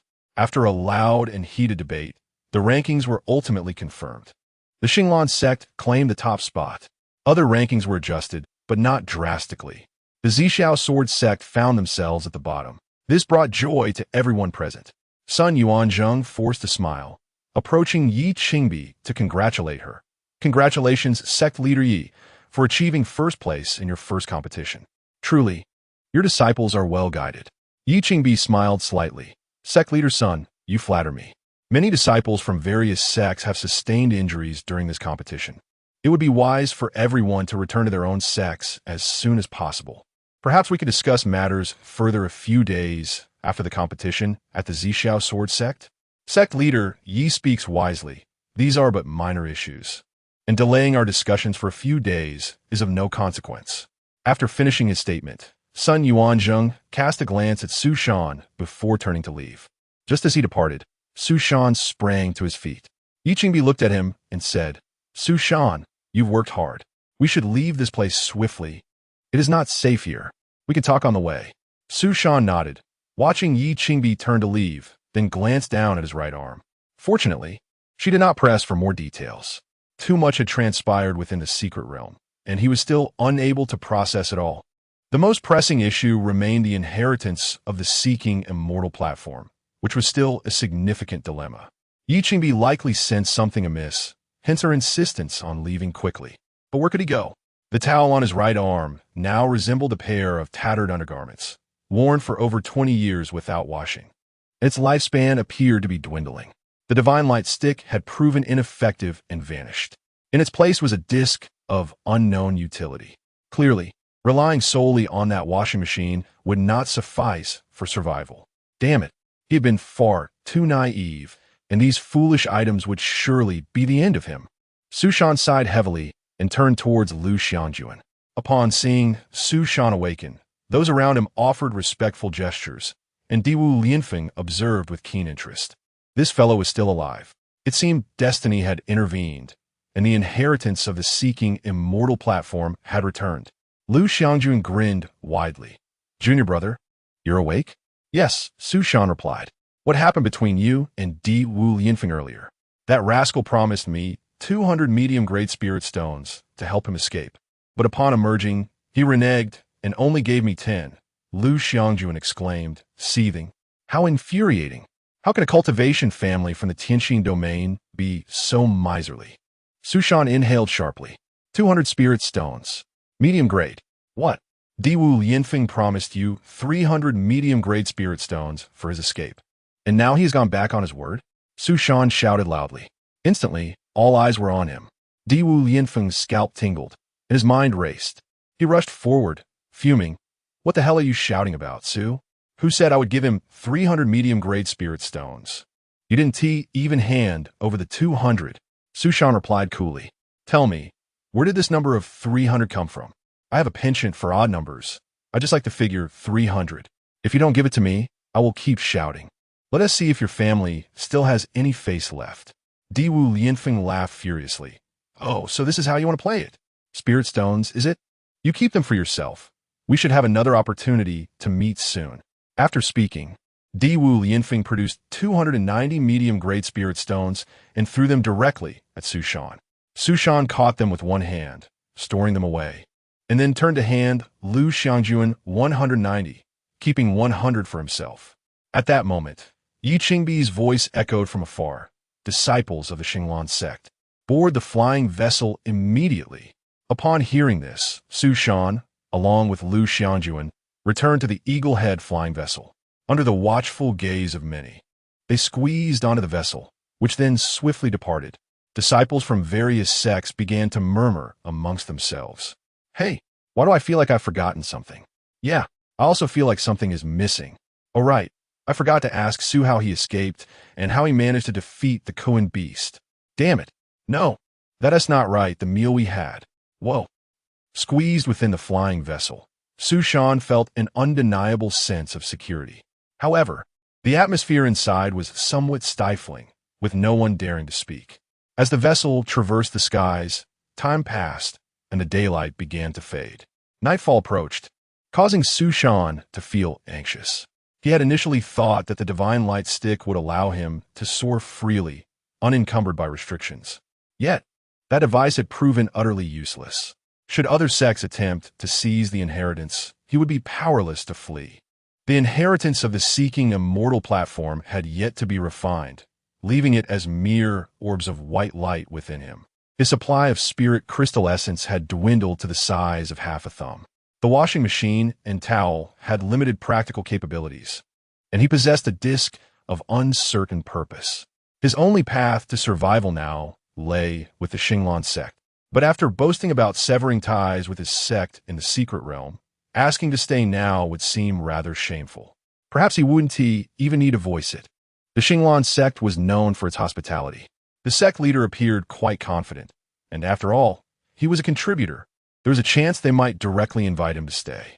At that point, he could simply take advantage of the situation and remain in the Xinglan sect to cultivate.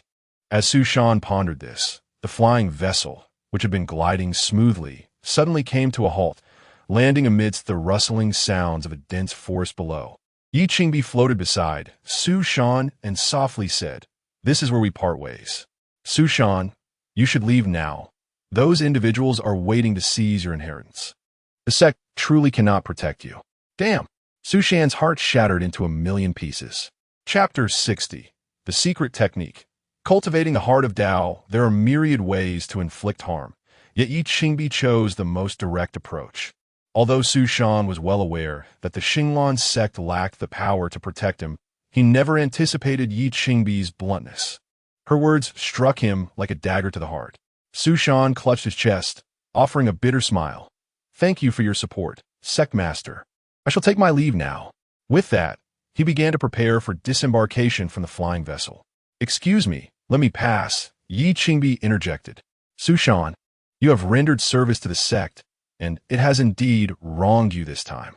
However, if you choose to remain, let alone mention others. The Zixiao sword sect has countless methods to incite conflict between our two sects and reclaim their heritage. They will not relent. While a major sect could withstand the pressure, Xinglan sect cannot bear the burden." With great effort, Su Shan squeezed out of the flying vessel, hovering in the air, despondently replying, "I understand this point. There is no need for further explanation, sect master. I harbor no resentment, and do not wish for the entire sect to be implicated because of me. Such misfortunes are simply part of our fates." Yi Qingbi nodded in appreciation. "It is good that you understand." During the competition, the leaders of other sects likely contacted their respective factions in private. Within each sect, there are always some elders who prefer to avoid the outside world, and it is often these individuals who handle the dirty work. Given your strength, death is certain. However, there may still be a path to survival. Below lies the Biluo forest, where the fluctuations of spiritual energy are intense.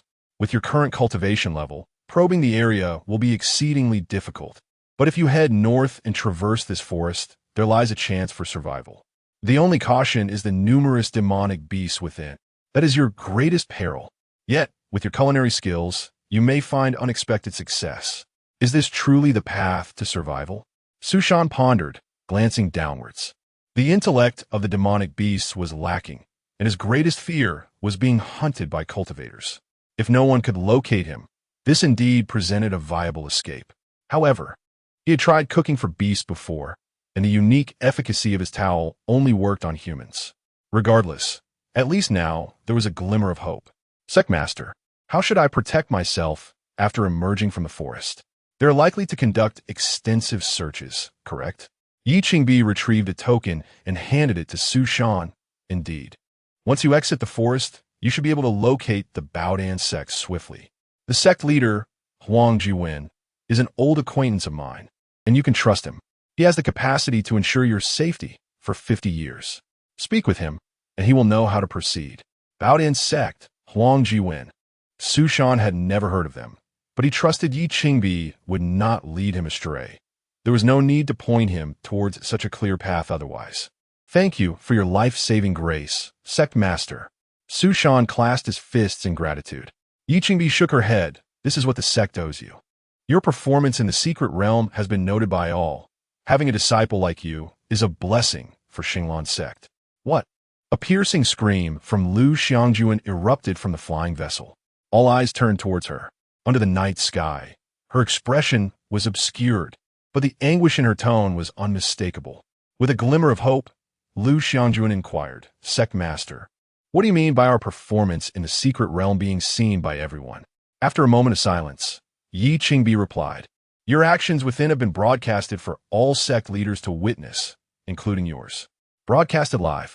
Su Shan felt his heart clench painfully. This competition was utterly grotesque.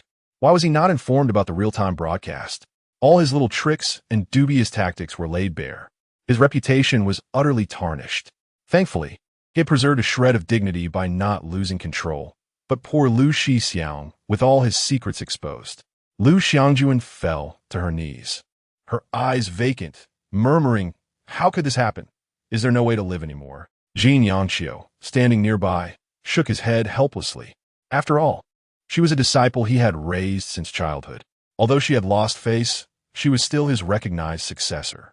He could not allow her to abandon her Dao hard over such matters. Jin Yangqiu flew to Lu Xiangjuan's side, whispering, enough, Xiangjuan, when we return to the sect, we can change our names. Woo-woo-woo. Lu Xiangjuan rose, squeezing out of the flying vessel, standing beside Su Shan, her expression somber. Sect Master, I will leave with my junior brother. I cannot return. I have lost all face. What are you doing? Stop this nonsense and come back. Jin Yangqiu scolded loudly. I want to go. Lu Xiangjuan shouted defiantly. What is the point of returning? Staying at the mountain gate will only invite ridicule for a lifetime. I would rather be an ordinary person. After all, I have no love for cultivation. Su Shan looked at Lu Xiangjuan with sympathy. You know, being an ordinary person isn't so bad. One could run a small business, perhaps open a restaurant for immortal cuisine. Stop provoking me. Around them, sympathetic gazes abounded. Su Shan embraced Lu Xiangjuan's shoulders, turning to her and speaking softly, Shixiang, truly, this may be a blessing in disguise for you. Do not dwell on it too deeply. Do you know how many oaths I swore in the secret realm? How many? Over 100, I believe. You've lost your mind. Do you still wish to cultivate? Such oaths will surely lead to inner demons. The heart of Tao is paramount. Some vows can influence you in ways you cannot even comprehend. Su Shan shook his head, Shixiang, after spending so much time outside. I've realized that the cultivation world has strayed into misconceptions in certain aspects. They place too much weight on the heart of Tao, constantly fearing contamination. This is fundamentally erroneous. The heart of Tao is meant to be tempered. Think about it. If you're constantly swearing these oaths day in and day out, will you even care? You will not. You won't even remember them. I call this the method of desensitizing the heart of Tao. You merely embarrass yourself in public. Rather than being a misfortune, is a fortuitous event.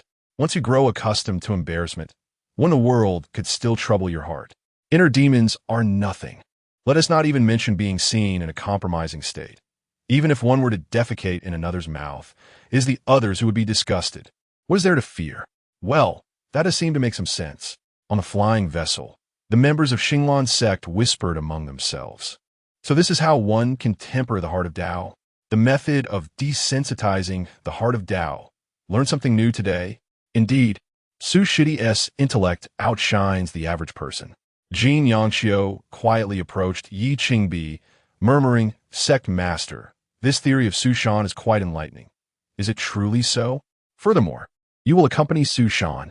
Yi Qingbi clenched her fists tightly. This troublemaker, causing havoc for outsiders within, and now wreaking havoc among his own, with his twisted reasoning. Perhaps his departure is not such a bad thing after all. Shixiang, return now. Do not give up on your cultivation, Su Shan earnestly advised.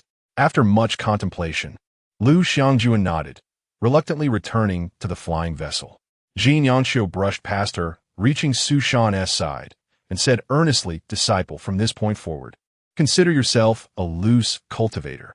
I have some survival principles for loose cultivators to impart to you. If you can survive this tribulation, perhaps your tenacity will allow you to thrive in the world." Chapter 61. Survival Principles in the Cultivation Realm. Master, please enlighten me. I shall keep your teachings close to my heart. Su Shan replied earnestly, nodding his head. Observing Qin Yanxio's serious demeanor, he understood that it must pertain to some secret techniques honed through years of wandering the martial world. Very well. Qin Yanxio, with a wispy beard, pulled Su Shan aside and whispered, "For cultivators like us, resources are paramount when traversing the outside world. Without resources, the path to cultivation becomes exceedingly arduous. While powerful rogue cultivators may seize opportunities through force, you must tread carefully. The method I propose is ideally suited for you. Should fortune smile upon you and you evade danger, the best place to seek opportunities is within the grand sects, particularly those focused on alchemy. Alchemical sects are exceedingly wealthy, often discarding defective pills. These discarded pills, which exude alchemical energy, can interfere with the refining process, and thus, such sects typically dispose of them outside their premises. If you search diligently around these alchemical sects, you are bound to find something of value. While these defective pills may appear worthless to skilled alchemists, they are treasures sought after by smaller sects and rogue cultivators alike. Engaging in exchanges will undoubtedly yield resources for your cultivation. Remember, you will not be the only one vying for these discarded pills. Some may even form groups. Avoid direct confrontations with them. The key lies in cultivating good relations with the disciples who discard these pills. A few spirit stones spent wisely could yield greater benefits. Your performance in the secret realm was remarkably astute, and I trust this will pose no challenge for you." Su Shan pondered, "Isn't this akin to scavenging? What nonsense! It is a means of promoting the rational allocation of resources and aiding smaller sects. Defective pills are not entirely useless. Indeed, your teachings are profound, Master." Su Shan felt a wave of exasperation wash over him, as Qin Yanxio's words left him momentarily speechless. Startups often begin with co-founders scavenging for resources, and yet they rise to partnership without forgetting their humble beginnings. Quite the journey. Here, this is a compendium of alchemical recipes I have compiled over the years. It will assist you in discerning the quality and properties of elixirs. Be wary of toxic pills. Do not recklessly pick them up, for you may not be able to handle them. Qin Yanxio earnestly instructed, handing Su Shan a jade slip. Su Shan felt a swell of gratitude and performed a respectful bow as he accepted the jade slip. Qin Yanxio's lips moved slightly, and in a barely audible voice, he cautioned, "Everyone has seen the treasure you carry in that chest. When traveling, be mindful not to display your wealth. The sect leader possesses admirable character, and the elders within the sect are nearing the end of their paths. We are all huddled together for warmth, so no one will harbor greedy thoughts towards you. However, most people outside will stop at nothing to seize your belongings. Do not place your trust in others lightly. My life will not be in vain if I can take a fortuitous disciple under my wing. Though your spiritual roots may be lacking, there is still hope for advancement. A sharp mind far outweighs the significance of spiritual roots. Always remain vigilant in the outside world." Su Shan took a deep breath and performed a deep bow. Qin Yanxio nodded and flew back to Yi Qingbi's side. As Su Shan prepared to depart, he suddenly recalled something and summoned a rusted sword from his storage pouch. Presenting it before Yi Qingbi, he said, "Sect leader, I found this artifact in the secret realm. Could you kindly appraise it for me?" Yi Qingbi accepted the sword, channeling her spiritual energy into it. The previously tarnished blade began to emanate a faint spiritual glow. "An excellent sword. This appears to be an ancient artifact. Upon initial examination, it should be no less than a 5th-grade earthly weapon. Alas, it has suffered from the ravages of time and corrosion, rendering it devoid of practical value. Yet, many in the cultivation world enjoy collecting ancient artifacts. The Tianqin domain once sold a well-preserved ancient flying sword for an astonishing 3,000 high-grade spirit stones. You may keep this sword for now. In the future, seek appraisal and sell it when the opportunity arises. 3,000 high-grade spirit stones. Su Shan thought, realizing that the value of spirit stones varies tenfold between grades. Such a sum would remain out of reach for a lifetime spent hidden within the sect. Discovering such treasure was indeed a stroke of luck. Thank you, sect leader. I shall take my leave. Wait, I have one more question. Answer truthfully before you depart. Sect leader, please proceed. Yi Qingbi paused for a moment, then spoke gravely. How did you defeat your doppelganger during the inter-sect trials? Speak candidly without a single falsehood. Oh well, I was merely evading, and then... Su Shan stammered, feeling a rush of sweat as his throat tightened. Why was she suddenly inquiring about this? Hadn't it already passed? This was disastrous. She must have connected the dots from when he had threatened Lin Yu with the washing machine in the secret realm. That cursed live broadcast. Get lost. Don't wait for me to strike first, Yi Qingbi said coldly. Her demeanor confirmed Su Shan's suspicions. He had indeed crossed a line by confronting her doppelganger in such a manner. Su Shan trembled, hastily stepping onto his flying sword to flee into the forest. Just as he vanished, Qi Ling Shuang emerged from the crowd, preparing to follow. Yi Qingbi immediately raised a hand to stop her, saying, Ling Shuang, what do you intend to do? Nothing much. He saved my life, so I must repay the debt, Qi Ling Shuang replied. Observing her expressionless face, Yi Qingbi shook her head and sighed, be swift and return promptly. If you encounter any formidable opponents, retreat without hesitation. I understand.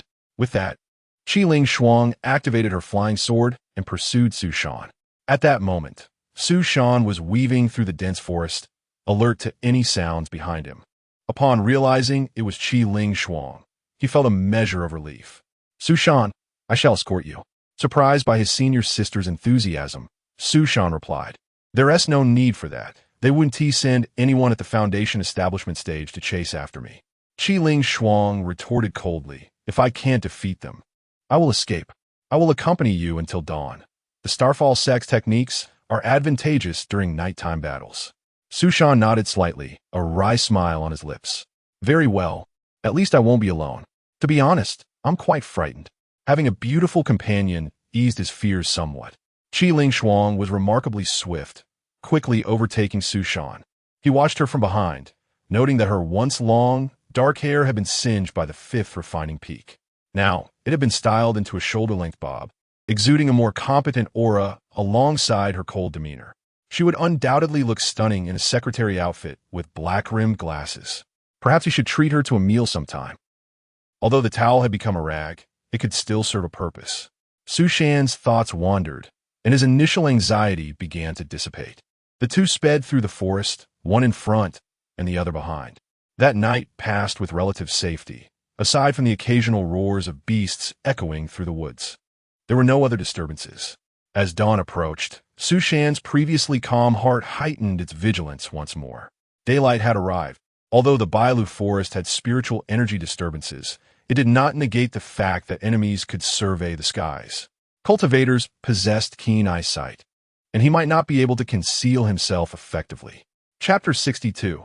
The disc unleashes its power.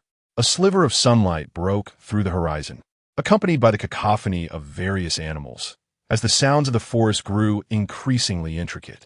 Su Shan, holding the unremarkable white disc, observed from behind Qi Ling Shuang. Were it not for that creature, this fourth type of artifact would not have manifested. As Su Shan's fingers grazed the edge of the disc, a sudden tightness gripped his heart. The disc began to spin rapidly, seemingly merging with his body as if it were being inserted into a drive. If he had not been fixated on the disc, he would not have felt a thing. No, this is not the place for such an experiment. Su Shan swiftly withdrew it, returning it to the Azure Seal, and promptly inquired, Sister, do you know anything about the monsters in the secret realm? Qi Ling Shuang slowed her pace and replied, I've heard it is called the Qin Beast, a type of ancient demon beast that preys specifically on females. It has long been extinct. Beyond that, I know little else. Su Shan pondered this. The Qin Beast, specifically targeting females? No wonder it was covered in tentacles. What a vile creature. Yet, this did not provide any useful clues. Why would an extinct beast respond to the Azure Seal? What connection could it have to the fragrant oil? This substance, once purified, was evidently more potent than the oil found in temples, almost enabling him to inscribe 2 runes. The second rune was just a hair's breadth away. If he could decipher how to inscribe runes, his chances of survival in the realm of cultivation would undoubtedly increase. Alas, it remained a tangled mess, compounded by the fact that his spiritual root had been bizarrely split in 2. Sister, is it possible for someone to possess 2 spiritual roots? Yes, dual spiritual roots are an exceedingly rare talent, and those who possess such a gift are nurtured by the sect. And what type of spiritual root do you have? An innate ice spiritual root. Are there not just 3 grades of spiritual roots? Upper, middle, and lower? Su Shan inquired curiously. No, Qi Ling Shuang explained, the upper, middle, and lower grades merely categorize the common 5 elemental spiritual roots. In reality, there are numerous classifications of spiritual roots: innate, mutated. Each of the 6 sovereigns has its own strengths and weaknesses. What about the sect leader? Like me, he possesses an innate ice spiritual root and excels solely in the cultivation of ice techniques. Someone is approaching. Be cautious. Before Qi Ling Shuang could finish her sentence, she suddenly darted aside. Su Shan flew to the opposite side. A massive fireball cascaded from the sky, its tremendous shock wave shattering trees within a 10-meter radius, leaving a barren clearing. The fireball vanished, replaced by a looming figure. Fifth Lianfeng slowly rose, flames flickering around him, a smile gracing his face as he regarded Su Shan. It appears someone has illuminated your path. You've evaded well. Unfortunately, your luck has run out, as I have discovered you first. Su Shan replied nonchalantly, Brother Fifth, I did not expect you to take the field personally. As a member of the Zixiao sword sect, and given my legitimate inheritance, it would not reflect well on you to act against me, would it? Fifth Lianfeng shrugged, and what of it? You belong to no sect now, and this is a wilderness. What of it if I were to kill you in public? Su Shan, I admire those with courage. Your audacity is commendable. I offer you a chance to take your own life, lest I have to do it myself. Are you not afraid of dying here? Just the 2 of us against one. Su Shan said calmly. Oh, Fifth Lianfeng scoffed, glancing at Qi Ling Shuang. This defeated opponent? You truly have no sense. As his words fell, flames erupted around Fifth Lianfeng, and he charged towards Qi Ling Shuang with fierce determination. I am well aware of your fortuitous abilities. Close combat will see you under my control, right? I shall eliminate her first, and then grant you a swift end. Qi Ling Shuang braced herself, raising her sword to engage Fifth Lianfeng. Su Shan continually dodged the fiery and icy energies radiating from their clash, though merely the aftermath of their battle. The force was unmistakably formidable. As they maneuvered to evade, Su Shan contemplated his strategy. Qi Ling Shuang was evidently no match for Fifth Lianfeng, and he intentionally kept his distance from Su Shan, rendering his towel useless. The only option left was to utilize the projection jade slip to create a distraction, alongside that enigmatic disc. Testing it on Fifth Lianfeng might yield unexpected results. With that thought, Su Shan retrieved the projection jade slip, quickly adjusting the playback speed and manually editing it in real time. Fifth Lianfeng's figure materialized on the screen, sounds escaping from the jade slip, and the projection rapidly shifted. A rather indecent video emerged at that moment. Damn you. Oh, This is indeed the finest chicken. Truly a delicacy, devoid of earthy or briny flavors. My tongue savors this image. Exceedingly delectable. To achieve such audacity in this setting is simply remarkable. To hell with you, you despicable scoundrel. Today, I shall rend you limb from limb. Fifth Lianfeng's fury surged, and with a single stroke, he sent Qi Ling Shuang flying away. Seizing the opportunity, Su Shan hurled the disc at Fifth Lianfeng. The disc soared, grazing Fifth Lianfeng's arm, and silently embedded itself into his chest, as if he remained oblivious, continuing his assault on Su Shan. Qi Ling Shuang leaped forward to intervene. Just as Fifth Lianfeng's sword flames were about to engulf Su Shan's face, he suddenly perceived pink petals drifting down. In that fleeting moment of distraction, an overwhelming force bore down upon him, pinning him to the ground. With a resounding thud, he knelt before the earth. Alongside him knelt Fifth Lianfeng and Qi Ling Shuang. Fifth Lianfeng, bewildered, felt his eyes darting in panic. What is happening? My body is completely unresponsive, akin to a marionette. Only my eyes can move. Seeing that Su Shan and Qi Ling Shuang had also fallen victim, he wondered if there were a fourth person present. What kind of master could subdue them in such a manner? Even Qi Ling Shuang's typically expressionless face broke into a smile under the influence of this inexplicable force. Observing the petals that continued to fall, Su Shan regained his composure.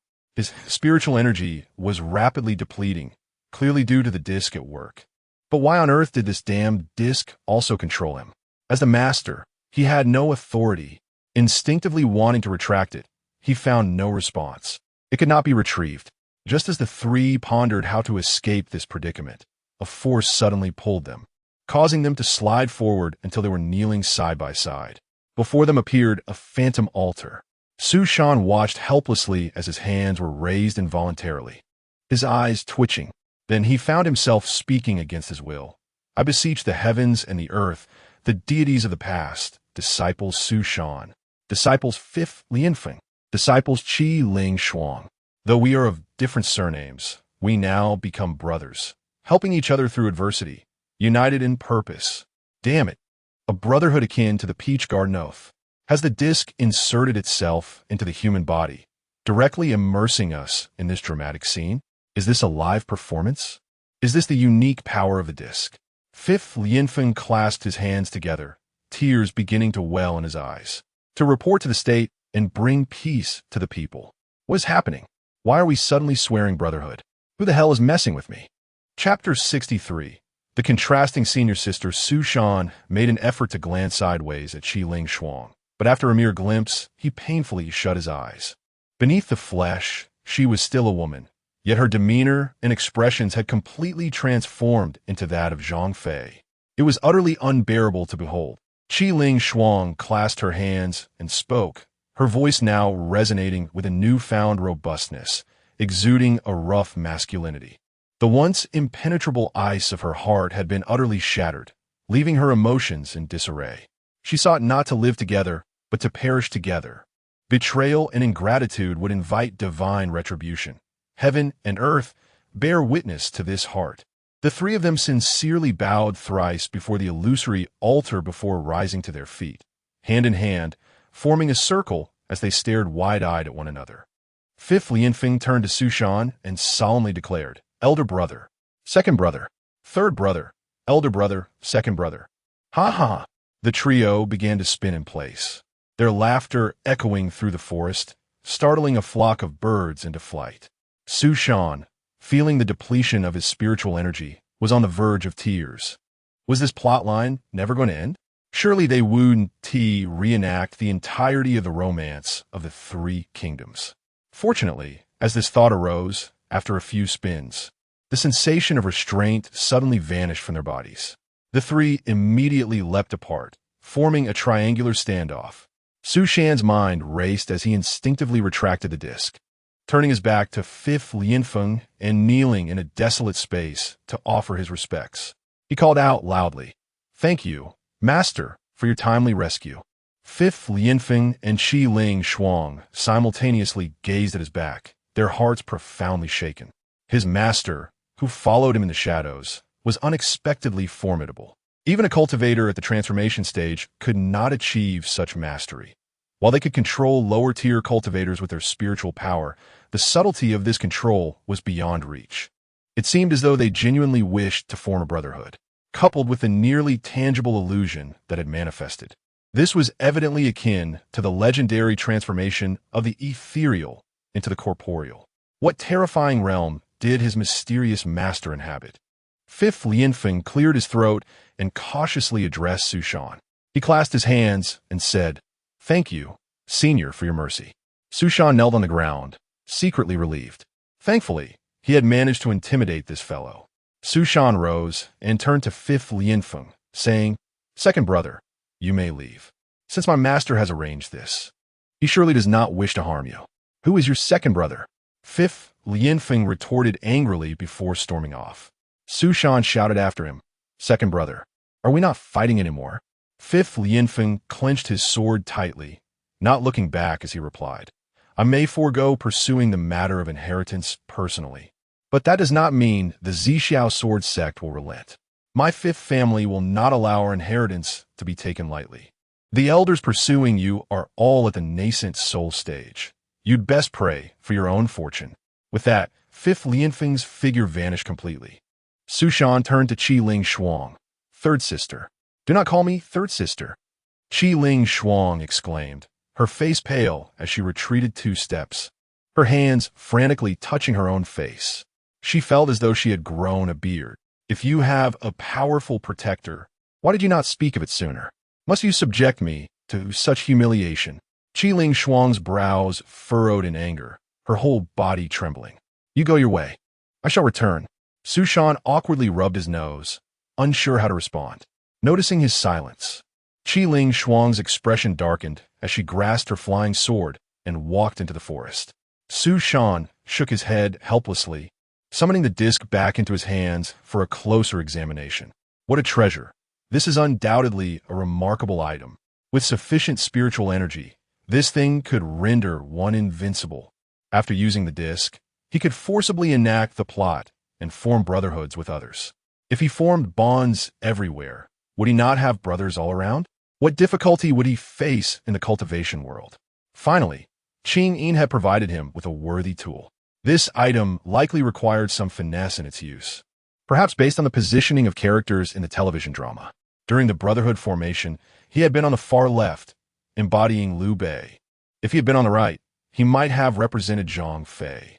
The binding of his actions occurred only after the peach blossoms fell, suggesting that before the plot took control, there was a brief moment to choose his position.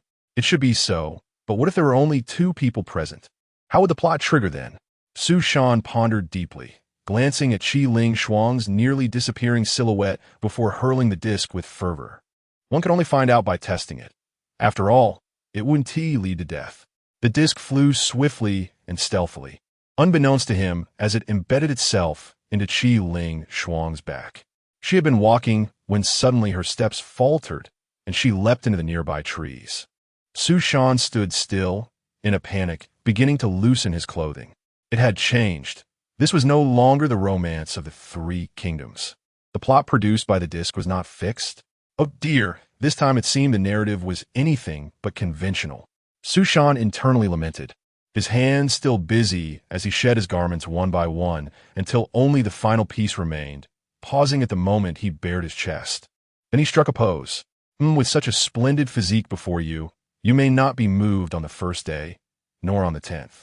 But you can endure until the 15th. I do not believe you can resist me. You are mine. Tears welled in Qi Ling Shuang's eyes as she gazed at her reflection in the illusory copper mirror upon the stump, lamenting.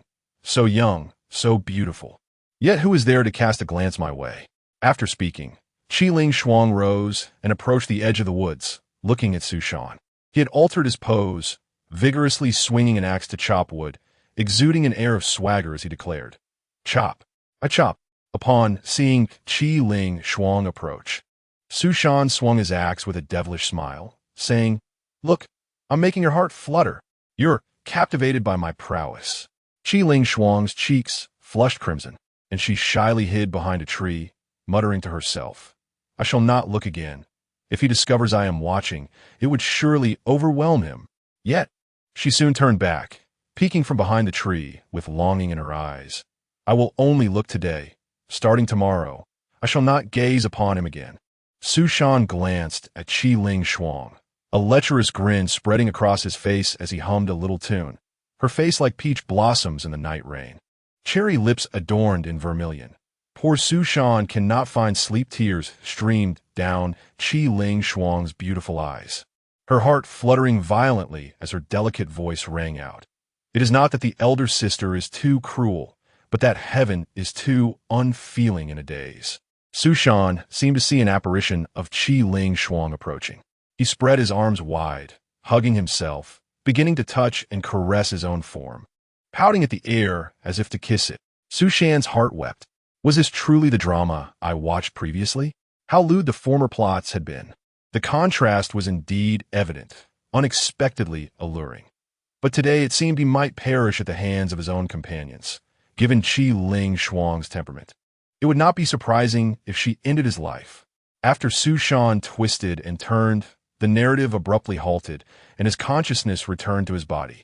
Sensing his ability to move, Qi Ling Shuang, radiating an aura of cold fury, charged towards Su Shan with great speed. Su Shan, caught off guard, shut his eyes tightly. The anticipated lethal strike did not descend. Qi Ling Shuang landed before Su Shan. Her eyes reddened as she glared at him, biting her silver teeth. Her small face flushed like a ripe tomato. After a moment of conflict, she stomped her foot and exclaimed, "Su Shan, you scoundrel." With that, she took flight, vanishing into the distance. Chapter 64. Dual Spiritual Roots, No Mistake. The figure of Qi Ling Shuang completely vanished. Su Shan picked up his clothes, donning them one by one, his heart a tumult of emotions.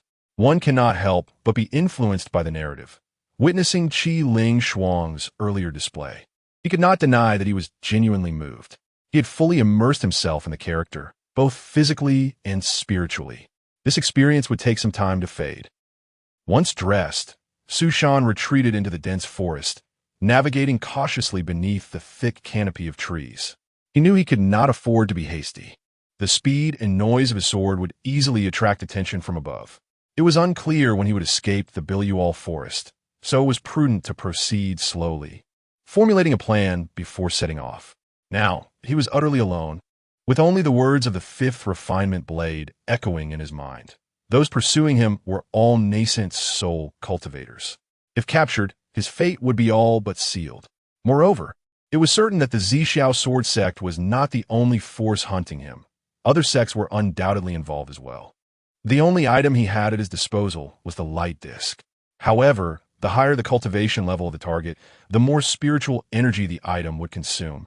His internal spiritual crystal was nearly depleted. If he encountered a nascent soul cultivator, he might exhaust it within 2 or 3 uses. Additionally, the light disc bore a significant flaw. The resulting narrative upon its use was entirely random and utterly uncontrollable. Unless he could immediately recognize the unfolding story and seize the protagonist's position within a fleeting second, he might find himself unaware of his demise. Given the unpredictable nature of the Qingyin item, should he unwittingly become ensnared in a melodrama? It would not be surprising if he ended up as a vegetable after being struck by a vehicle. He could only take one step at a time. The trees in Bilual forest were exceedingly dense. Su Shan cautiously walked beneath the treetops, ever vigilant of the sky. Fortunately, after 2 hours of travel, he had encountered no pursuers. The previous night's sleepless flight, combined with his heightened state of alertness, left him utterly exhausted. He found a particularly large tree, excavated a hollow near its roots, and concealed himself with bark. Crouched within the tree hollow, Su Shan felt a modicum of relief. This dark and enclosed space provided him an unexpected sense of security. Zhang Biao, please check the status of the spiritual root now, he thought.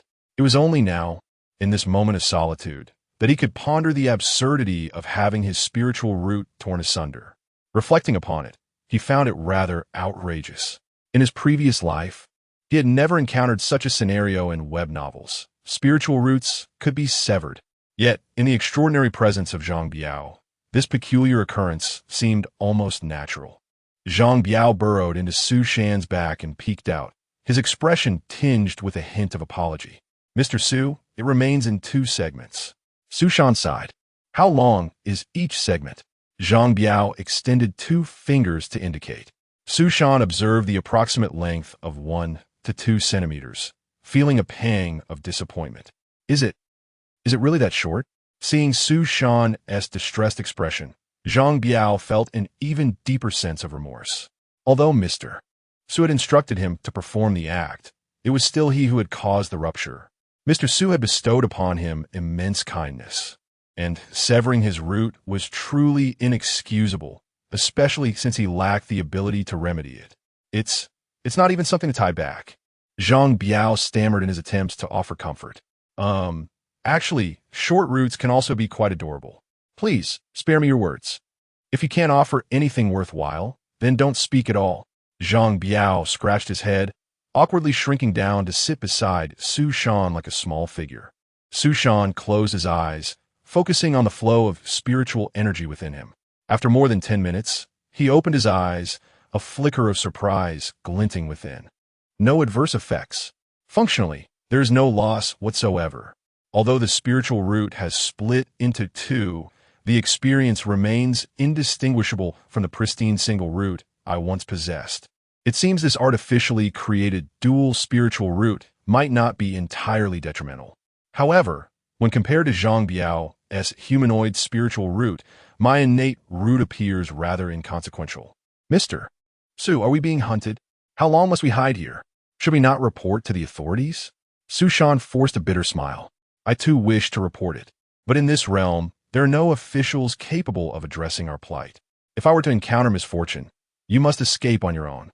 Remember, once we are outside, feigning ignorance is crucial. Under no circumstances should you allow yourself to be captured. In the realm of cultivation, the spirit beings are truly overlooked. Even a mere rabbit holds more value than us. Zhang Biao was exceedingly honest, his nature remarkably unique. Should he be captured, he would likely be imprisoned for research purposes. Having spent so much time together, Zhang Biao's loyalty was unwavering, and their bond had deepened. In times of peril, he could not allow Zhang Biao to share his fate. Zhang Biao remained silent, the diminutive figure hunched over, tracing patterns in the ground with his finger. After a considerable time, he finally spoke. Mr. Su, let us depart. We can simply hide further away. Su Shan gazed upward in contemplation. Departing now would not be a wise decision. It was likely that many were already scouring the skies above Bilual Forest for him. Lacking certainty of escape, it was better to remain hidden. He still possessed a sufficient supply of food-reducing pills and spirit stones to sustain him for a while. No, we shall not leave just yet. We will remain here. As others search for us, it is wiser to wait until they withdraw. You return to the ring for now. We shall continue our cultivation. Zhang Biao nodded and submerged into the ring in Su Shan's hand. Su Shan then withdrew a mid-grade spirit stone, grasping it firmly as he activated the star attraction technique. The vast spiritual energy within the stone, transformed by Zhang Biao, surged rapidly into his body. As he felt the transformation of spiritual energy within him, a subtle smile crept upon Su Shan's lips. After enduring such hardship, he was finally greeted with some positive news. His meridians seemed to have expanded significantly. The flow of spiritual energy now far more vigorous than before. With Zhang Biao's support, this pace of cultivation might allow him to exhaust 100 mid-grade spirit stones in a short span. Yet, he could not deplete them all. A reserve must be kept for emergencies. Thus, he resolved to remain here and cultivate until he had consumed 80 spirit stones, marking the day of his emergence. 15 days later, above the Bilual Forest, shadows flitted past, nearly imperceptible to the naked eye.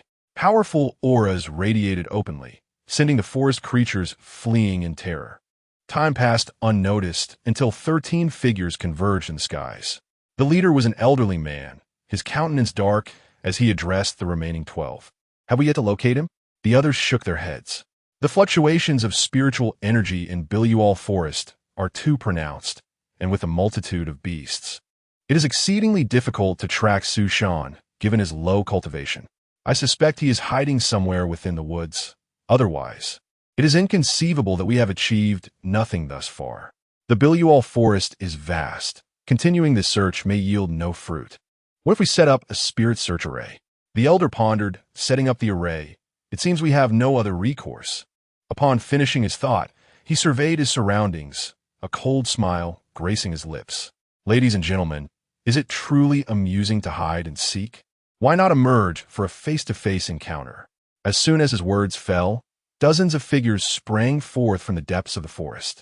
Chapter 65. Su Shan captured the individuals gathered here were undoubtedly formidable cultivators, each exuding an aura that indicated they were at least at the golden core stage. The elder surveyed the crowd with a calm smile and inquired, "Since we are all here for the sake of inheritance, is it truly necessary for you to follow us?" The group, adorned in various attires and standing in scattered formations, evidently hailed from different sections. Upon hearing the elder's question, someone immediately spoke up. "If I am not mistaken, you must be Li Xingyan, correct? Oh, the elder expressed surprise momentarily. You know me?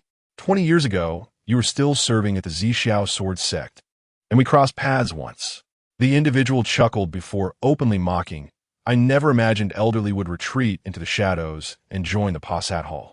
It seems your cultivation has stagnated. At this remark, the 12 individuals flanking Li Xingyan unleashed their auras with reckless abandon. The trees below them were uprooted in chaos. Li Xingyan, however, remained unfazed. Within a sect, there are always those who manage the facade and those who handle the darker affairs.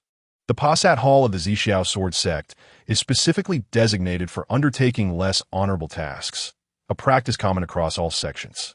While the surface rules are adhered to, the savage underbelly of the cultivation world has never faded.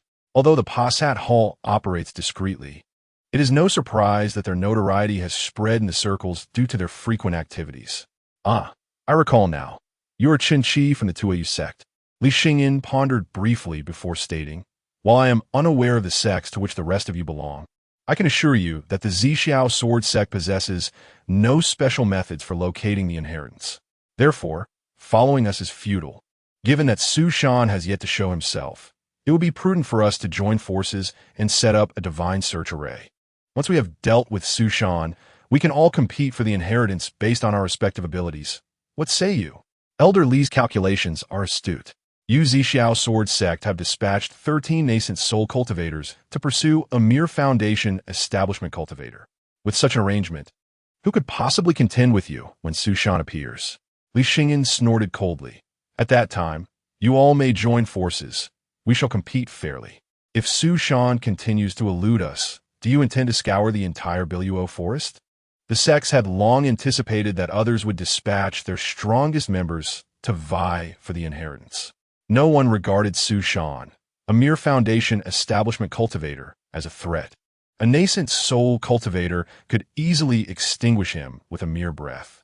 The real danger lay in the other sects seeking the inheritance, prompting the Passat Hall to deploy 13 nascent soul cultivators to handle today's situation. Even if Su Shan were located, a confrontation with these individuals was inevitable.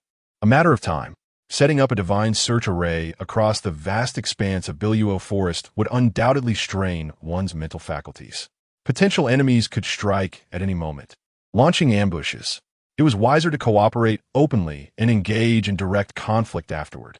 Currently, aside from the Passat Hall members present, there were merely over 10 nascent soul cultivators, placing them at a numerical disadvantage. However, the 13 of them worked in harmony, giving them confidence against these ad hoc teams with ulterior motives. The external sect masters exchanged opinions amongst themselves. It must be said that Li Xingyan's proposal greatly intrigued them. The longer they delayed, the more uncertain they felt, unaware of when their search would conclude, while constantly guarding against others plotting against them. Cooperation could indeed be a favorable strategy. First, eliminate Su Shan, and then rely on their own abilities. After some discussion, several individuals from the crowd bowed to Li Xingyan, declaring, "Very well, we are willing to join Elderly." The others, witnessing this, quickly followed suit in agreement. Li Xingyan smiled. "Excellent. Since everyone is willing, let us join forces to set the array and search for Su Shan. As for those below the nascent soul stage, it would be best for you to withdraw." Although they were strangers to one another, they were all prominent figures within their respective sections. Should they perish here, the news would inevitably spread among the sects, straining future relations. After a brief deliberation, the 12 or so Golden Core cultivators swiftly retreated. Their desire to withdraw had been brewing for some time. They had not anticipated such a heavy investment from the major sects, with so many nascent soul cultivators converging in one place. In such a scenario, they clearly lacked the capacity to participate. The likelihood of obtaining the inheritance was minimal, while the risk of losing their lives was alarmingly high. It was wiser to leave sooner rather than later. As the cultivators below the nascent soul stage departed, the sky above opened up. Only 30 nascent soul cultivators remained.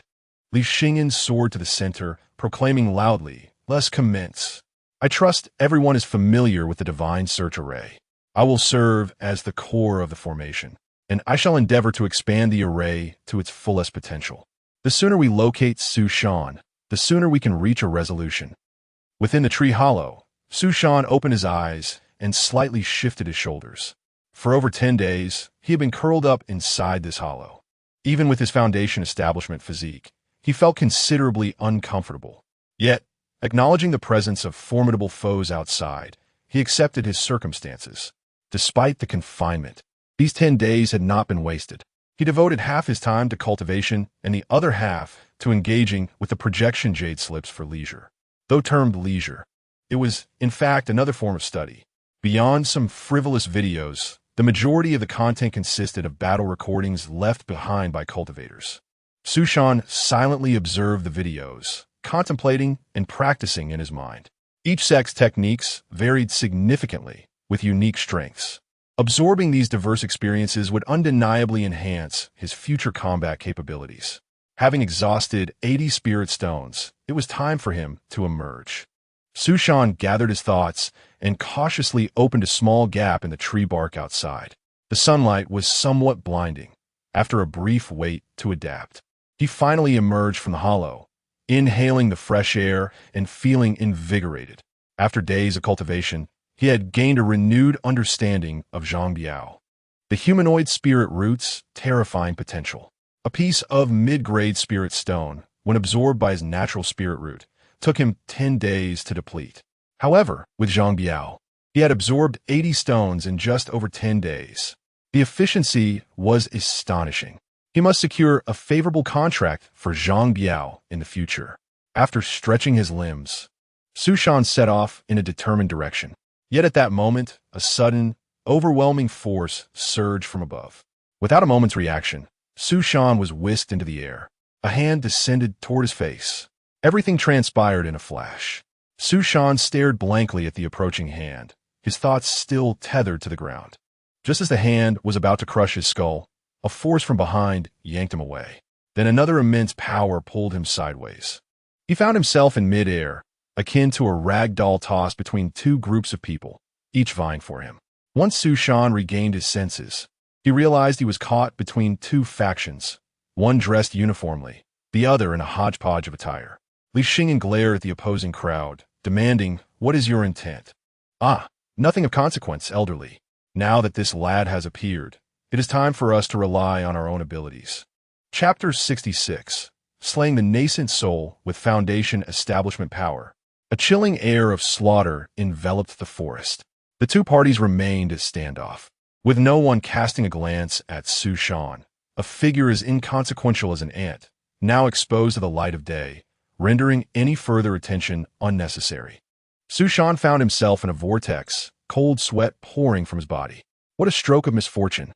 He had barely emerged when he was discovered. What had transpired moments ago?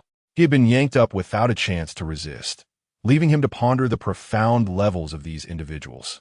His mind raced, nausea rising in his chest. The unmistakable murderous intent of these people was directed solely at him, a sensation that sent chills down his spine, even more intense than facing the Qin beast. The Qin beast merely unleashed malevolent energy indiscriminately, disturbing the psyche. Yet these individuals were singularly intent on his demise. The pressure was nearly suffocating. Suppressing his fear, Su Shan forced a smile and addressed the assembly. Esteemed seniors, it is indeed an honor to be pursued by such formidable nascent soul cultivators. May I inquire as to your levels of cultivation? He coughed lightly, then chuckled. "Ah, young man, you are truly fortunate. To have 30 nascent soul masters converge upon you alone, your demise will be most spectacular." A boisterous laugh echoed from afar. Upon hearing it, Su Shan attempted to turn his head, but found it exceedingly difficult under the pressure of their gazes. With a thought, a disc materialized in his hand. It appeared that this disc could only be utilized for his own benefit. Although the Qingyan artifact had proven effective time and again, he remained uncertain whether it could simultaneously contend with so many nascent soul cultivators. However, it was the only card he had left to play. Li Xingyan's dark gaze fixed intently on the opposition. "Gentlemen, did we not agree to eliminate Su Shan first before openly vying for the inheritance? Why rescue him from my grasp? Who knows if you would not attempt to flee at the first opportunity? If you run, it may prove difficult to pursue." During their exchange, None noticed that a disc had already merged with Su Shan's body. Straining to lift his head, Su Shan surveyed the surroundings. In a daze, he saw floating tiles, followed by a familiar national flag and iron railings. His pupils dilated. This very scene, he had to seize the position of protagonist. In an instant, everyone around him perceived the bizarre phenomenon. What was happening? The nascent soul cultivators gripped their artifacts, bracing for an imminent battle. Seizing the moment, Su Shan summoned all his strength, breaking free from their oppressive gaze, and lunged towards the central phantom floor. Simultaneously, he shouted, "Master, save me!" Upon reaching the center, a familiar sensation coursed through Su Shan's entire being. His eyes sparkled with realization. He had surmised correctly. The disc had indeed transported him into a television plot, selecting characters based on proximity to the scene. He was now Yuan. At that moment, the surrounding nascent soul cultivators were irresistibly drawn into position. 20 individuals formed a square, kneeling in unison around Su Shan. A few were pulled behind the iron railings, while Li Xingyan and 2 companions soared above Su Shan. Their bodies completely out of control, the nascent soul masters were utterly panicked. Desperately rolling their eyes, they were at a loss. As Su Shan felt his spiritual energy rapidly siphoned from the Ling Jing Pe, he relaxed slightly, though his expression remained stern. In the next moment, he looked up at Li Xingyan, his voice heavy with indignation. "I challenge 10 of you."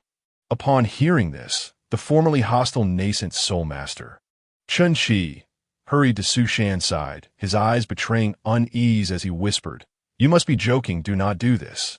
I want to fight 10 of you." Su Shan declared loudly. Chen Qi's eyes reflected deep terror as he regarded Su Shan for a moment before turning to Li Xingyan. "He wishes to face 10. Damn, what am I saying? What is happening? Who has taken control of me? Who is his master?" Li Xingyan, unable to restrain himself, turned aside with bloodshot eyes, his gaze darting in confusion. 10. His teammates looked towards Chen Qi. "Hey," Li Xingyan emitted a strange laugh, "huh? I want to see how formidable he truly is." 5th Division, 1st Team, 3rd Team, 5th Team. Unable to articulate coherent words, despair welled in Li Xingyan's eyes, tears of hopelessness glistening. At that moment, the previously kneeling nascent soul cultivators rose, 10 stepping forward and surrounding Su Shan in a combative stance. Su Shan's fighting spirit ignited. "We're nascent soul cultivators. I, Yongchun Su Shan, shall take them on today." As Su Shan clasped his fists, the atmosphere shifted dramatically, becoming charged with intensity. Su Shan charged into the fray like a tiger amidst sheep, executing broad, powerful movements. The 20 nascent soul cultivators observed in disbelief as Su Shan engaged 10 nascent soul masters in combat.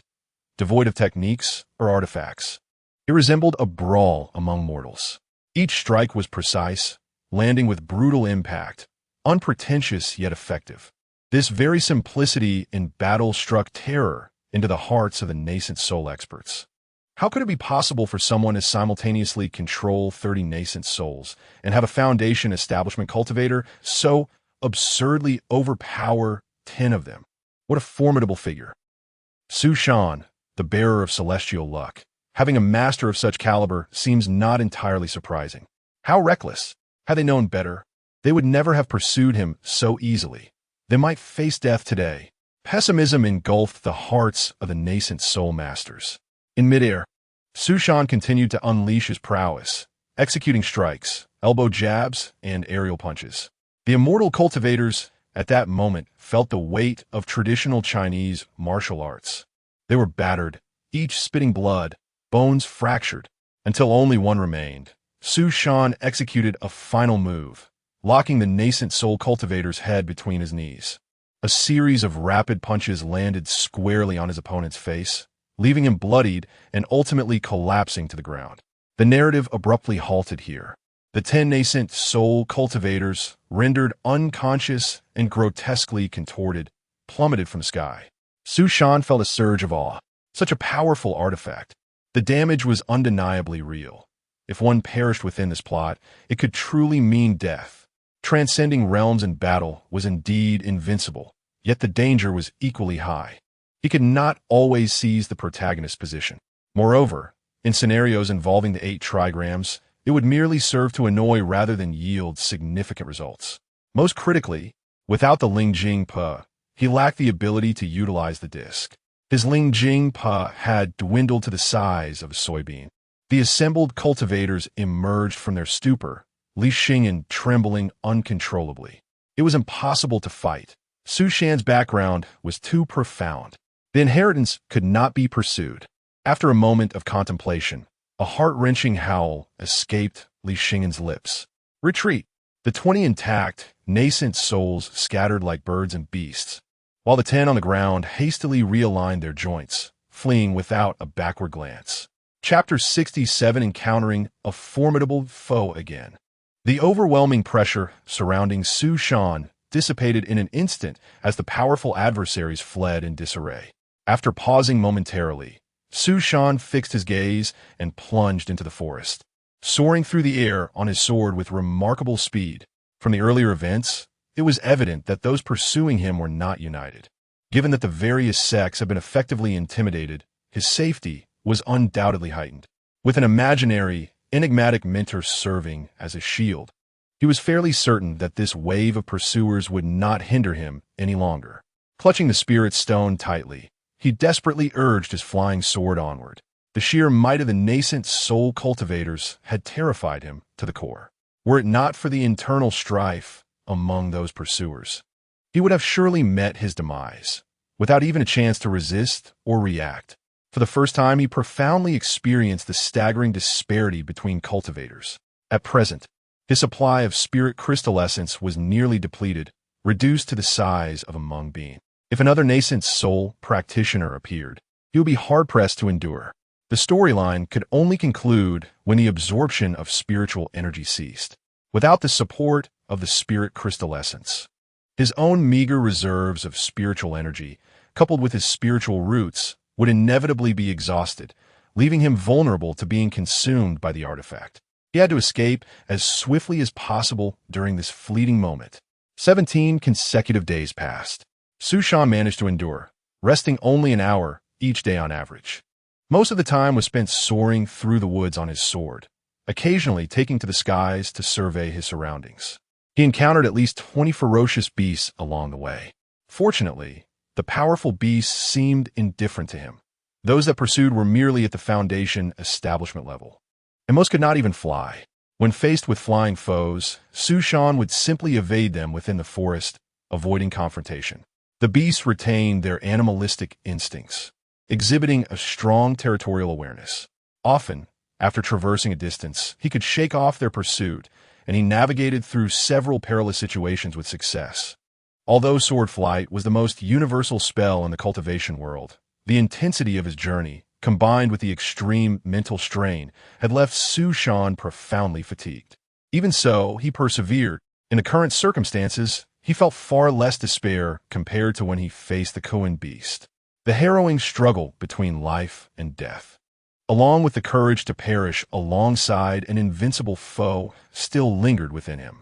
His spirit had undergone remarkable growth through this harrowing experience, significantly enhancing both his physical endurance and mental fortitude. As Su Shan gracefully maneuvered through the dense forest, he sensed the sun rising. He burst through the trees to gain a better view of his surroundings. His heart ignited with hope as he beheld a clearing in the distance. There, at the far left, he discerned what appeared to be a cluster of buildings, though too distant to confirm. Overcome with joy, he felt invigorated and accelerated towards the horizon. Today, he might finally escape the Bailuo forest. If that distant formation truly constituted a structure, it was highly likely to be the Baodan sect. At last, a glimmer of hope emerged. Su Shan sped forward, oblivious to the shadow trailing him from the treetops, maintaining a precise distance.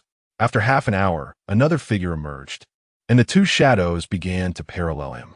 "Brother, we've scoured this area at least 10 times, confirming that no one is around. There seems to be a sect ahead. This fellow is undoubtedly heading there. If he enters, it could spell trouble for us. Should we strike now?" Lu Tao remarked, keenly observing Su Shan's retreating figure. "Let us investigate once more. Caution is paramount." How could a mere foundation establishment cultivator escape from so many nascent souls? There must be something amiss, Lu Hai replied impatiently. After following for over 10 days and surveying numerous times, why are you being so overly cautious? What if we stumble upon something valuable? Lu Tao pondered. The prospect of seizing an opportunity from a nascent soul practitioner seemed improbable. Lu Tao contemplated. After the group of nascent souls united, the other cultivators beneath that level, realizing their chances of seizing anything were slim, had returned to their respective sections. Only the two brothers, emboldened despite their golden core cultivation, sought to take a chance at this renowned opportunity, the legendary Xuanxian Terrace Inheritance. The potential for a significant boost in power was undeniable. They had remained concealed in the woods, tracking Su Shan, and only emerged when they witnessed the dispersal of the nascent souls in the sky. If an inheritance were to manifest, a chaotic brawl would surely ensue, yet the forest below bore no signs of conflict. The only plausible explanation was that they had not located Su Shan. However, it was illogical to abandon the pursuit. With only the two of them left in the Bailuo forest chasing after Su Shan, this seemed increasingly suspicious. After much deliberation, Lu Tao declared, "You go and scout around that fellow. If there are no unusual developments, we will strike decisively." Understood, Lu Hai agreed, channeling his spiritual energy as he swiftly arced around to approach Su Shan from behind. As he drew closer, the scenery ahead became increasingly distinct. It was indeed a sect, located merely a few miles from the Bailuo forest. Su Shan's spirit soared. It had been an arduous journey. All he desired was to cultivate peacefully, strengthen his abilities, and survive in this world. Yet since his transmigration, nothing had gone smoothly. The world relentlessly forced him to flee. At last, an opportunity for respite seemed to be on the horizon. Just as he fixated intently on his target, two powerful auras suddenly emerged behind him. Su Shan turned around in alarm, spotting two figures charging toward him with lethal intent, moving at a speed several times his own. As they approached, the pressure exuded by these formidable beings intensified. "Brother, I told you there would be no surprises. Look how flustered that fellow is," Lu Hai teased. "Do not let your guard down. He appears weak, yet something feels amiss," Lu Tao cautioned. As they conversed, they closed the distance to around 500 meters from Su Shan.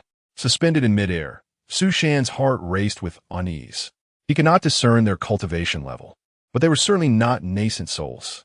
Judging solely by their aura, they were significantly inferior to the earlier group. Nevertheless, they were still beyond his capacity to contend with.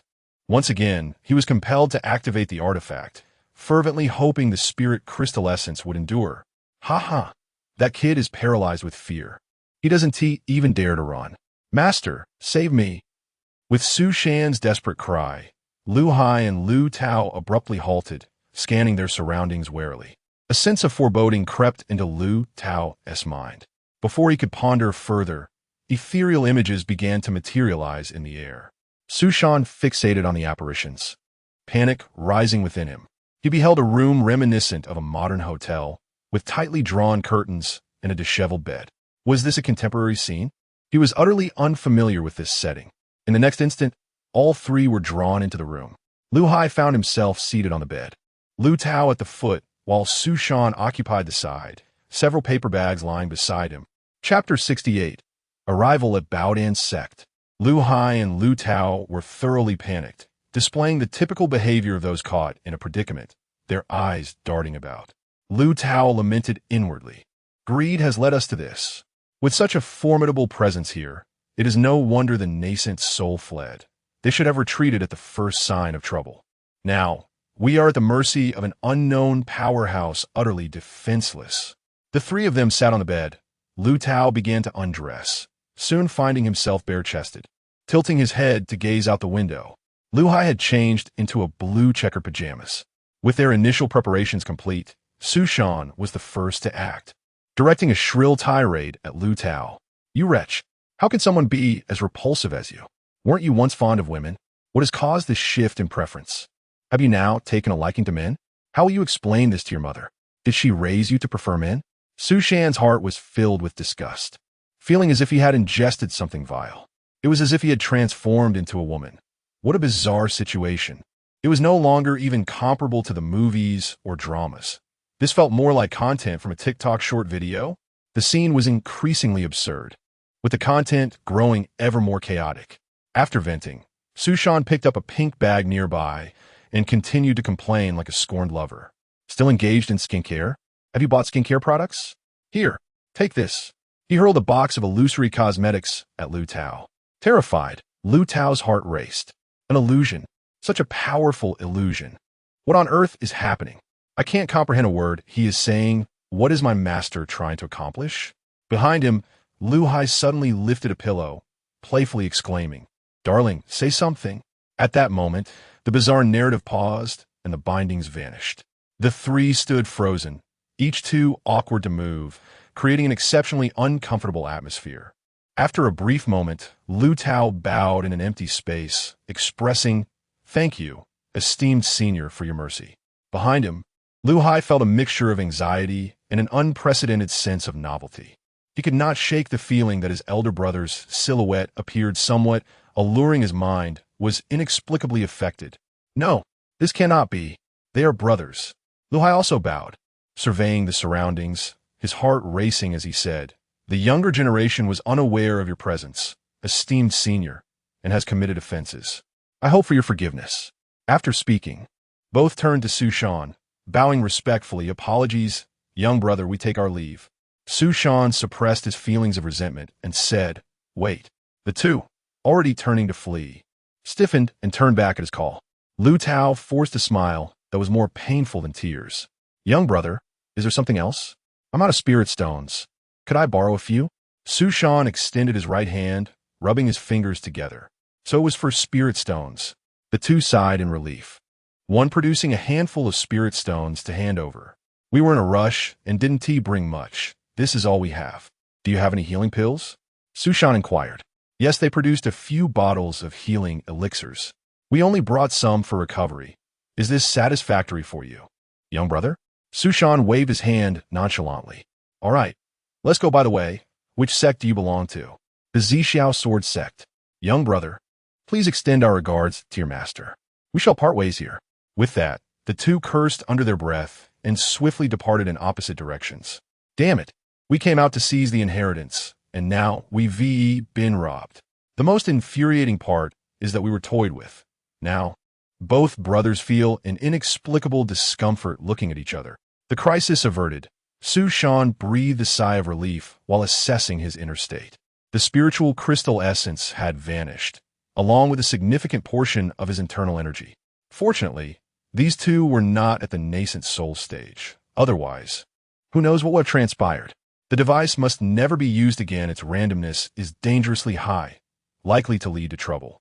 Based on previous experiences, even against opponents of the same level, it proved unwise to use.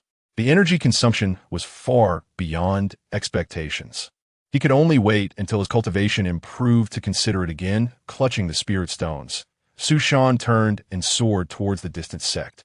It seemed that the pursuers had completely vanished, and he landed safely outside the mountain gate. At the foot of the mountain stood a grand stone archway inscribed with the words Baodan Sect. Waves of fatigue washed over him, his eyelids drooping heavily from here on. He could only trust in Yi Qingbi's judgment and character. Summoning the last of his spirit, Sushan shouted, "Sushan, disciple of the Xinglan sect, by the command of my sect leader, have come to pay respects to sect leader Huang." Before long, a figure floated down from the mountain. Stopping before Sushan, the young man inquired, "Disciple of Xinglan sect, do you have proof?" Seeing a round-faced young man, Sushan managed a strained smile and produced the token Yi Qingbi had given him, presenting it. "Here is the proof. Please wait here. I will inform the master." The young man took the token and flew back. In the inner alchemy chamber of Baodan Sect, a middle-aged man in his 30s was refining pills before the furnace. His hand gestures shifted continuously, the flames beneath the furnace flickering erratically. Suddenly, a voice called from outside, "Master!" The disciple brought a token from Sushan. "I do not recognize it. Please take a look." Huang Juan remained oblivious, fully engrossed in his task, both hands moving in unison. He focused his energy beneath the furnace. Channeling spiritual power, the flames surged dramatically, transforming into a pitch black. After 3 breaths, the flames extinguished, releasing an unusual odor from the furnace. He lifted the lid slightly, revealing a pill emanating dark energy, held delicately between his fingers. Huang Jiwen scrutinized the pill, then said, "Come in, let me see." The disciple entered, and upon seeing the pill in Huang Jiwen's hand, his eyes twitched. He bowed his head, presenting the token. Huang Jiwen accepted the token, glancing at it with astonishment. "It's rare for her to seek my assistance. The person outside is fine. Bring him in." "Yes." Yuan, I have refined this heart demon pill. Why do you remain silent? Do you not wish to help me test it?" Yuan, about to leave, suddenly froze, struggling to speak. "Disciple will first go fetch the person." Huang Jiwen snorted coldly.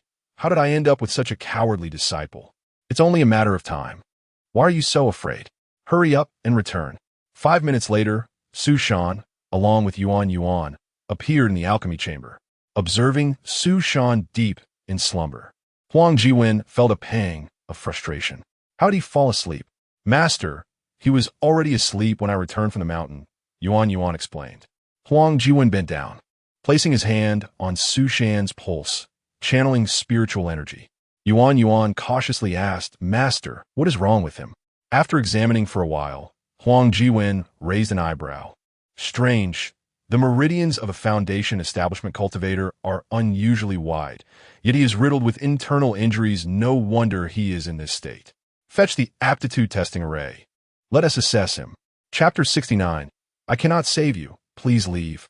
Having acquired the formation plate, Huang Jiwen placed Su Shan's right hand upon the exquisite white jade array. Yet nothing happened. He pondered, stroking his chin in bewilderment. After scrutinizing the array once more, he sensed something amiss and leaned in closer for a better inspection. Suddenly, he straightened his back, gasping in shock. Yuan, witnessing his reaction, hurriedly inquired, "Master, what is the matter?" Remarkably, he possesses dual spirit roots, yet it seems as if they are non-existent.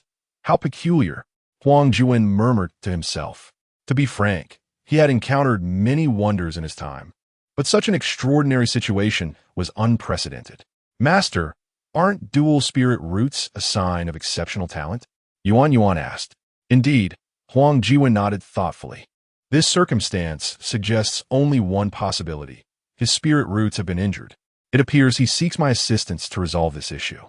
This could be troublesome. She truly knows how to complicate matters for me. Very well, take him a rest for now. This young man bears hidden injuries throughout his meridians, likely due to an overwhelming influx of spiritual energy. Administer 2 life-reviving pills daily until he regains consciousness, then bring him to see me. Also, consult a few elders to gather information about Su Shan's situation. Spend a bit more spiritual stones if necessary. Time is of the essence." "Yes, master," Yuan replied, promptly carrying Su Shan away. Su Shan gradually opened his eyes to behold the ceiling above, his surroundings unusually bright. A sensation akin to rebirth enveloped him, a delightful ease spreading through his entire being. As he turned his head, he noticed a large face fixedly staring at him. "You are awake." Instinctively, Su Shan recoiled, preparing to summon his flying sword for defense, but he quickly suppressed that impulse. This was not right. He was within the confines of the Phantom sect. "Did you save me? May I ask your name?" Su Shan inquired, his muscles slowly relaxing. "There's no need to call it a rescue. Just refer to me as Yuan. "Ah, Brother Yuan," Su Shan said, observing Yuan's round face devoid of hostility, and he completely relaxed. "How long have I been asleep?" "Over 2 days. If you're feeling well, tidy yourself up and come out. The sect leader wishes to see you. I will wait for you outside." With that, Yuan exited the room. After a moment, Su Shan raised his hand to inspect his ring, from which Zhang Biao emerged. "Did anyone discover you?" Su Shan asked anxiously. Zhang Biao shook his head. "After you fell asleep, I concealed myself. Has anything unusual occurred during my slumber? They have been feeding you, apparently to heal your injuries. Nothing else has happened. Moreover, that round-faced fellow has been frequently checking on you. Are you all right now, young master?" Su Shan nodded. "I feel much improved. You may remain hidden for now." Zhang Biao retreated into the ring, and Su Shan exhaled in relief. The Baodin sect had provided him with shelter and healing elixirs, explaining his newfound comfort. They seemed quite benevolent. He hoped there would be no significant issues ahead. After a brief contemplation, Su Shan rose and made his way toward the door. Junior Su Shan, I pay my respects to sect leader Huang. In the grand hall of the Baodin sect, Huang Jiwen regarded Su Shan with a calm demeanor. Let us dispense with pleasantries. What business does Yi Qingbi have in summoning you to me? If it concerns the restoration of your spirit roots, I must decline, as my humble establishment cannot resolve such matters. Spirit roots. Have you examined mine? Su Shan remained silent for a moment before responding. It is not about spirit roots. Our sect leader has stated that you can ensure my safety for 50 years. I have come regarding this matter. What? 50 years? Huang Jiwen's expression shifted dramatically. What calamity have you brought upon yourself? It is not convenient for me to elaborate, Su Shan replied. Huang Jiwen scrutinized Su Shan thoughtfully. To seek protection for 50 years must entail a grave misfortune, one that Yi Qingbi could not rectify, hence her appeal to him. Yet, what merit did this young man possess to warrant such favor from Yi Qingbi? After careful consideration, Huang Jiwen suddenly realized. A lover, with such a demeanor. You must be Yi Qingbi's paramour. Although, given her character and prior cultivation methods, such a possibility seems unlikely. Yet, if she experienced a significant breakthrough, who knows? It was hard to fathom that such a woman would seek a man. Huang Jiwen's thoughts became increasingly vivid, and the more he pondered, the more plausible it seemed. Clearing his throat, Huang Jiwen said, Since you are unwilling to speak candidly, I shall respect your privacy. I can guarantee your safety for 50 years without issue. I share a deep bond with sect leader Yi. However, let us negotiate. Provide me with 20,000 high-grade spiritual stones, and I shall assist you. 20,000? High-grade? Su Shan exclaimed. Could I sell the entirety of the Xinglan sect for such an amount? If I possessed such wealth, wouldn't it be more prudent to hire bodyguards? Su Shan sighed heavily. I do not have 20,000 high-grade spiritual stones. Ah, it appears Yi Qingbi did not clarify matters for you. Nevertheless, since she sent you to me, you must possess something of equal worth to 20,000 high-grade spiritual stones. Present it to me, and it shall suffice in exchange. Spirit crystal essence. The thought sprang to Su Shan's mind. The only valuable possession he had was the inheritance from the Xuanxian platform and the spirit crystal essence. The inheritance was inseparable from him, a fact Yi Qingbi was aware of. Therefore, Huang Jiwen must be referring to the spirit crystal essence. Could that substance truly be worth 20,000 high-grade spiritual stones? Even with a discount? Yet it made sense. The spirit crystal essence, being the core of the Xuanxian platform, held nearly infinite spiritual energy in normal use, making its value reasonable. But who could have predicted the insatiable consumption of spiritual energy by the Qingyin tool? Su Shan had exhausted the spirit crystal essence entirely. What to do now? Su Shan stood frozen in place. Seeing his expression, Huang Jiwen scoffed impatiently. Do not be reluctant to part with your wealth, regardless of the calamity you have stirred. I assure you safety for 50 years. Even the King of Heaven would not dare to harm you. I do not possess it, Su Shan replied dejectedly. Fate had dealt him a harsh hand. Was he destined to flee once more? Huang Jiwen merely chuckled derisively. Yi Qingbi was not a person lacking discernment. Since she had made such arrangements, this young man must surely possess a great treasure. His current greed and reluctance to part with his resources would only lead to his own misfortune. While I share a close friendship with sect leader Yi, the cost of aiding you is substantial. If you cannot present anything of value, then do not blame me for being ungracious. Please leave. Su Shan slowly rose, sighing. I truly cannot provide it, but I still have a handful of spiritual stones. Might I impose upon your sect for temporary shelter? Regardless of the circumstances, Baodin's sect seemed relatively safe for the time being. He could only delay and reassess his situation. As Su Shan extended his handful of spiritual stones, Huang Jiwen laughed derisively. You truly are a remarkable character, claiming to have 100 or 80 stones when you only possess a little over 40. Take your stones back. If you're not carrying any burdens with my connection to sect leader Yi, You could stay here indefinitely. But given your uncertain troubles as a sect leader, I must prioritize the interests of my disciples. I will offer you 50 spiritual stones. Now, you should depart."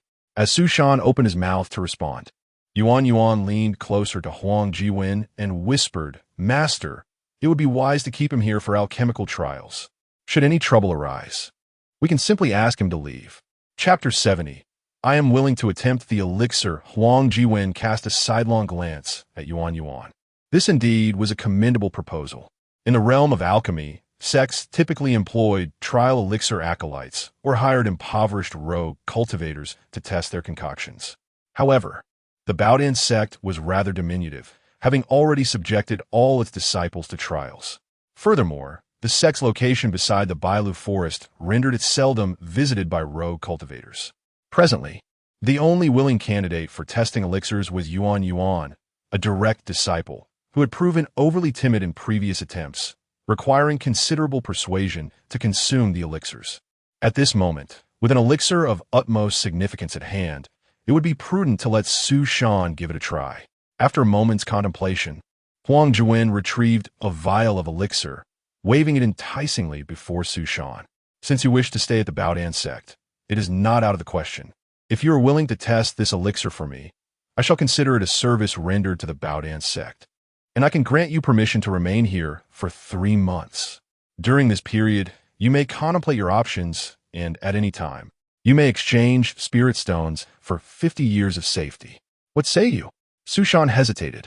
This was the realm of cultivation, not a modern society where one might trial pharmaceuticals in hospitals with assurances of safety. Huang Jiwen had no real need to harm him. If he harbored any malicious intent, he could simply act upon it, for Su Shan possessed little means of resistance. To test the elixir would afford him a 3-month grace period, whereas refusal would lead to immediate expulsion, with uncertain and likely perilous consequences. After considerable reflection, Su Shan inquired, "What sort of elixir is this?" Huang Jiwen smiled reassuringly. "Rest assured, in sects dedicated to alchemy, poisonous elixirs are tested on beasts. Only the benign ones are administered to humans. This elixir is known as the Heart Demon Crossing. It is truly unparalleled, for the two most enigmatic domains in the realm of cultivation are the Tao heart and the spiritual root, and this elixir." Huang Jiwen spoke with great pride. Unbeknownst to him, Yuan, beside him, had a flushed face, nostrils flared, and eyes gleaming with a peculiar light, reflecting a sense of triumph. The Heart Demon Crossing. This elixir had been the brainchild of their master over a year ago, having undergone numerous adjustments and experiments before its successful formulation. Although named the Heart Demon Crossing, its true function was to prematurely awaken one's heart demon. It could be regarded as the most useless elixir in the cultivation world, existing solely to torment individuals. Despite the Tao heart and heart demons being profoundly mysterious and only superficially understood, the opportunity to engage with one's heart demon through an elixir marked a significant advancement. Yet, Yuan did not perceive this as a testament to their master's alchemical prowess or ingenuity. The absence of such an elixir in the past was likely due to the unwillingness of any alchemist to create such a contraption or even to contemplate it. According to their master's speculation, the elixir's premature activation of the heart demon would not impede subsequent breakthroughs in cultivation that might trigger the heart demon's return. It was designed merely to allow individuals to experience the heart demon once more, a notion he deemed utterly foolish. Upon Huang Jiwen's proposal, Yuan had been so frightened that he had lost sleep for 2 months. The elixir would inevitably require him as a test subject. Heart demons were not trifling matters. No one wished to endure such torment willingly. Now, a scapegoat had finally emerged. So long as you can consume this elixir, regardless of whether you successfully navigate the heart demon, you may reside temporarily at the Baodan sect. Have you made your decision? Su Shan was reluctant to agree readily. The heart demon. He had heard this term countless times. It seemed the entire realm of cultivation placed immense emphasis on maintaining the Tao heart. Each significant breakthrough in cultivation brought forth surges of spirit and emotion, which could profoundly influence one's state of mind, thus birthing heart demons.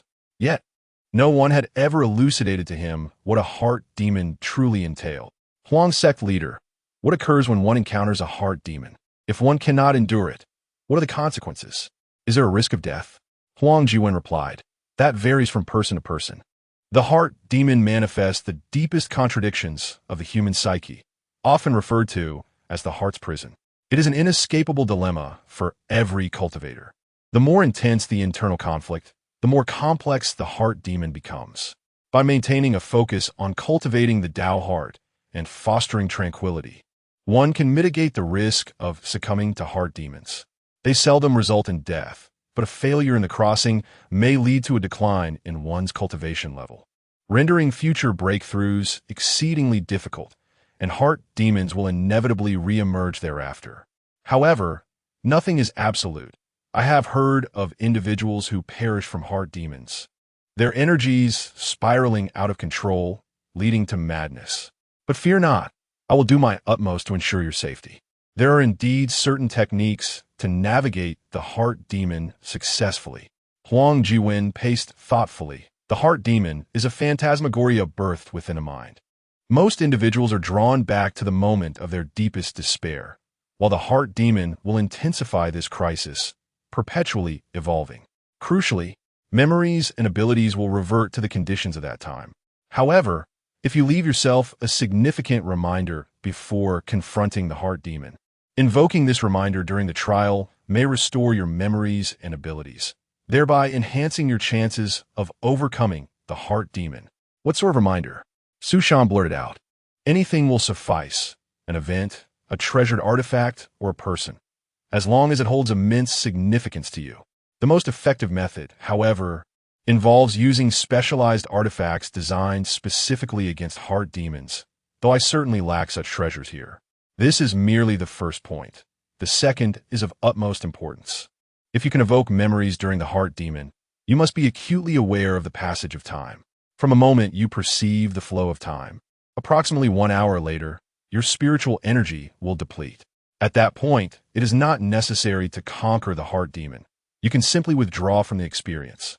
This technique has been discovered over time in the cultivation world, but relying on it to bypass the heart demon will result in the next heart demon appearing in the same scenario with endless hidden dangers. Nonetheless, you must be cautious. Invoking memories within the heart demon is never a simple task. Typically, only those with great fortune and unyielding willpower can accomplish this. Have you made your decision? Su Shan found himself in a fierce internal struggle. Remembering a key reminder would not pose a challenge. His first choice was the Qin.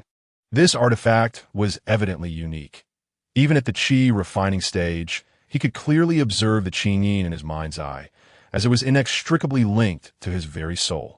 As for the heart demon, it was highly likely that his heart demon would manifest as the Qin beast. That harrowing experience was one he would never wish to relive. If it were not the Qin beast, then it would be the 30 nascent souls. Neither scenario promised any chance of victory. Yet, since he would be reliving the circumstances of that moment, perhaps he could use some cunning strategy to deceive the 30 nascent souls. But the Qin beast? The last time, he had failed to transform with the divine light staff, and he had yet to fathom the reason. But he had at least once risked his life for a noble cause. Surely, he would be worthy of transforming into Ultraman this time. After a prolonged silence, Su Shan slowly nodded. I am willing to attempt the elixir. Regardless of the outcome, this path seemed to be the optimal choice at present. Huang Jiwen clapped his hands in delight. Excellent. I admire those who possess courage. To experience the heart demon in the foundation establishment stage is undoubtedly a trial for one's mind. It may very well be a blessing in disguise. Remember, do not be bound by any moral constraints within the heart demon. Employ whatever means necessary. Here, take it. Su Shan accepted the darkly glowing heart demon crossing elixir, continuously reciting the Qin in his mind. After a few breaths, he swallowed it whole. Chapter 71. The Hell of Corporate Life. In the midst of darkness, Su Shan felt an excruciating pain in his head. The cacophony around him was initially indistinct but gradually became clearer. Su Shan! Su Shan! Enduring the throbbing in his head, Su Shan struggled to sit up.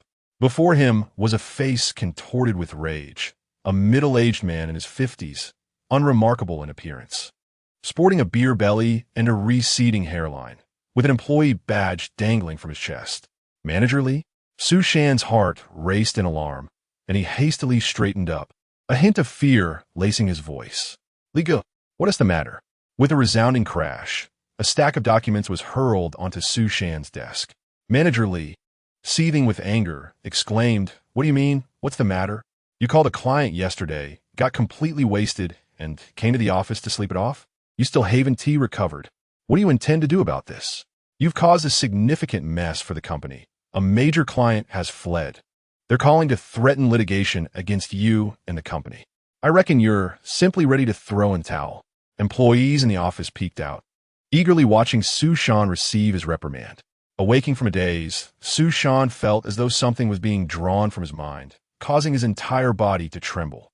Damn, he had indeed overindulged yesterday and had ended up berating the client. It was a disaster, complete and utter drunken folly. What should he do now? Manager Lee's gaze was piercing as he fixed his eyes on Su Shan, ominously stating, "Come with me." With that, he turned and walked away, leaving Su Shan trembling as he followed. After a few steps, they entered a conference room. Once the door closed, Manager Lee leaned against the wall. "The damage you've caused to the company is considerable. It's unlikely you can stay here. The LL also seek compensation from you. However, President Wang is willing to offer you a chance for an out-of-court settlement. If you pay $200,000, the LL consider this incident as if it never occurred and 1T spread it around. The company 1T impose further penalties if you comply. Think it over." 200,000, Su Shan exclaimed, incredulous.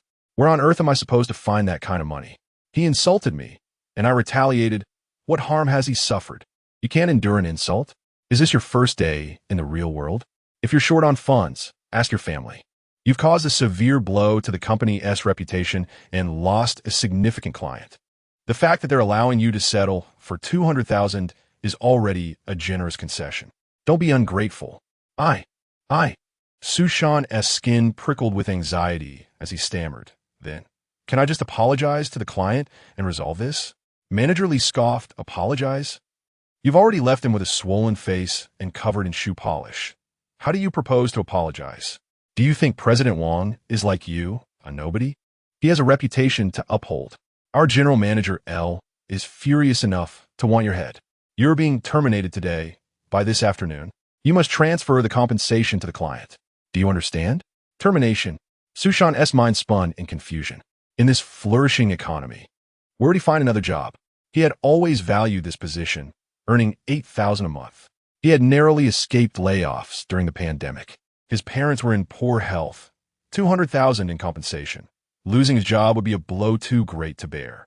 "Su Shan, you've been with us for years.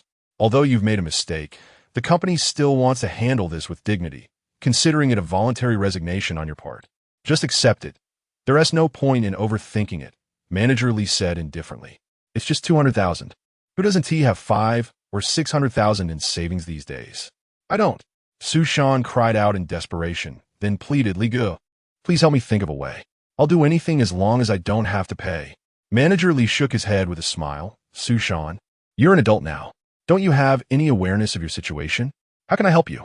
Come with me. The HR department has nearly completed your paperwork. You just need to sign. This is illegal. I refuse to sign. And what if you don't? Go ahead and sue. It won't TN well for you." Manager Lee replied impatiently. "Li Ge, you're also an employee here.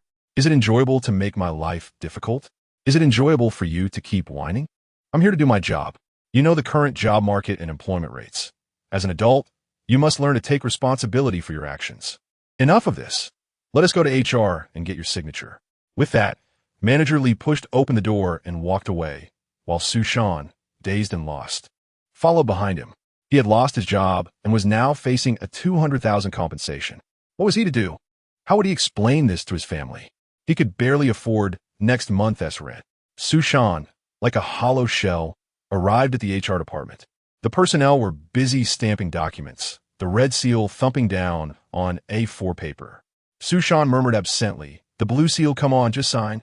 Manager Lee urged, presenting a resignation letter before Su Shan.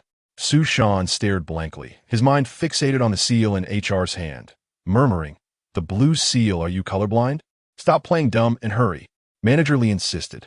The blue seal, the blue seal, introspection, the blue seal, the blue seal. Su Shan's pupils dilated as he repeated the words, a flicker of realization beginning to stir within him. Suddenly, a sharp slap on his right arm jolted him. Manager Li glared at Su Shan. Are you done yet? Regaining his senses, Su Shan looked at the resignation letter in Manager Li's hand, bitterness flooding his heart. You can't just hit me for resigning. What are you blabbering about? Blue seal, red seal. Hurry up and don't waste everyone's time. Blue seal. The word from Manager Li struck Su Shan like a bolt of lightning. Without hesitation, Su Shan seized the paper and pen from the HR desk, scribbling down the blue seal. Although he didn't understand its significance, the moment he wrote it, his heart raced. It was crucial, undeniably important, something he had forgotten. What could it possibly be? Clutching the blank paper, Su Shan fixated on the words the blue seal, desperately trying to recall as everything around him faded into oblivion. Suddenly, Manager Li's hand came down forcefully, snatching the paper from Su Shan and crumpling it into a ball. He glared at Su Shan. Have you had enough? How long do you plan to drag this out? Get it back, Su Shan shouted, reclaiming the crumpled paper and turning to storm out. Where do you think you're going? This isn't over. Seeing Su Shan's defiance, Manager Li's tone softened considerably. I'm just going to the restroom. I'll sign when I come back. Chapter 72. The experience of Inner Demon's Master. Look at how terrified he is. Just how terrifying can these inner demons be? Yuan, observed Su Shan, whose expression was a blend of sweat and anguish, and a fleeting sense of relief washed over him. Thankfully, the scapegoat had volunteered to test the potion, and after consuming it for a brief moment, he was indeed quite frightening to behold. Huang Jiwen carefully scrutinized Su Shan's reaction, and memories of his own harrowing encounter with inner demons resurfaced. It was a tumultuous blend of despair and sorrow. Only a true warrior could carve a path to survival from the abyss. The path of cultivation is fraught with such challenges, and the inner demons are merely one facet of it. This is merely the beginning. The trials ahead will only grow more arduous. Pay attention, disciple. This is a journey every cultivator must undertake. In the restroom stall, Su Shan held a crumpled piece of paper, his eyes fixated on the two characters, green seal. The sounds of gaming from the adjacent stall faded into a distant murmur. Unbeknownst to him, beads of sweat had begun to form on his forehead. He couldn't remember. He just couldn't recall. Yet, those two characters seemed to possess a kind of enchantment, tugging at the very essence of his being. Green seal. Green seal. Introspection. Introspection of the green seal. Hey, buddy, you've been mumbling for ages. Can you please let someone take a crap in peace? Came a sudden complaint from next door. Introspection. Introspection. What does that even mean? The one who wanders externally does not comprehend the inner journey. The external seeker gathers material, while the introspective one sheds the burdens of the body. Close your eyes to the outside world, focus your mind, and channel your energy to your lower dantian. The voice from next door echoed again. Su Shan suddenly snapped back to reality, turning his head in surprise. How do you know? I just Googled it, man. Can you keep it down? It's freaking me out. I can't go. Su Shan muttered his thanks and closed his eyes, concentrating within. As soon as he focused his thoughts, his consciousness seemed to stretch, plunging into an infinite expanse. A solitary green seal floated quietly within his awareness, surrounded by ever-shifting mystical runes. The moment he took note of the green seal, it felt as though his heart had been gripped tightly by an unseen force. An overwhelming tide of memories surged forth. Ugh!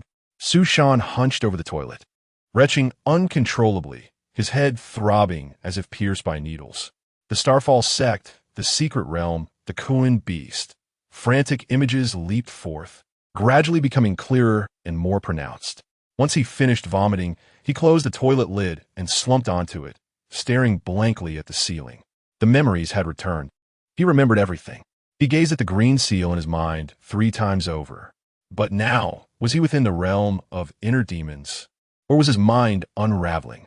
Which world was truly real?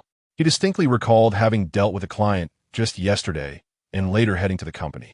The memories of the cultivation world felt like a dream. Yet this dream was hauntingly vivid alongside the ever-present green seal. He could no longer discern. He was utterly lost. His mind was in complete disarray.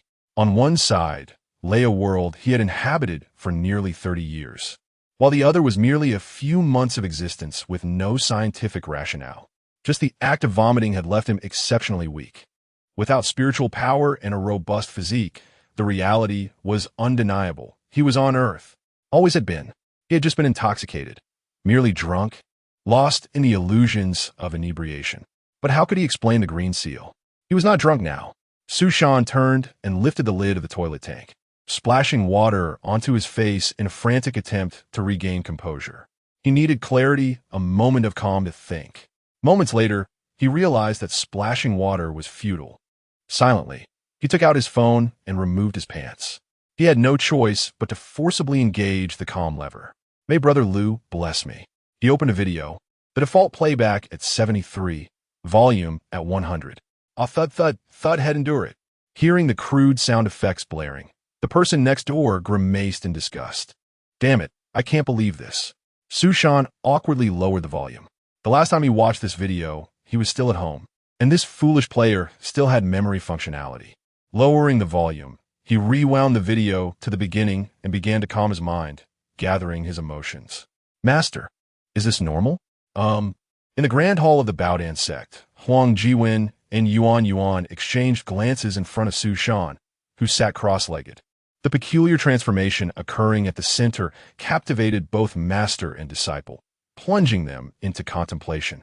3 minutes passed, and the lever had warmed up. Su Shan took several deep breaths, his hand just about to reach the appropriate place when a voice of panic erupted. Su Yi, stay calm. I'm still in your hand. What the hell? Su Shan was taken aback, his little brother momentarily silenced. Zhang Biao emerged from Su Shan's fingertip, his expression a mix of terror and uncertainty. Su Shan gazed at Zhang Biao, cold sweat trickling down his back, his facial muscles twitching. Zhang Biao. It was indeed Zhang Biao.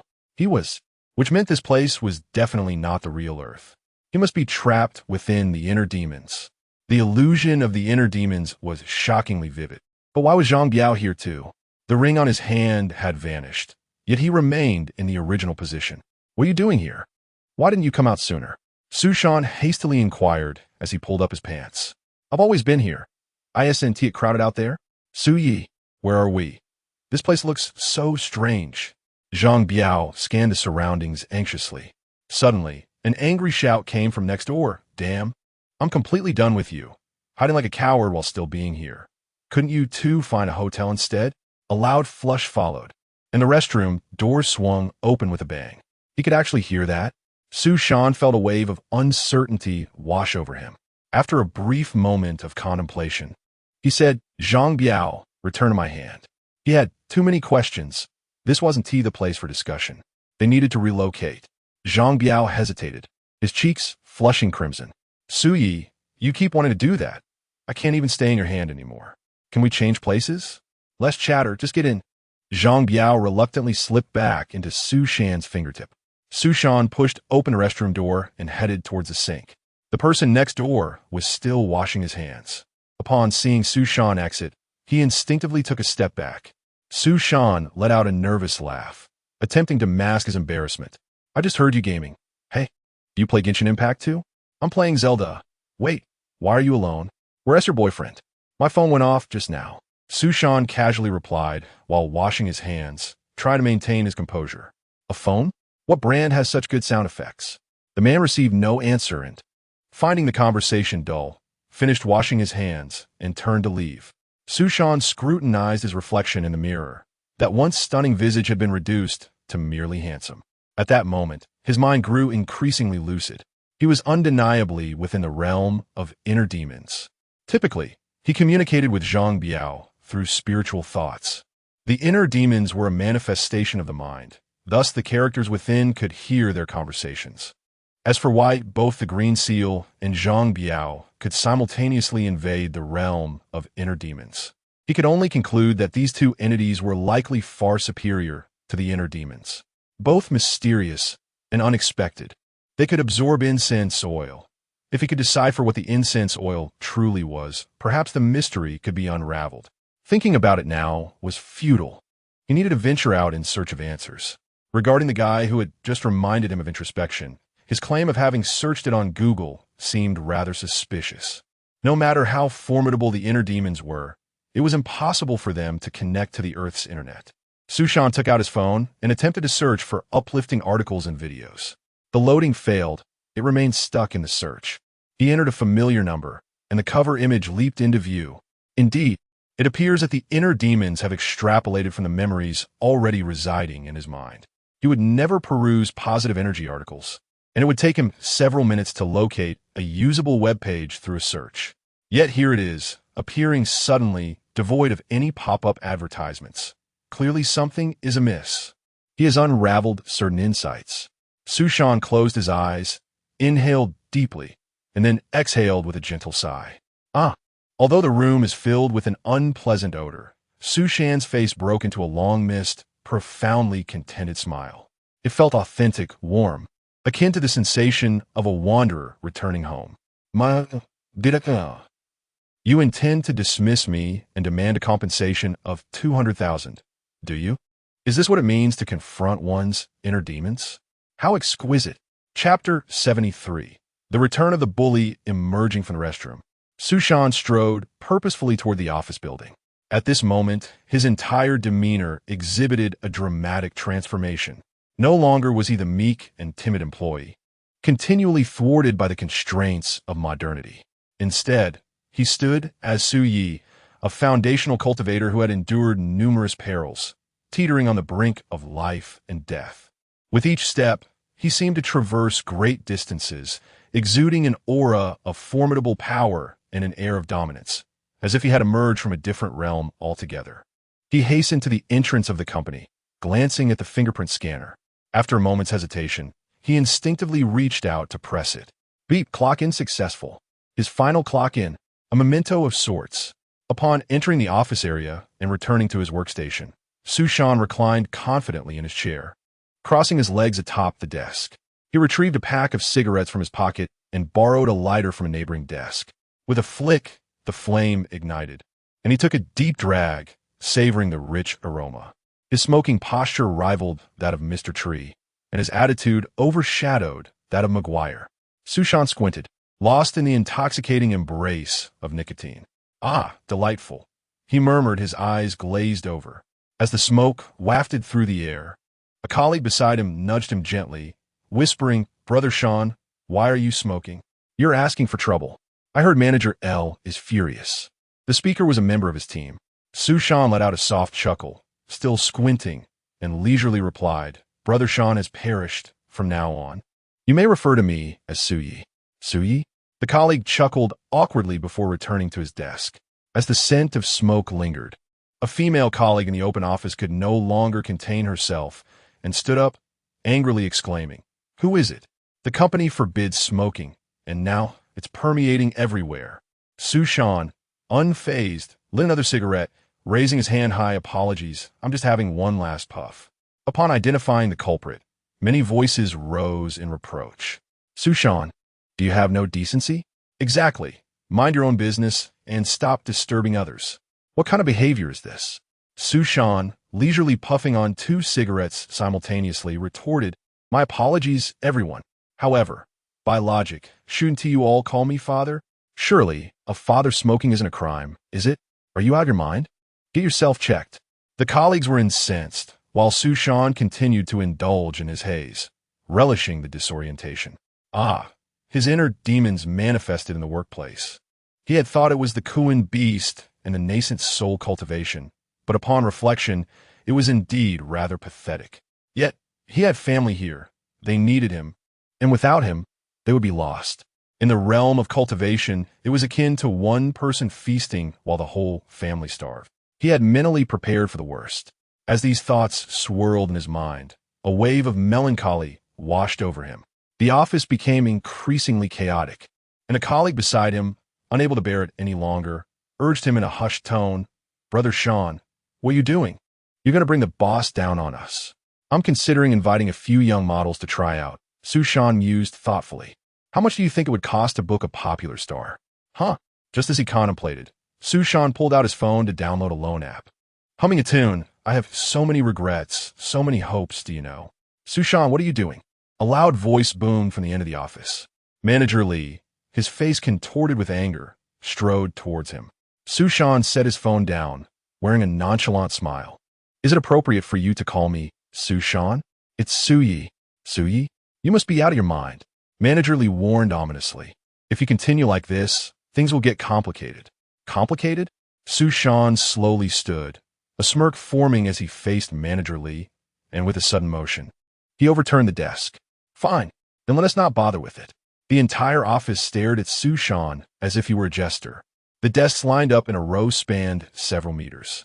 You think you can just flip a table without the strength to back it up? Sushan chuckled to himself, realizing the absurdity of the situation. It was indeed a mental struggle, not a dream where he could dictate the narrative. Had he been at the Foundation establishment stage, he could have sent that flimsy desk soaring to the ceiling. But now every individual around him possessed the means to take him down with a mere knife. Fine, then let's not bother with it. Sushan repeated, his bravado unwavering as he swept everything off the desk onto the floor. Are you out of your mind? Manager Lee's eyes twitched in disbelief. Sushan stood amidst the chaos, scratching his head. In the next moment, he swiftly delivered a resounding slap to Manager Lee's face. You're the one with issues, daring to speak to me like that? Manager Lee, caught off guard, stumbled backward and crashed against the glass wall with a thud.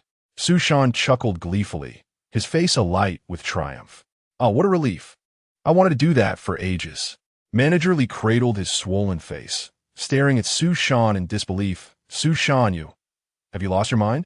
You dare to strike me? Upon hearing this, Sushan advanced and kicked Manager Lee in the head twice before striding directly towards the president's office. As he passed by the desks of other colleagues, he casually snatched a utility knife from a pencil holder, concealing it in his palm. This scene left his colleagues utterly speechless. Incredible. Absolutely incredible. Although Manager Lee held a relatively low position, he had always been a favorite of President L. Yet Sushan had the audacity to strike him. Manager Lee lay on the floor, wailing, "Call the police. Hurry, call the police. If you call the police, I guarantee I'll send you to the hospital before they even arrive," Sushan retorted, his threat punctuated by a quiver of Manager Lee's hand as he dropped his phone. As they spoke, Sushan had already reached the door of the president's office. A clock hung nearby, marking 10 o'clock. Upon seeing the time, an unsettling feeling washed over him.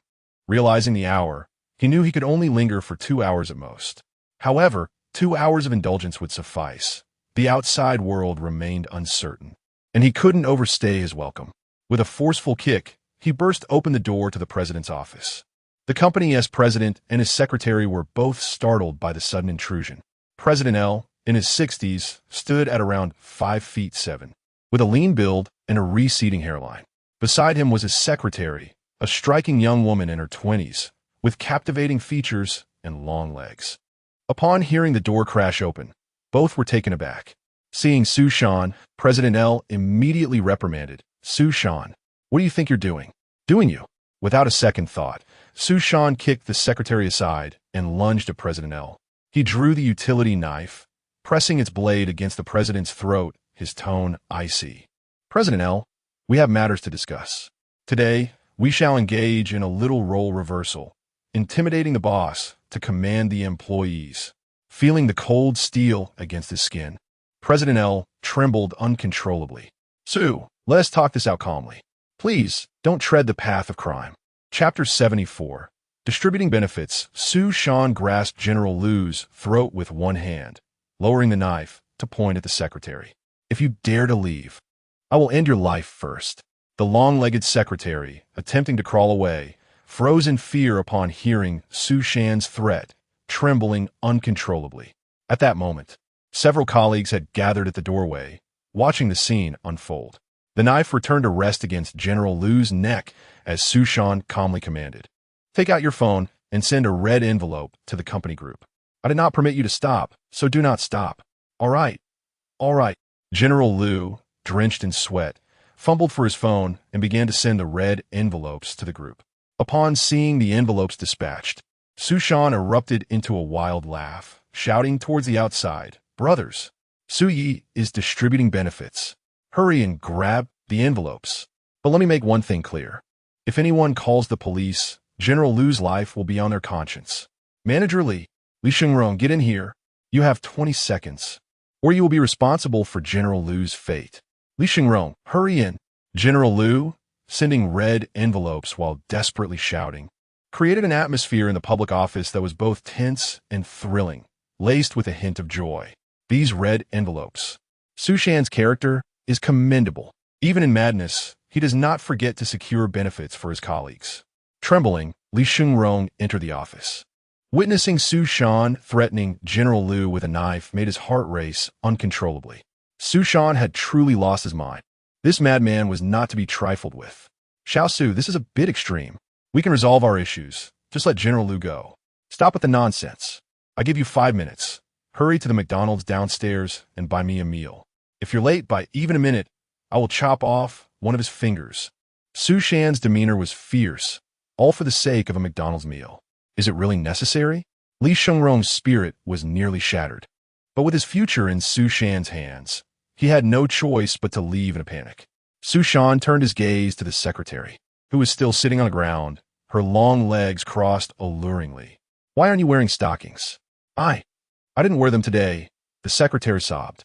Do you have any? Put them on. I want to see black silk. I do. The secretary reluctantly stood, retrieving a pair of stockings from a nearby drawer and changing into them. As Su Shan beheld the black short stockings that barely reached her ankles, he exploded in anger. Did you just put on those pathetic socks? I want to see thigh highs. There aren't any. Oh, please let me go. I don't know anything. Faced with Su Shan's manic demeanor, the secretary could no longer hold back and began to cry loudly. Su Shan scoffed, increasingly dissatisfied with his inner turmoil. After 3 minutes, Li Shungrong returned to the office with a paper bag, placing it gently at the door before slowly retreating. McDonald's is back. Su Shan, please remain calm. Su Shan tilted his chin, indicating for the secretary to bring the food over. The secretary, trembling with fear, retrieved the meal and placed it on Su Shan's desk. Upon opening the bag, Su Shan's fury ignited. Shaoli, have you lost your mind? General Lu is in my grasp, and you dare buy me a meal worth only $10. Go buy it again. I want a $40 double Angus Max thick beef bacon burger, and the Coke must be unsweetened. Su Shan, don't push it. You dare order food now? Let him go. Li Shungrong shouted from the doorway. Enough nonsense. Hurry up and go buy it. General Lu yelled in panic. Li Shungrong rushed downstairs, while colleagues continued to eagerly snatch the red envelopes. Another 3 minutes passed before a new meal arrived. Su Shan took a massive bite of the thick burger before revealing a bitter smile. It tasted just like the cheapest burger, merely enhanced with 2 slices of bacon. The genuine article surely could not taste like this. He had never indulged in a $40 burger. It was far too expensive. After a moment, Su Shan's attention returned to General Lu. Observing General Lu's fingers moving as he sent out red envelopes, Su Shan said, Hey, pause for a moment. Open your WeChat wallet. Let me see how much you have. General Lu hurriedly opened his WeChat wallet. Su Shan glanced at it, noticing the balance displayed a series of 9s. This world was a mirage created by his inner demons, likely due to the subconscious belief that General Lu was an individual with endless money. Yet, the wallet revealed such an unrealistic number. Despite having sent out a plethora of red envelopes, it still showed $99.99. 2 civilizations collided in his mind, generally adhering to normal logic, yet riddled with inconsistencies. Continue sending red envelopes, and open your computer to retrieve the hidden files. General Lu entered his password with one hand, adeptly opening the hidden folder. A row of videos with mysterious codes appeared on the screen. Su Shan casually clicked play, and a familiar figure popped onto the screen. Ah, Old B, you enjoy elegance too? Quite the loyal fan, I see. Why is it always her? Su Shan, intrigued, began to click through the videos. I prefer something meatier. General Lu muttered weakly. Bah, Su Shan scoffed. You run an advertising company, yet only watch retired athletes? What a narrow perspective. What do young people watch? We watch vegetables, lemons, and gossip. Why do you watch elegance? You have no right to manage this company. What do you truly want? Su Yi, what demands do you have? We can discuss this. There is no need for such extremes. General Lu said, painfully closing his eyes. Su Shan's playful demeanor faded, his expression growing colder. You have no idea what you've done to me, do you? Fine, ask whatever you want. Is it because I was going to fire you and the compensation of 200,000? But that 200,000 isn't mine. It's what you owe the client. Slap. A resounding slap struck General Lu's face. Su Shan, with a frosty demeanor, remarked, "Do you speak without thinking? They told you to ask. So you just ask? Do you know what happened that day? You don't. Let me tell you, that Wang never intended to collaborate with our company. He was merely here to compare prices, messing with me repeatedly. We spent months on proposals and wasted tens of thousands on hospitality. Because of this scoundrel, you all expect me to take the blame alone? I should have killed him when I had the chance." As Su Shan lamented, his professional instincts kicked in, and the sharp blade began to dance dangerously close to General Lu's face, venting his frustrations. All these years, I have worked diligently for the company, putting in countless overtime hours. In terms of performance, I have consistently ranked in the top 3. Why was I not promoted? The new hires earn more than I do. Do you think I'm unaware? Just because the job market is tough and my family is struggling, you treat me like a soft persimmon, don't you? Yes. Soft persimmons are indeed easy to squeeze. The blade continued to flicker swiftly before General Lu's eyes, who bit his lip tightly. But the area of his pants began to dampen. Faced with such a disgraceful display from General Lu, Su Shan's movements abruptly halted. Chapter 75. Su Shan's Inner Demons in the Grand Hall of the Baodan Sect. Yuan crouched before Su Shan, his face a mask of envy. Huang Jiwen paced restlessly, his disheveled hair a testament to his agitation as he muttered to himself. What has gone awry? Which link in the chain has faltered? Half an hour had elapsed, and Su Shan's initial performance had seemed relatively normal. Yet, inexplicably, he had begun to exhibit peculiar behavior, culminating in relentless laughter that persisted until now. Never had he heard of anyone facing their inner demons exhibiting such a base reaction. The inner demon was undoubtedly a life-and-death crisis, or perhaps the gravest burden born within one's heart. This has been a universal truth throughout the ages. Yet, Su Shan's case was a striking anomaly. It could only imply one possibility. He had erred in crafting the elixir. However, this particular potion had taken him a year of meticulous experimentation, blending ancient and modern formulations. With decades of alchemical experience under his belt, he felt confident in his ability to gauge success or failure, even with this entirely new concoction. The process of confronting his inner demon should not have resulted in such a misstep. After pacing a few more times, Huang Jiwen turned his gaze to the crouching Yuan. "Disciple, I brewed a potion for confronting inner demons yesterday. Why not give it a try?"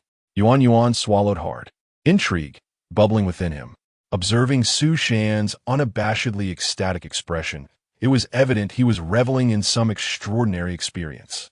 Coupled with the physiological reactions observed earlier, it was clear he had not encountered his inner demons, but rather something akin to a fox spirit.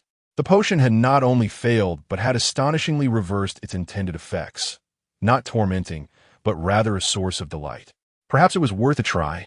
From all appearances, there seemed to be little risk involved. A sly smile crept across Yuan's face as he turned to speak, but before he could finish, Huang Jiwen had already flicked a dark potion into his mouth. Once again, he had acted before allowing him to complete his sentence. Yuan's face fell, and he sat cross-legged on the ground. Huang Jiwen, glancing at Su Shan, who remained unperturbed, turned his attention back to Yuan.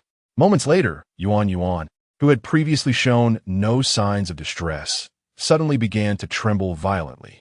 He could no longer maintain his seated posture and collapsed on a floor, his limbs appearing to be controlled by some mysterious force, stretching unnaturally, creating phantoms. His eyes rolled back, and froth began to pour from his mouth. Huang Jiwen's expression shifted dramatically as he rushed forward to lift Yuan, striking his back with a firm hand. A torrent of dark liquid erupted from Yuan's mouth. The untransformed potency of the elixir expelled entirely, leaving him unconscious. After a brief examination, Huang Jiwen sighed in relief, confirming that Yuan was not gravely harmed. Strange. This response was in stark contrast to Su Shan's. His disciple appeared to be displaying the true signs of confronting his inner demons, albeit rather intensely. What had he encountered? After some time, Yuan slowly regained consciousness, his mind still clouded. Upon seeing Huang Jiwen leaning over him, he jolted, scrambling backward on all fours. Panic coursing through him. "Master, I was wrong," he screamed. Huang Jiwen furrowed his brow. "Did you face your inner demons? What did you see?" As Yuan collected himself, he glanced around, touching his round face, still shaken. I saw you trying to force-feed me a cauldron of potions. What? Has the disciple turned me into his inner demon? He clearly lacked experience. I should have sent him to the Biluo forest for some real trials. Huang Jiwen laughed in exasperation. "You ungrateful wretch. I raised you in vain." "Master, that is not what I meant. It must be the potion that went awry." Yuan hastily defended himself. The vision of his inner demon had been terrifying. He had felt utterly powerless, being bound in force-fed potions, even less than a beast. Yet, in reality, he was still a person, and it was inconceivable that he would wish to harm his master. Ignoring Yuan's protests, Huang Jiwen pondered deeply. If the potion was indeed sound, then what was Su Shan's situation? Could it be that some were inherently drawn to suffering? Or perhaps this was merely a reflection of his own failed attempt at potion making. Master, Su Shan is crying. He is crying. Yuan's exclamation jolted Huang Jiwen from his reverie. He turned to observe Su Shan, whose earlier smile had vanished, replaced by tears streaming down his cheeks. Eureka! Huang Jiwen thought, elated. Crying? That is precisely what should happen. He must have been frightened. The potion was flawless. Suddenly, a familiar voice reached Su Shan's ears, sending a shiver down his spine. Mom, aren't you at work today?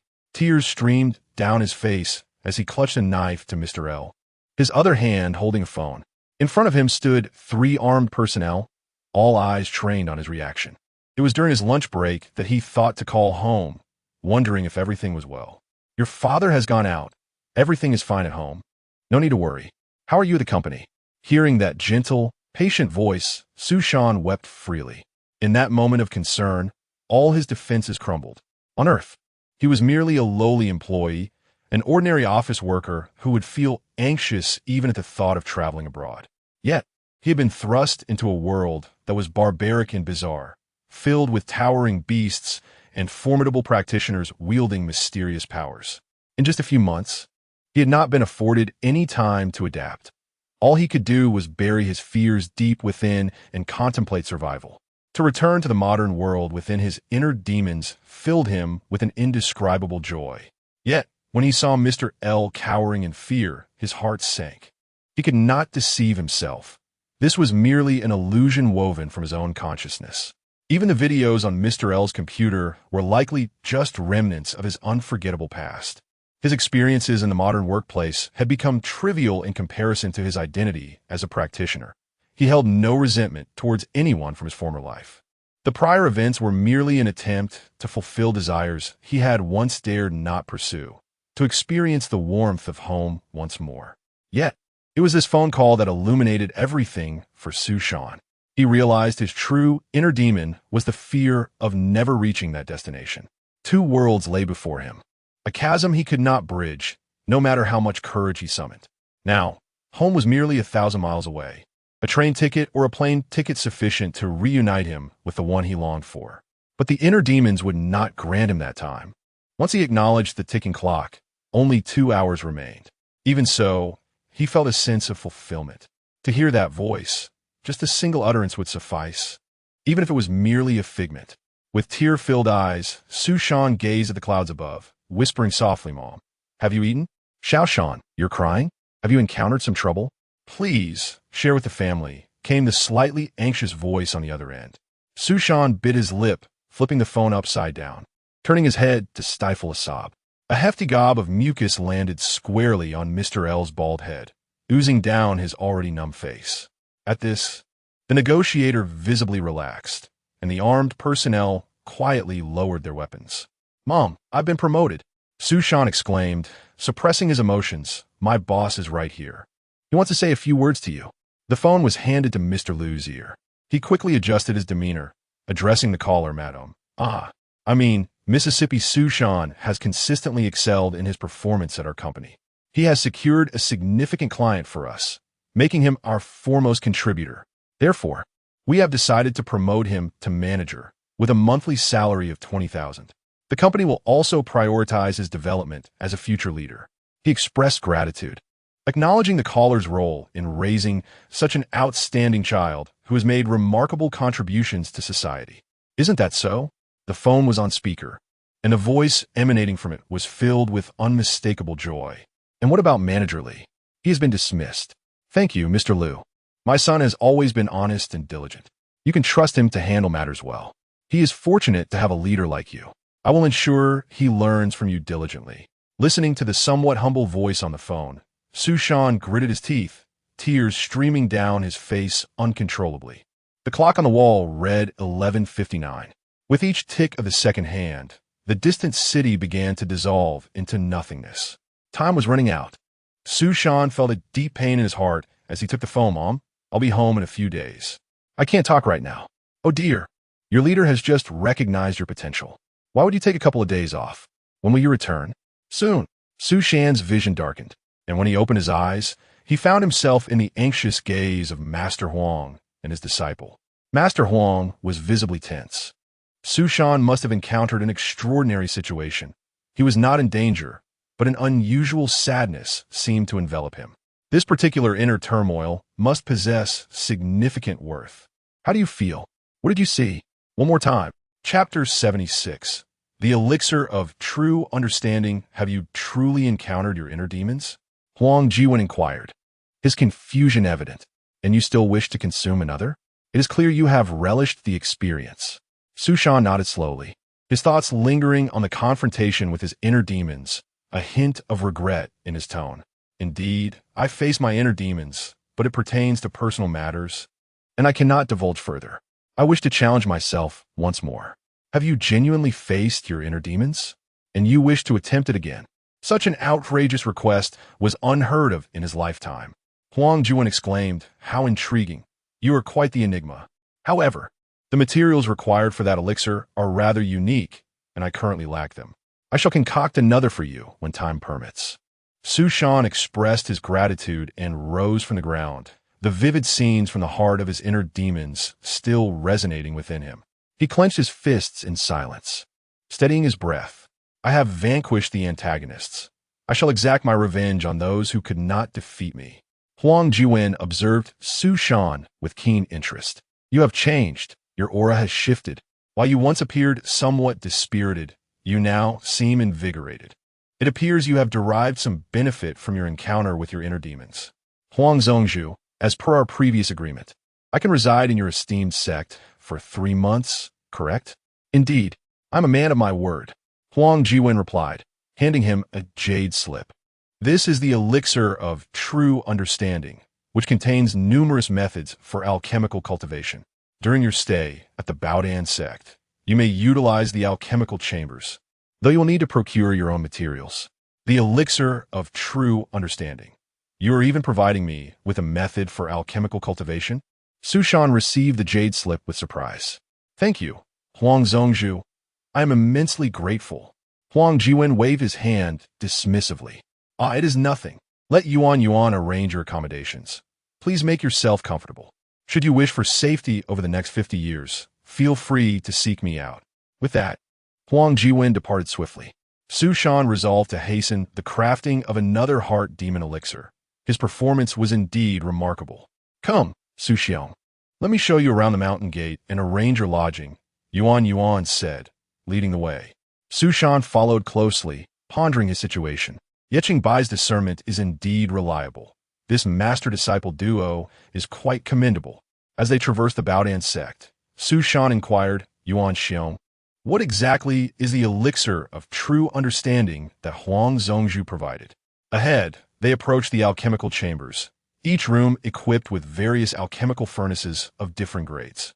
If you wish to practice alchemy, simply utilize the chambers on the lowest level, Yuan explained.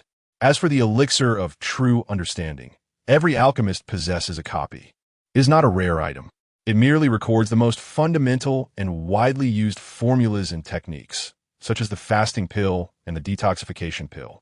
You should focus on crafting some detoxification pills. Your master may summon you at any moment for testing, as he has a penchant for alchemical experimentation. Su Shan asked, "Who is responsible for testing the pills in your sect?"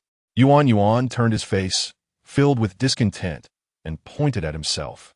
In a typical alchemical sect, there are specialized testers or wandering cultivators. The Baodin sect is small and lacks such talent. We take anyone willing. Su Shan cast a peculiar glance at Yuan. No specialized talent? You seem rather suspect. Do wandering cultivators willingly volunteer to test elixirs? Are they not afraid of being poisoned? Yuan sighed. You have touched upon a valid point. Many wandering cultivators are impoverished and willing to do anything for spirit stones. If an alchemical sect offers spirit stones, they will come, but they generally refuse to test toxic elixirs. There was once a sect called the Qin Dai sect that entertained wicked thoughts, deceiving wandering cultivators into testing dangerous elixirs. However, those cultivators are not foolish. They often inform friends beforehand to avoid mishaps. Eventually, as casualties mounted, word spread through the wandering cultivator community, leading to the Qin Dai sect's downfall. Hundreds descended upon them, and every member, from the sect leader to inner disciples, was thrown into furnaces for alchemical refinement. Ultimately, an old monster intervened, relocating their medicinal gardens, leaving the entire sect in ruins. Su Shan listened, bewildered. Wandering cultivators. So this is akin to a beggar's guild in the cultivation world. Pillaging and slaughtering. Not entirely. News travels swiftly in the cultivation realm. Some opportunistic individuals seize the chaos to rob. There are plenty of scoundrels who cloak their misdeeds under the guise of justice. Ah, I see. As they advanced, they approached the medicinal gardens, the hub for the sect's alchemical resources. If you wish to purchase materials for alchemy, simply exchange spirit stones. I will speak with the elders inside. That is quite helpful. I appreciate your assistance, Yuan Xiang. After a brief exploration of the Baodin sect, Su Shan found himself in a modest dwelling. The conditions were comparable to those at the inner sect of the Xinglan sect, though the surrounding environment appeared superior. 3 months. He wondered if he could endure this duration in peace. Lying on the bed, he contemplated his future. Yuan had reminded him that news spread rapidly in the cultivation world, and his secrets were likely to be exposed and disseminated. No secret could remain concealed among hundreds of years, even in the realm of cultivation. The 30 nascent soul cultivators, each representing their respective sects, would likely refrain from troubling him for the time being. His concern lay with the 2 pursuers from earlier. He was uncertain if they hailed from the Zixiao sword sect. At that moment, he was nearing the Baodin sect, and it was evident to any discerning eye that he was headed there. Should they seek reinforcements, the Baodin sect might not be able to shield him.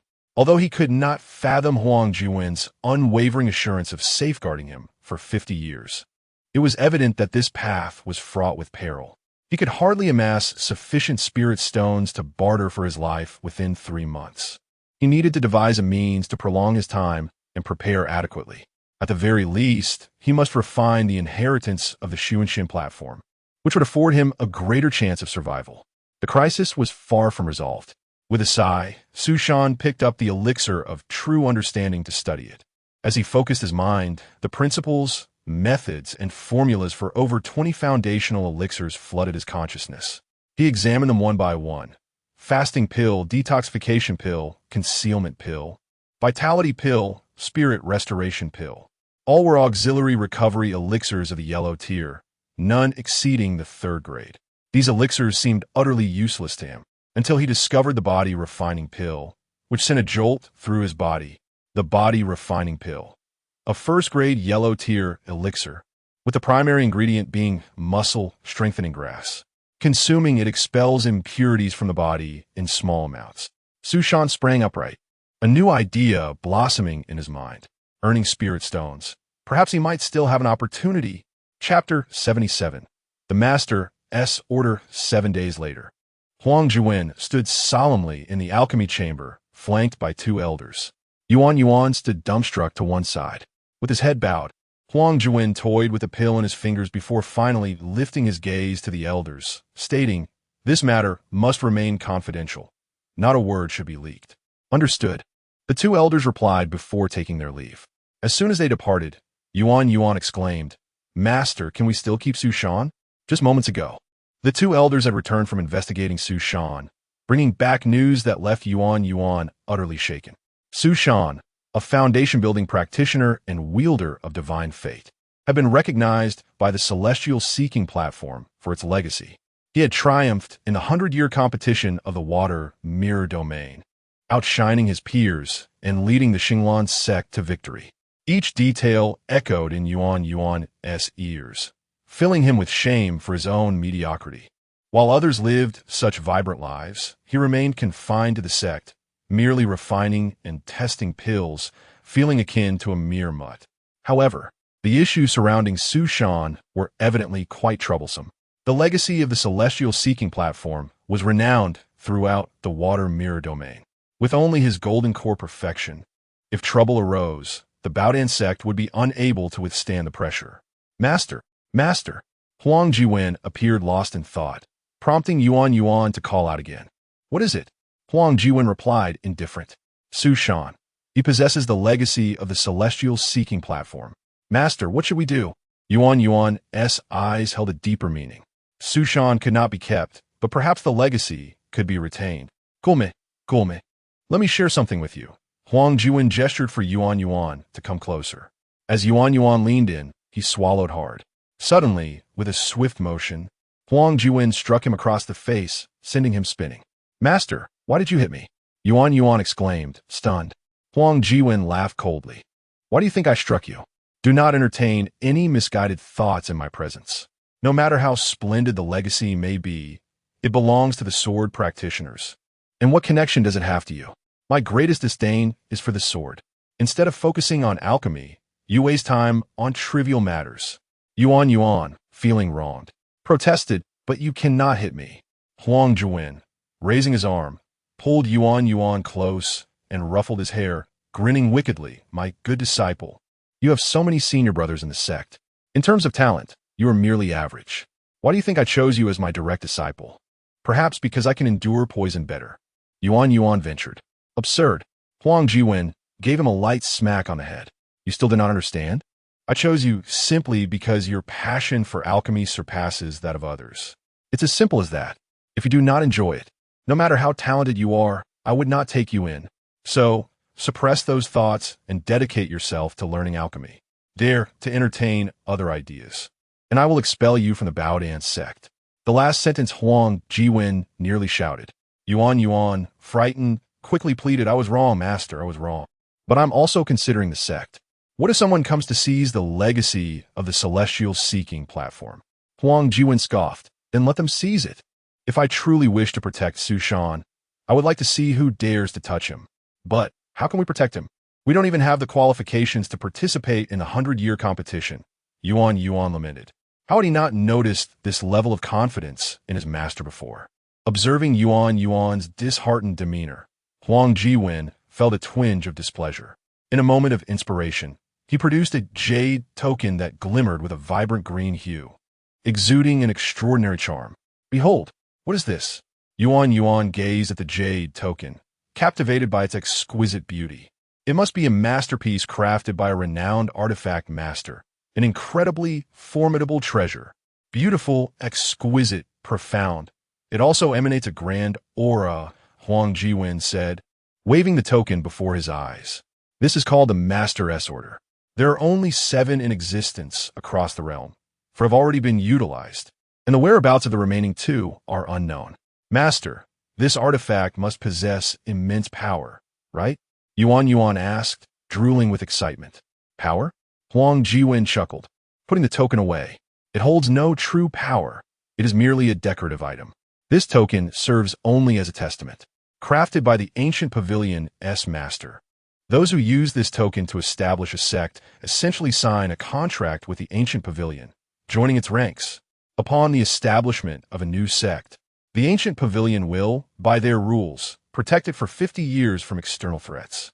Tell me, if I were to gift this token to Su Shan, allowing him to establish a sect and join the ancient pavilion, who would dare to harm him? This. Yuan was left speechless by the shock. The ancient pavilion, comprised of the most powerful sects, represented the mightiest force in the northern cultivation realm, the guardians of the realm's order. How could such a treasure exist within the Baodance sect? Master, does this treasure not have any conditions for use? A foundation-building sect joining the ancient pavilion seems a bit.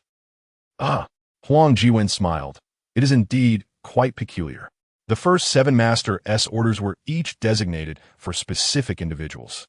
Initially, the ancient pavilion aimed to attract the strongest rogue cultivators to join them, and the Master S orders were prepared for these individuals.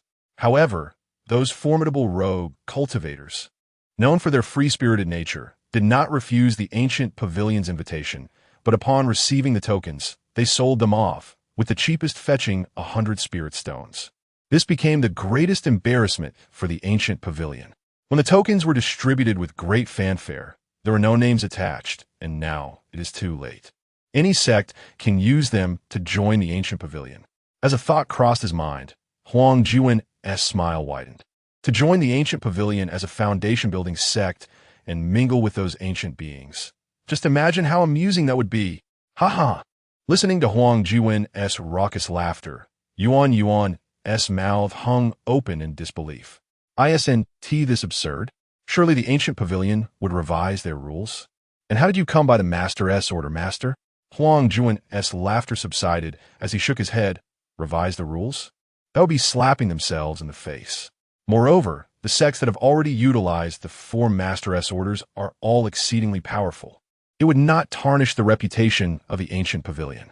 I doubt they ever expected someone would recklessly misuse it, hence the rules have never been changed. As for how I acquired it, I stole it. A glimmer of nostalgia flickered in Huang Jiwen's eyes. Back then, I intended to use it to establish a sect in the spirit wood domain to realize my grand ambitions. Yet upon arrival, I found myself utterly humiliated. The sheer number of talented alchemists in the spirit wood domain was beyond comprehension. Subsequently, I settled for the water mirror domain. Using the Master S order here would be a waste, so I have kept it until now. Chapter 78. Su Shan's wealth-bearing elixir Yuan felt a profound sense of regret. If the Master had employed the Palm Immortal Order, wouldn't the Baodance sect be considered a member of the ancient pavilion? Their reputation would soar. In this realm of the water mirror domain, wouldn't they dominate effortlessly? Suddenly, Yuan sensed something amiss. Stolen? Master, from whom did you pilfer such treasures?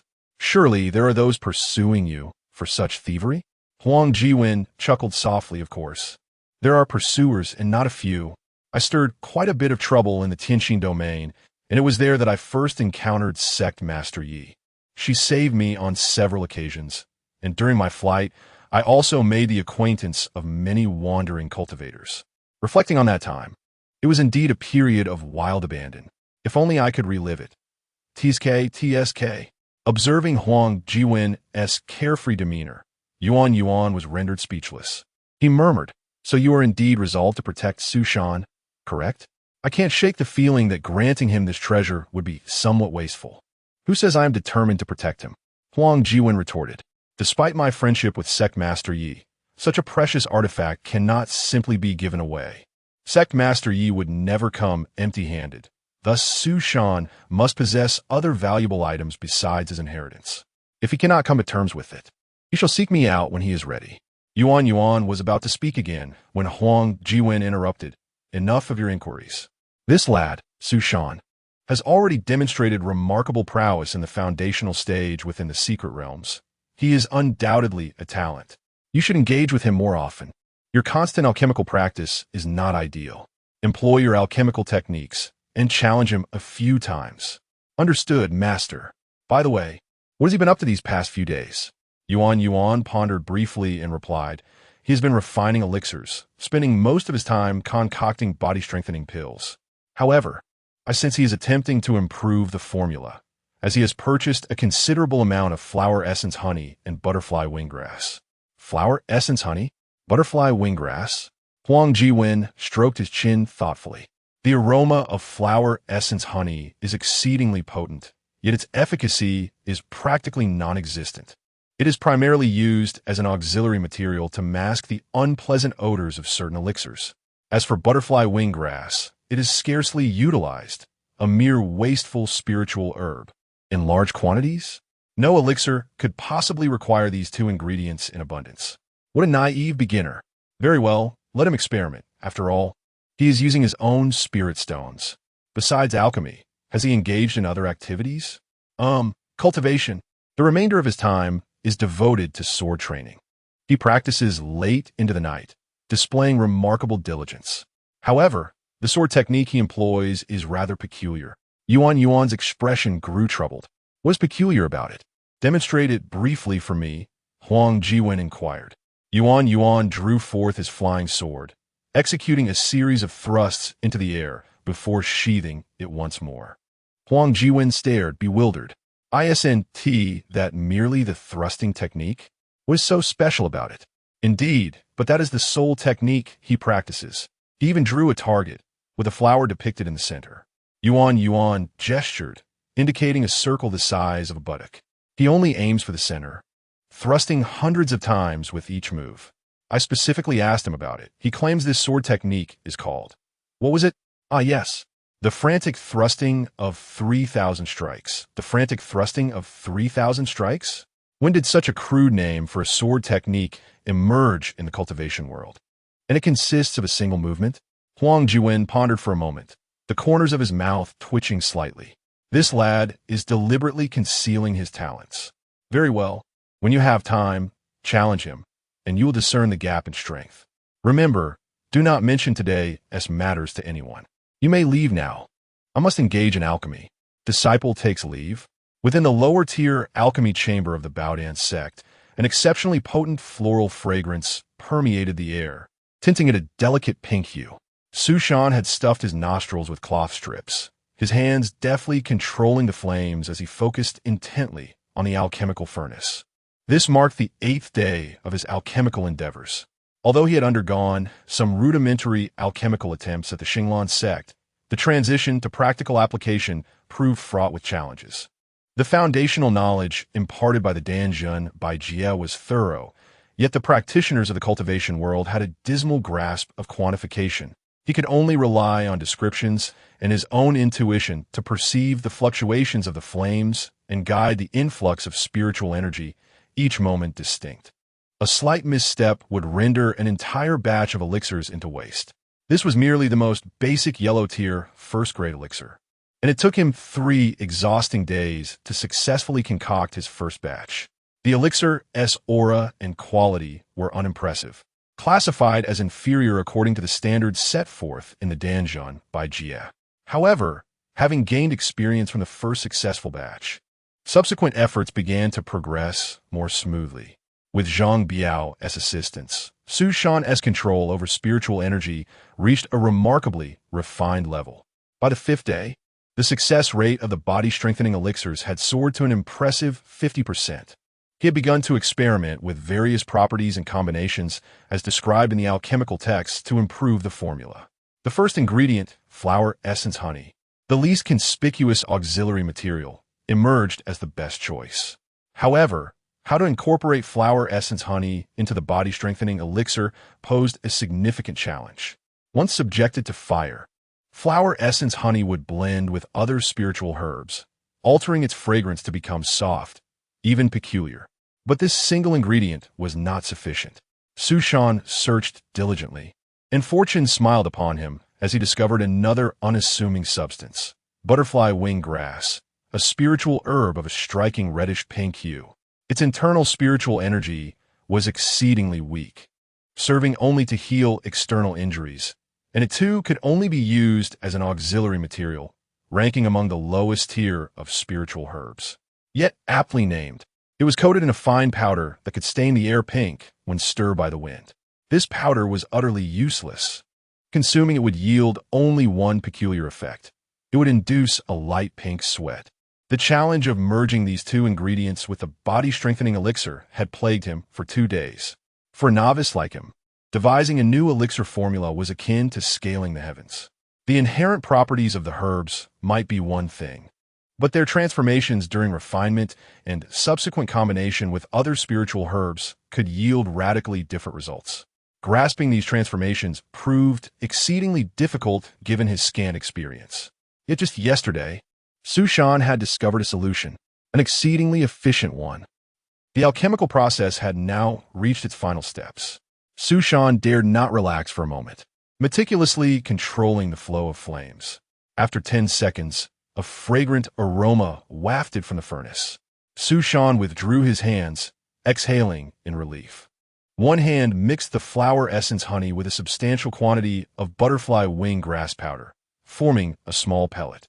With the other, he cautiously opened the furnace lid and extracted the unshaped elixir. Continuing to mold the elixir, soon a body-strengthening pill, twice the size of a standard one, appeared in Su Shan's hand. It remained a body-strengthening elixir, yet now it was filled with essence. Gazing at the elixir in his hand, Su Shan felt a surge of joy. If the efficacy of this filled body-strengthening elixir could be realized, it would grant him unparalleled wealth. This was the confidence of a modern individual. Su Shan felt a surge of excitement, and after a moment's contemplation, he placed the elixir into his mouth. Chapter 79. Su Shan versus Yuan Yuan. After consuming the medicinal pills, Su Shan diligently sensed the changes occurring within him. Initially, he felt no significant abnormalities. The body refining pill was only somewhat effective for those in the qi refining stage and held little merit for established establishment practitioners. However, that was of little consequence. What truly mattered was the efficacy of the pill's contents. Su Shan proceeded to concoct 2 more pills, returning with a sense of satisfaction. Testing them on himself was not sufficient.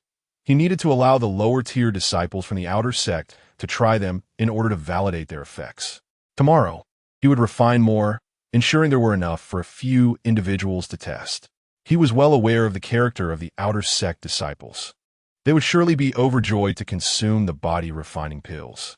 Besides, he still had spirit stones on hand, allowing him to easily procure a few individuals. Turning back to his residence, Su Shan washed himself at a nearby riverbank. He cleansed the lingering, potent scent of the medicinal ingredients from his body and once again immersed himself in rigorous training. In the open area, he relentlessly practiced his solitary sword technique. This was a necessary endeavor, as his time at the Qin sect had been short. He had only learned the fireball technique and possessed no other offensive spells. While the fireball technique was practical, opportunities for it to be effective were limited.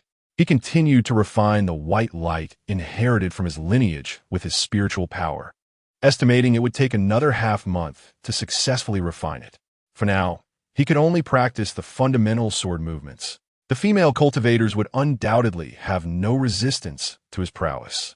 He had already perfected the ability to unleash over 20 sword strikes within a single second.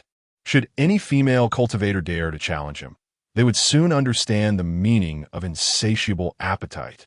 He practiced for a full 2 hours, and beads of sweat began to form on his brow. A delicate pink perspiration soaked through his garments, releasing a subtle fragrance into the air. Su Shan smiled faintly, pleased with the results thus far, which aligned with his expectations. Su Shan's life had taken on a rigorous routine. For 3 consecutive days, he devoted himself to alchemy, sword practice, and the refinement of the Shuanshin platform's inheritance. On this day, as usual, he thrust his sword at the target. The target, resembling a chrysanthemum, had been punctured countless times, requiring multiple repairs. He had reached such a level of proficiency that although he would not claim to be invincible, within 5 seconds, he could precisely strike every crease of the chrysanthemum. After dispatching yet another flower, Su Shan sheathed his sword and approached to tidy the wooden target. At that moment, Yuan Yuan arrived, soaring down on his sword. He landed gracefully before Su Shan, a cheerful smile gracing his face. Su brother, still diligently practicing your swordplay? Su Shan paused. Yuan brother, is there something you need? Nothing in particular. I merely wish to consult with you. Surely, you must have distinguished yourself at the Qin sect? While I'm an alchemist and lack combat prowess, I have a keen interest in this path and would like to learn from you. Su Shan pondered briefly and nodded. Very well, but I must ask you to go easy on me. I am merely at the initial stage of foundation establishment. Are you jesting? Yuan blinked, seemingly taken aback. A wielder of divine fortune who wreaked havoc in the secret realm, defeating numerous opponents. How can you claim to be merely at the initial stage of foundation establishment? Indeed, I am at the initial stage, though I am curious about your cultivation level. Late stage of foundation establishment. Do take heed. Yuan retreated a couple of steps, assuming a stance. Su Shan saw no reason to deceive. His remarkable feats in the secret realm must be attributed to his divine fortune. This was a legendary ability, and today he would witness it firsthand. Su Shan steeled himself, preparing for the encounter. He was sorely lacking in practical combat experience. Since his debut, he had faced only prodigies, golden elixirs, nascent souls, and colossal beasts. Although Yuan was at a higher cultivation level, it was still within an acceptable range for him to hone his combat skills.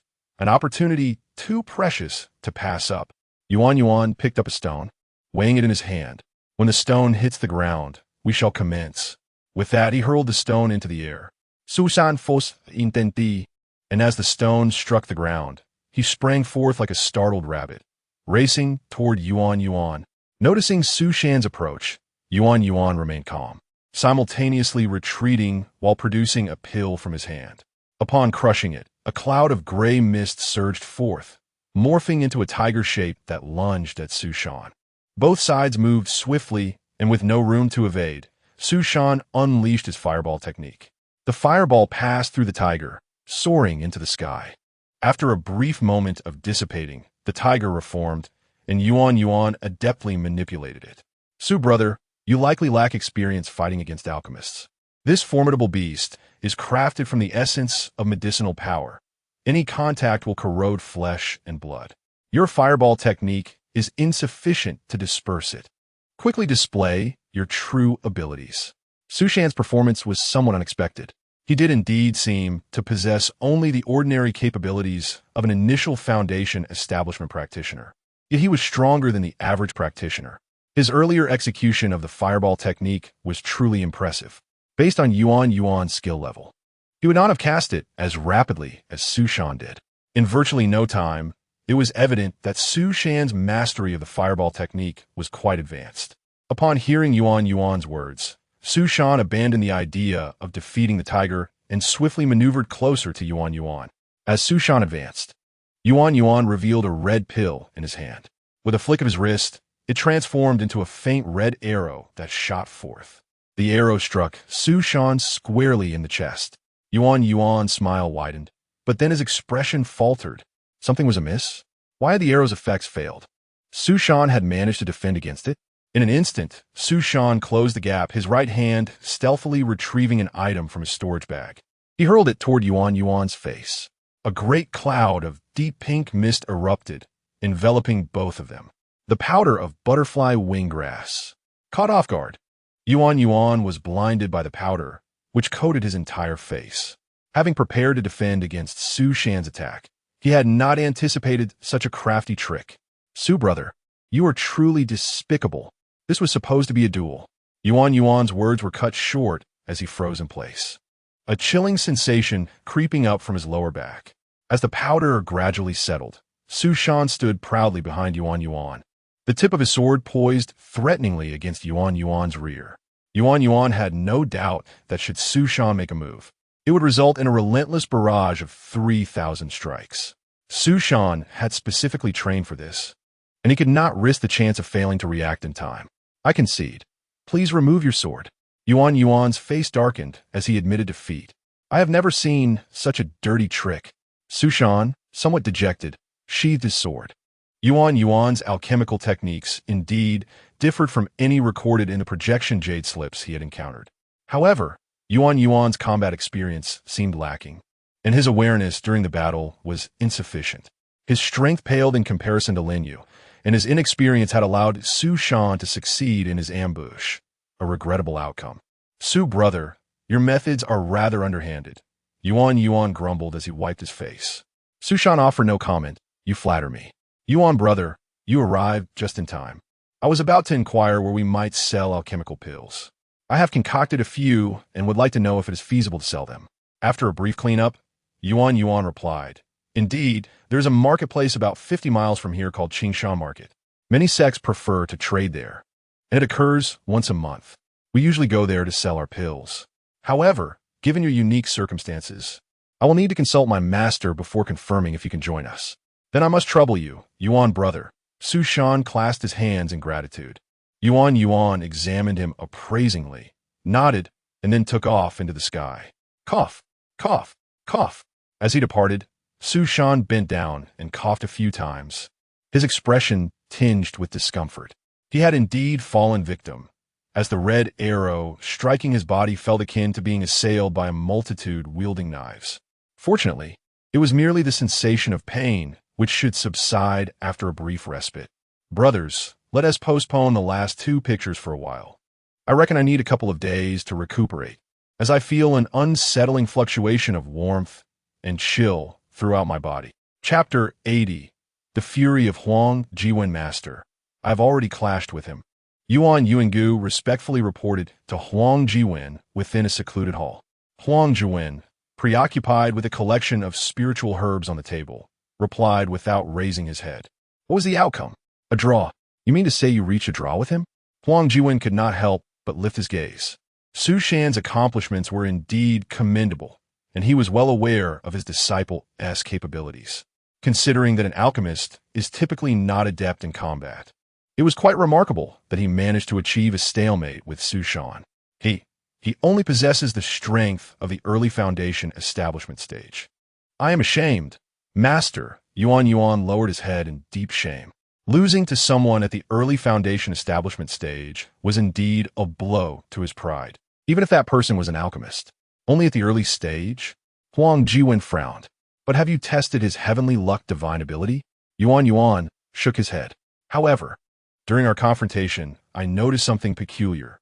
The arrow pill clearly struck him, yet he showed no reaction. Huang Jiwen raised his head. How could the arrow pill have no effect?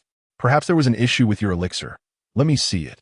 The arrow pill, a 5th-tier yellow-grade elixir, was renowned as one of the most common offensive elixirs among alchemists. Once the elixir's energy dispersed to attack, striking the enemy would inflict the sensation of an arrow piercing the heart. The energy of the elixir, transformed into an arrow, was not entirely solid.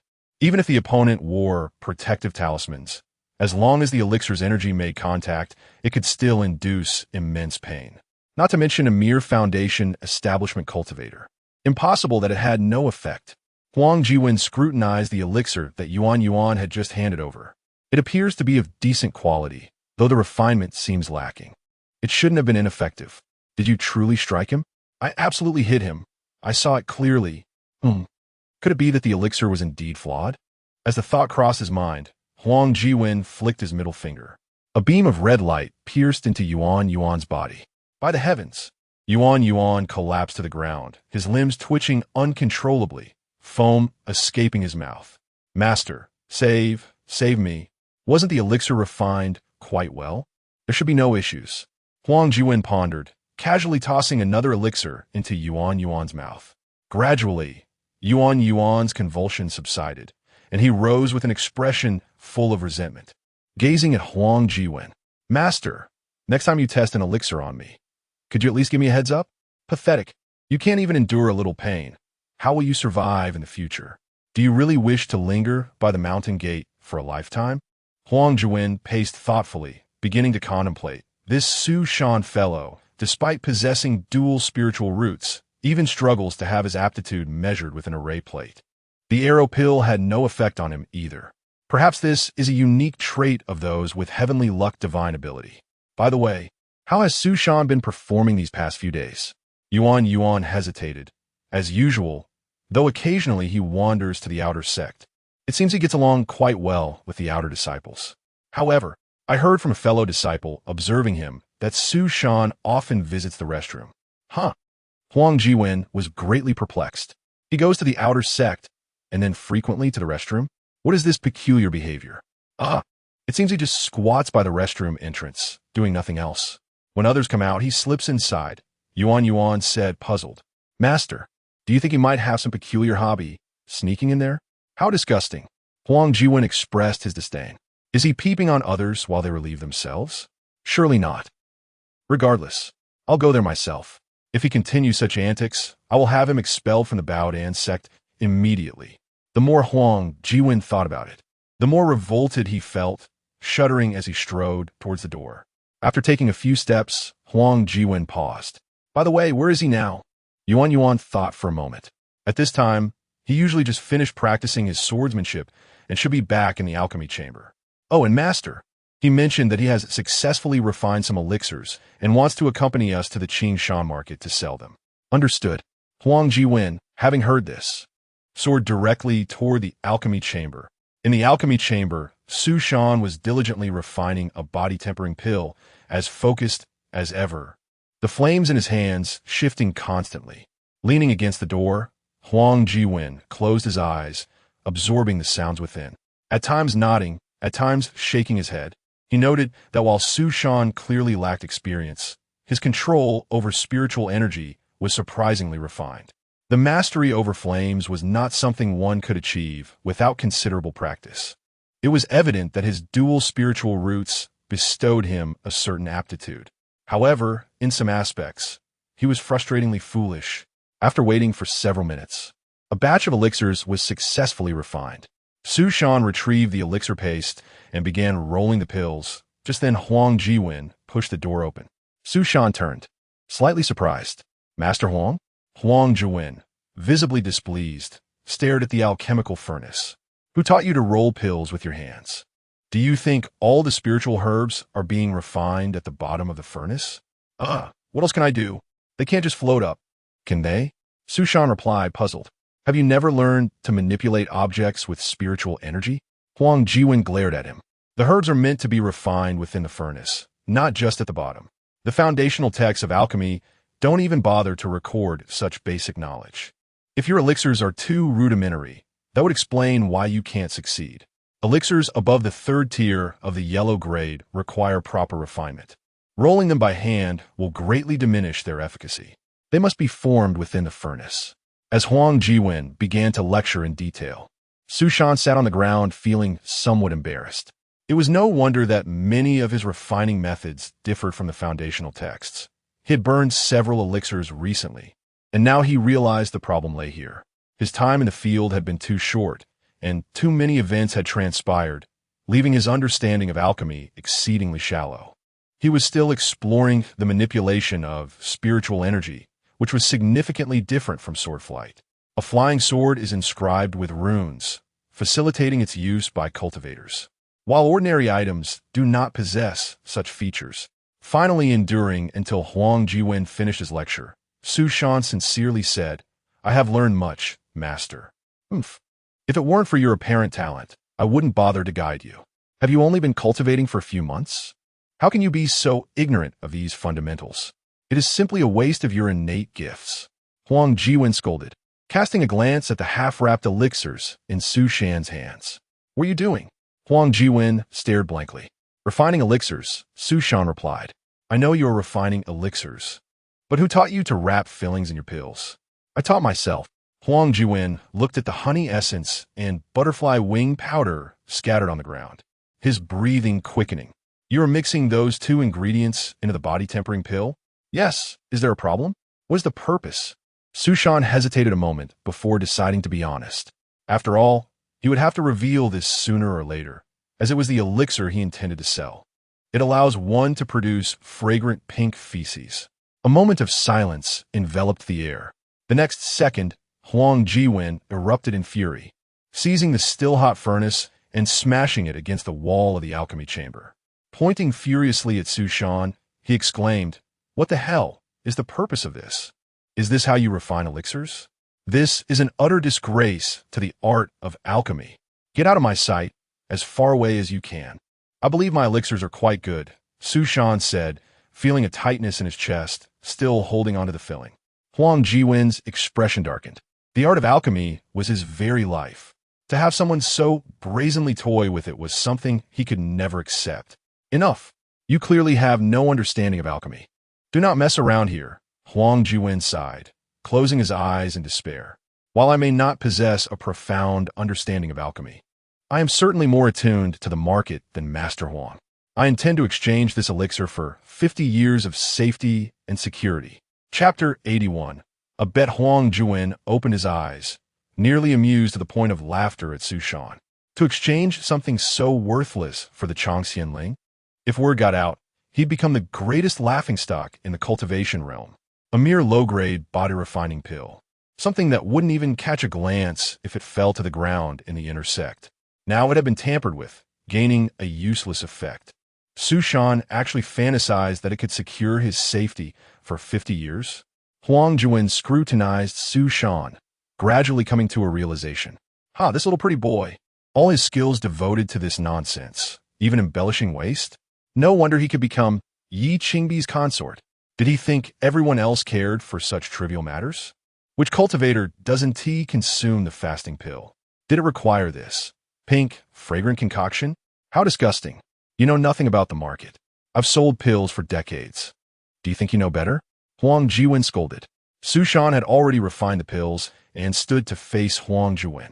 Master, how about we make a bet? A bet on what? You take me to the Qingshan market, and if all the pills sell, you will guarantee my safety for 50 years. If they don't sell, I will accept any consequence you deem fit. Huang Jiwen sneered. What a joke. Do you think I'm a fool? You could arrange for a couple of people to buy 2 or 3, and suddenly you won the bet? If the master accompanies me, I will remain by your side in the Qingshan market, leaving me no opportunity to arrange anything. Besides, I will prepare at least 50 pills. Would that satisfy you? This. Huang Jiwen hesitated. Su Shan's confidence was unsettling. However, he was certain this concoction could never sell. Where did that confidence stem from? Pure arrogance? Even if he was foolish, he wouldn't stake his life on a gamble. As he pondered, Huang Jiwen's anger began to dissipate. Very well, I shall accept this bet. If you fail to sell them, your life will belong to me. Agreed. I swear to heaven, I, Su Shan, will. All right, Huang Jiwen replied absent-mindedly, still harboring doubts. Su Shan continued. However, to ensure the successful sale of the pills, I hope Master can grant me a small favor. Within reasonable limits, Huang Jiwen replied. I require a few inner sect disciples to assist me, as well as a couple of chi-refining disciples, preferably those on the verge of breaking through to foundation establishment. I need 1 or 2 individuals to test the pills, while the others can assist with some simple tasks. It should only take a few days. I wonder if this request can be accommodated? Hiss. Huang Jiwen was perplexed. This seemed a trivial request. He had the manpower, but what exactly did Su Shan intend to do? Unfortunately, I cannot disclose the details at this moment. On the day of the transaction, the master will surely understand. The success hinges on this, Su Shan explained. Additionally, I wish for no one to observe me. This is a bold, innovative attempt that requires confidentiality. Su Shan's words were sincere. If Huang Jiwen doubted him, he could swear an oath. I, Su Shan, swear to heaven. Wait. Huang Jiwen looked at Su Shan with a peculiar expression. Why does your swearing sound like you're eating? To express my sincerity, Su Shan lamented. If Master does not trust me, what other means do I have? I'm willing to forsake my Tao heart. Fine, fine. Huang Jiwen nodded. You're quite relentless, so I shall grant your request. When we reach the Qingshan market, if you fail to sell, don't blame me for being unkind. I need a test subject for the pills. You can remain as my test subject? Not a problem. Huang Jiwen snorted, tossing over a token. With this, you may move freely within the gates. If you find any disciples you desire, have them assist you. Remember, aside from the body refining pill, do not allow anyone to test any other pills. If I find out, with that last warning, Huang Jiwen turned to leave. Just as he stepped outside, he turned back to the damaged wall, saying, the destruction of the pill chamber is your responsibility. First, help me test a pill. Before Su Shan could respond, a flash of red light entered his body. Su Shan's face flushed, his entire being feeling as if pierced by a sharp sword. This pill, was it the one Yuan had used before? No, it was even more potent. Why was he testing him with this? Su Shan swayed slightly, unable to resist reaching out to support himself against the wall. Doesn't it hurt? Huang Jiwen tilted his head and asked. How could it not hurt? Su Shan replied with difficulty. What kind of pill is this?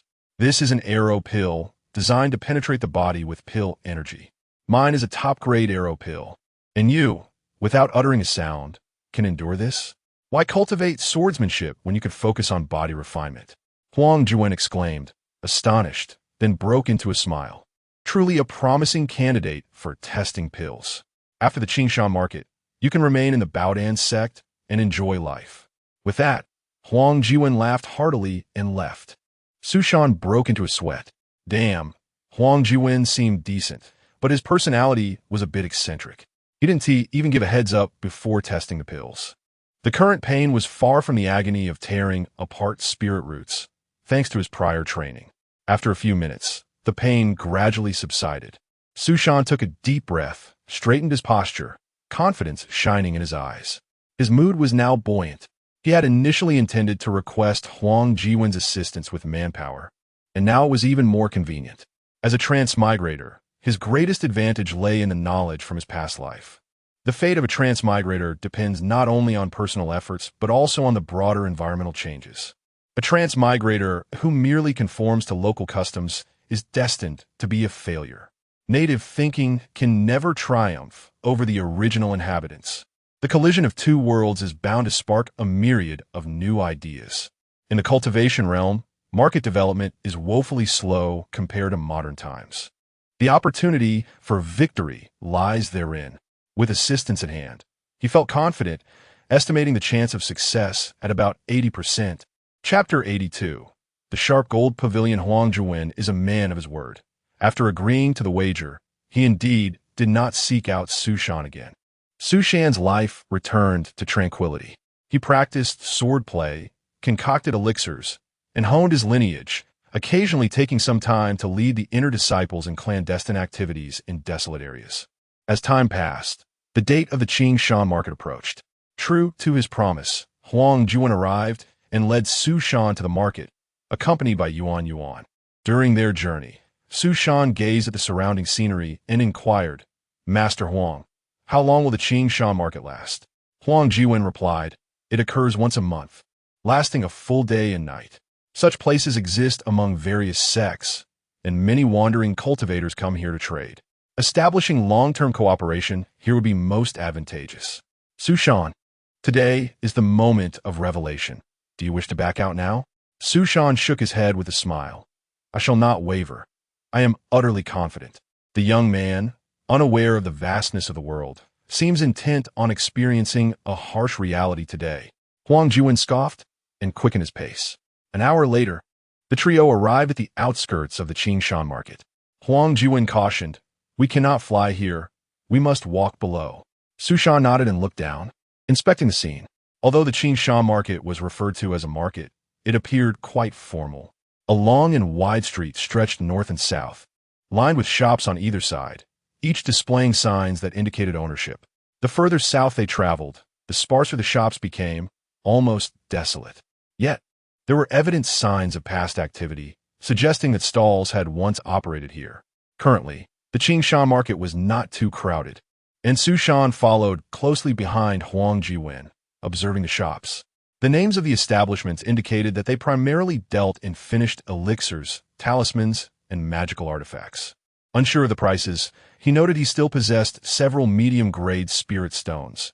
If the prices were reasonable, he might procure a flying sword. The yellow-grade flying sword provided by the Qinglan sect was already battered and barely usable. In the event of future fierce battles, it might struggle to endure. After walking for about 5 minutes, Huang Jiwen halted and looked up at a sizable shop. A sign reading Treasure Elixir Sect hung prominently above. Upon entering, Huang Jiwen waved his hand, and a multitude of labeled elixir vials were arranged neatly on the table. Sushan, I rarely attend to the sale of elixirs. Today, I am doing this for your sake. I am curious to see who will purchase your elixirs, Huang Jiwen remarked with a slight smile, his gaze fixed on Sushan. Sensing the subtle mockery in that smile, Sushan remained unperturbed, taking a moment to glance at the street scene. The crowd appeared somewhat sparse. When would it be most crowded? We still need to wait for another 3 hours, Yuan Yuan added. Then, Master Huang, let us wait for another 3 hours. I hope you can remove the other elixirs when I sell mine. Is that agreeable? Sushan requested. No problem. Today, I shall let you enjoy yourself to the fullest. You will be thoroughly convinced. Huang Jiwen replied readily. Since we have some time, feel free to browse, but do be cautious not to be recognized. As Huang Jiwen spoke, he handed Su Shan an elixir. This is a face-changing elixir. After consuming it, as long as no one deliberately scrutinizes your face, no one will recognize your appearance. Su Shan took the elixir, trusted its efficacy, and swallowed it without hesitation. Once ingested, a wave of warmth surged through his face as the elixir took effect. Su Shan quickly drew his flying sword and checked his reflection in its blade, astonished to find that his previously handsome visage had transformed into an unremarkable face after a brief blur. This elixir is undoubtedly a perfect tool for concealment. Its grade remains unknown, as it is not documented in the Danjin by Jia. Master Huang, about this face-changing elixir, Su Shan began. The face-changing elixir is a yellow-grade second-tier elixir. Aside from altering appearance, it has no other effects. Huang Jiwen seemed to see through Su Shan's thoughts and continued. However, its effectiveness is average. Discerning individuals can easily see through it. But here, it will suffice. If you remain low-key, no one will pay you any mind. I see. I appreciate the lesson. After a brief conversation, Su Shan began to leisurely explore the Qingshan market. The array of goods was dazzling. While he recognized many of the elixirs, other items were somewhat unfamiliar. However, after inquiring about a few prices, Su Shan felt reassured.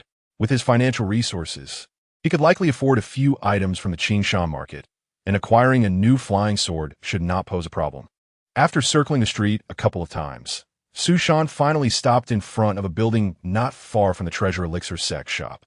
The word Sharp Gold Pavilion gleamed prominently above. This establishment specialized in trading magical artifacts and was the largest and most frequented in the market. Although Su Shan's experience was limited, he figured that following the crowd would lead him to worthwhile purchases. He stepped inside. The interior was spacious enough that even dozens of people would not feel crowded. Surrounding him were counters displaying an orderly array of magical artifacts, predominantly swords and knives, glimmering with a cold radiance and spiritual pressure. There were approximately 20 different types of magical artifacts on display. Before Su Shan could examine them further, a well-dressed attendant approached to assist him. After scrutinizing Su Shan for a moment, he grinned and introduced himself. I am Lu Sheng. You seem somewhat unfamiliar. How may I address you? Huang Feihong. Ah, so you are Brother Huang. Have you found any magical artifacts that pique your interest? The first floor offered magical artifacts ranging from yellow grade 4th tier to 5th tier, meticulously crafted by foundation building masters and available for selection. If you do not wish to purchase, our pavilion also provides repair and custom artifact services. May I inquire what you seek, Brother Huang? Su Shan casually pointed to a modest-looking flying sword behind the counter and asked, what is the value of that flying sword? Brother Huang has a keen eye. This sword is forged from superior cold iron, far surpassing ordinary flying swords in durability, valued at 30 medium-grade spirit stones. However, if you possess suitable elixirs or spiritual materials, they may be exchanged.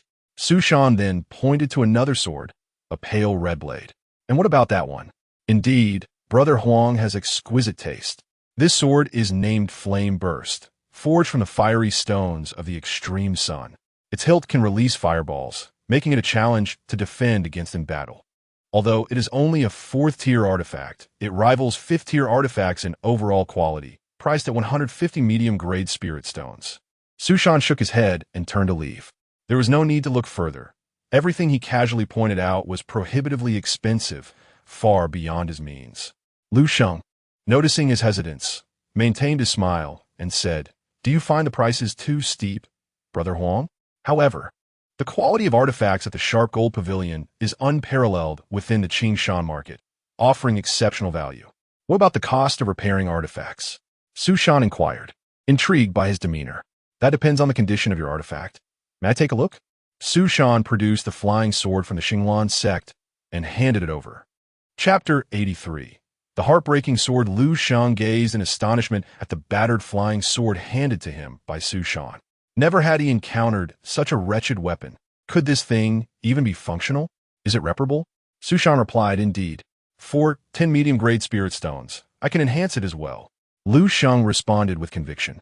I require 2 rows of small barbs to be added to the front half of the sword. Is that feasible? Su Shan affirmed, it can be done, but what purpose does it serve? Lu Sheng looked perplexed. That is not for you to worry about. The barbs on either side should be somewhat rough. Su Shan agreed, certainly. I shall find someone to assist you in the refinement. However, I must be frank, the quality of this artifact is subpar, and reforging it is quite simple. It will only take Brother Huang 2 hours. Su Shan readily produced 10 medium-grade spirit stones and cheerfully handed them over, saying, with such excellent service from the Sharp Gold Pavilion, I shall return to exchange for better artifacts next time. Lu Sheng smiled and replied, you speak the truth, Brother Huang. A commendable attitude is the foundation of the Sharp Gold Pavilion. Most of our clientele in the Qingshan market are solitary cultivators. When one encounters difficulties, it is only natural to offer assistance. Moreover, I perceive that Brother Huang possesses remarkable potential. I hope you will remember to support our business in the future. Su Shan nodded, understanding the implication. Lu Sheng took the flying sword and proceeded into the building, while Su Shan remained in a daze, marveling at the service quality of the Sharp Gold Pavilion, which was even better than that of modern times. At least they did not discriminate based on appearance, which was rather intriguing. Inside the makeshift refining room of the Sharp Gold Pavilion, several artisans were resting. Lu Sheng approached one and said, Master Wei, I kindly request your assistance in repairing this sword. The owner has specified the addition of barbs. Master Wei glanced at the flying sword, his expression tinged with irritation. Lu Sheng, my collaboration with your Sharp Gold Pavilion does not extend to every task. I refuse to repair artifacts below the 4th rank of the Xin level. Take it away. Lu Sheng responded calmly. If it were an ordinary person, I would not trouble you, master. But this individual is exceptional. He is disguised, yet possesses striking features and an extraordinary demeanor. I observe him arriving with Huang Jiwen, suggesting a significant relationship. He must be a descendant of the Huang family. Although this sword is damaged, it may hold special significance. Whether you accept this task is entirely up to you. Huang Jiwen, you say? Leave the sword here. 2 hours later, Su Shan returned to collect the flying sword as promised. The upper half of the sword now boasted 2 rows of finely crafted barbs resembling fish teeth along the edges, while the lower half remained unchanged. However, the sword now emanated an intimidating cold light that far surpassed its original state. Su Shan waved it with delight, exclaiming, not only is the service of the Sharp Gold Pavilion commendable, but their craftsmanship is also exquisitely refined, and their prices are fair. Truly, I have come to the right place. One cannot purchase such a flying sword for 10 medium-grade spirit stones as street stall. Lu Sheng awaited Su Shan's satisfaction, and upon seeing him retract the sword, inquired, Brother Huang, are you pleased? More than satisfied. The Sharp Gold Pavilion is indeed fair-minded, Su Shan praised. Lu Sheng nodded appreciatively and softly remarked, as long as you're satisfied, I hope Brother Huang will introduce more friends to us in the future. The Sharp Gold Pavilion has shops across the 7 domains. If the Huang family requires anything, you may certainly mention my name. I assure you the value will be more equitable than others. Su Shan appeared slightly bewildered, realizing he might have been misled about something. No wonder the attitude was so cordial. You are aware of my Huang family? He probed quietly. Who in Tianxin has not heard of the Tianxin Huang family? Lu Sheng replied, how did you deduce that I am a member of the Huang family? What gave me away? Lu Sheng explained, you share the surname Huang, and did you not arrive with Huang Jiwen, the clan leader? What? You saw me with my brother? Su Shan gasped. Ah, he is your brother? Lu Sheng exclaimed in shock. What a revelation. Huang Jiwen's sibling. This young man holds a remarkable identity. Today, I have truly encountered someone of significance. Yes, my elder brother. I am here to summon him home. However, some matters are understood by those who know, so do not speak of it outside, Su Shan cautioned. I understand. You need not worry. I shall not utter a word. Su Shan nodded earnestly, grasping the sword and turning to leave. Lu Sheng revealed a secretive smile behind him. The younger clan leader of the Huang family, returning home? What a momentous event.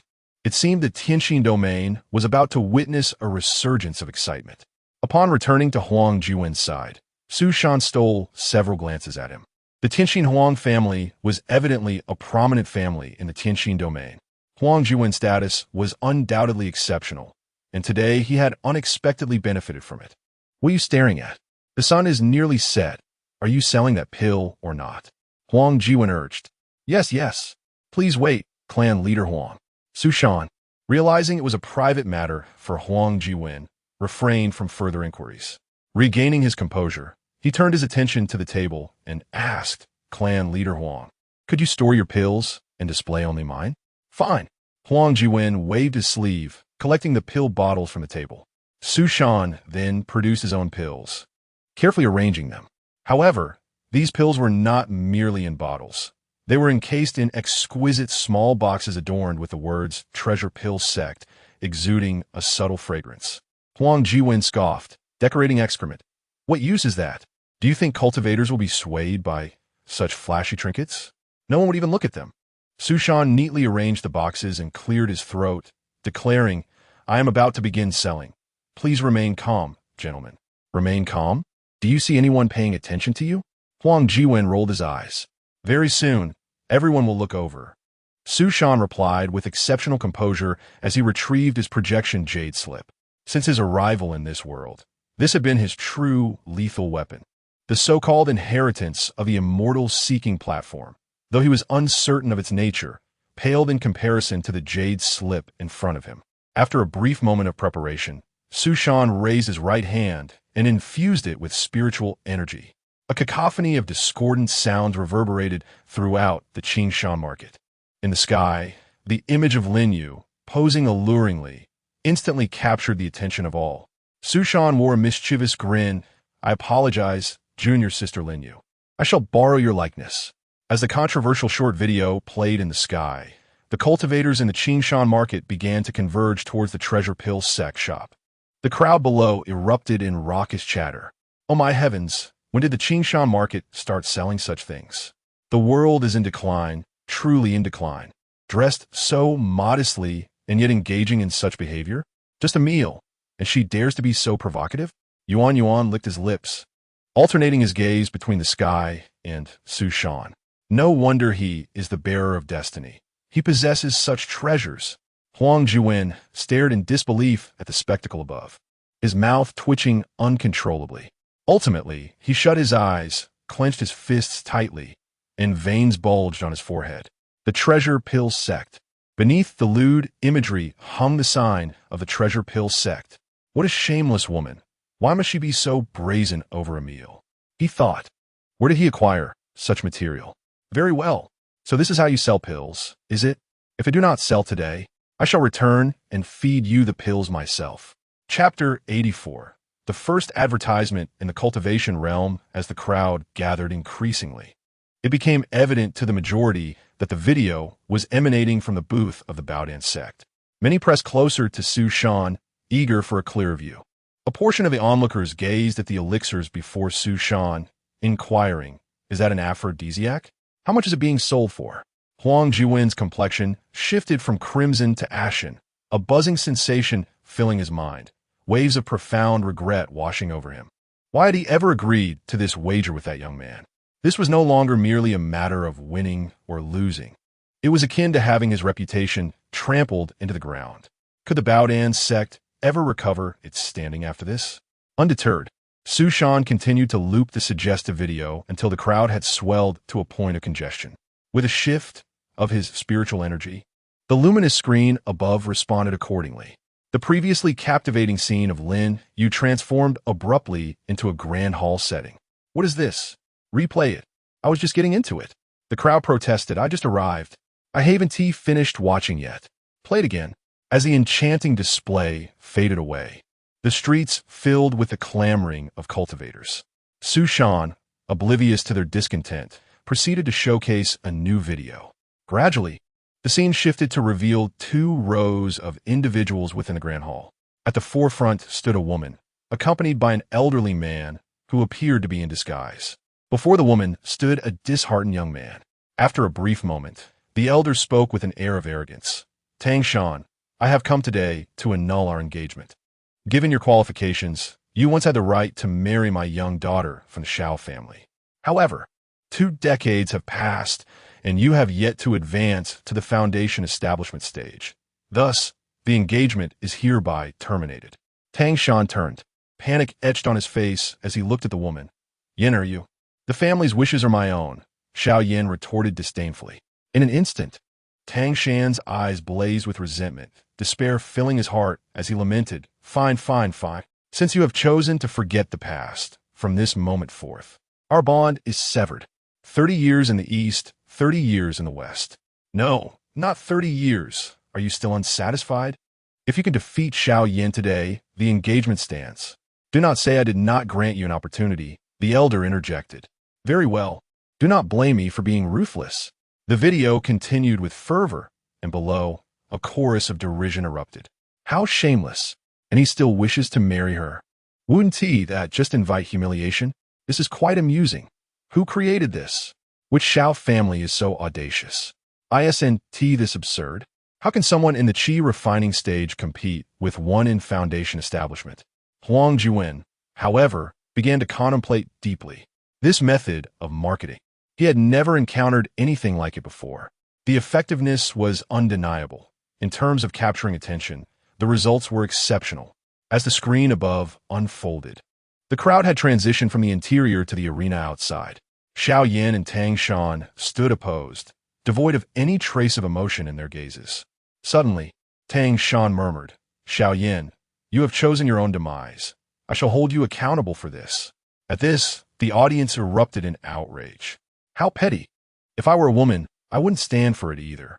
To be so incapable yet so resentful, I am truly amazed. Is there no end to such individuals?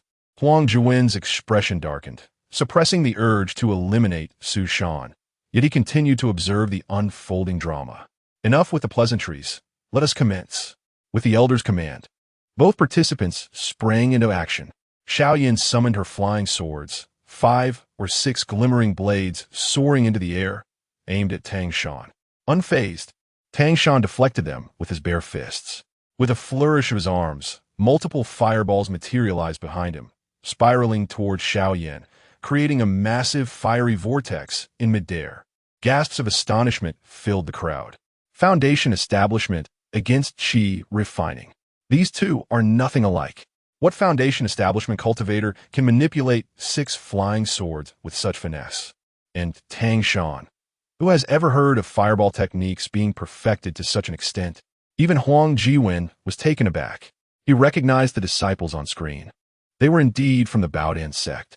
Yet, when had his own disciples acquired such prowess? It was utterly outrageous. The display exceeded their actual capabilities. Su Shan remained composed.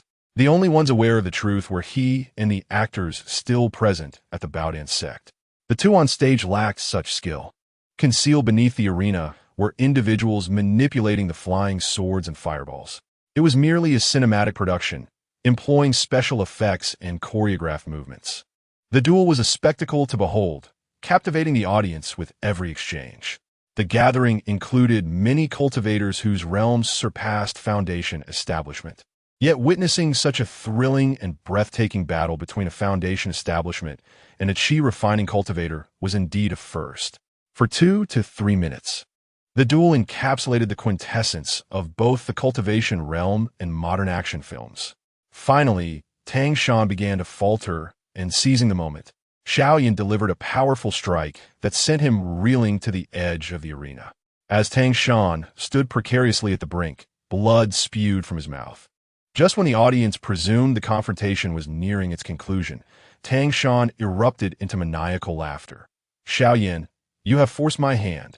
With that proclamation, he leapt high in the air, bellowing, I am about to break through. Tang Shan's aura surged as his garments billowed wildly. Was he attempting a breakthrough in the midst of battle? The risk was monumental.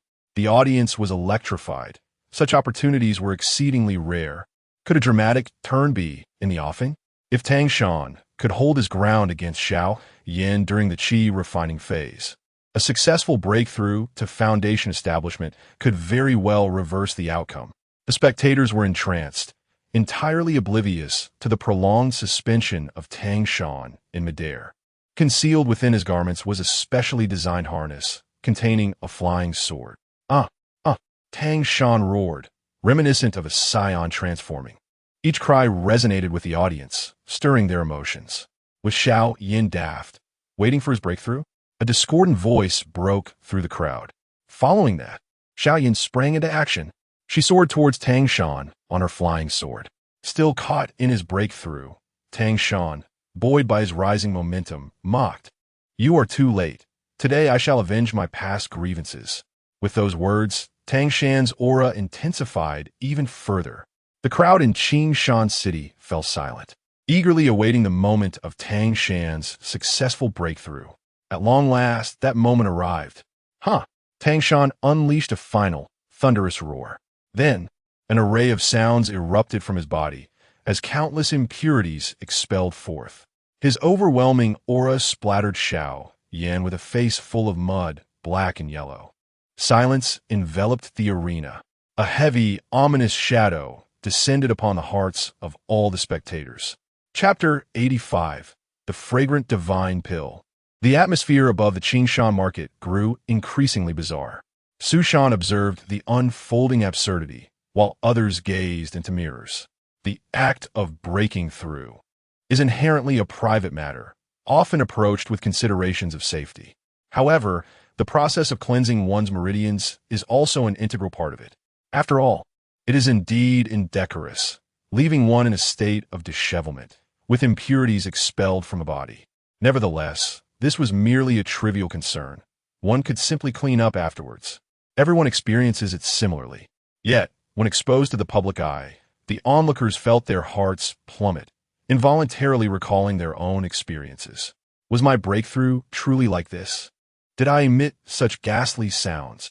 For a moment, everyone was overwhelmed with disgust. Even Huang Jiwen was not exempt. The scene in the sky continued. Not only had the air above Qingshan Market become stagnant, but the images displayed also seemed frozen. Xiao Yan was splattered with an unidentifiable muck, suspended in midair, her expression shifting continuously. Moments later, she doubled over, retching.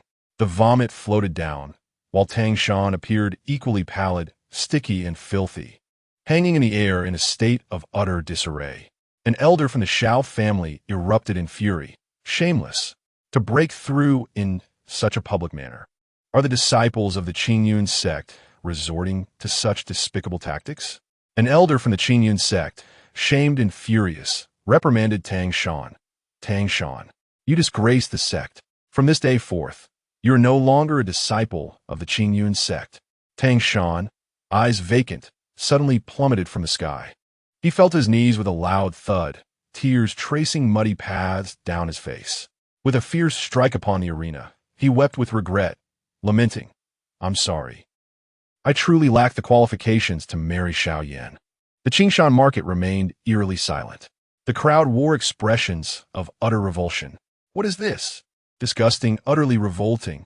They had anticipated a fierce battle, yet the protagonist resorted to a display of filth, causing the opponent to vomit in midair, ultimately resulting in expulsion from the sect.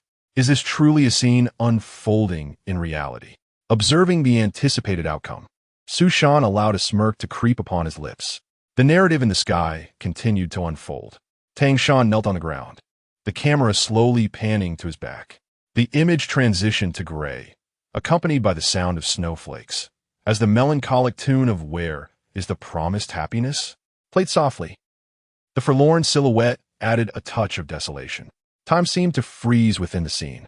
The gray filter was the result of Su Shan placing a cheap, semi-transparent, cotton-filled jade piece in front of the projection jade slip, manually changing the filter. As for the background music, he had practiced whistling for 2 entire days, recording while performing live. The projection jade slip could not be edited. Only the playback position could be swiftly adjusted. He was determined to pursue an optimal advertising effect, even if it meant a single, continuous shot. Such a crude product left the audience below in a state of astonishment. They had never witnessed anything so novel and eye-watering. The whistling continued for about 10 seconds. The camera began to rise towards the heavens, and a deep male voice resonated. One breakthrough, a lifetime of inner demons. In front of others, you bask in glory. Yet behind closed doors, you defecate without care. Who defecated without care? That was merely impurities. Who on earth would engage in such behavior? Is there something wrong with your Baodan sect? Are you deliberately attempting to offend us? In an instant, the audience erupted in furious exclamations, their faces contorted with rage. Clearly it was impurities, yet they spoke of it in such disgusting terms. Their minds were not entirely clear, yet they felt a lingering discomfort. Were they not intentionally seeking trouble? Many had already summoned their flying swords, eyes narrowed in hostility. Huang Zhuwen stood vigilant, unwilling to relax for a moment, equally cursing inwardly. This Su Shan truly had a knack for stirring trouble. Even with no issues regarding his Dao heart, he had orchestrated a predicament. Was he not directly implanting wicked thoughts into the minds of others? Today, it seemed the situation would spiral out of control. Seeing the unfolding chaos, Su Shan hastily accelerated the playback. The pace of the scene quickened. The breakthrough of each cultivator is fraught with unspoken pain. Each midnight, it can still lead to restless nights filled with embarrassment. As this line concluded, the gray filter was lifted, revealing a brilliant blue sky, white clouds, and radiant sunlight. A pill emerged from the bottom of the frame, floating to the center. The deep male voice resumed, "But here it comes." The tense atmosphere below dissipated, and everyone's attention returned to the screen. The fragrant divine pill, a proprietary concoction of the Baodan sect, meticulously crafted to alleviate the inner pains of cultivators. Fear not the opinions of others. Ease your Dao heart, break through with grace, and be your authentic self. The fragrant divine pill, a meticulously crafted elixir composed of 22 rare herbs, refined over 49 days, not only purifies internal impurities, but also emits a tranquil aroma, aiding in the stabilization of your Dao heart. The fragrant divine pill. It has indeed resolved this issue, purifying impurities and stabilizing the Dao heart. Upon hearing the advertisement, the naive onlookers were left in shock. However, before they could fully process their astonishment, the scene swiftly returned to the previous minute.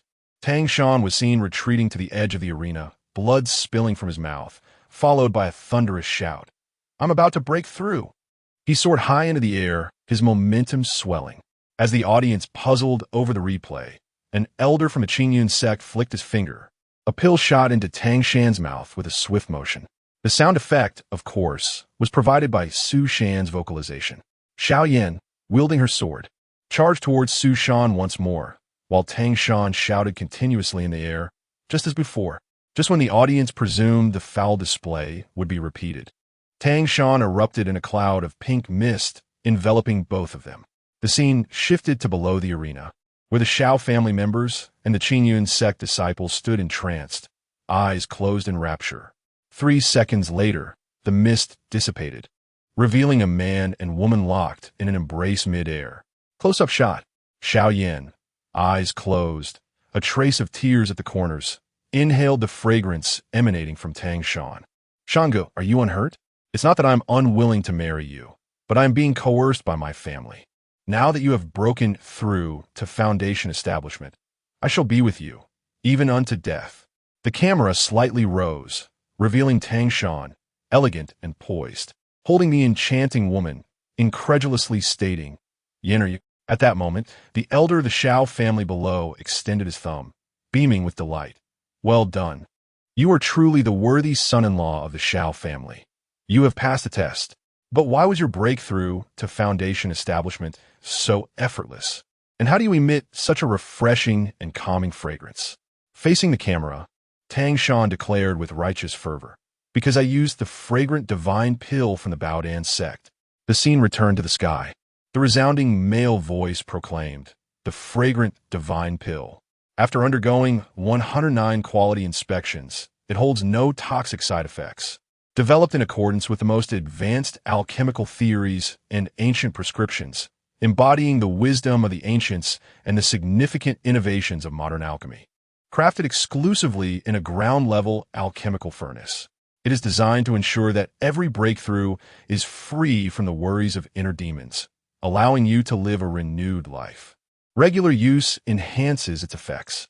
The Baodan sect hereby solemnly promises, If the pill is ineffective, we will compensate. If the pill causes toxic side effects, we will compensate. If the pill's effects are subpar, we will compensate. The fragrant divine pill will be available for its inaugural sale at the Qingshan market today. Priced at merely the cost of one mid-grade spirit stone per pill, with limited quantities available. First come, first served. With a resounding clang, a flying sword slipped from the hands of an unknown cultivator and fell to the ground. However, no one paid any mind. All eyes were fixated in astonishment upon the stall before Su Shan. Chapter 86. Sold out. Su Shan continued to hold the projection jade slip in his hand. Yet his face was adorned with a smile as he prepared to welcome guests. The projection above persisted. But the scene had shifted from a narrative of Tang Shan and Xiao Yin to a showcase of satisfied customers. In the display, the characters were meticulously selected, all appearing to be honest individuals. Once, I had a senior brother whose foundational breakthrough was discovered, leaving him with a lifelong ailment. When he advanced to the golden core stage, he encountered inner demons. I had always feared succumbing to such issues. However, ever since I acquired the fragrant spirit pill, the roots of my mental affliction have been eradicated. After consuming it, I exude a delightful fragrance daily. During my cultivation, this aroma brings an exceptional sense of tranquility. Now, many junior sisters in the sect often seek me out to discuss their cultivation, and I find it quite overwhelming. Since taking the fragrant spirit pill, my spirit has rejuvenated and my Tao heart flows freely. Even my master praises me. As the advertisement cycled, the first eager customer emerged. The storefront of the Baodan sect was wide open, displaying the pills, with Su Shan standing at the counter. The man approached Su Shan, scrutinizing him before inquiring, "Is this the fragrant spirit pill?" Su Shan nodded affirmatively. "Indeed, this is the fragrant spirit pill, a secret concoction of our sect. Today, we have a limited supply of merely 50 pills. They are available for the cost of one medium-grade spirit stone. First come, first served." Surrounding individuals began to gather, their intentions wavering. It must be noted that the majority were intrigued, yet none had heard of this pill and hesitated to act impulsively. The first inquirer expressed skepticism. "You speak so highly of it. How can we be certain there are no issues with this medicine?" Su Shan replied with a smile. "The effectiveness is for you to verify, but I assure you that consuming it will not pose any harm to your body. If you are doubtful, feel free to select a bottle and choose a pill from within. I shall consume it publicly. What does that sound?" "Very well." The cultivator selected a bottle of pills. There were 10 pills in the vial, which Su Shan poured into his palm. "Choose one, and I will consume it. This one will do. Please note, this pill must be swallowed whole. Do not chew it, as it will significantly affect its efficacy." Su Shan picked up the chosen pill and swallowed it in front of everyone. Then, he discreetly circulated his vital energy, gradually expelling the medicinal essence outward. A delicate floral fragrance wafted into the air. The man sniffed the aroma and nodded. "Indeed, there is a subtle floral scent. A medium-grade spirit stone is not too steep a price. I'll take one." Su Shan handed over the pill, completing the transaction. With the success of the first sale, others felt emboldened and surged forward. "I want one too. A whole bottle." With limited quantities, competition ensued. A throng of cultivators crowded around Su Shan, clamoring to purchase. Su Shan's expression shifted to one of sternness. "Quiet down. Each person is limited to one pill. Buy it or don't. If you keep making noise, I will ask you to leave." "How rude." The crowd buzzed, becoming even more agitated. If the product weren't exceptional, could he afford to be so arrogant? Securing one today would be akin to striking gold. The entrance to the Baodan sect was packed to the brim. Su Shan busily distributed pills and collected spirit stones. In no time, the fragrant spirit pills were entirely sold out. Su Shan raised his hands high. "No more. No more. This pill is quite challenging to craft, and the Baodan sect is selling it at a loss today to benefit fellow practitioners. If you wish to purchase more, please visit the Baodan sect in person, or wait for another opportunity." Those who secured their pills left satisfied, while those who did not murmured among themselves. Perhaps a visit to the Baodan sect would be worthwhile. Soon after, the lively scene in front of the Baodan sect vanished. Su Shan gazed at the dissipating crowd, feeling a surge of emotion. The advertisements he employed were undeniably rustic, shockingly so. Yet he had placed a successful bet. He gambled on the notion that cultivators in the realm had yet to witness such an innovative marketing strategy. Marketing approaches evolve, each era showcasing unique characteristics.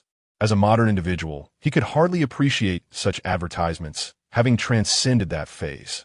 Yet, the cultivation world was different.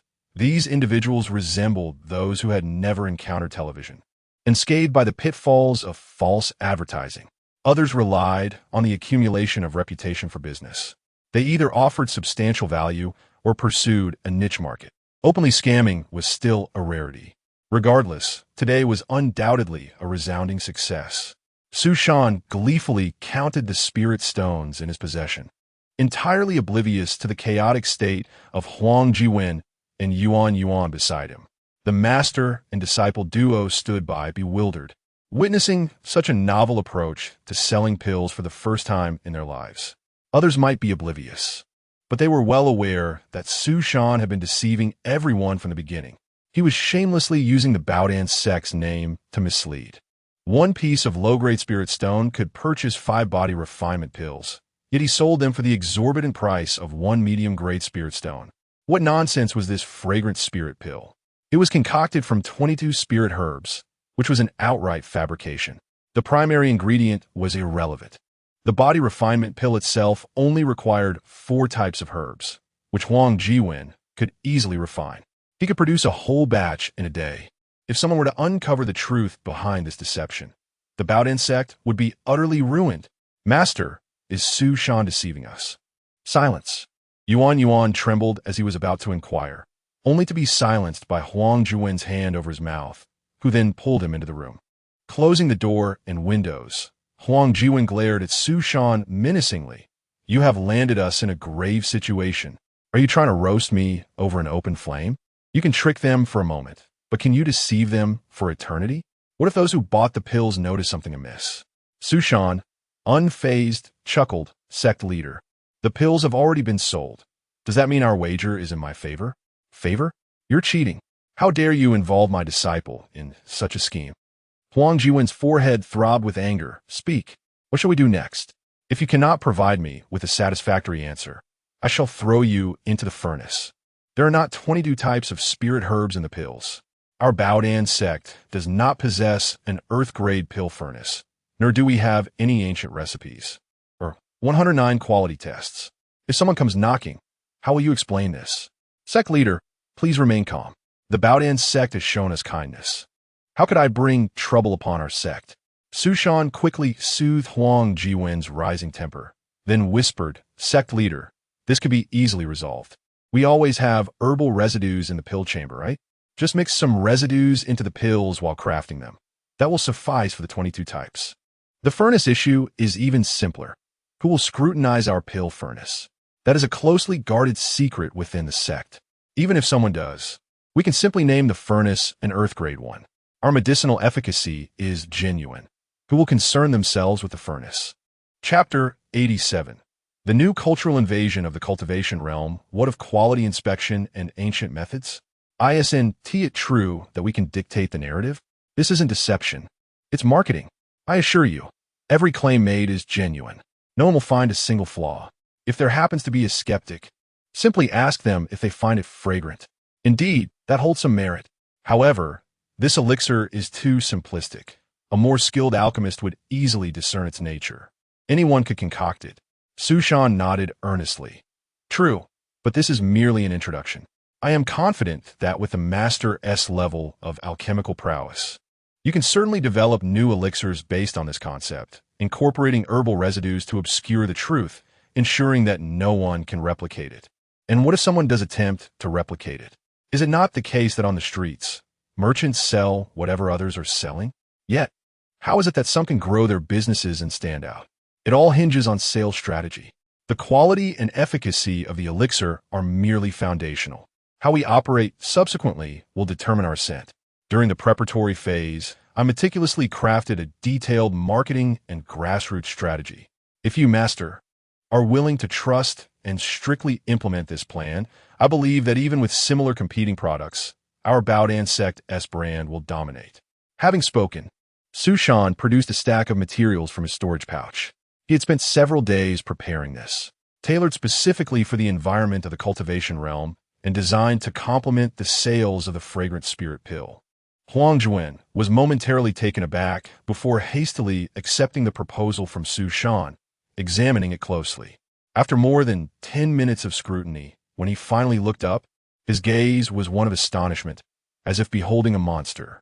Did you conceive all this by yourself? The content was rich and varied, encompassing market strategies, sex-specific offerings, and custom gift boxes. There were even arrangements concerning him, such as developing multiple color variations and fragrances for the fragrant spirit pill, described in vivid detail, each aspect striking at the heart. Su Shan nodded.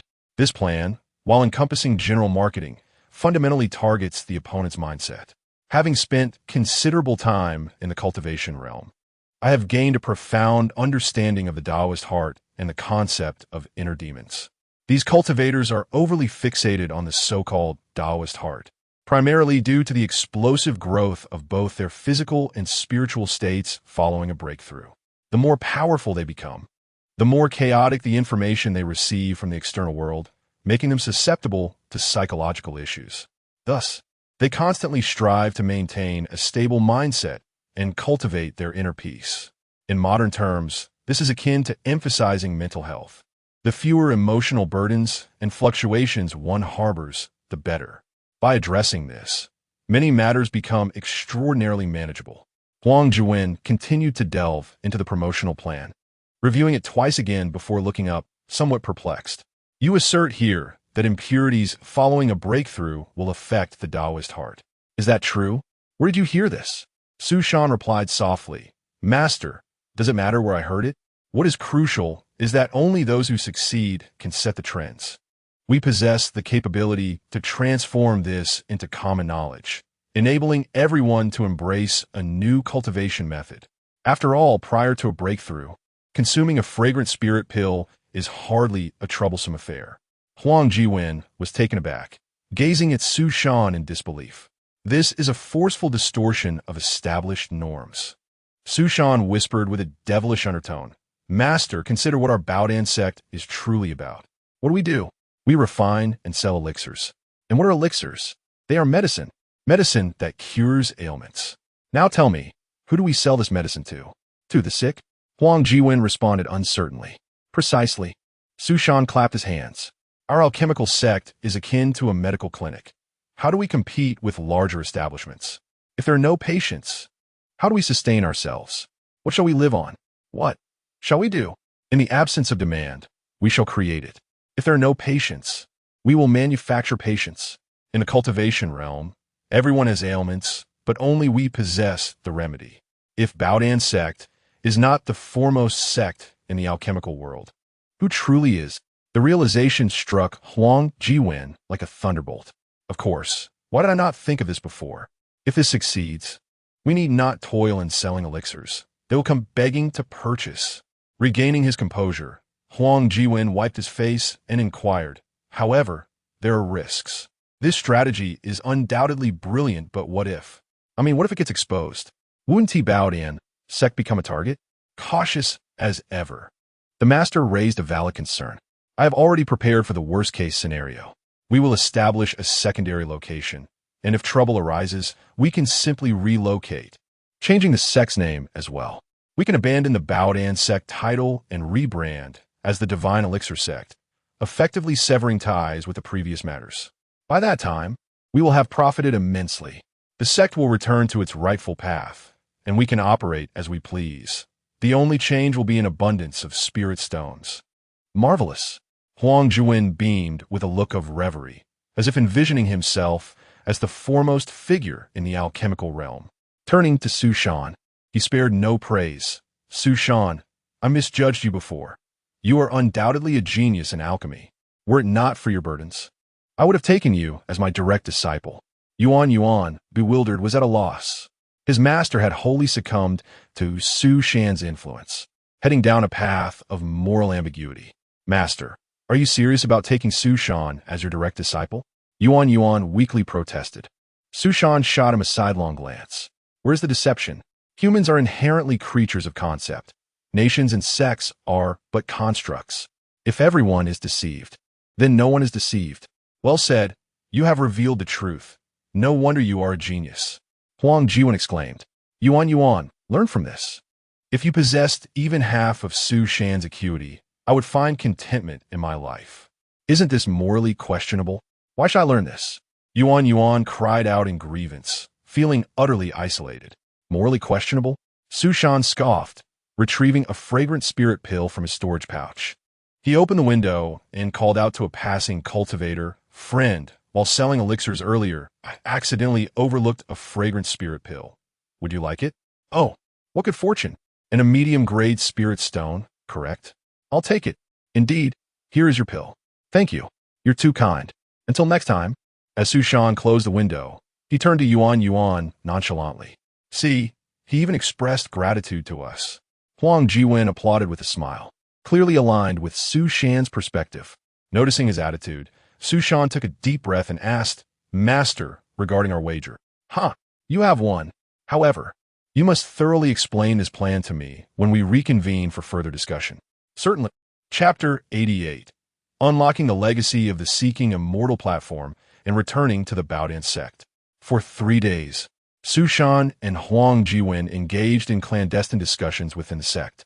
Their discourse naturally revolved around the marketing and promotion of the Xiangshandan, the establishment of a specialized sales team, and the intricate details of its execution. The most crucial aspect was the design of advertisements. Huang Jiwen listened in rapt attention to various creative ideas aimed at captivating the hearts of cultivators, exclaiming in delight at their brilliance.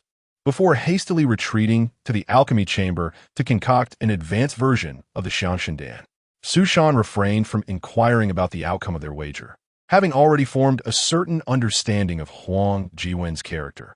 A straightforward man, carefree and unconcerned with matters beyond the realm of alchemy. He was not apprehensive that Huang Jiwen would go back on his word. After all, the Huang family of Tianqin was a formidable force, their status undeniable, rendering it unnecessary to deceive a mere foundation establishment cultivator. Thus, Su Shan devoted all his energy to refining the legacy of the Seeking Immortal Platform, a predicament that had left him in a state of bewilderment, the true nature of which remained a mystery to him. With no other tasks at hand, he felt compelled to expedite the successful refinement of this legacy. For 2 consecutive days, Su Shan labored tirelessly, almost around the clock. The 2 orbs of white light within him had grown increasingly faint, and he could vaguely discern the nature of the contents. With just 1 more day of effort, the true form of the Seeking Immortal Platform's legacy would be revealed. In his quarters, Su Shan sat cross-legged on a bamboo bed, eyes closed in meditation. He held 3 mid-grade spirit stones in each hand, their faint luminescence flickering intermittently. An abundance of spiritual energy coursed rapidly through his body, ultimately converging at the site of the legacy, eroding the white light. Su Shan's clothing fluttered as if stirred by an unseen breeze, and the air around him grew increasingly frigid. Suddenly, a sword mark appeared on the once smooth wall, followed by another, and then a third, each deeper than the last. Oblivious to the external circumstances, Su Shan furrowed his brow, his heart racing. A sharp energy began to build within his chest, causing the flow of spiritual power to lag under its pressure, nearly rendering him breathless. He was on the brink of a breakthrough. Su Shan dared not ease his focus, and with a mere thought, he summoned 2 more spirit stones to his hands. These final 2 should suffice for him to glimpse the true essence of the legacy. With the legacy of the Seeking Immortal Platform in hand, coupled with 50 years of security and the collaboration with Huang Jiwen promising an ample supply of spirit stones, he would be free as a bird in the sky, unrestrained by any bonds. After countless days and nights of tension, it was time to bid farewell to this phase of his journey. Su Shan summoned all his spiritual energy, an involuntary smile gracing his lips. Unbeknownst to him, Huang Jiwen had appeared before him. After observing Su Shan for a brief moment, Huang Jiwen spoke. Su Shan. The surge of spiritual energy abruptly ceased, and Su Shan felt a pang of disappointment, opening his eyes to reply. Master Huang. Huang Jiwen, wearing a smile, produced a pill. The new Xiangshandan has been successfully refined. It has a novel flavor. You should give it a try. Ought to try the pill. Just as he was on the cusp of grasping the legacy, Su Shan felt a twinge of regret, but accepted the pill, consuming it promptly. Almost immediately, a delicate, woody fragrance enveloped him, rising from his body as he activated his spiritual power. Taking a deep breath, he exclaimed, "This scent is truly delightful." The previous floral aroma was far too overpowering, suited only for female cultivators. This variant is much more universally appealing. Master Huang, you are impressive. Huang Jiwen beamed with pride, saying, "Your concept for the Xiangshandan is commendable, but I have conceived an even better idea over the past 2 days." Oh, Su Shan turned his head with curiosity. "I was researching a completely new pill yesterday, one that would induce a sensation of ethereal lightness in the consumer. After taking one, they would crave a second, and with prolonged use, it would uplift their spirits. A day without it would leave them feeling unwell. Wouldn't such a pill be superior to the Xiangshandan?" Huang Jiwen mused, stroking his chin. Su Shan broke into a cold sweat. An addictive pill? Wasn't that tantamount to poison? If this were to come to fruition, the Baodan sect would be doomed, regardless of relocating. This was beyond marketing. It was fundamentally against human nature. Was Huang Jiwen's capacity for lateral thinking truly so formidable? "Master Huang, this is utterly inadvisable," Su Shan exclaimed earnestly. "An addictive substance, should one find themselves ensnared, would lead to their utter ruin. This is nothing short of a treacherous path." "What do you mean treacherous?" Huang Jiwen queried, his brow furrowing. "I have considered that this pill requires the main ingredients of Yuling flower and Huanshan soil to unleash its full potential, with the auxiliary components being of paramount importance." Huang Jiwen stood lost in thought, engrossed in the concept of the addictive pill. The more Su Shan listened, the more alarmed he became. It seemed he had inadvertently flipped a switch in Huang Jiwen's mind. Was a once promising alchemist on the verge of becoming a drug lord? No, he couldn't allow this line of thought to continue. "Master, this is absolutely unfeasible. The consequences of creating something that induces cravings are dire. It could lead to catastrophic outcomes." Huang Jiwen snapped back to reality, his expression displeased. "Even if I were to successfully concoct this pill, its potency would be beneath the 4th rank of the yellow tier. We'll have a slight addiction. As you previously mentioned, this is simply, what was it again? Targeting the sinking market. Those lower-tier cultivators who cannot resist indulging in such things already possess weak willpower. They are unlikely to make significant achievements. If they truly become addicted and cannot break free, what concern is it of mine? I do not force them to consume it. They are simply lacking in resolve. No, absolutely not. The lower-tier cultivators are the majority, and they're already financially constrained. If they consume such pills, depleting their limited cultivation resources, the Baodan sect's reputation will be irreparably tarnished. We could even be labeled as a demonic sect in the future." Su Shan urged. "Demonic sect?" Huang Jiwen raised an eyebrow, as if recalling something. "Now that you mention it, I believe I have seen references to such pills in the context of demonic cultivators, designed specifically to control their subordinates. Indeed, we cannot pursue this avenue, as it may lead to misunderstandings. I shall investigate further." Su Shan felt a weight lift from his chest. Abandoning this idea was a relief. Continuing down this path could see them both meet a grim fate. Huang Jiwen pondered for a moment longer before addressing Su Shan earnestly. "Let us set aside the discussion of pills for now. Your legacy from the Seeking Immortal platform must be nearing its final stages of refinement, correct?" Su Shan's heart, which had just settled, leaped once more. "Master, you are aware?" Huang Jiwen smiled slightly. "Do you truly believe you could stir such a commotion without my knowledge? The Baodan sect, being a sect focused on alchemy, may be small, but our network far surpasses that of ordinary sections. I have long been aware of your circumstances, and recently, individuals from other sects have begun to patrol outside the Baodan sect, seemingly having set their sights on you. Rest assured, I have no interest in your legacy. Had I harbored any greed, I would have taken it long ago." Su Shan realized he had underestimated the situation. Outsiders had already begun to investigate the Baodan sect. With a bitter smile, he replied. "Thank you for your concern, Master." Huang Jiwen nodded.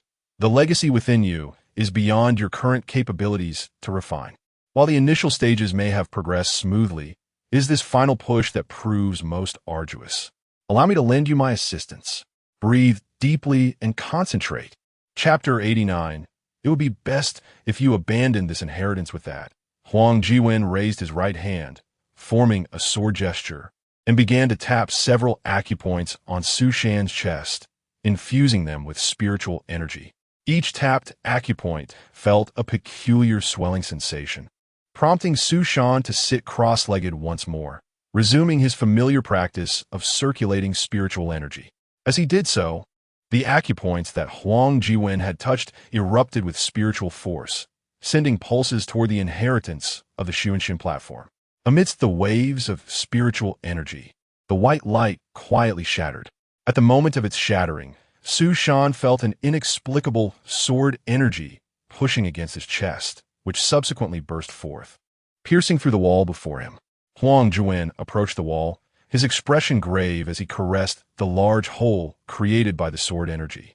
The cut was smooth and pristine, as if newly made. Su Shan, lost in introspection, beheld a shimmering jade slip floating serenely within him, accompanied by a petite, sword-shaped magical artifact. A foundational cultivation technique surged into his mind. After observing for a while, Su Shan opened his eyes. A semi-transparent, long sword materialized in his hand, its blade so sharp that merely gazing at it felt blinding. Upon grasping the artifact, all distractions dissipated from Su Shan's mind, replaced by an unprecedented sense of clarity and calm. Huang Jiwen stood by the wall, observing as Su Shan transitioned from exhilaration to an expressionless state. His countenance gradually turned cold as he reached out and drew the sword from Su Shan's grip. The sword trembled violently in his hand, as if struggling against him.